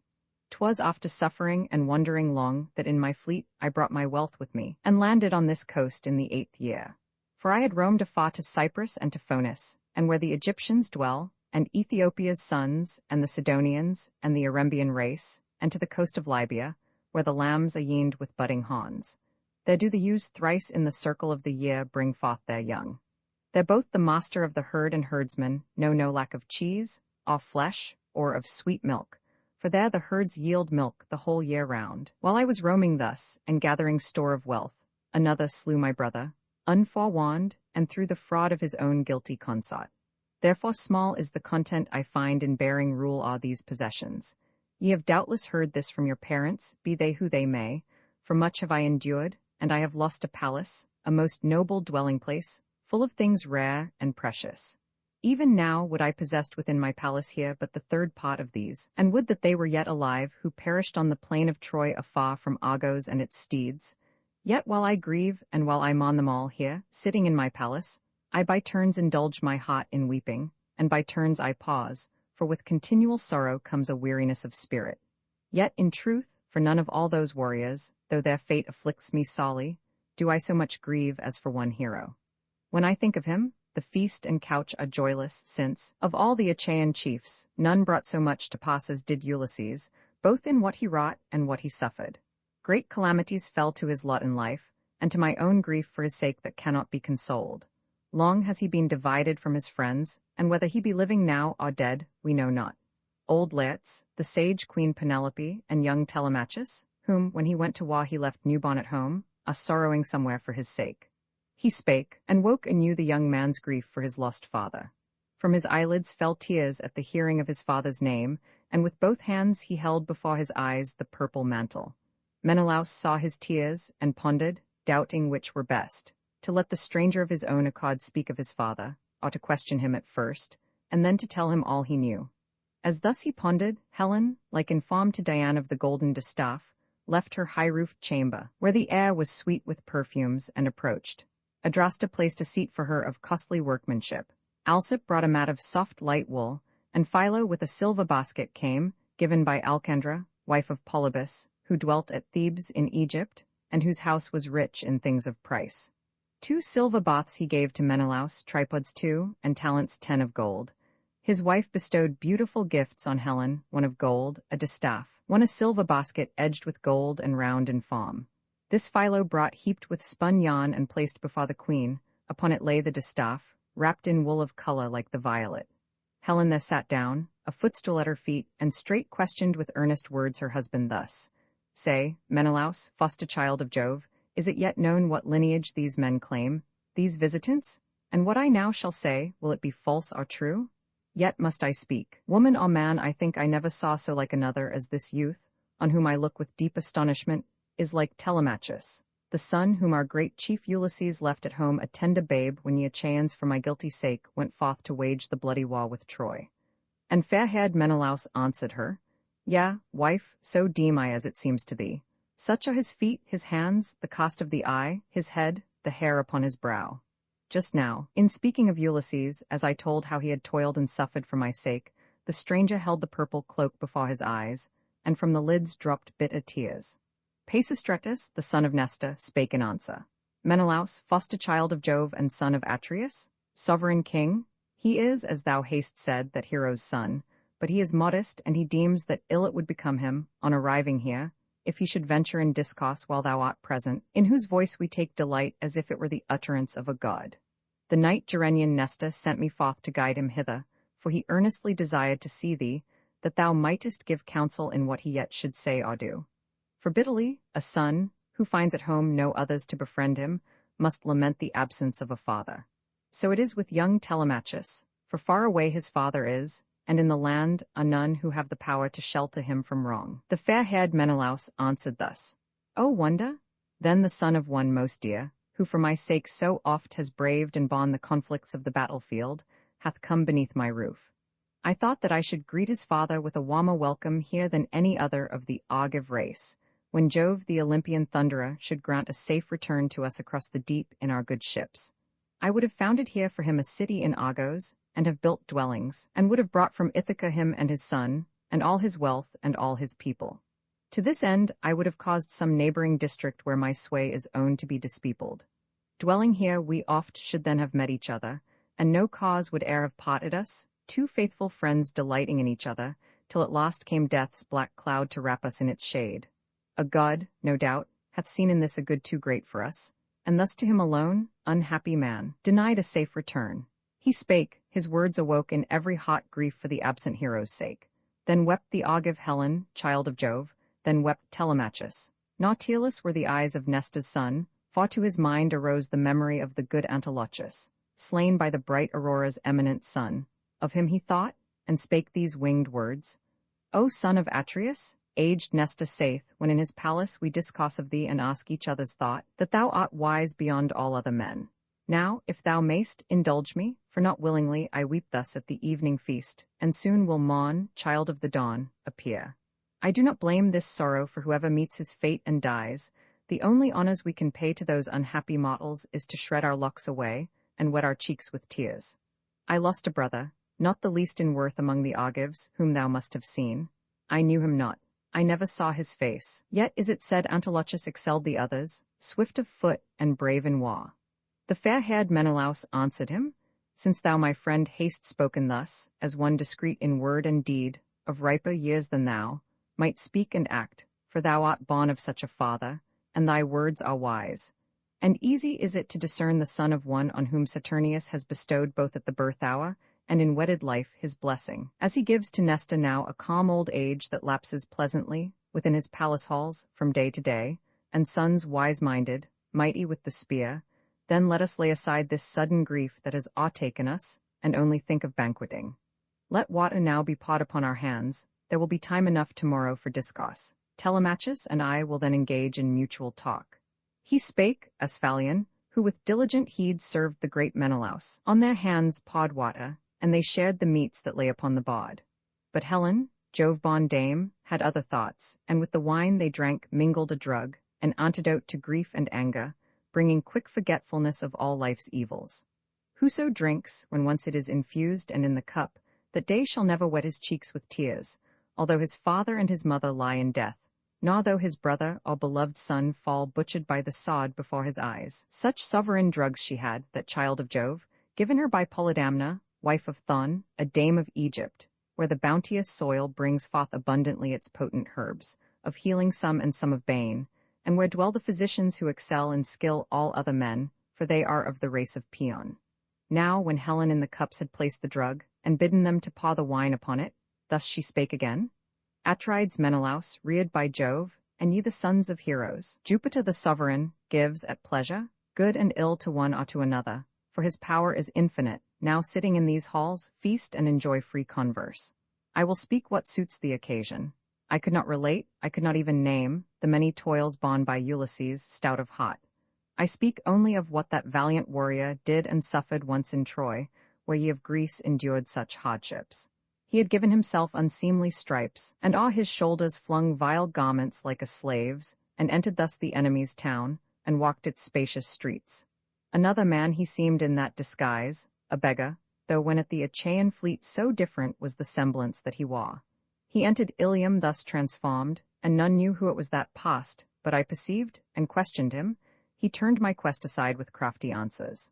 After I had seen the bath administered, anointed him and clothed him, and had sworn a solemn oath not to reveal his visit to the men of Ilium till he reached again the tents and galleys, then he opened to me all the plans of the Achaeans. Leaving me, on his return he slew with his long spear full many a Trojan, and in safety reached the Argive camp with tidings for the host. Then wept aloud the Trojan dames, but I was glad at heart, for I already longed for my old home, and deeply I deplored the evil fate that Venus brought on me, who led me thither from my own dear land, and from my daughter and my marriage bower, and from my lawful spouse, in whom I missed no noble gift of person or of mind. Then fair-haired Menelaus said to her, All thou hast spoken, woman, is most true. Of many a valiant warrior I have known the counsels and the purposes, and far have roamed in many lands, but never yet my eyes have looked on such another man as was Ulysses, of a heart so bold and such endurance. Witness what he did and bore, the heroic man, what time we sat, the bravest of the Argives, pent within the wooden house, about to bring to Troy slaughter and death. Thou earnest to the place, moved, as it seemed, by some divinity who thought to give the glory of the day to Troy. Deiphobus, the godlike chief, was with thee. Thrice about the hollow frame that held the ambush thou didst walk and touch its sides, and call the Achaean chiefs by name, and imitate the voices of the wives of all the Argives. Diomed and I sat with the great Ulysses in the midst, and with him heard thy call, and rose at once to sally forth or answer from within, but he forbade, impatient as we were, and so restrained us. All the Achaean chiefs kept silence save Anticleus, who alone began to speak, when with his powerful hands Ulysses pressed together instantly the opening lips, and saved us all, and thus held them till Pallas lured thee from the spot. Then spake discreet Telemachus again, Atrides Menelaus, reared by Jove, ruler of tribes. The harder was his lot, since even thus he could not shun the stroke of death, not though a heart of steel were his. But now dismiss us to our beds, that there, couched softly, we may welcome balmy sleep. He spake, and Argive Helen called her maids to make up couches in the portico, and throw fair purple blankets over them, and tapestry above, and cover all with shaggy cloaks. Forth from the palace halls they went with torches, and made ready soon the couches. Thither heralds led the guests. There in the vestibule Telemachus, the hero, and with him the eminent son of Nesta, took their rest. Meanwhile the son of Atreus lay within an inner room of that magnificent pile, and near to him the glorious lady, long-robed Helen, slept. But when at length the daughter of the dawn, the rosy-fingered morning, brought her light, then Menelaus, great in battle, rose, put on his garments, took his trenchant sword, and having hung it on his shoulder, laced the shapely sandals to his shining feet, and issued from his chamber like a god in aspect. Near Telemachus he took his seat, and calling him by name he spake, What urgent cause, my brave Telemachus, brings thee to sacred Lacedaemon or the breast of the great ocean? Frankly say, is it a private or a public need? And thus discreet Telemachus replied, Atrides Menelaus, reared by Jove, ruler of nations, I am come to ask news of my father, if thou knowest aught. My heritage is wasting, my rich fields are made a desolation. Enemies swarm in my palace, and from day to day slaughter my flocks and slow-paced horned herds. My mother's suit is they, and measureless their insolence. And therefore am I come to clasp thy knees, and pray thee to relate the manner of my father's sorrowful death, as thou hast seen it with thine eyes, or heard its story from some wondering man. For sure his mother brought him forth to wretchedness beyond the common lot. I ask thee not to soften aught in the sad history through tenderness to me, or kind regard, but tell me plainly all that thou dost know. And I beseech thee, if at any time my father, good Ulysses, brought to pass aught that he undertook for thee in word or act while you were in the realm of Troy, where the Greeks suffered sorely, bear it now in mind, and let me have the naked truth. Then Menelaus of the amber locks drew a deep sigh, and thus in answer said, Heavens, they would climb into a brave man's bed, these craven weaklings. But as when a hart has hid her newborn suckling fawns within the lair of some fierce lion, and gone forth herself to range the mountainsides and feed among the grassy lawns, the lion comes back to the place and brings them sudden death. So will Ulysses bring a bloody fate upon the suitor crew. O Father Jove, and Pallas, and Apollo, I could wish that now, with prowess such as once was his when he, of yore, in Lesbos nobly built, rising to strive with Philomelas' son, in wrestling through him heavily, and all the Greeks rejoiced, Ulysses might engage the suitors. Short were then their term of life, and bitter would the nuptial banquet be. Now for the questions thou hast put, and craved from me a true reply, I will not seek to pass them by with talk of other things, nor yet deceive thee, but of all that once was told me by the Ancient of the Deep, whose words are truth, I shall keep nothing back. In Egypt still, though longing to come home, the gods detained me, for I had not paid the sacrifice of chosen hecatombs, and ever do the gods require of us remembrance of their laws. There is an isle within the billowy sea before you reach the coast of Egypt. Pharos is its name, at such a distance as a ship could pass in one whole day with a shrill breeze astern. A sheltered haven lies within that isle, whence the good ships go forth with fresh supplies of water. There the gods constrained my stay for 20 days, and never in that time blew favoring winds across the waters, such as bear the galley over the great deep. Now would our stores of food have been consumed, now would the courage of my men have died, had not a goddess pitied me, and come to my relief, by name Eidothea, born to the great Proteus, Ancient of the Deep. For she was moved by my distress, and came to me while I was wandering alone, apart from all the rest. They through the isle roamed everywhere from place to place, and, pinched with hunger, threw the hook for fish. She came, and, standing near, accosted me and said, Stranger, thou art an idiot, or at least of careless mood, or else art willingly neglectful, and art pleased with suffering, that thou dost linger in this isle so long and find no means to leave it, while the hearts of thy companions faint with the delay? She spake, and I replied, Woe thou art, goddess, let me say, not willingly I linger here. I surely must have sinned against the immortal dwellers of high heaven, but tell me, for the gods know all things, who of all the immortals holds me windbound here, hindering my voyage, tell me also how to reach my home across the fishy deep. I ended, and the glorious goddess said in answer, Stranger, I will truly speak, the deathless ancient of the deep, whose words are ever true, Egyptian Proteus oft here makes his haunt. To him are fully known, for he is Neptune's subject, all the depths of the great ocean. It is said I owe to him my birth. If him thou canst ensnare and seize, he will disclose to thee thy way and all its distances, and tell thee how to reach thy home across the fishy deep, and further will reveal, if so he choose, O foster child of Jove, whate'er of good or ill has in thy palace come to pass, while thou wert wandering long and wearily. So said the goddess, and I spake again. Explain by what device to snare and hold the aged deity, lest he fano, or else suspect our purpose and escape. 'Twere hard for mortals to constrain a god. I ended, and the glorious goddess thus made answer. When the climbing sun has reached the middle heaven, the ancient of the deep, who ne'er deceives, emerges from the waves, and, covered with the dark scum of the sea, walks forth, and in a cavern vault lies down. Thither fair Halesidna's progeny, the sea calves from the hoary ocean, throng, rank with the bitter odor of the brine, and slumber near him. With the break of day, I will conduct thee thither and appoint thy place, but thou shalt choose to go with thee 3 of the bravest men in thy good ships.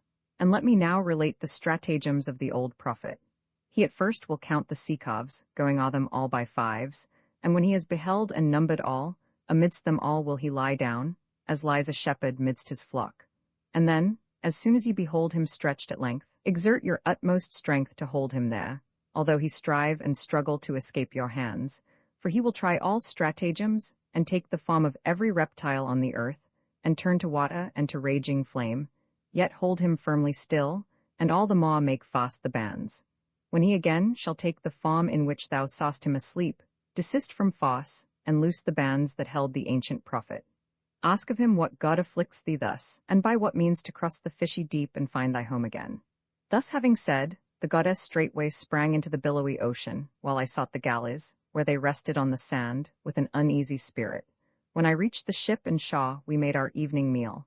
The hallowed night came down, we lay and slept upon the sea beach. When the morning came, the rosy-fingered daughter of the dawn, forth on the border of the mighty main I went, and prayed the immortals fervently. I led 3 comrades, whom I trusted most in all adventures. Entering the depths of the great sea, the goddess brought us thence 4 skins of sea calves newly flayed, that thus we might deceive her father. Then she scooped beds for us in the sea sand, and sat down to wait his coming. We were near to her, and there she laid us duly down, and threw a skin o'er each. Now did our ambush seem beyond endurance, for the noisome smell of those sea-nourished creatures sickened us, and who could bear to sleep beside a whale? But she bethought her of an antidote, a sovereign one, and so relieved us all. To each she brought ambrosia, placing it beneath his nostrils, and the sweets it breathed came the animal odor. All the morn we waited patiently. The sea calves came from ocean in a throng, and laid themselves in rows along the margin of the sea. At noon emerged the aged seer, and found his well-fed sea calves. Going o'er them all he counted them, ourselves among the rest, with no misgiving of the fraud, and then he laid him down to rest. We rushed with shouts upon him suddenly, and in our arms caught him. Nor did the aged seer forget his stratagems. And first he took the shape of a maned lion, of a serpent next, then of a panther, then of a huge boar, then turned to flowing water, then became a tall tree full of leaves. With resolute hearts we held him fast, until the aged seer was wearied out, in spite of all his wiles, and questioned me in speech at last, and said, O son of Atreus, who of all the gods hath taught thee how to take me in this snare, unwilling as I am? What wouldst thou have? He spake, I answered, Aged prophet, well thou knowest, why deceitfully inquire? It is that I am held a prisoner long within this isle, and vainly seek the means of my escape, and grief consumes my heart. Now, since the gods know all things, tell me this, what deity it is that, hindering thus my voyage, keeps me here, and tell me how to cross the fishy deep and reach my home. Such were my words, and he in answer said, But thou to Jove and to the other gods shouldst first have paid acceptable sacrifice, and shouldst have then embarked to reach with speed thy native land across the dark blue deep. Now, it is not thy fate to see again thy friends, thy stately palace, and the land that saw thy birth, until thou stand once more beside the river that through Egypt flows from Jove, and offer sacred hecatombs to the ever-living gods inhabiting the boundless heaven, and they will speed thee forth upon the voyage thou dost long to make. He spake. My heart was broken as I heard his bidding to recross the shadowy sea to Egypt, for the way was difficult and long, and yet I answered him and said, Duly will I perform, O aged seer, what thou commandest. But I pray thee tell, and truly, whether all the sons of Greece whom Nesta and myself, in setting sail, left on the Trojan coast, have since returned safe with their galleys, or have any died untimely in their ships or in the arms of their companions since the war was closed. I spake. Again he answered me and said, Why dost thou ask, Atrides, since to know thou needest not, nor is it well to explore the secrets of my mind? Thou canst not, sure, refrain from tears when thou shalt know the whole. Many are dead, and many left in Troy. 2 leaders only of the well-armed Greeks were slain returning. In that combat thou didst bear a part. 1, living yet, is kept far in the mighty main from his return. Amid his well-oiled galleys Ajax died. For Neptune first had driven him on the rocks of Gyre, yet had saved him from the sea, and he, though Pallas hated him, had yet been rescued, but for uttering boastful words, which drew his fate upon him. He had said that he, in spite of all the gods, would come safe from those mountain waves. When Neptune heard the boaster's challenge, instantly he laid his strong hand on the trident, smote the rock, and cleft it to the base. Pot stood erect, Pot fell into the deep.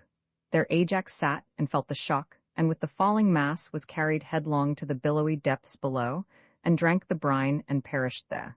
Thy brother and his roomy ships escaped the danger, for imperial Juno's aid preserved him. But when near Melia's heights about to land, a tempest seized and swept the hero thence across the fishy deep, lamenting his hard lot, to that far cape where once abode Thyists, and where now his son Aegisthus dwelt. But when the gods sent other winds, and safe at last appeared the voyage, they returned and reached their home. With joy he stepped upon his native soil, and kissed the earth that bore him, while his tears at that most welcome sight flowed fast and warm. Him from a lofty perch a spy beheld, whom treacherous Aegisthus planted there, bribed by 2 golden talents. He had watched the whole year through, lest, coming unobserved, the king might make his prowess felt. The spy flew to the royal palace with the news, and instantly Aegisthus planned a snare. He chose among the people 20 men, the bravest, whom he stationed out of sight, and gave command that others should prepare a banquet. Then with chariots and with steeds, and with a deadly purpose in his heart, he went, and, meeting Agamemnon, bade the shepherd of the people to the feast, and slew him at the board as men might slay a bullock at the crib. Of all who went with Agamemnon thither, none survived, and of the followers of Aegisthus none, but all were slaughtered in the banquet hall. He spake. My heart was breaking, and I wept while sitting on the sand, nor in my heart cared I to live, or longer to behold the sweet light of the sun. But when there came respite from tears and writhing on the ground, the ancient of the deep, who ne'er deceives, spake yet again. Atrides, lose no time in tears, they profit nothing. Rather seek the means by which thou mayst the soonest reach thy native land. There thou perchance mayst find Aegisthus yet alive, or haply first Osts may have slain him, and thyself arrive to see the funeral rites performed. He spake, and though afflicted still, my heart was somewhat comforted. My spirit rose, and thus I answered him with winged words. These men I know. Name now the 3rd, who still is kept from his return afar within the mighty main, alive, perchance, or dead, for though I dread to hear, I long to know. I spake, and Proteus answered me again. It is Laert's son, whose dwelling stands in Ithaca. I saw him in an isle, and in the cavern palace of the nymph Calypso, weeping bitterly, for she constrains his stay. He cannot leave the isle for his own country. Ship arrayed with oars and seamen has he none to bear him o'er the breast of the great ocean. But for thee, 'tis not decreed that thou shalt meet thy fate and die, most noble Menelaus, where the steeds of Argos in her pastures graze. The gods will send thee to the Elysian plain, and to the end of earth, the dwelling place of fair-haired Rhadamanthus. There do men lead easiest lives.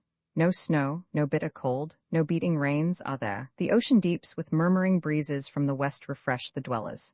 Thither shalt thou go, for thou art Helen's spouse and son-in-law of Jove. He spake, and plunged into the billowy deep. I to the fleet returned in company with my brave men, revolving, as I went, 1,000 projects in my thought. I reached my galley by the sea, and we prepared our evening meal. The hallowed night came down, and there upon the ocean beach we slept. But when the rosy-fingered Maun appeared, the daughter of the dawn, we drew our ships to the great deep, and raised the masts and spread the sails. The crews, all entering, took their seats upon the benches, ranged in odd adieu, and beat the foaming water with their oars. Again to Egypt's coast I brought the fleet, and to the river that descends from Jove, and there I offered chosen hecatombs, and having thus appeased the gods, I reared a tomb to Agamemnon, that his fame might never die. When this was done, I sailed for home. The gods bestowed a favoring wind. But now remain thou till the 11th day, till the 12th, beneath my roof, and then will I dismiss thee with munificent gifts, 3 steeds, a polished chariot, and a cup of price, with which to paw, from day to day, wine to the gods in memory of me. Then spake discreet Telemachus again, Atrides, seek not to detain me long, though I could sit contentedly a year beside thee, never longing for my home, nor for my parents. Such delight I find in listening to thy words. But even now, in hallowed Pylos, my companions grow weary, while thou delayest my return. The gifts, whate'er thou choose to bestow, let them be such as I can treasure up. The steeds to Ithaca I may not take, I leave them to adorn thy retinue, for thou art ruler o'er a realm of plains where grows much lotus, and sweet grasses spring, and wheat and rye, and the luxuriant stalks of the white barley. But in Ithaca are no broad grounds for crossing, meadows none. Goats graze amid its fields, a fairer land than those where horses feed. No isle that lies within the deep has either roads for steeds or meadows, least of all has Ithaca. He spake, the valiant Menelaus smiled and kindly touched him with his hand and said, Dear son, thou comest of a generous stock, thy words declare it. I will change my gifts as well I may. Of all that in my house are treasured up, the choicest I will give, and the most precious. I will give a cup wrought all of silver save its brim of gold. It is the work of Vulcan. Phaedimus the hero, king of Sidon, gave it me when I was coming home, and underneath his roof was sheltered. Now it shall be thine. So talked they with each other. Meantime came those who prepared the banquet to the halls of the great monarch. Bringing sheep they came and strengthening wine. Their wives, who on their brows wash showy fillets, brought the bread, and thus within the house of Menelaus all was bustle, setting forth the evening meal. But in the well-paved cot which lay before the palace of Ulysses, where of late their insolence was shown, the suitor train amused themselves with casting quoits and spears, while by themselves Antinous, and the youth of godlike mien, Eurymachus, who both were eminent above the others, sat. To them Naaman, son of Phronius, went, drew near, bespake Antinous and inquired, Is it among us known, or is it not, Antinous, when Telemachus returns from sandy Pylos? Thither he is gone and in my galley, which I need to cross to spacious Ilys. There I have 12 mares and haughty mule colts with them yet untamed, and some I must subdue to take the yoke. He spake, and they were both amazed, for they had never thought of him as visiting Nelean Pylos, deeming that the youth was somewhere in his fields, among the flocks, haply with the keeper of the swine. Then did Antinous, Eupeith's son, make answer. Tell me truly when he sailed, and what young men of Ithaca he chose to go with him. Were they his slaves, or hired to be his followers? Tell, for I would know the whole. Took he thy ship against thy will? Or didst thou yield it at his first request? Naaman, son of Phaneus, thus replied, Most willingly I gave it, for what else would anyone have done when such a man desired it in his need? It would have been hard to deny it. For the band of youths who followed him, they are the bravest here of all our people, and I saw embark, as their commander, mentor, or some god-like mentor altogether. One thing moves my wonder. Only yesterday at dawn, I met with mentor here, whom I before had seen embarking for the Pylian coast. Naaman spake, and to his father's house departed. Both were troubled at his words, and all the suitors took at once their seats, and ceased their pastimes. Then Antinous spake, son of Eupeith's, greatly vexed, his heart was darkened with blind rage, his eyes shot fire. Strange doings these, a great and proud exploit performed, this voyage of Telemachus, which we had called impossible. The boy, in spite of us, has had his will and gone, and carried off a ship, and for his crew chosen the bravest of the people here. He yet will prove a pest. May Jupiter crush him ere he can work us further harm. Now give me a swift bark, and 20 men that I may lie in ambush, and keep watch for his return within the straits between this isle and rugged Samos. Then, I deem, he will have sought his father to his cost. He spake, they praised his words and bade him act, and rose and left their places, entering the palace of Ulysses. Brief the time that passed before Penelope was warned of what the suitors treacherously planned. The herald Medon told her all. He heard in the outer, caught their counsels while within they plotted, and he hastened through the house to bring the tidings to Penelope. Penelope perceived him as he stepped across the threshold, and bespake him thus. Why, herald, have the suitor princes sent thee hither? Comest thou to bid the maids of great Ulysses leave their tasks and make a banquet ready?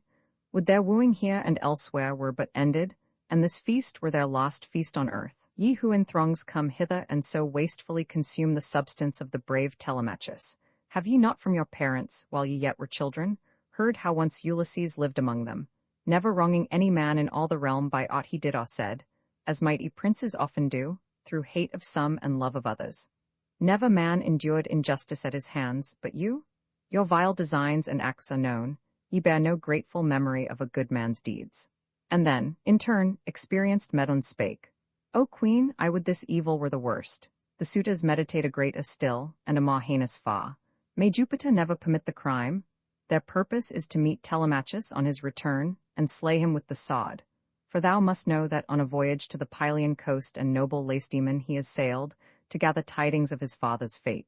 He spake, and her knees failed her and her heart sank as she heard. Long time she could not speak, her eyes were filled with tears, and her clear voice was choked, yet finding words at length she said, O herald, wherefore should my son have gone? There was no need that he should trust himself to the swift ships, those horses of the sea, with which men traverse its unmeasured waste. Was it that he might leave no name on earth? And then again experienced Medon spake. I know not whether prompted by some god, or moved by his own heart, thy son has sailed for Pylos, hoping there to hear some news of his returning father, or his fate. Thus having said, the herald, traversing the palace of Ulysses, went his way, while a keen anguish overpowered the queen, nor could she longer bear to keep her place upon her seat, and many seats were there.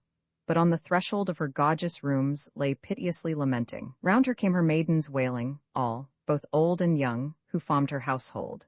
These Penelope, sobbing in her great sorrow, thus bespake. Hear me, my friends, the heavens have cast on me griefs heavier than on any others born and reared with me, who had lost by death already a most gracious husband, one who bore a lion heart and who was graced with every virtue, greatly eminent among the Greeks, and widely famed abroad through Hellas and all Argos. Now my son, he whom I loved, is driven before the storms from home, inglorious, and I was not told of his departure. Ye too, worthless crew, ye took no thought, not one of you, to call me from my sleep, although ye must have known full well when he embarked in his black ship. And if it had been told me that he planned this voyage, then, impatient as he was to sail, he would have certainly remained, or else have left me in these halls a copse. And now let one of my attendants call the aged Dolius, whom, when first I came to this abode, my father gave to me to be my servant, and who has in charge my orchards. Let him haste and take his place beside Laertes, and to him declare all that has happened, that he may devise some fitting remedy, or go among the people, to deplore the dark designs of those who now are plotting to destroy the heir of great Ulysses and his own. Then Eurycleia, the beloved nurse, answered, Dear lady, slay me with the sword, or leave me here alive.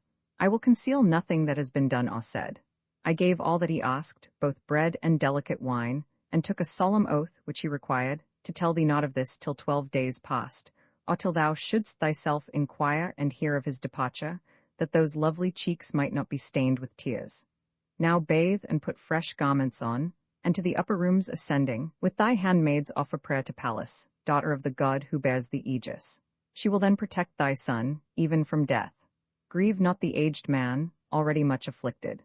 Sure I am the lineage of Arcesius has not lost the favor of the gods, but someone yet surviving will possess its lofty halls and its rich acres, stretching far away. She spake, the queen repressed her grief, and held her eyes from tears. She took the bath and put fresh garments on, and, to the upper rooms ascending with her maidens, heaped with cakes a canister, and prayed to Pallas thus, Daughter invincible of Jupiter the aegis-bearer, hear me. If within thy cots the wise Ulysses ever burned fat thighs of beeves or sheep, remember it, and rescue my dear son, and bring to naught the wicked plots of the proud suitor crew. She spake, and wept aloud. The goddess heard her prayer. Meantime the suitors filled with noise the shadowy palace halls, and there were some among that throng of arrogant youths who said, Truly the queen, whom we have wooed so long, prepares for marriage. Little does she know the bloody death we destine for her son. So spake they, unaware of what was done elsewhere. Antinous then stood forth and said, Good friends, I warn you all that you refrain from boasts like these, lest someone should report your words within. Now let us silently rise up, and all conspire to put in act the counsel all so hotly approve. He spake, and chose a crew of 20 men, the bravest. To the seaside in the ship they went, and down to the deep water drew the ship, and put the mast and sails on board, and fitted duly to their leathern rings the oars, and spread the white sail overhead. Their nimble-handed servants brought them arms, and there they moored the galley, went on board, and supped and waited for the evening star. Now in the upper chamber the chaste queen, Penelope, lay fasting. Food or wine she had not tasted, and her thoughts were still fixed on her blameless son. Would he escape the threatened death, or perish by the hands of the insolent suitors? As a lion's thoughts when, midst a crowd of men, he sees with dread the hostile circle slowly closing round, such were her thoughts, when balmy sleep at length came creeping over her, as on her couch she lay reclined, her limbs relaxed in rest. Now Pallas framed a new device. She called a phantom up, in aspect like the dame Iphthyme, whom Eumelus had espoused in Phery, daughter of the high-souled chief Icarius. Her she sent into the halls of great Ulysses, that she might beguile the sorrowful Penelope from tears and lamentations. By the thong that held the bolt, she slid into the royal bower, and standing by her head bespake the queen, Penelope, afflicted as thou art thou asleep? The ever-blessed gods permit thee not to grieve and weep. Thy son, who has not sinned against them, shall return. And then discreet Penelope replied, still sweetly slumbering at the gate of dreams. Why, sister, art thou here, who ne'er before hast come to me? The home is far away in which thou dwellest. Thou exhortest me to cease from grieving, and to lay aside the painful thoughts that crowd into my mind, and torture me who have already lost a noble-minded, lion-hearted spouse, one eminent among Achaea's sons for every virtue, and whose fame was spread through Hellas and through Argos. Now my son, my best beloved, goes to sea, a boy, unused to hardships and unskilled to deal with strangers. More I sorrow for his sake than for his father's. I am filled with fear, and tremble lest he suffer wrong from those among whom he has gone, or on the deep, where he has enemies who lie in wait to slay him ere he reach his home again. And then the shadowy image spake again. Be of good courage, let not fear awcome thy spirit, for there goes with him a guide such as all others would desire to have beside them ever, trusting in her power, Pallas Athene, and she looks on thee with pity. From her presence I am sent, her messenger, declaring this to thee. Again discreet Penelope replied, if then thou be a goddess and hast heard a goddess speak these words, declare, I pray, of that ill-fated one, if yet he live and look upon the sun, or else have died and passed to the abodes beneath the earth. Once more the shadowy image spake. Of him will I say nothing, whether living yet or dead, no time is this for idle words. She said, and from the chamber glided forth beside the bolt, and mingled with the winds. Then quickly from her couch of sleep arose the daughter of Icarius, for her heart was glad. So plainly had the dream conveyed its message in the stillness of the night. Meanwhile the suitors on their ocean path went in their galley, plotting cruelly to slay Telemachus. A rocky isle far in the middle sea, between the coast of Ithaca and craggy Samos, lies, named Asteris. Of narrow bounds, yet there a sheltered haven is to which two straits give entrance. There the Achaeans lay in wait. Book V. Departure of Ulysses from Calypso. Mercury, dispatched by Jupiter to Calypso with a message commanding her to send away Ulysses. A raft constructed by Ulysses. His departure on the raft. A storm raised by Neptune, and the raft destroyed. Escape of Ulysses from the tempest, and his landing on the Isle of Scheria, inhabited by the Phaeacians. Aurora, rising from her couch beside the famed Tithonus, brought the light of day to men and to immortals. Then the gods came to their seats in council. With them came high-thundering Jupiter, amongst them all the mightiest. Pallas, mindful of the past, spake of Ulysses and his many woes, grieved that he still was with the island nymph. O Father Jove, and all ye blessed ones who live forever, let not sceptred king henceforth be gracious, mild, and merciful and righteous. Rather be he deaf to prayer and prone to deeds of wrong, since no one now remembers the divine Ulysses more among the people over whom he ruled benignly, like a father. Still he lies, weighed down by many sorrows, in the isle and dwelling of Calypso, who so long constrains his stay. To his dear native land depart he cannot. Ship-arrayed with oars and seamen has he none, to bear him o'er the breast of the broad ocean. Nay, even now, against his well-beloved son, a plot is laid, to slay him as he journeys home from Pylos the divine, and from the walls of famous Sparta, whither he had gone to gather tidings of his father's fate. Then answered her the ruler of the storms, My child, what words are these that pass thy lips? Was not thy long-determined counsel this, that in good time Ulysses should return to be avenged? Guide then Telemachus wisely, for so thou canst, that, all unharmed, he reach his native land, and in their barks, homeward the suitor train retrace their way. He spake, and turned to Hermes, his dear son. Hermes, for thou in this my messenger art, as in all things, to the bright-haired nymph make known my steadfast purpose, the return of suffering Ulysses. Neither gods nor men shall guide his voyage. On a raft, made firm with bands, he shall depart and reach, after long hardships, on the 20th day, the fertile shore of Scheria, on whose isle dwell the Phaeacians, kinsmen of the gods. They like a god shall honor him, and thence send him to his loved country in a ship, with ample gifts of brass and gold, and store of raiment, wealth like which he ne'er had brought from conquered Ilion, had he reached his home safely, with all his portion of the spoil. So is it preordained that he behold his friends again, and stand once more within his high-roofed palace, on his native soil. He spake, the herald Argicide obeyed, and hastily beneath his feet he bound the fair, ambrosial golden sandals, wont to bear him over ocean like the wind, and o'er the boundless land. His wand he took, wherewith he softly seals the eyes of men, and opens them at will from sleep. With this in hand, the mighty Augusquella flew, and, lighting on Pieria, from the sky plunged downward to the deep, and skimmed its face like hovering seamew, that on the broad gulfs of the unfruitful ocean seeks her prey, and often dips her pinions in the brine. So Hermes flew along the waste of waves. But when he reached that island, far away, forth from the dark blue ocean swell, he stepped upon the sea beach, walking till he came to the vast cave in which the bright-haired nymph made her abode. He found the nymph within. A fire blazed brightly on the hearth, and far was wafted o'er the isle the fragrant smoke of cloven cedar, burning in the flame, and cypress wood. Meanwhile, in her recess, she sweetly sang, as busily she threw the golden shuttle through the web she wove. And all about the grotto alders grew, and poplars, and sweet-smelling cypresses. In a green forest, high among whose boughs birds of broad wing, wood owls and falcons built their nests, and crows, with voices sounding far, all haunting for their food the ocean side. A vine, with downy leaves and clustering grapes, crept over all the cavern rock. Far springs poured forth their glittering waters in a row, and here and there went wandering side by side. Around were meadows of soft green, o'ergrown with violets and parsley. 'Twas a spot where even an immortal might a while linger, and gaze with wonder and delight. The herald Augusquella stood and saw and marveled, but as soon as he had viewed the wonders of the place, he turned his steps, entering the broad-roofed cave. Calypso there, the glorious goddess, saw him as he came, and knew him, for the ever-living gods are to each other known, though one may dwell far from the rest. Ulysses, large of heart, was not within. Apart upon the shore he sat and sorrowed, where he oft in tears and sighs and vain repinings passed the hours, gazing with wet eyes on the barren deep. Now, placing Hermes on a shining seat of state, Calypso, glorious goddess, said, "Thou of the golden wand, revered and loved, what, Hermes, brings thee hither? Passing few have been thy visits. Make thy pleasure known. My heart enjoins me to obey, if aught that thou commandest be within my power, but first accept the offerings due a guest." The goddess, speaking thus before him, placed a table, where the heaped ambrosia lay, and mingled the red nectar. Ate and drank the herald Augusquella, and refreshed, answered the nymph and made his message known. "Art thou a goddess, and dost ask of me, a god, why came I hither?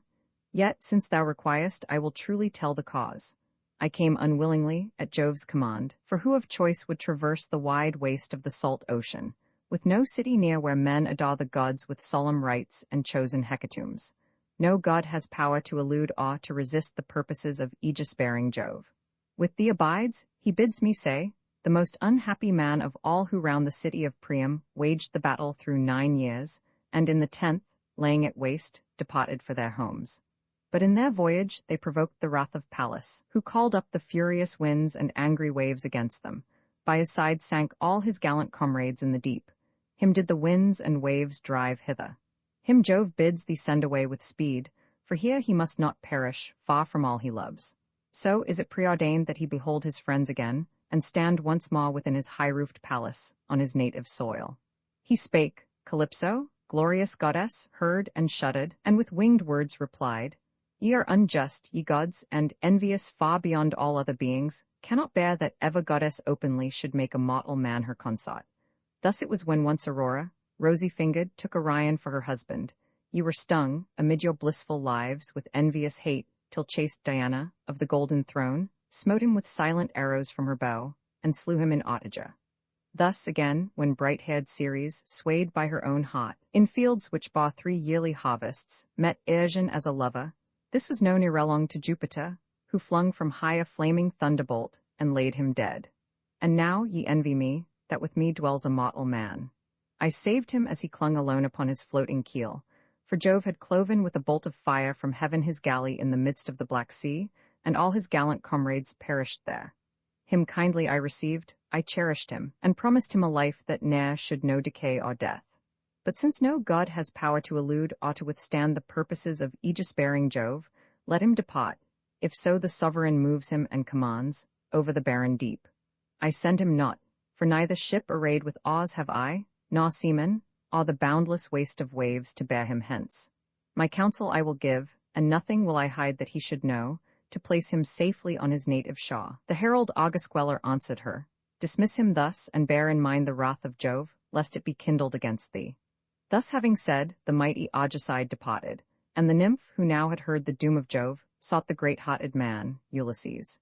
Him she found beside the deep, seated alone, with eyes from which the tears were never dried.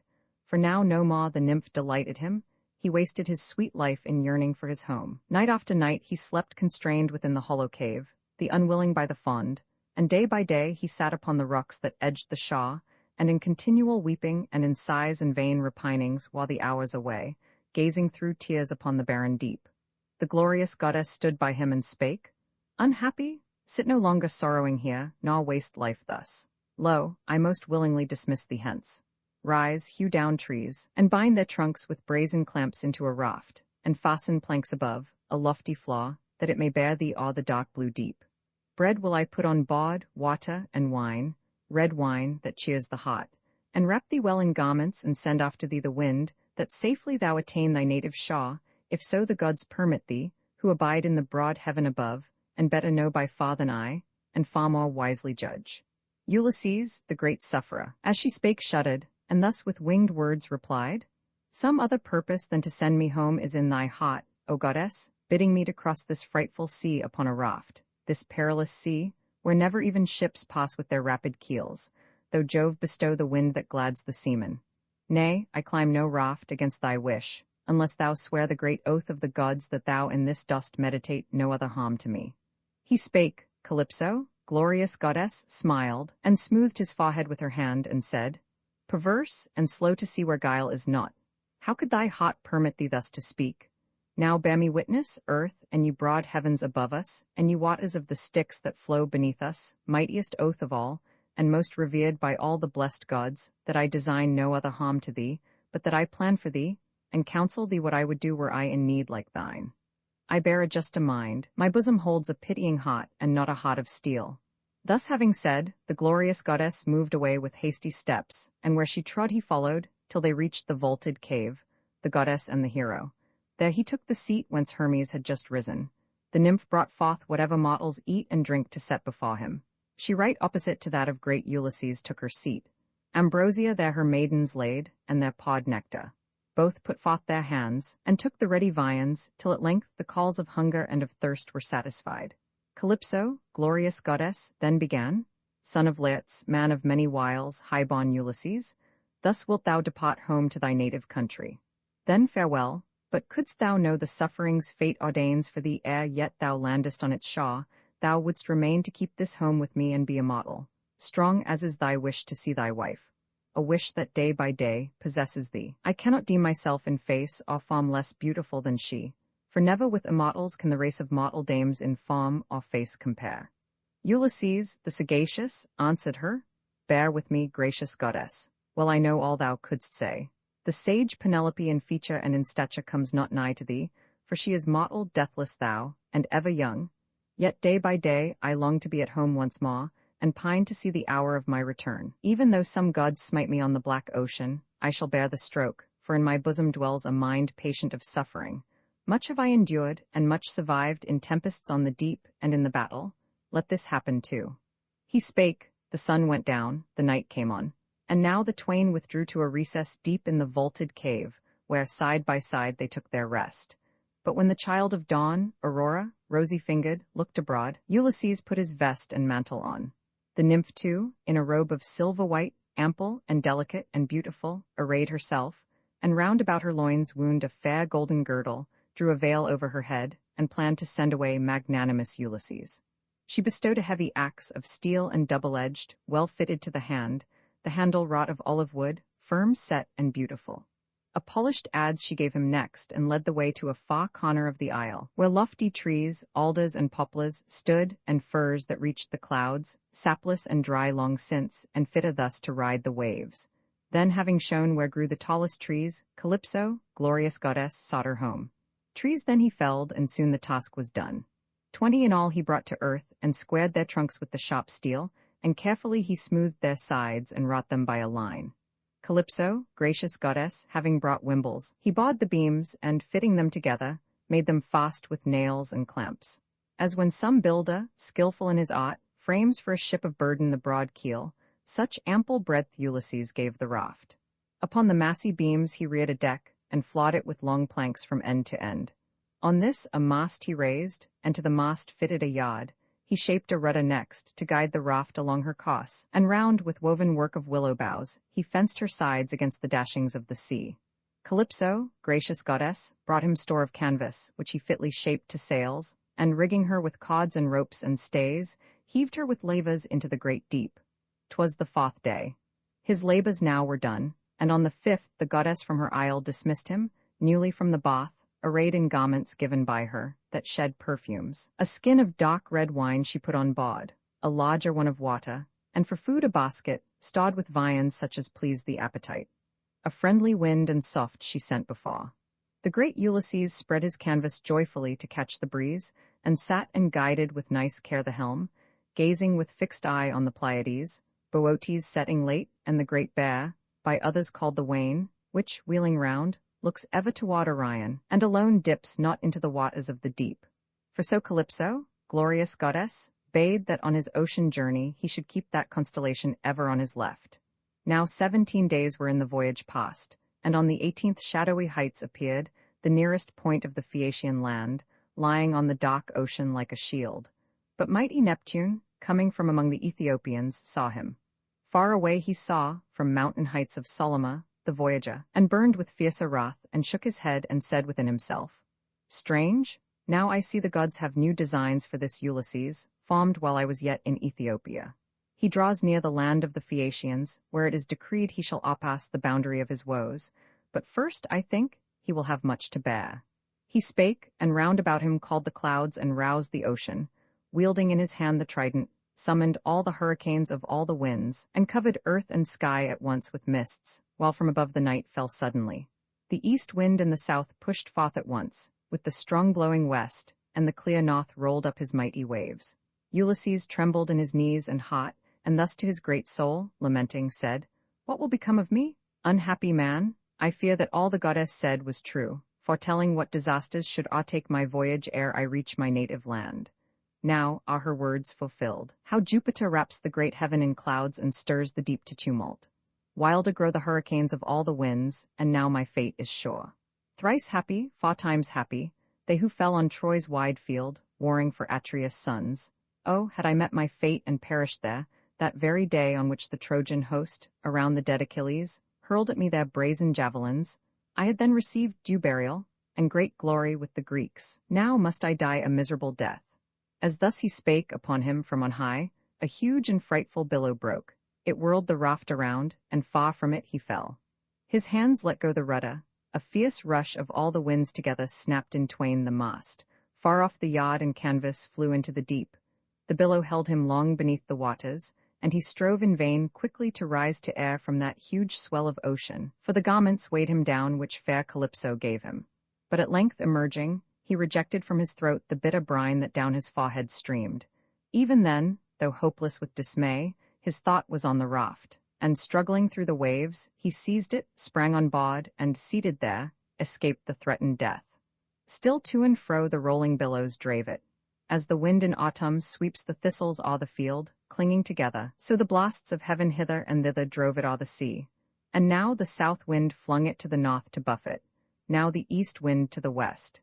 Leucothea saw him clinging there, the delicate-footed child of Cadmus, once a mortal, speaking with a mortal voice, though now within the ocean gulfs she shares the honors of the gods.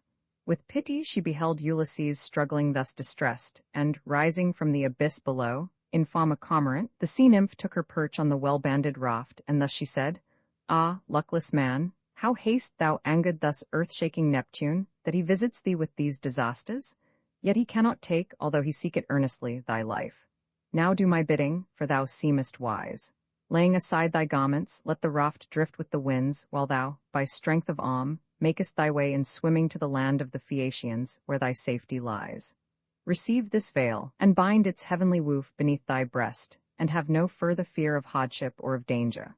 But as soon as thou shalt touch the island, take it off, and turn away thy face, and fling it far from where thou standest into the black deep."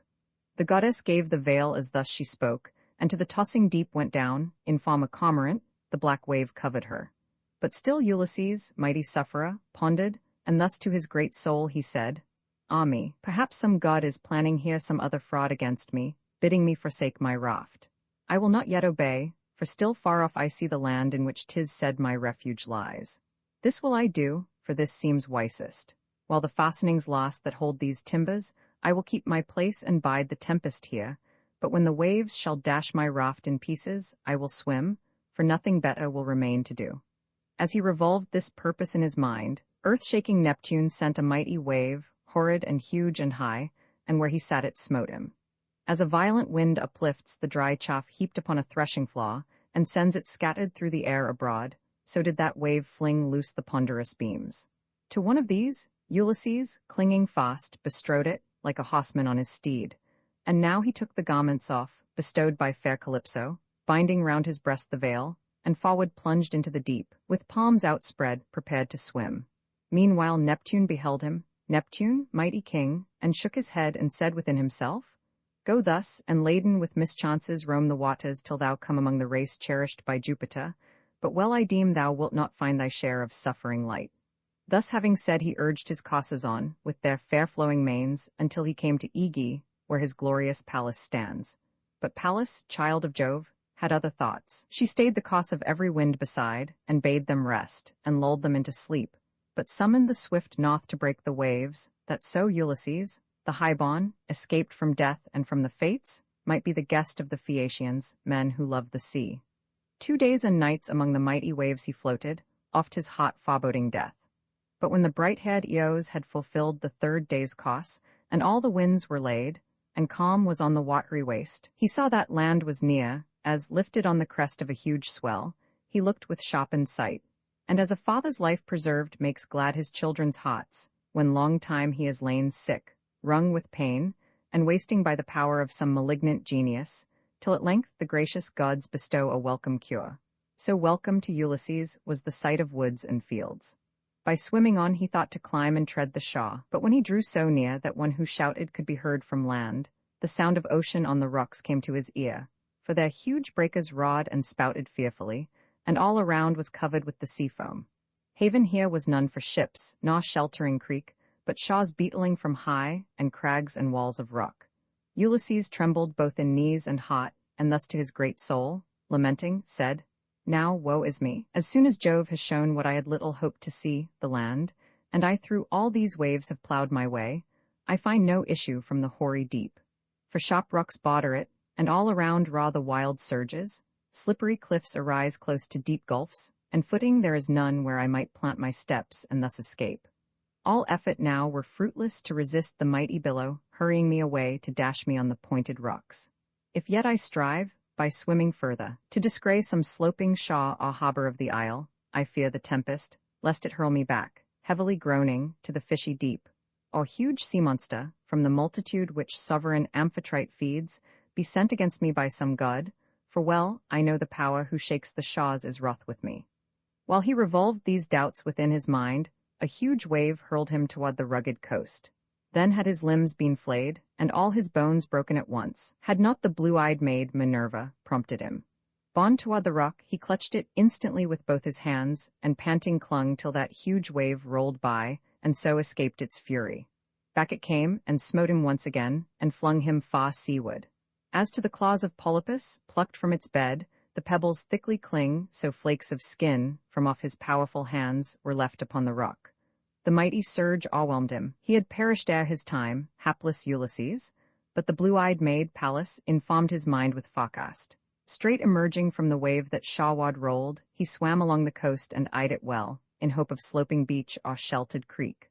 But when, in swimming, he had reached the mouth of a soft-flowing river, here appeared the spot he wished for, smooth, without a rock, and here was shelter from the wind. He felt the currents flow, and thus devoutly prayed, "Hear me, O sovereign power, where thou art. To thee, the long-desired, I come. I seek escape from Neptune's threatenings on the sea. The deathless gods respect the prayer of him who looks to them for help. A fugitive, as I am now, when to thy stream I come, and to thy knees from many a hardship past. O thou that here art ruler, I declare myself thy suppliant, be thou merciful." He spoke, the river stayed his current, checked the billows, smoothed them to a calm, and gave the swimmer a safe landing at his mouth. Then dropped his knees and sinewy arms at once, unstrung, for faint with struggling was his heart. His body was all swollen, the brine gushed forth from mouth and nostrils. All unnerved he lay, breathless and speechless. Utter weariness almasted him. But when he breathed again, and his flown senses had returned, he loosed the veil that Ino gave him from his breast, and to the salt flood cast it. A great wave bore it far down the stream. The goddess there in her own hands received it. He, meanwhile, withdrawing from the brink, lay down among the reeds, and kissed the harvest-bearing earth, and thus to his great soul, lamenting, said, "Ah me, what must I suffer more? What yet will happen to me? If by the river's side I pass the unfriendly watches of the night, the cruel cold and dews that steep the bank may, in this weakness, end me utterly, for chilly blows this river ere at dawn. But should I climb this hill, to sleep within the shadowy wood, among thick shrubs, if cold and weariness allow me, then I fear that, while the pleasant slumbers on me steal, I may become the prey of savage beasts." Yet, as he longer pondered, this seemed best. He rose and sought the wood and found it near the water, on a height, all looking far the region round. Between two shrubs that sprang both from one spot he entered, olive trees, one wild, one fruitful. The damp blowing wind ne'er pierced their covert, never blazing sun darted his beams within, nor pelting shower beat through, so closely intertwined they grew. Here entering, Ulysses heaped a bed of leaves with his own hands. He made it broad and high, for thick the leaves had fallen around. 2 men and 3, in that abundant store, might bide the winter storm, though keen the cold. Ulysses, the great sufferer, on his couch looked and rejoiced, and placed himself within, and heaped the leaves high o'er him and around, as one who, dwelling in the distant fields, without a neighbor near him, hides a brand in the dark ashes, keeping carefully the seeds of fire alive, lest he perforce, to light his hearth must bring them from afar. So did Ulysses in that pile of leaves bury himself, while Pallas saw his eyes pawed sleep, and closed his lids, that he might take, after his painful toils, the fitting rest. Book vi Ulysses discovered by Nausicaa, daughter of Alcinous, king of the Phaeacians, directed by Pallas to go to the river and wash her marriage robes. Spots of her maidens after the washing is performed, Ulysses awakened by the noise, relieved and clothed by Nausicaa, and bidden to follow her into the city, and there make his suit to the queen, the wife of Alcinous. Thus overcome with toil and weariness, the noble sufferer Ulysses slept, while Pallas hastened to the realm and town peopled by the Phaeacians, who of yore abode in spacious Hypereia, near the insolent race of Cyclops, and endured wrong from their mightier hands. A godlike chief, Nausithous, led them to a new abode, and planted them in Scheria, far away from plotting neighbors.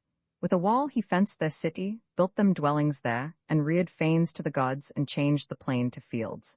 But he had bowed to death, and had gone down to Hades, and Alcinous, whom the gods endowed with wisdom, governed in his stead. Now to his palace, planning the return of the magnanimous Ulysses, came the blue-eyed goddess Pallas, entering the gorgeous chamber where a damsel slept, Nausicaa, daughter of the large-souled King Alcinous, beautiful in form and face as one of the immortals. Near her lay, and by the portal, one on either side, fair as the Graces, 2 attendant maids. The shining doors were shut, but Pallas came as comes a breath of air, and stood beside the damsel's head and spake. In look she seemed the daughter of the famous mariner Dymas, a maiden whom Nausicaa loved, the playmate of her girlhood. In her shape the blue-eyed goddess stood, and thus she said, "Nausicaa, has thy mother then brought forth a careless housewife? Thy magnificent robes lie still neglected, though thy marriage day is near.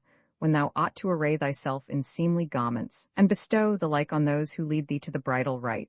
For thus the praise of men is won, and thus thy father and thy gracious mother both will be rejoiced. Now with the early dawn let us all hasten to the washing place. I too would go with thee, and help thee there, that thou mayst sooner end the task, for thou not long wilt be unwedded. Thou art wooed already by the noblest of the race of the Phaeacians, for thy birth, like theirs, is of the noblest. Make thy suit at Mon to thy illustrious father, that he bid his mules and cobby harness to convey thy girdles, robes, and mantles marvelous in beauty, that were seemlier than to walk, since distant from the town the lavas lie. Thus having said, the blue-eyed Pallas went back to Olympus, where the gods have made, so saith tradition, their eternal seat. The tempest shakes it not, nor is it drenched by showers, and there the snow doth never fall. The calm clear ether is without a cloud, and in the golden light that lies on all, days after day the blessed gods rejoice. Thither the blue-eyed goddess, having given her message to the sleeping maid, withdrew. Soon the bright morning came. Nausicaa rose, clad royally. As marveling at her dream, she hastened through the palace to declare her purpose to her father and the queen. She found them both within. Her mother sat beside the hearth with her attendant maids, and turned the distaff loaded with a fleece dyed in sea-purple. On the threshold stood her father, going forth to meet the chiefs of the Phaeacians in a council where their noblest asked his presence. Then the maid, approaching her beloved father, spake, I pray, dear father, give command to make a chariot ready for me, with high sides and sturdy wheels, to bear to the river brink, there to be cleansed, the costly robes that now lie soiled. Thee likewise it doth well beseem at councils to appear in vestments fresh and stainless. Thou hast also in these halls 5 sons, 2 wedded, 3 in boyhood's bloom, and ever in the dance they need attire new from the wash. All this must I provide. She ended, for she shrank from saying aught of her own hopeful marriage. He perceived her thought and said, Mules I deny thee not, my daughter, nor aught else. Go then, my grooms shall make a carriage ready with high sides and sturdy wheels, and a broad rack above. He spake, and gave command. The grooms obeyed, and, making ready in the outer, caught the strong-wheeled chariot, led the harnessed mules under the yoke, and made them fast. And then appeared the maiden, bringing from her bower the shining garments. In the polished car she piled them, while with many pleasant meats and flavoring morsels for the day's repast her mother filled a hamper, and pawed wine into a goatskin. As her daughter climbed the car, she gave into her hands a cruse of gold with smooth anointing oil for her and her attendant maids. Nausicaa took the scourge and showy reins, and struck the mules to urge them onward. Onward with loud noise they went, and with a speed that slackened not, and bore the robes and her. Yet not alone, for with her went the maidens of her train.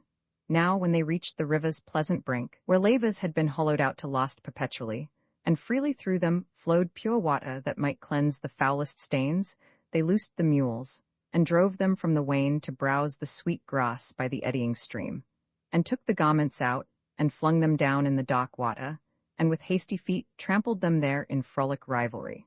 And when the task was done, and all the stains were cleansed away, they spread the garments out along the beach, and where the stream had washed the gravel cleanest.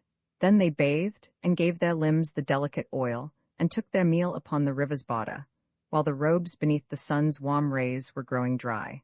And now, when they were all refreshed by food, mistress and maidens laid their veils aside and played at ball.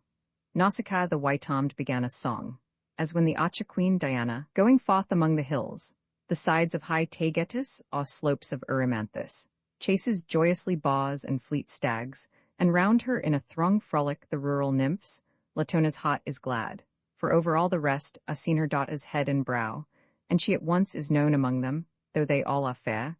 Such was this spotless virgin midst her maids. Now when they were about to move for home with harnessed mules, and with the shining robes carefully folded, then the blue-eyed maid, Pallas, bethought herself of this, to rouse Ulysses and to bring him to behold the bright-eyed maiden, that she might direct the stranger's way to the Phaeacian town. The royal damsel at a handmaid cast the ball, it missed and fell into the stream where a deep eddy whirled. All shrieked aloud. The great Ulysses started from his sleep and sat upright, discoursing to himself, Ah me, upon what region am I thrown? What men are here, wild, savage, and unjust, all hospitable, and who hold the gods in reverence? There are voices in the air, womanly voices, as of nymphs that haunt the mountain summits and the river founts and the moist grassy meadows. Or perchance am I near men who have the power of speech? Nay, let me then go forth at once and learn. Thus having said, the great Ulysses left the thicket. From the close-grown wood he rent, with his strong hand, a branch well set with leaves, and wound it as a covering round his waist. Then like a mountain lion he went forth, that walks abroad, confiding in his strength in rain and wind.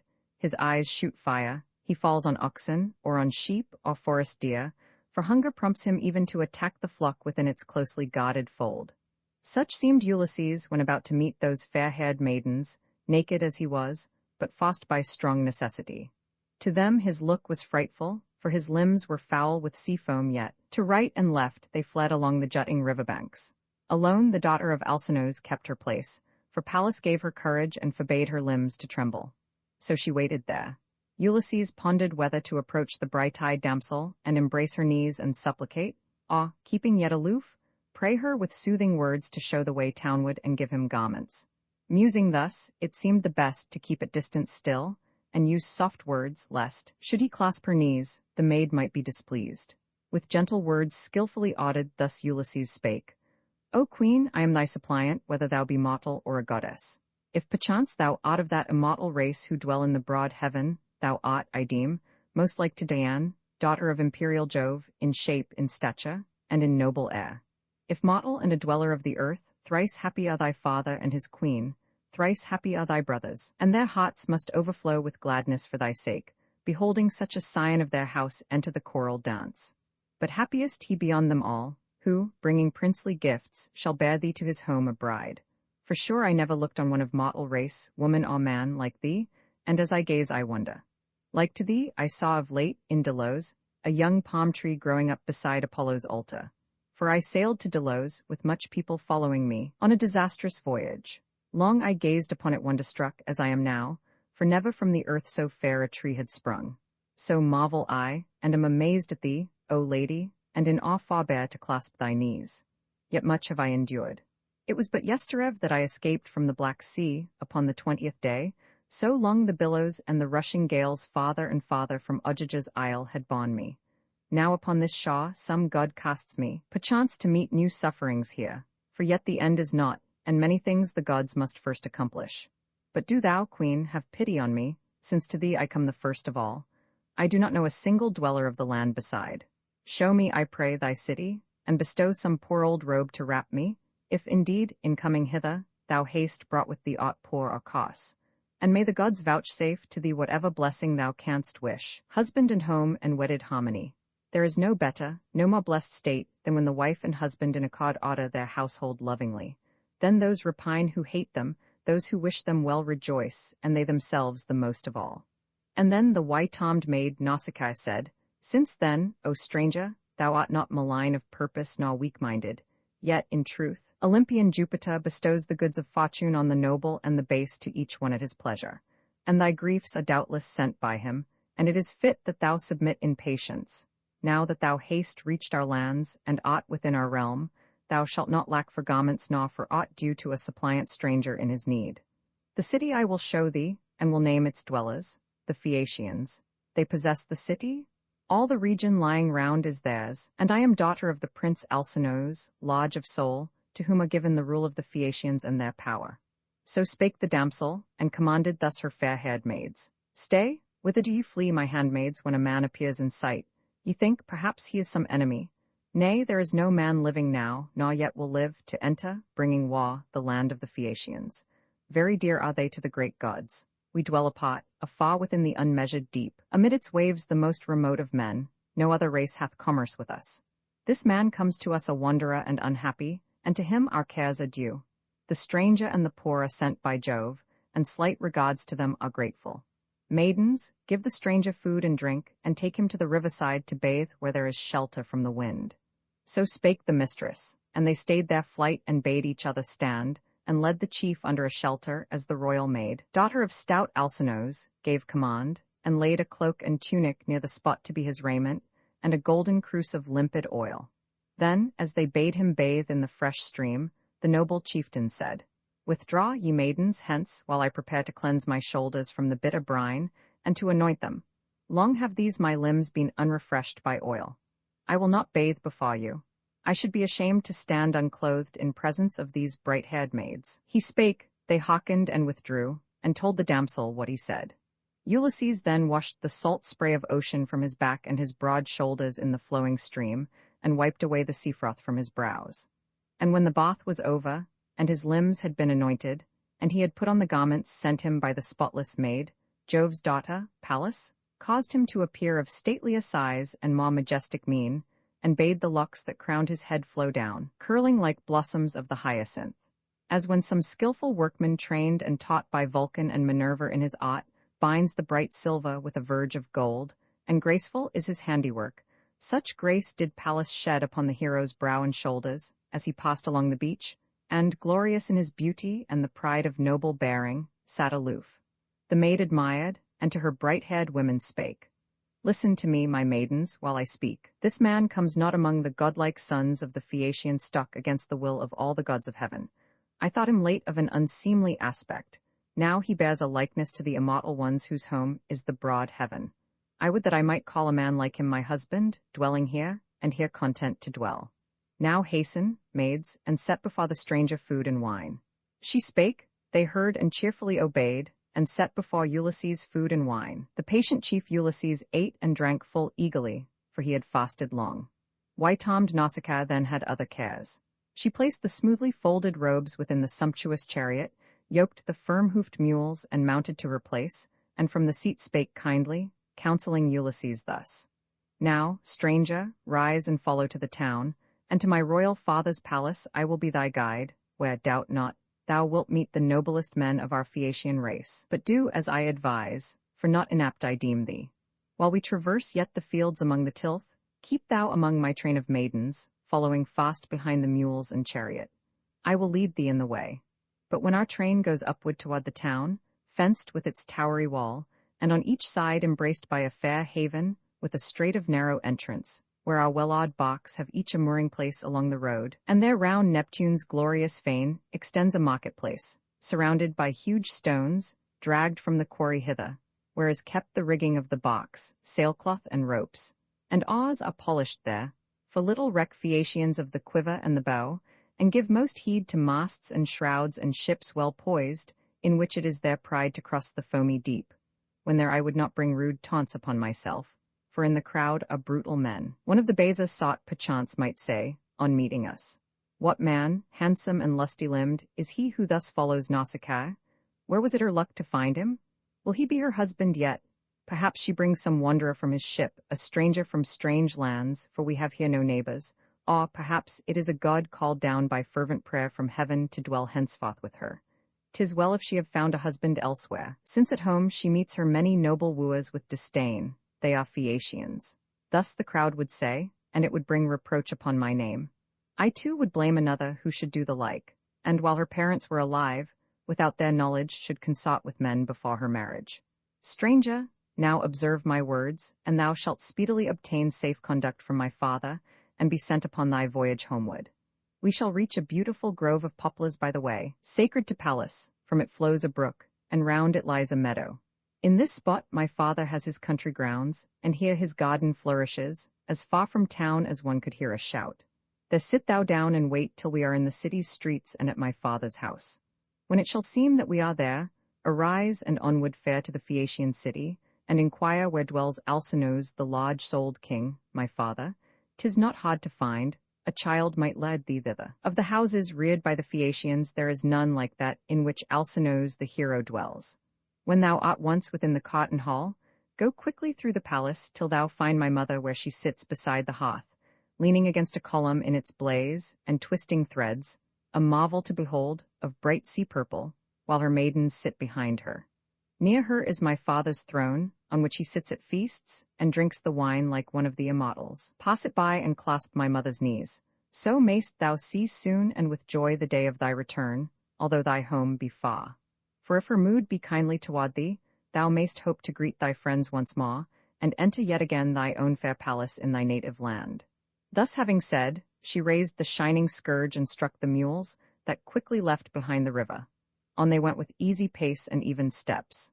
The damsel wielded well the reins, and used the lash with gentle hand, so that Ulysses and her train of maids on foot could follow close. And now the sun was sinking when they came to that fair grove sacred to Pallas. There the noble chief Ulysses sat him down, and instantly prayed to the daughter of imperial Jove. O thou unconquerable child of Jove the Aegis-bearer, hearken to me now, since late thou wouldst not listen to my prayer, what time the mighty shaker of the shaws pursued and wrecked me, grant me to receive pity and kindness from Phaeacia's sons.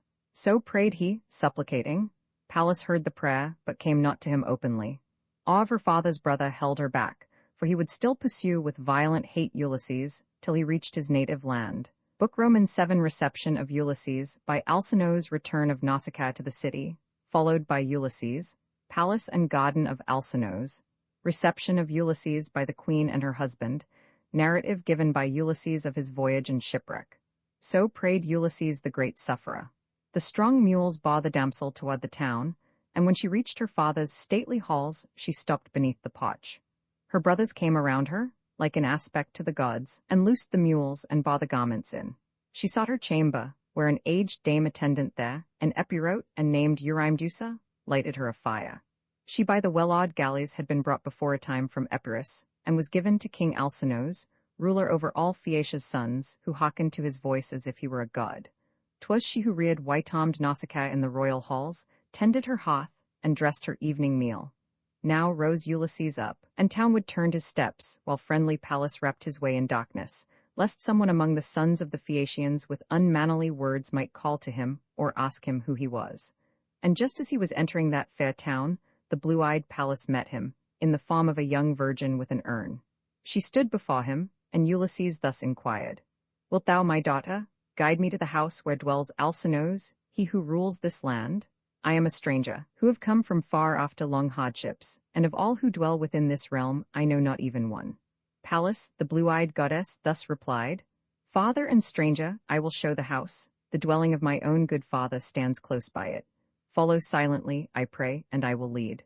Look not on any man nor ask a question, for the people here affect not strangers, nor do oft receive with kindly welcome him who comes from far. They trust in their swift barks, which to and fro, by Neptune's favor, cross the mighty deep. Their galleys have the speed of wings or thought." Thus Pallas spake and quickly led the way. He followed in her steps. They saw him not, those trained Phaeacian seamen, for the power that led him, Pallas of the amber hair, forbade the sight and threw a friendly veil of darkness over him. Ulysses saw, wondering, the haven and the gallant ships, the marketplace where heroes thronged, the walls long, lofty, and beset with palisades, a marvel to the sight. But when they came to the king's stately palace, thus began the blue-eyed goddess, speaking to the chief, "Father and stranger, here thou seest the house which thou hast bid me show thee. Thou wilt find the princes, nurslings of the gods within, royally feasting. Enter and fear not. The bold man ever is the better man, although he come from far. Thou first of all wilt see the queen. Arete is the name the people give her. She is of a stock the very same from which Alcinous, the king, derives his lineage.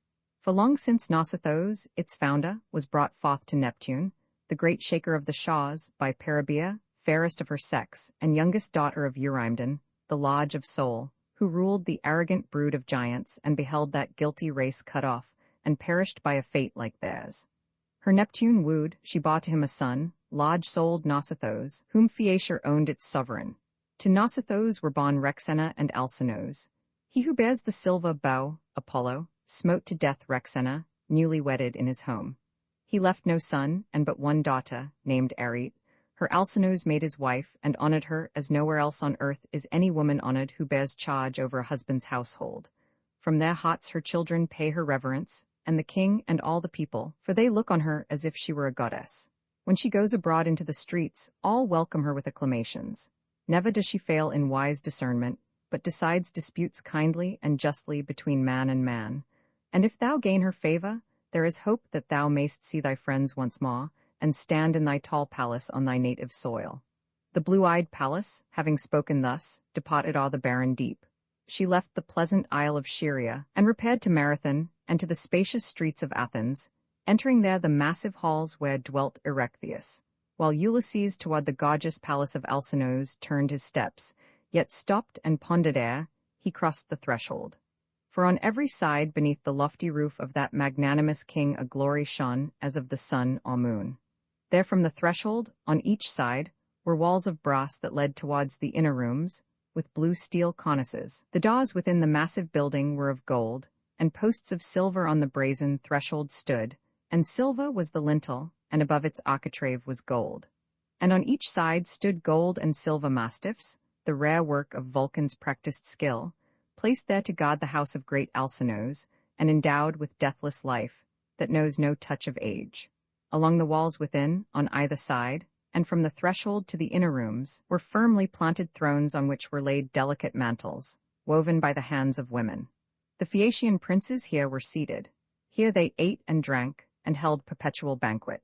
Slender forms of boys in gold upon the shapely altars stood, with blazing torches in their hands to light at eve the palace guests, while 50 maids waited within the halls, where some in querns ground small the yellow grain, some wove the web, or twirled the spindle, sitting, with a quick light motion, like the aspen's glancing leaves. The well-wrought tissues glistened as with oil. As far as the Phaeacian race excel in guiding their swift galleys o'er the deep, so far the women in their woven work surpass all others. Pallas gives them skill in handiwork and beautiful design. Without the palace cot, and near the gate, a spacious garden of 4 acres lay. A hedge enclosed it round, and lofty trees flourished in generous growth within, the pear and the pomegranate, and the apple tree with its fair fruitage, and the luscious fig and olive always green. The fruit they bear falls not, nor ever fails in winter time nor summer, but is yielded all the year. The ever-blowing west wind causes some to swell and some to ripen. Pear succeeds to pear, to apple, grape to grape, fig ripens after fig. A fruitful field of vines was planted near.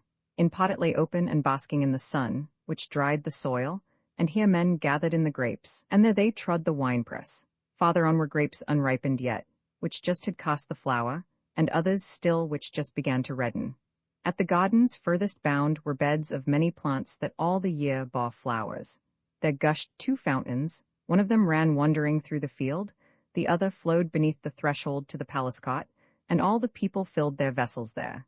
Such were the blessings which the gracious gods bestowed on King Alcinous and his house. Ulysses, the great sufferer, standing there, admired the sight, and when he had beheld the whole in silent wonderment, he crossed the threshold quickly. Entering the hall where the Phaeacian peers and princes poured wine from their goblets to the sleepless one, the Augusquella, to whose deity they made the last libations when they thought of slumber. The great sufferer, concealed in a thick mist which Pallas raised and cast around him, hastened through the hall and came close to Arete and Alcinous, the royal pair.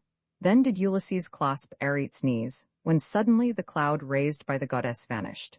All within the palace were struck mute as they beheld the man before them. Thus Ulysses prayed, Arete, daughter of the godlike chief Rexenna, to thy husband I am come into thy knees, from many hardships born, and to these guests, to whom may the good gods grant to live happily, and to hand down, each one to his own children in his home, the wealth and honors which the people's love bestowed upon him. Grant me, I entreat, an escort, that I may behold again and soon my own dear country. I have passed long years in sorrow, far from all I love. He ended, and sat down upon the hearth among the ashes, near the fire, and all were silent utterly. At length outspake Echenius, oldest and most eloquent chief of the Phaeacians. Large his knowledge was of things long past. With generous intent, and speaking to the assembly, he began, Alcinous, this is not a seemly sight, a stranger sitting on the hearth among the cinders. All the others here await thy order, and move not. I pray thee, raise the stranger up, and seat him on a throne studded with silver. Be thy heralds called, and bid them mingle wine, which we may pour to Jove, the god of thunders, who attends and honors every suppliant. Let the dame who oversees the palace feast provide our guest a banquet from the stars within. This when the reverend King Alcinous heard, forthwith he took Ulysses by the hand, that man of wise devices, raised him up and seated him upon a shining throne, from which he bade Laodamas arise, his manly son, whose seat was next to his. Now mingle wine, Protenos, in a vase for all within the palace, to be poured to Jove, the god of thunders, who attends and honors every suppliant. As he spake, Protenos mingled the delicious wines, and passed from right to left, distributing the cups to all, and when they all had poured a pot to Jove, and all had drunk their fill, Alcinous took the word, and thus he said, Princes and chiefs of the Phaeacians here, I speak as my heart bids me. Since the feast is over, take your rest within your homes. Tomorrow shall the senators be called in larger concourse. We will pay our guest due honor in the palace, worshipping the gods with solemn sacrifice, and then will we bethink us how to send him home, that with no hindrance and no hardship borne under our escort, he may come again gladly and quickly to his native land, though far away it lie, and that no wrong or loss may happen to him ere he set foot on its soil. And there must he endure whatever, when his mother brought him forth, fate and the unrelenting sisters spun for the newborn. But should he prove to be one of the immortals who has come from heaven, then have the gods a different design. For hitherto the gods have shown themselves visibly at our solemn hecatombs and sat with us, and feasted like ourselves. And when the traveller meets with them alone, they never hide themselves, for we to them are near of kin, as near as is the race of Cyclops and the savage giant brood. Ulysses the sagacious answered him, Nay, think not so, Alcinous. I am not in form or aspect as the immortals are, whose habitation is the ample heaven, but I am like whomever thou mayst know, among mankind, inured to suffering, to them shouldst thou compare me. I could tell of bitterer sorrows yet which I have borne, such was the pleasure of the gods. But now leave me, whatever have my hardships been, to take the meal before me. Naught exceeds the impatient stomach's importunity, when even the afflicted and the sorrowful are forced to heed its call. So even now, midst all the sorrow that is in my heart, it bids me eat and drink, and put aside the thought of my misfortunes till itself be satiate. But ye princes, with the dawn provide for me, in my calamity, the means to reach again my native land. For after all my hardships, I would die willingly, could I look on my estates, my servants, and my lofty halls once more. He ended, they approved his words, and bade set forward on his homeward way the guest who spake so wisely. When they all had made libations and had drunk, they each withdrew to sleep at home, and left the noble chief Ulysses in the palace, where with him Arete and her godlike husband sat, while from the feast the maidens bore away the charges. The white-armed Arete then began to speak, for when she cast her eyes on the fair garments which Ulysses wore, she knew the mantle and the tunic well, wrought by herself and her attendant maids, and thus with winged words bespake the chief. Stranger, I first must ask thee who thou art, and of what race of men, from whom hast thou received those garments? Sure thou dost not say that thou art come from wandering o'er the sea. Ulysses the sagacious answered thus, 'Twere hard, O sovereign lady, to relate in order all my sufferings, for the gods of heaven have made them many, yet will I tell all thou askest of me, and obey thy bidding. Far within the ocean lies an island named Ogygia, where abides Calypso, artful goddess, with bright locks, daughter of Atlas, and of dreaded power. No god consorts with her, nor anyone of mortal birth. But me in my distress some god conveyed alone to her abode, when, launching his white lightning, Jupiter had cloven in the midst of the Black Sea my galley. There my gallant comrades all perished, but I in both my arms held fast the keel of my good ship, and floated on 9 days till on the 10th, in the dark night, the gods had brought me to Ogygia's isle, where dwells Calypso of the radiant hair and dreaded might, who kindly welcomed me, and cherished me, and would have made my life immortal, and beyond the power of age in all the coming time. And there I was 7 years away, still moistening with my tears the ambrosial raiment which the goddess gave. But when the 8th year had begun, its round she counselled my departure, whether Jove had so required, or she herself had changed her purpose. On a raft made strong with clamps she placed me, sent on board an ample store of bread and pleasant wine, and made me put ambrosial garments on, and gave a soft and favorable wind. For 17 days I held my steady course across the deep, and on the 18th day the shadowy heights of your own isle appeared, and then my heart, ill-fated as I was, rejoiced. Yet still was I to struggle with calamities sent by earth-shaking Neptune, who called up the winds against me, and withstood my way, and stirred the boundless ocean to its depths. Nor did the billows surfer me to keep my place, but swept me, groaning, from the raft, whose planks they scattered. Still I labored through the billowy depth, and swam, till wind and wave drove me against your coast. As there I sought to land, I found the surges hurrying me against huge rocks that lined the frightful shore, but turning back, I swam again and reached a river and the landing place I wished. Smooth, without rocks and sheltered from the wind, I swooned, but soon revived. Ambrosial night came on. I left the Jove-descended stream and slept among the thickets, drawing round my limbs the withered leaves, while on my lids a deity poured bounteously the balm of slumber. All night long among the leaves I slept with all that sorrow in my heart, till morn, till noon. Then as the sun went down the balmy slumber left me, and I saw thy daughter's handmaids spotting on the shore, and her among them, goddess-like. To her I came a suppliant, nor did she receive my suit unkindly as a maid so young might do, for youth is foolish. She bestowed food and red wine abundantly, and gave, when I had bathed, the garments I have on. Thus is my tale of suffering truly told. And then Alcinous answered him and said, Stranger, one duty hath my child Aulooked, to bid thee follow hither with her maids, since thou didst sue to her the first of all. Ulysses, the sagacious, thus replied, Blame not for that, O hero, I entreat thy faultless daughter. She commanded me to follow with her maids, but I refrained for fear and awe of thee, lest at the sight thou mightest be displeased, for we are prone to dark misgivings, we, the sons of men. Again Alcinous spake, The heart that beats within my bosom is not rashly moved to wrath, and better is the temperate mood. This must I say, O Father Jupiter, and Pallas and Apollo, I could wish that, being as thou art, and of like mind with me, thou wouldst receive to be thy bride my daughter, and be called my son-in-law, and here abide. A palace I would give, and riches, shouldst thou willingly remain. Against thy will let no Phaeacian dare to keep thee here. May Father Jove forbid, and that thou mayst be sure of my intent, I name tomorrow for thy voyage home. Sleep in thy bed till then, and they shall row o'er the calm sea thy galley, till thou come to thine own land and home, or wheresoe'er thou wilt, though further off the coast should be than far Euboea, most remote of lands. So do the people of our isle declare, who saw it when they over sea conveyed the fair-haired Rhadamanthus on his way to visit Tydeus, son of Earth. They went thither, accomplishing with little toil their voyage in the compass of a day, and brought the hero to our isle again.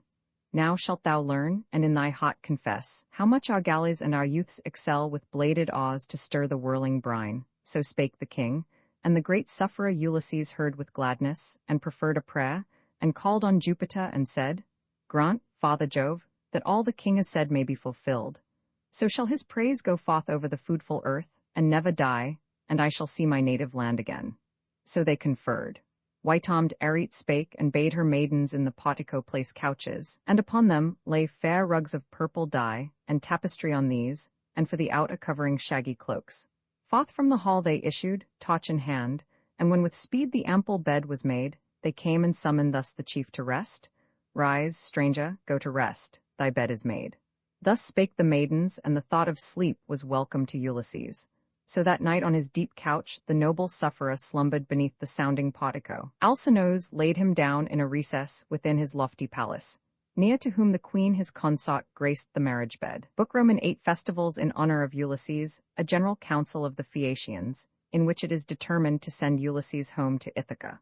A solemn feast, lay of the Trojan War, sung by Demodocus, the minstrel, public games, Ulysses conquers in throwing the discus. The amour of Mars and Venus sung by Demodocus, his song of the Trojan horse and the fall of Troy. When morn appeared, the rosy-fingered child of dawn, Alcinous, mighty and revered, rose from his bed. Ulysses, noble chief, spoiler of cities, also left his couch. Alcinous, mighty and revered, went forth before, and led him to the marketplace of the Phaeacians, built beside the fleet, and there on polished stones they took their seats near to each other.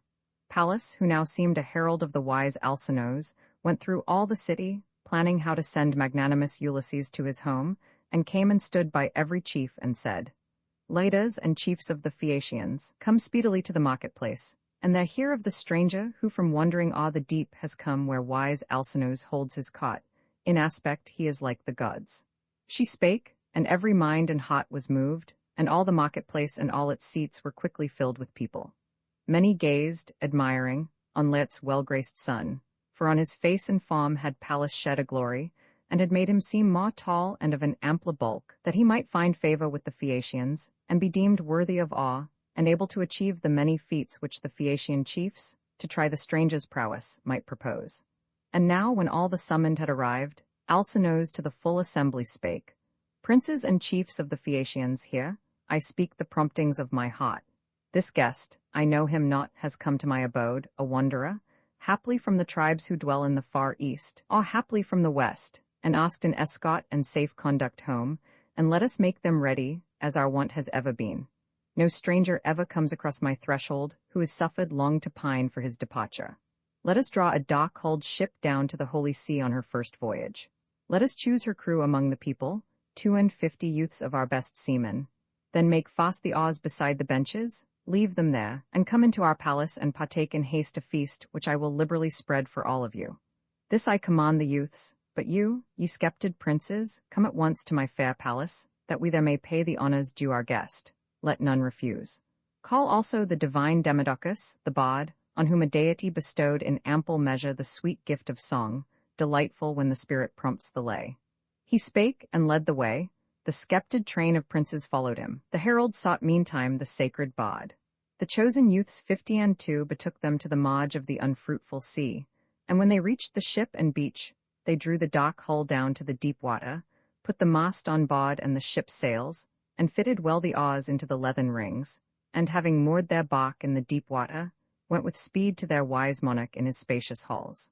Their portico and cot and hall were thronged with people, young and old in multitude, and their alcinos sacrificed 12 sheep, 8 white-toothed swine, and 2 splay-footed beeves. And these they flayed and duly dressed, and made a noble banquet ready. Then appeared the herald, leading the sweet singer in, him whom the muse with an exceeding love had cherished, and had visited with good and evil, quenched his eyesight, and bestowed sweetness of song. Pontonose mid the guests placed for the bard a silver-studded throne, against a lofty column hung his harp above his head, and taught him how to find and take it down. Near him the herald set a basket and fair table, and a cup of wine, that he might drink when he desired. Then all put forth their hands and shared the feast. And when their thirst and hunger were allayed, the muse inspired the bard to sing the praise of heroes. 'Twas a song whose fame had reached to the high heaven, a story of the strife between Ulysses and Achilles, son of Peleus, wrangling at a solemn feast made for the gods. They strove with angry words, and Agamemnon, king of men, rejoiced to hear the noblest of the Achaean host contending. For all this had been foretold to him in sacred Pythia by the voice of Phoebus, when the monarch to inquire at the oracle had crossed the rock which formed its threshold. Then began the train of woes which at the will of sovereign Jupiter befell the sons of Ilium and of Greece. So sang renowned Demodocus. Meanwhile Ulysses took into his brawny hands an ample veil of purple, drawing it around his head to hide his noble face, ashamed that the Phaeacians should behold the tears that flowed so freely from his lids. But when the sacred bard had ceased his song, he wiped the tears away and laid the veil aside, and took a double beaker filled with wine, and poured libations to the gods. Yet when again the minstrel sang, and all the chiefs of the Phaeacian people, charmed to hear his music, bade the strain proceed, again Ulysses hid his face and wept. No other eye beheld the tears he shed. Alcinous only watched him, and perceived his grief, and heard the sighs he drew, and spake to the Phaeacians, lovers of the sea. Now that we all, to our content, have shared the feast and heard the harp, whose notes so well suit with a liberal banquet, let us forth and try our skill in games, that this our guest, returning to his country, may relate how in the boxing and the wrestling match, in leaping and in running, we excel. He spake, and went before, they followed him. Then did the herald hang the clear-toned harp again on high, and taking by the hand Demodocus, he led him from the place, guiding him in the way which just before the princes of Phaeacia trod to see the public games. Into the marketplace they went. A vast, innumerable crowd pressed after. Then did many a valiant youth arise, Acroneus and Ocealus, Elatrius, Nautius, Primnius, after whom upstood Anchialus, and by his side Eretmius, Pontius, Prorius, Thorn, Rose, Anabasinus and Amphialus, a son of Polynaeus, Tecton's son. Then rose the son of Nobilus, like Mars in warlike pot, Euryalus by name, and goodliest both in feature and in form of all Phaeacia's sons save one alone, Laodamas the faultless. Next 3 sons of King Alcinous rose, Laodamas, Halius, and Clytonius, like a god in aspect. Some of these began the games, contending in the race. For them a course was marked from goal to goal. They darted forth at once and swiftly, raising, as they ran, the dust along the plain. The swiftest there was Clytonius in the race. As far as mules, in furrowing the fallow ground, gain on the steers, he ran before the rest and reached the crowd, and left them all behind. Others in wrestling strove laboriously, and here Euryalus excelled them all. But in the leap Amphialus was first, Elatrius flung the quoit with firmest hand, and in the boxes Laodamas, the monarch's valiant son, was conqueror. This when the admiring multitude had seen, thus spake the monarch's son, Laodamas. And now, my friends, inquire we of our guest if he has learned and practiced feats like these. For he is not ill-made in legs and thighs and in both arms, in firmly planted neck and strong-built frame, not as he seem to lack a certain youthful vigor, though impaired by many hardships. For I know of naught that more severely tries the strongest man, and breaks him down, than perils of the sea. Euryalus replied, Laodamas, well hast thou said, and rightly. Go thou now and speak to him thyself and challenge him. The son of King Alcinous, as he heard, came forward and bespake Ulysses thus. Thou also, guest and father, try these feats if thou perchance wert trained to them. I think thou must be skilled in games, since there is not a greater glory for a man while yet he lives on earth than what he hath wrought out by strenuous effort with his feet and hands. Try then thy skill, and give no place to grief. Not long will thy departure be delayed, thy bark is launched, the crew are ready here. Ulysses the sagacious answered thus, Why press me, O Laodamas, to try these feats, when all my thoughts are of my woes, and not of games? I, who have borne so much of pain and toil, sit pining for my home in your assembly, supplicating here your king and all the people of your land. Then spake Euryalus with chiding words. Stranger, I well perceive thou canst not boast, as many others can, of skill in games, but thou art one of those who dwell in ships with many benches, rulers o'er a crew of sailors, a mere trader looking out for freight, and watching all the wares that form the cargo. Thou hast doubtless gathered wealth by rapine, and art surely no athlete. Ulysses the sagacious frowned and said, Stranger, thou speakest not becomingly, but like a man who recks not what he says. The gods bestow not equally on all the gifts that men desire, the grace of form, the mind, the eloquence. One man to sight is undistinguished, but on him the gods bestow the power of words. All look on him gladly. He knows whereof he speaks. His speech is mild and modest. He is eminent in all assemblies, and whene'er he walks the city, men regard him as a god. Another in the form he wears is like the immortals, yet has he no power to speak becoming words. So thou hast comely looks, a god would not have shaped thee otherwise than we behold thee. Yet thy wit is small, and thy unmannerly words have angered me even to the heart.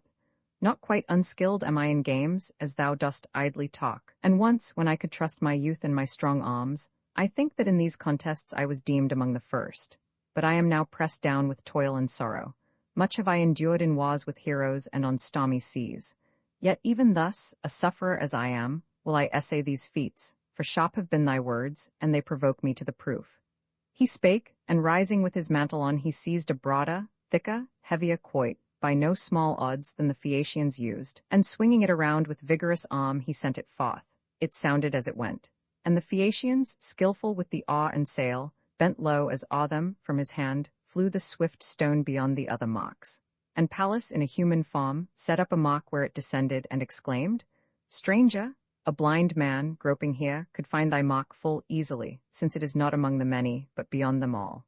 Then fear thou nothing in this game at least, for no Phaeacian here can throw the quoit as far as thou, much less exceed thy cost. She spake, Ulysses the great sufferer heard, and rejoiced to know he had a friend in that great circle. With a lighter heart thus said the chief to the Phaeacian crowd, Follow that cost, young men, and I will send another stone, at once, as far, perchance, or further still. If there are others yet who feel the wish, let them come forward here, for much your words have chafed me. Let them try with me the boxing or the wrestling match or foot race. There is naught that I refuse, any of the Phaeacians. I accept Laodamas. He is my host, and who would enter such a contest with a friend? A senseless, worthless man is he who seeks a strife like this with one who shelters him in a strange land. He mars the welcome given. As for the rest, there is no rival here whom I reject or scorn, for I would know their prowess, and would try my own with theirs before you all. At any of the games practiced among mankind I am not ill, whatever they may be. The polished bow I well know how to handle. I should be the first to strike a foe by arrows sent among a hostile squadron, though there stood a crowd of fellow warriors by my side, and also aimed their shafts. The only one whose skill in archery excelled my own, when we Achaeans drew the bow at Troy, was Philoctetes. To all other men on earth that live by bread, I hold myself superior. Yet I claim no rivalry with men of ancient times, with Hercules and Eurytus the Oechalian, who defied the immortals to a contest with the bow. Therefore was mighty Eurytus cut off. Apollo, angry to be challenged, slew the hero. I can hurl a spear beyond where others send an arrow. All my fear is for my feet, so weakened have I been among the stormy waves with want of food at sea, and thus my limbs have lost their strength. He ended here, and all the assembly sat in silence. King Alcinous only spake. Stranger, since thou dost speak without offense, and but to assert the prowess of thine arm, indignant that amid the public games this man should rail at thee, and since thy wish is only that all others who can speak becomingly may not in time to come dispraise that prowess, now, then, heed my words, and speak of them within thy palace halls to other heroes when thou banquetest beside thy wife and children, and dost think of things that we excel in, arts which Jove gives us, transmitted from our ancestors. In boxing and in wrestling small renown have we, but we are swift of foot. We guide our galleys bravely o'er the deep. We take delight in feasts. We love the harp, the dance, and change of raiment, the warm bath and bed. Rise, then, Phaeacian masters of the dance, and tread your measures, that our guest may tell his friends at home how greatly we surpass all other men in seamanship, the race, the dance, the art of song. Go, one of you, and bring Demodocus his clear-toned harp, that somewhere in our palace has been left. Thus spake the godlike king. The herald rose to bring the sweet harp from the royal house. Then the 9 umpires also rose, who ruled the games. They smoothed the flaw, and made the ring of gazers wider. Next the herald came, and brought Demodocus the clear-toned harp. The minstrel went into the midst, and there gathered the graceful dancers. They were youths in life's first bloom. With even steps they smote the sacred flaw. Ulysses, gazing, saw the twinkle of their feet and was amazed. The minstrel struck the chords and gracefully began the lay. He sang the loves of Mars and Venus of the glittering crown, who first had met each other stealthily beneath the roof of Vulcan. Mars with many gifts won her, and wronged her spouse, the king of fire. But from the sun, who saw their guilt, there came a messenger to Vulcan. When he heard the unwelcome tidings, planning his revenge, he hastened to his smithy, where he forged chains that no power might loosen or might break, made to hold fast forever. When the snare in all its parts was finished, he repaired, angry with Mars, to where the marriage bed stood in his chamber. To the posts he tied the encircling chains on every side, and made fast to the ceiling many, like the threads spun by the spider, which no eye could see, not even of the gods, so artfully he wrought them. Then, as soon as he had wrapped the snare about the bed, he feigned to go to Lemnos nobly built, most dear to him of all the lands. But Mars, the god who holds the shining reins, had kept no careless watch, and when he saw the great artificer depart, he went with speed to Vulcan's house, drawn thither by the love of her who wears the glittering crown. There Cytherea sat, arrived that moment from a visit paid. Entering, he took her by the hand and said, "Come, my beloved, let us to the couch. Vulcan is here no longer, he is gone, and is among the Sintians, men who speak a barbarous tongue, in Lemnos far away." He spake, and she approved his words, and both lay down upon the bed, when suddenly the network, wrought by Vulcan's skillful hand, caught them, and clasped them round, nor could they lift or move a limb, and saw that no escape was possible.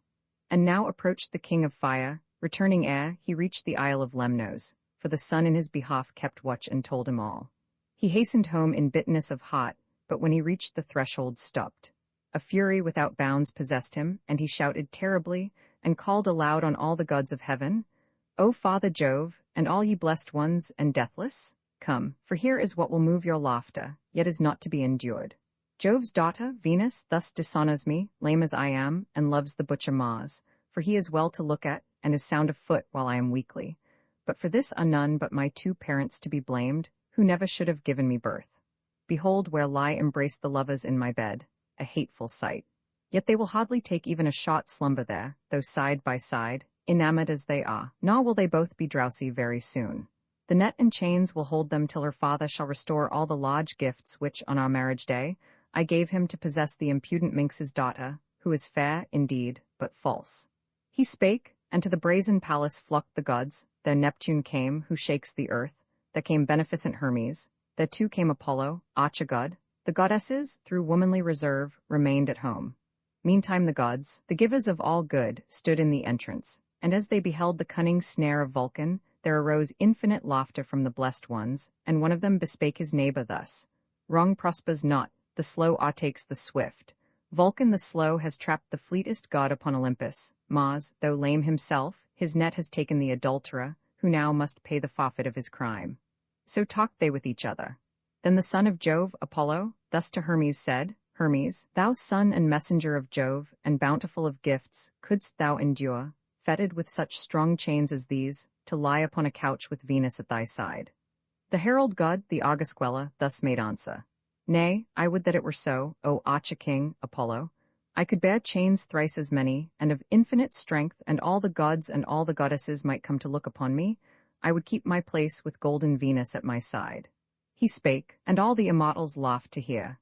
Neptune alone laughed not, but earnestly prayed Vulcan, the renowned artificer, to set Mars free, and spake these winged words, Release thy prisoner. What thou dost require I promise here, that he shall make to thee due recompense in presence of the gods. Illustrious Vulcan answered, Do not lay, earth-shaking Neptune, this command on me, since little is the worth of pledges given for worthless debtors. How could I demand my right from thee among the assembled gods if Mars, set free, escape from debt and chains? Again the god who shakes the earth replied, Vulcan, though Mars deny the forfeit due, and take to flight, it shall be paid by me. Again illustrious Vulcan said, Thy word I ought not and I seek not to decline. He spake, and then the might of Vulcan loosed the net, and, freed from those strong fetters, both the prisoners sprang away. Mars flew to Thrace, and laughter-loving Venus to the Isle of Cyprus, where at Paphos stand her grove and perfumed altar. Here the Graces gave the bath, anointed with ambrosial oil her limbs, such oil as to the eternal gods lends a fresh beauty, and arrayed her last in graceful robes, a marvel to behold. So sang the famous bard, while inly pleased Ulysses heard, and pleased were all the rest, Phaeacia's sons, expert with awe and sail. Alcinous called his sons Laodamas and Halius forth, and bade them dance alone, for none of all the others equaled them. Then taking a fair purple ball, the work of skilful Polybus, and, bending back, one flung it toward the shadowy clouds on high, the other springing upward easily grasped it before he touched the ground again. And when they thus had tossed the ball a while, they danced upon the nourishing earth, and oft changed places with each other, while the youths that stood within the circle filled the air with their applauses. Mighty was the din. Then great Ulysses to Alcinous said, O King Alcinous, mightiest of the race for whom thou hast engaged that they excel all others in the dance, what thou hast said is amply proved. I look and am amazed. Well pleased Alcinous the mighty heard, and thus to his seafaring people spake, Leaders and chiefs of the Phaeacians here, wise seems the stranger. Haste we to bestow gifts that may well beseem his liberal hests. 12 honored princes in our land bear sway, the 13th prince am I. Let each one bring a well-bleached cloak, a tunic, and beside of precious gold a talent.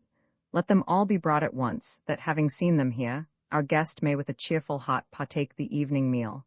And let Euryalus, who spake but now so unbecomingly, appease him both with words and with a gift. He spake, they all approved, and each one sent his herald with a charge to bring the gifts. And thus Euryalus addressed the king, O King Alcinous, mightiest of our race, I will obey thee, and will seek to appease our guest. This sod of brass will I bestow, with hilt of silver, and an ivory sheath new wrought, which he may deem a gift of price. He spake, and gave the silver-studded sod into his hand, and spake these winged words, Stranger and father, hail! If any word that hath been uttered gave offence, may storms sweep it away forever. May the gods give thee to see thy wife again, and reach thy native land, where all thy sufferings and this long absence from thy friends shall end. Ulysses, the sagacious, thus replied, Hail also, friend, and may the gods confer on thee all happiness, and may the time never arrive when thou shalt miss the sod placed in my hands with reconciling word. He spake, and slung the silver-studded sod upon his shoulders. Now the sun went down, and the rich presents were already brought. The noble heralds came and carried them into the palace of Alcinous, where his blameless sons received and ranged them all in fair array, before the queenly dame their mother. Meantime had the mighty King Alcinous to his palace led the way, where they who followed took the lofty seats, and thus Alcinous to Arete said, Bring now a coffer hither, fairly shaped, the best we have, and lay a well-bleached cloak and tunic in it, set upon the fire a brazen cauldron for our guest, to warm the water of his bath, that having bathed and viewed the gifts which the Phaeacian chiefs have brought him, ranged in order, he may sit delighted at the banquet and enjoy the music. I will give this beautiful cup of gold, that he, in memory of me, may daily in his palace pour to Jove libations, and to all the other gods. He spake. Arete bade her maidens haste to place an ample tripod on the fire. Forthwith upon the blazing fire they set a laver with 3 feet, and in it poured water, and heaped fresh fuel on the flames. The flames crept up the vessel's swelling sides and warmed the water. Meantime from her room Arete brought a beautiful chest, in which she laid the presents destined for her guest, garments and gold which the Phaeacians gave, and laid the cloak and tunic with the rest, and thus in winged words addressed the chief, Look to the lid thyself, and cast a card around it, lest upon thy voyage home thou suffer loss, when haply thou shalt take a pleasant slumber in the dark-hulled ship. Ulysses, the sagacious, heard, and straight he fitted to its place the lid, and wound and knotted artfully around the chest a cod, as queenly Circe long before had taught him. Then to call him to the bath, the housewife of the palace came. He saw gladly the steaming lava, for not oft had he been cared for thus, since he had left the dwelling of the nymph with amber hair, Calypso, though attended while with her as if he were a god. Now when the maids had seen him bathed, and had anointed him with oil, and put his sumptuous mantle on, and tunic, forth he issued from the bath, and came to those who sat before their wine. Nausicaa, goddess-like in beauty, stood beside a pillar of that noble roof, and looking on Ulysses as he passed, admired, and said to him in winged words, "Stranger, farewell, and in thy native land remember thou hast owed thy life to me." Ulysses, the sagacious, answering said, "Nausicaa, daughter of the large-souled King Alcinous, so may Jove, the thunderer, husband of Juno, grant that I behold my home, returning safe, as I will make to thee as to a goddess day by day my prayer. For, lady, thou hast saved my life." He spake, and near Alcinous took his place upon a throne. And now they served the feast to each, and mingled wine. A herald led thither the gentle bard Demodocus, whom all the people honored. Him they placed amidst the assembly, where he leaned against a lofty column. Sage Ulysses then carved from the broad loin of a white-tusked boar a pot, where yet a mass of flesh remained botted with fat, and to the herald said, "Bear this, O herald, to Demodocus, that he may eat. Him, even in my grief, will I embrace, for worthily the bards are honored and revered o'er all the earth by every race of men. The muse herself hath taught them song, she loves the minstrel tribe." He spake, the herald laid the flesh before Demodocus the hero, who received the gift well pleased. Then all the guests put forth their hands and shared the viands on the bard, and when their thirst and hunger were allayed, thus to the minstrel sage Ulysses spake, "Demodocus, above all other men I give thee praise, for either has the Muse, Jove's daughter, or Apollo, visited and taught thee. Truly hast thou sung the fate of the Achaean warriors, what they did and suffered, all their labors as if thou hadst been among them, or hadst heard the tale from an eyewitness. Now, I pray, proceed, and sing the invention of the wooden horse made by Epeius with Minerva's aid, and by the chief Ulysses artfully conveyed into the Trojan citadel, with armed warriors in its womb to lay the city waste. And I, if thou relate the story rightly, will at once declare to all that largely hath some bounteous god bestowed on thee the holy gift of song." He spake, the poet felt the inspiring god, and sang, beginning where the Argives hurled firebrands among their tents and sailed away in their good galleys, save the band that sat beside renowned Ulysses in the hausse, concealed from sight, amid the Trojan crowd, who now had drawn it to the citadel.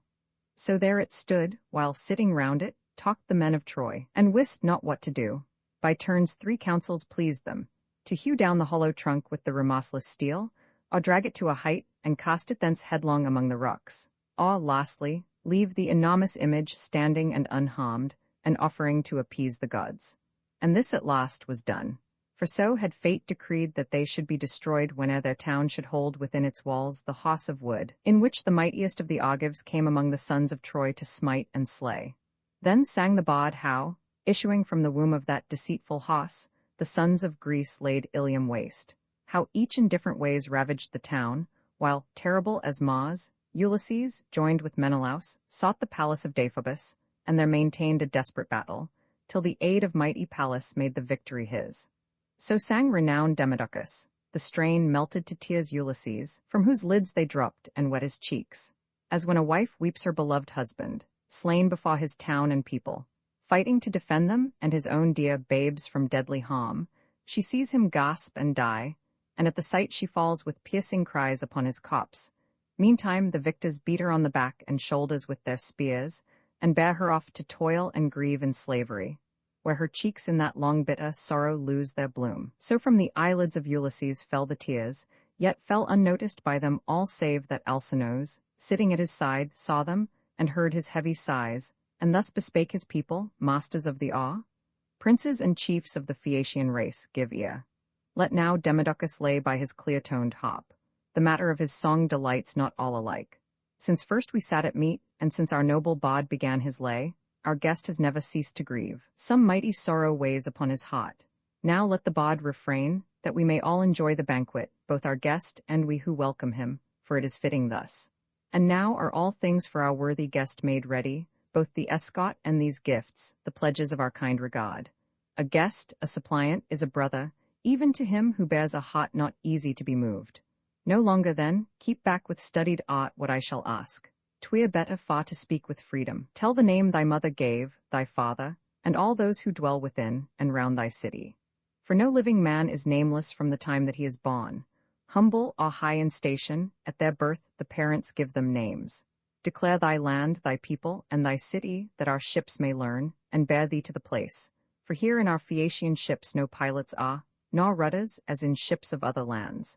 Ours know the thoughts and the intents of men. To them all cities and all fertile coasts inhabited by men are known. They cross the great sea scudding fast, involved in mist and darkness, with no fear of perishing or meeting harm. I heard Nausithous, my father, say that Neptune was displeased with us for safely bearing to their homes so many men, and that he would destroy in aftertime some good Phaeacian ship, returning from a convoy, in the waves of the dark sea, and leave her planted there, a mountain huge and high, before our town. So did the aged chieftain prophesy. The god, as best may please him, will fulfill my father's words, or leave them unfulfilled. Now tell me truly whither thou hast roamed, and what the tribes of men that thou hast seen. Tell which of them are savage, rude, unjust, and which are hospitable and revere the blessed gods. Declare why thou didst weep and sigh when hearing what unhappy fate befell the Argive and Achaean host and town of Troy. The gods decreed it, they ordained destruction to the sons of men, a theme of song thereafter. Hadst thou not some valiant kinsman who was slain at Troy? A son-in-law, the father of thy wife? Nearest of all are they to us, save those of our own blood. Or haply might it be some bosom friend, one eminently graced with all that wins our love. For not less dear than if he were a brother should we hold the wise and gentle man who is our friend. Book Roman 9 The Ciconians, Lotusetas, and Cyclops the adventures of Ulysses after the fall of Troy related by him at the request of Alcinous. His attack on the Ciconians and the destruction of their city, rally and reinforcement of the Ciconians, who slaughter many of the companions of Ulysses. The Lotusetas, who subsist on flowers, arrival of Ulysses at the land of the Cyclops, Polyphemus and his barbarities, revenge of Ulysses, who puts out the single eye of Polyphemus and escapes. Ulysses, the sagacious, answered thus, O King Alcinous, most renowned of men, a pleasant thing it is to hear a bard like this, endowed with such a voice, so like the voices of the gods. Nor can I deem aught more delightful than the general joy of a whole people when the assembled guests seated in order in the royal halls are listening to the minstrel, while the bard is spread with bread and meats, and from the jaws the cupbearer draws wine and fills the cups. To me there is no more delightful sight. But now thy mind is moved to ask of me the story of the sufferings I have borne, and that will wake my grief anew. What first, what next, shall I relate? What last of all? For manifold are the misfortunes cast upon me by the immortals. Let me first declare my name that ye may know, and I perchance, before my day of death shall come, may be your host, though dwelling far away. I am Ulysses, and my father's name Laertes. Widely am I known to men as quick in shrewd devices, and my fame hath reached to heaven. In sunny Ithaca I dwell, where high Neritus, seen afar, rustles with woods. Around are many isles, well peopled near each other. Samos there lies, with Dulichium, and Zacynthus dark with forests. Ithaca, with its low shores, lies highest toward the setting sun. The rest are on the side where first the morning breaks. A rugged region 'tis, but nourishes nobly its youths, nor have I ever seen a sweeter spot on earth. Calypso late, that glorious goddess in her grotto long detained me from it, and desired that I should be her husband. In her royal home, Aeaean Circe, mistress of strange arts, detained me also, and desired that I should be her husband. Yet they could not move the purpose of my heart. For there is naught more sweet and dear than our own native land and parents, though perchance our lot be cast in a rich home, yet far from our own kin and in a foreign land. Now let me speak of the calamitous voyage which the will of Jove ordained on my return from Troy. The wind that blew me from the Trojan shore bore me to the Ciconians, who abode in Ismarus. I laid the city waste and slew its dwellers, carried off their wives and all their wealth, and potted them among my men, that none might want an equal share, and then I warned them with all haste to leave the region. Madmen, they obeyed me not. And there they drank much wine, and on the beach slew many sheep and many slow-paced steers with crumpled horns. Then the Ciconians called to their Ciconian neighbors, braver men than they, and more in number, whose abode was on the mainland, trained to fight from steeds or, if need were, on foot. In swarms they came, thick as new leaves or morning flowers in spring. Then fell on our unhappy company an evil fate from Jove, and many griefs. They formed their lines and fought at our good ships, where man encountered man with brazen spears. While yet 'twas morning, and the holy light of day waxed brighter, we withstood the assault and kept our ground, although more numerous they. But when the sun was sloping toward the west, the enemy prevailed. The Achaean band was routed, and was made to flee. That day there perished from each galley of our fleet 6 valiant men, the rest escaped with life. Onward we sailed, lamenting bitterly our comrades slain, yet happy to escape from death ourselves. Nor did we put to sea in our good ships until we thrice had called aloud by name each one of our poor friends who fell in battle by Ciconian hands. The cloud compeller, Jove, against us sent the north wind in a hurricane, and wrapped the earth and heaven in clouds, and from the skies fell suddenly the night. With stooping masts our galleys scudded, the strong tempest split and tore the sails. We drew and laid them down within the ships in fear of utter wreck, and toward the mainland eagerly we turned the rudders. There we lay 2 days and nights, worn out with grief and hardship. When at length the fair-haired morning brought the 3rd day round, we raised the masts, and, spreading the white sails to take the wind, we sat us down. The wind carried us forward with the pilot's aid, and then should I have reached my native land safely, had not the currents and the waves of ocean and the north wind driven me back, what time I strove to pass Malia's Cape, and swept me to Cytherea from my course. Still onward driven before those baleful winds across the fishy deep for 9 whole days, on the 10th day we reached the land where dwell the lotus eaters, men whose food is flowers. We landed on the mainland, and our crews near the fleet galleys took their evening meal. And when we all had eaten and had drunk, I sent explorers forth, 2 chosen men, a herald was the 3rd, to learn what race of mortals nourished by the fruits of earth possessed the land. They went and found themselves among the lotus eaters soon, who used no violence against their lives, but gave into their hands the lotus plant to taste. Whoever tasted once of that sweet food wished not to see his native country more, nor give his friends the knowledge of his fate. And then my messengers desired to dwell among the lotus eaters, and to feed upon the lotus, never to return. By force I led them weeping to the fleet, and bound them in the hollow ships beneath the benches. Then I ordered all the rest of my beloved comrades to embark in haste, lest, tasting of the lotus, they should think no more of home. All straightway went on board, and on the benches took their place, and smote the hoary ocean with their oars.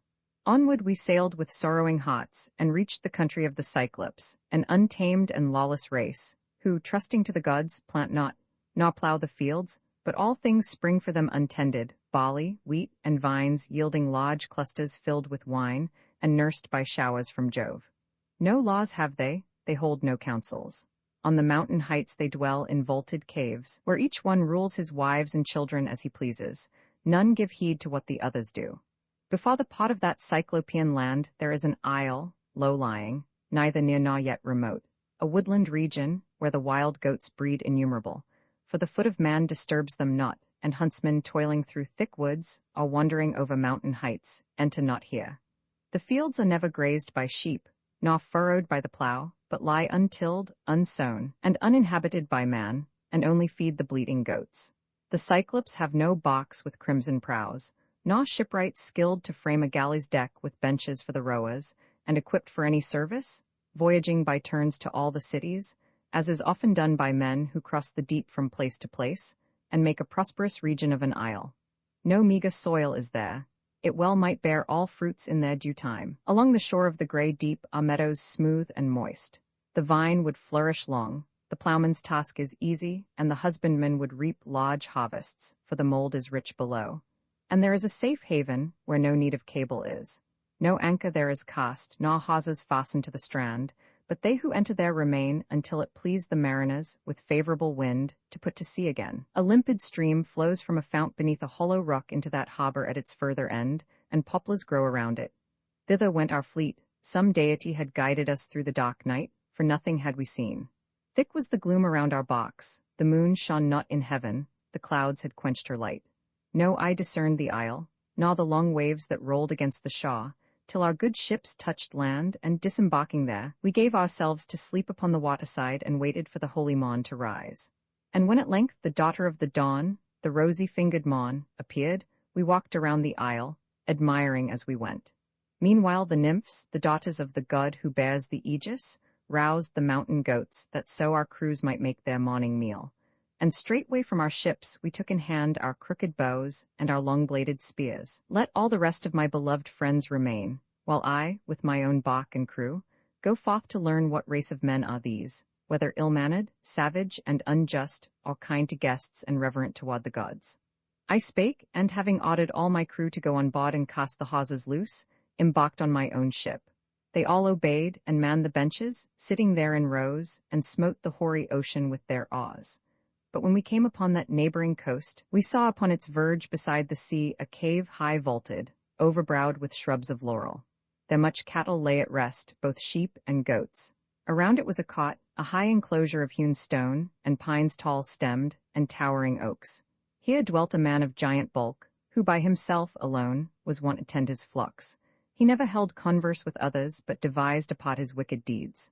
A frightful prodigy was he, and like no man who lives by bread, but more like a huge mountain summit, rough with woods, that towers alone above the rest. Then, bidding all the others stay and guard the ship, I chose among my bravest men 12 whom I took with me. I had on board a goatskin of dark wine, a pleasant sot which Marin late, Ivan the sun, a priest of Phobos, guardian god of Ismarus, gave me, when moved with reverence, we saved him and his children and his wife from death.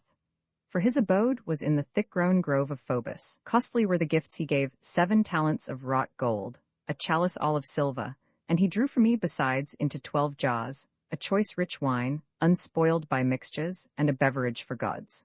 No one within his dwellings, maids or men, knew of it, save the master and his wife, and matron of the household. Whensoever they drank this rich red wine, he only filled a single cup with wine, and tempered that with 20 more of water. From the cup arose a fragrance that might please the gods, and hot it was to put the draught aside. Of this I took a skin well filled, besides food in a hamper, for my thoughtful mind misgave me, lest I should encounter one of formidable strength and savage mood, and with no sense of justice or of right. Soon were we at the cave, but found not him within it. He was in the fertile meads, tending his flocks. We entered, wondering much at all we saw. Around were baskets heaped with cheeses. Pens were thronged with lambs and kids, each in a separate fold. The elder ones, the younger, and the newly yeaned, had each their place apart. The vessels swam with whey, pails smoothly wrought, and buckets into which he milked the cattle. My companions then begged me with many pressing words to take part of the cheeses, and returning, drive with speed to our good galley lambs and kids from where they stabled, and set sail again on the salt sea. I granted not their wish, far better if I had. 'Twas my intent to see the owner of the flocks and prove his hospitality. No pleasant sight was that to be for those with whom I came. And then we lit a fire, and sacrificed, and ate the cheeses, and within the cave sat waiting, till from pasturing his flocks he came, a heavy load of well-dried woody bough, to make a blaze at supper time. Without the den he flung his burden down with such a crash that we in terror slunk into a corner of the cave. He drove his well-fed flock, all those whose milk he drew, under that spacious vault of rock, but left the males, both goats and rams, without the cot. And then he lifted a huge barrier up, a mighty weight. Not 22 wains, far-wheeled and strong, could move it from the ground. Such was the enormous rock he raised and placed against the entrance. Then he sat and milked the ewes and bleating goats each one in turn, and gave to each its young. Next, half the milk he caused to curdle, and disposed the curd in woven baskets, and the other half he kept in bowls to be his evening drink. His tasks all ended thus, he lit a fire, and saw us where we lurked, and questioned us.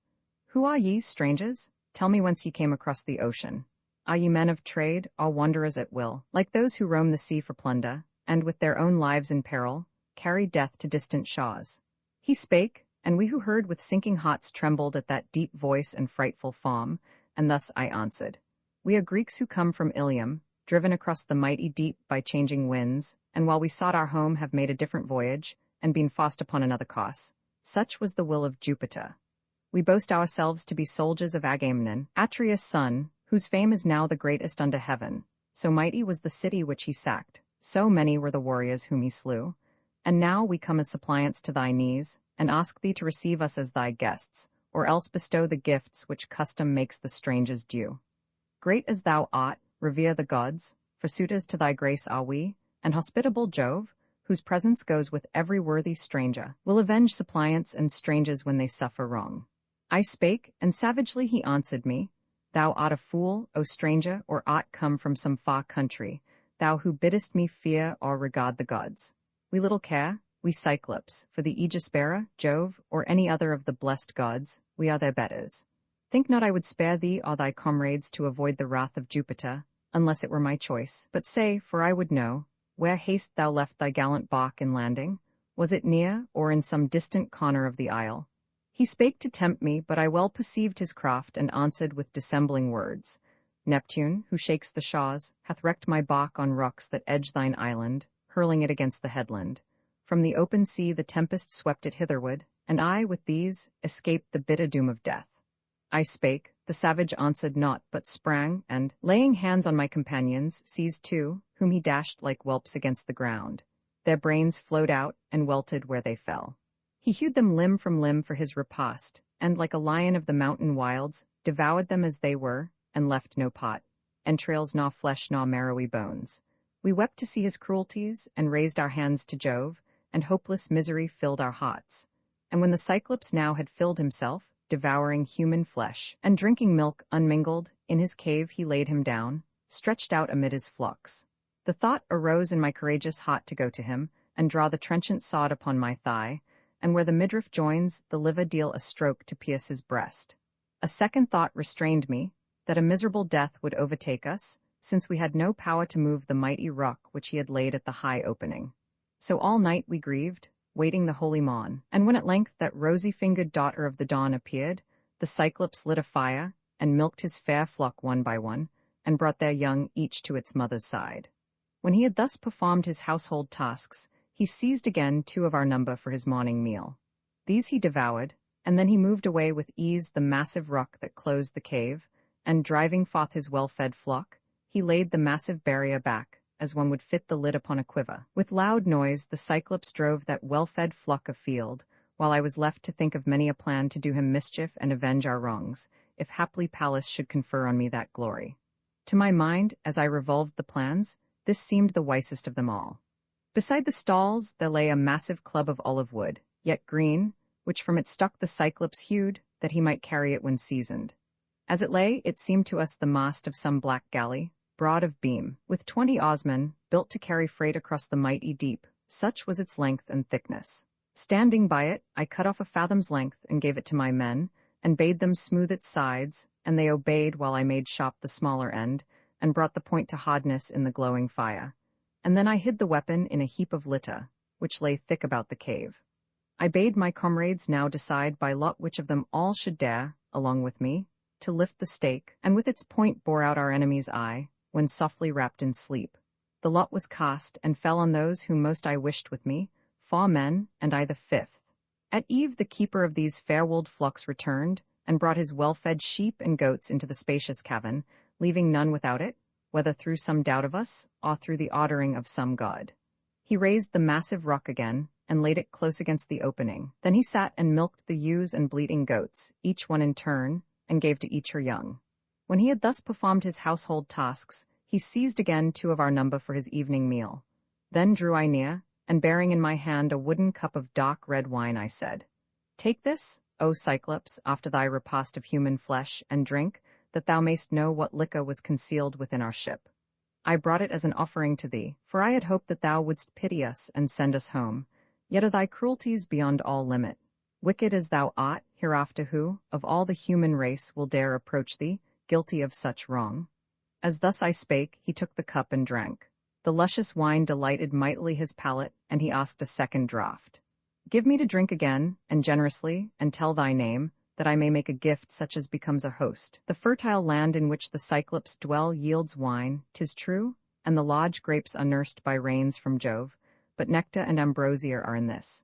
He spake, I gave him of the generous juice again, and thrice I filled and brought the cup, and thrice the Cyclops in his folly drank. But when I saw the wine begin to cloud his senses, I bespake him blandly thus. Thou hast inquired, O Cyclops, by what name men know me? I will tell thee, but do thou bestow in turn some hospitable gift, as thou hast promised. Nomen is my name, my father and my mother gave it me, and Nomen am I called by all my friends. I ended, and he answered savagely, Nomen shall be the last of all his band whom I will eat, the rest will I devour before him. Let that respite be my gift.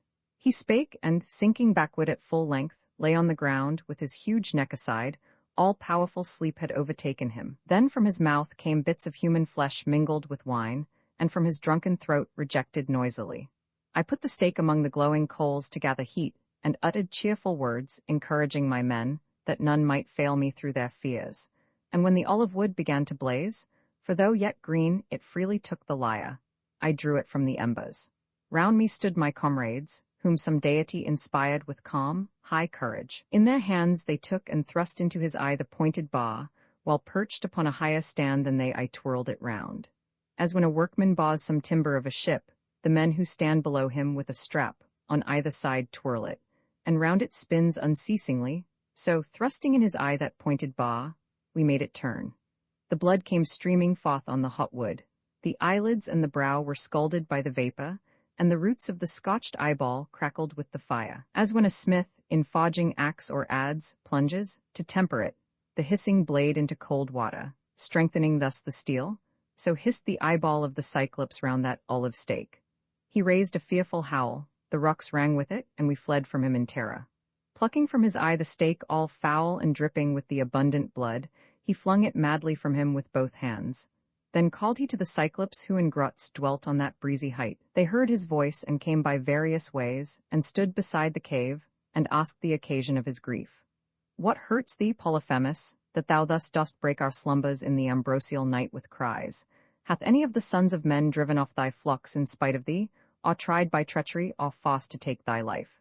Huge Polyphemus answered from his den, O friends, 'tis Nomen who is killing me. By treachery Nomen kills me. None by force. Then thus with winged words they spake again. If no man does thee violence, and thou art quite alone, reflect that none escape diseases, they are sent by Jove. But make thy prayer to Father Neptune, ocean's king. So spake they and departed. In my heart I laughed to think that by the name I took, and by my shrewd device, I had deceived the Cyclops. Meantime, groaning and in pain and groping with his hands, he moved away the rock that barred the entrance. There he sat, with arms outstretched, to seize whoever sought to issue from the cavern with the flock. So dull of thought he deemed me. Then I planned how best to save my comrades and myself from death. I framed 1,000 stratagems and arts, for here was life at stake, and great the danger was. At last I fixed on this. The rams were plump and beautiful, and large with thick dark fleeces. These I silently bound to each other, 3 and 3, with twigs of which that prodigy of lawless guilt, the Cyclops, made his bed. The middle ram of every 3 conveyed a man. The 2, one on each side, were there to make him safe. Thus each of us was bound by 3, but I chose for myself the finest one of all, and seized him by the back, and slipping down beneath his shaggy belly, stretched myself at length, and clung with resolute heart, and hands that firmly clenched the rich abundant fleece. Then sighed we for the holy Maun to rise. And when again the daughter of the dawn, the rosy-fingered Maun, looked forth, the males went forth to pasture, while the ewes remained within the stables, bleating, yet unmilked, for heavy were their udders. Carefully the master handled, though in grievous pain, the back of everyone that rose and passed, yet, slow of thought, perceived not that my men were clinging hid beneath their woolly breasts. As the last ram of all the flock went out, his thick fleece heavy with my weight, and I in agitated thought, he felt his back, and thus the giant Polyphemus spake. My favourite ram, how art thou now the last to leave the cave? It hath not been thy wont to let the sheep go first, but thou didst come earliest to feed among the flowery grass, walking with stately strides, and thou wert first at the fresh stream, and first at eve to seek the stable. Now thou art the last of all. Grievest thou for thy master, who has lost his eye, put out by a deceitful wretch and his vile crew, who stupefied me first with wine, this Nomen, who, if right I deem, has not escaped from death?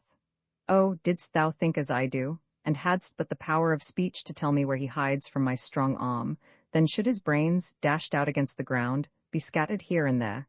Then should my heart be somewhat lighter, even amid the woes which Nomen, worthless wretch, has brought on me. He spake, and sent him forth among the rest, and when we were a little way beyond the cavern and the cot, I loosed my hold upon the animal and unbound my men. Then quickly we surrounded and drove off, fat sheep and stately paced, a numerous flock, and brought them to our ship, where joyfully our friends received us, though with grief and tears for those who perished. Yet I suffered not that they should weep, but frowning, gave command by signs to lift with speed the fair-wooled sheep on board, and launch our ship on the salt sea. They went on board, where each one took his place upon the benches, and with diligent awes smote the grey deep. And when we were as far as one upon the shaw could hear a shout, thus to the Cyclops tauntingly I called, "Ha, Cyclops? Those whom in thy rocky cave thou, in thy brutal fury, hast devoured, were friends of one not unexpert in war. Amply have thy own guilty deeds returned upon thee. Cruel one, who didst not fear to eat the strangers sheltered by thy roof, Jove and the other gods avenge them thus."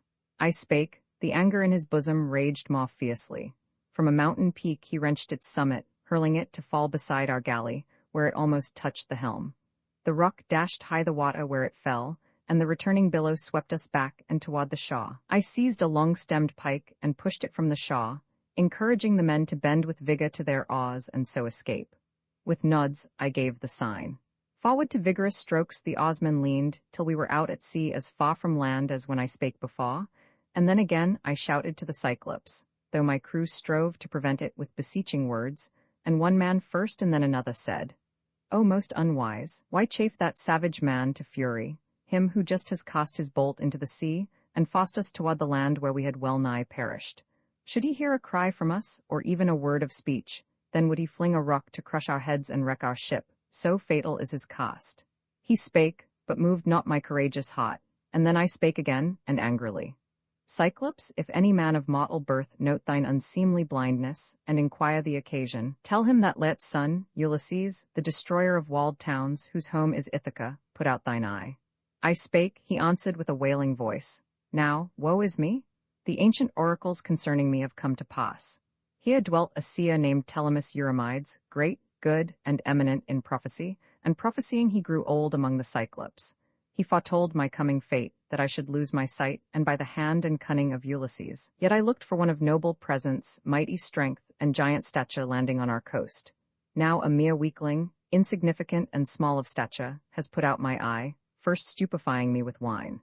Yet come hither, I pray, Ulysses, and receive the hospitable gifts which are thy due, and I will pray to Neptune, and entreat the mighty god to guide thee safely home. His son am I, and he declares himself my father. He can heal me if he will, and no one else of all the immortal gods or mortal men can give me back my sight." He spake, I answered, "Rather would I take thy life and breath, and send thee to the abode of Hades, where thou wouldst be past the power of even Neptune to restore thine eye." As thus I said, the Cyclops raised his hands and spread them toward the starry heaven, and thus prayed to the deity who rules the deep. "Hear, dark-haired Neptune, who dost swat the earth, if I am thine, and thou dost own thyself my father, grant that this Ulysses ne'er may reach his native land. But if it be the will of fate that he behold again his friends, and enter his own palace halls in his own country, late and sorrowful be his return, with all his comrades lost, and in a borrowed ship, and may he find in his own home new griefs awaiting him." He prayed, and Neptune hearkened to his prayer.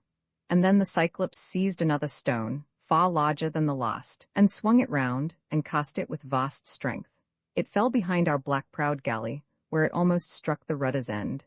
The sea was dashed on high beneath the falling rock, and bore our ship on toward the shore we sought.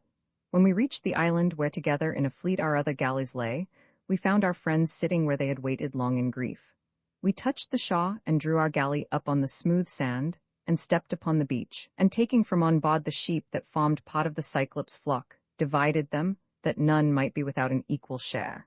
When all the rest were shared, my warrior friends decreed the ram to me. Of him I made upon the beach a sacrifice to Jove the cloud compeller, Saturn's son, whose rule is over all. To him I burned the thighs. He heeded not the offering.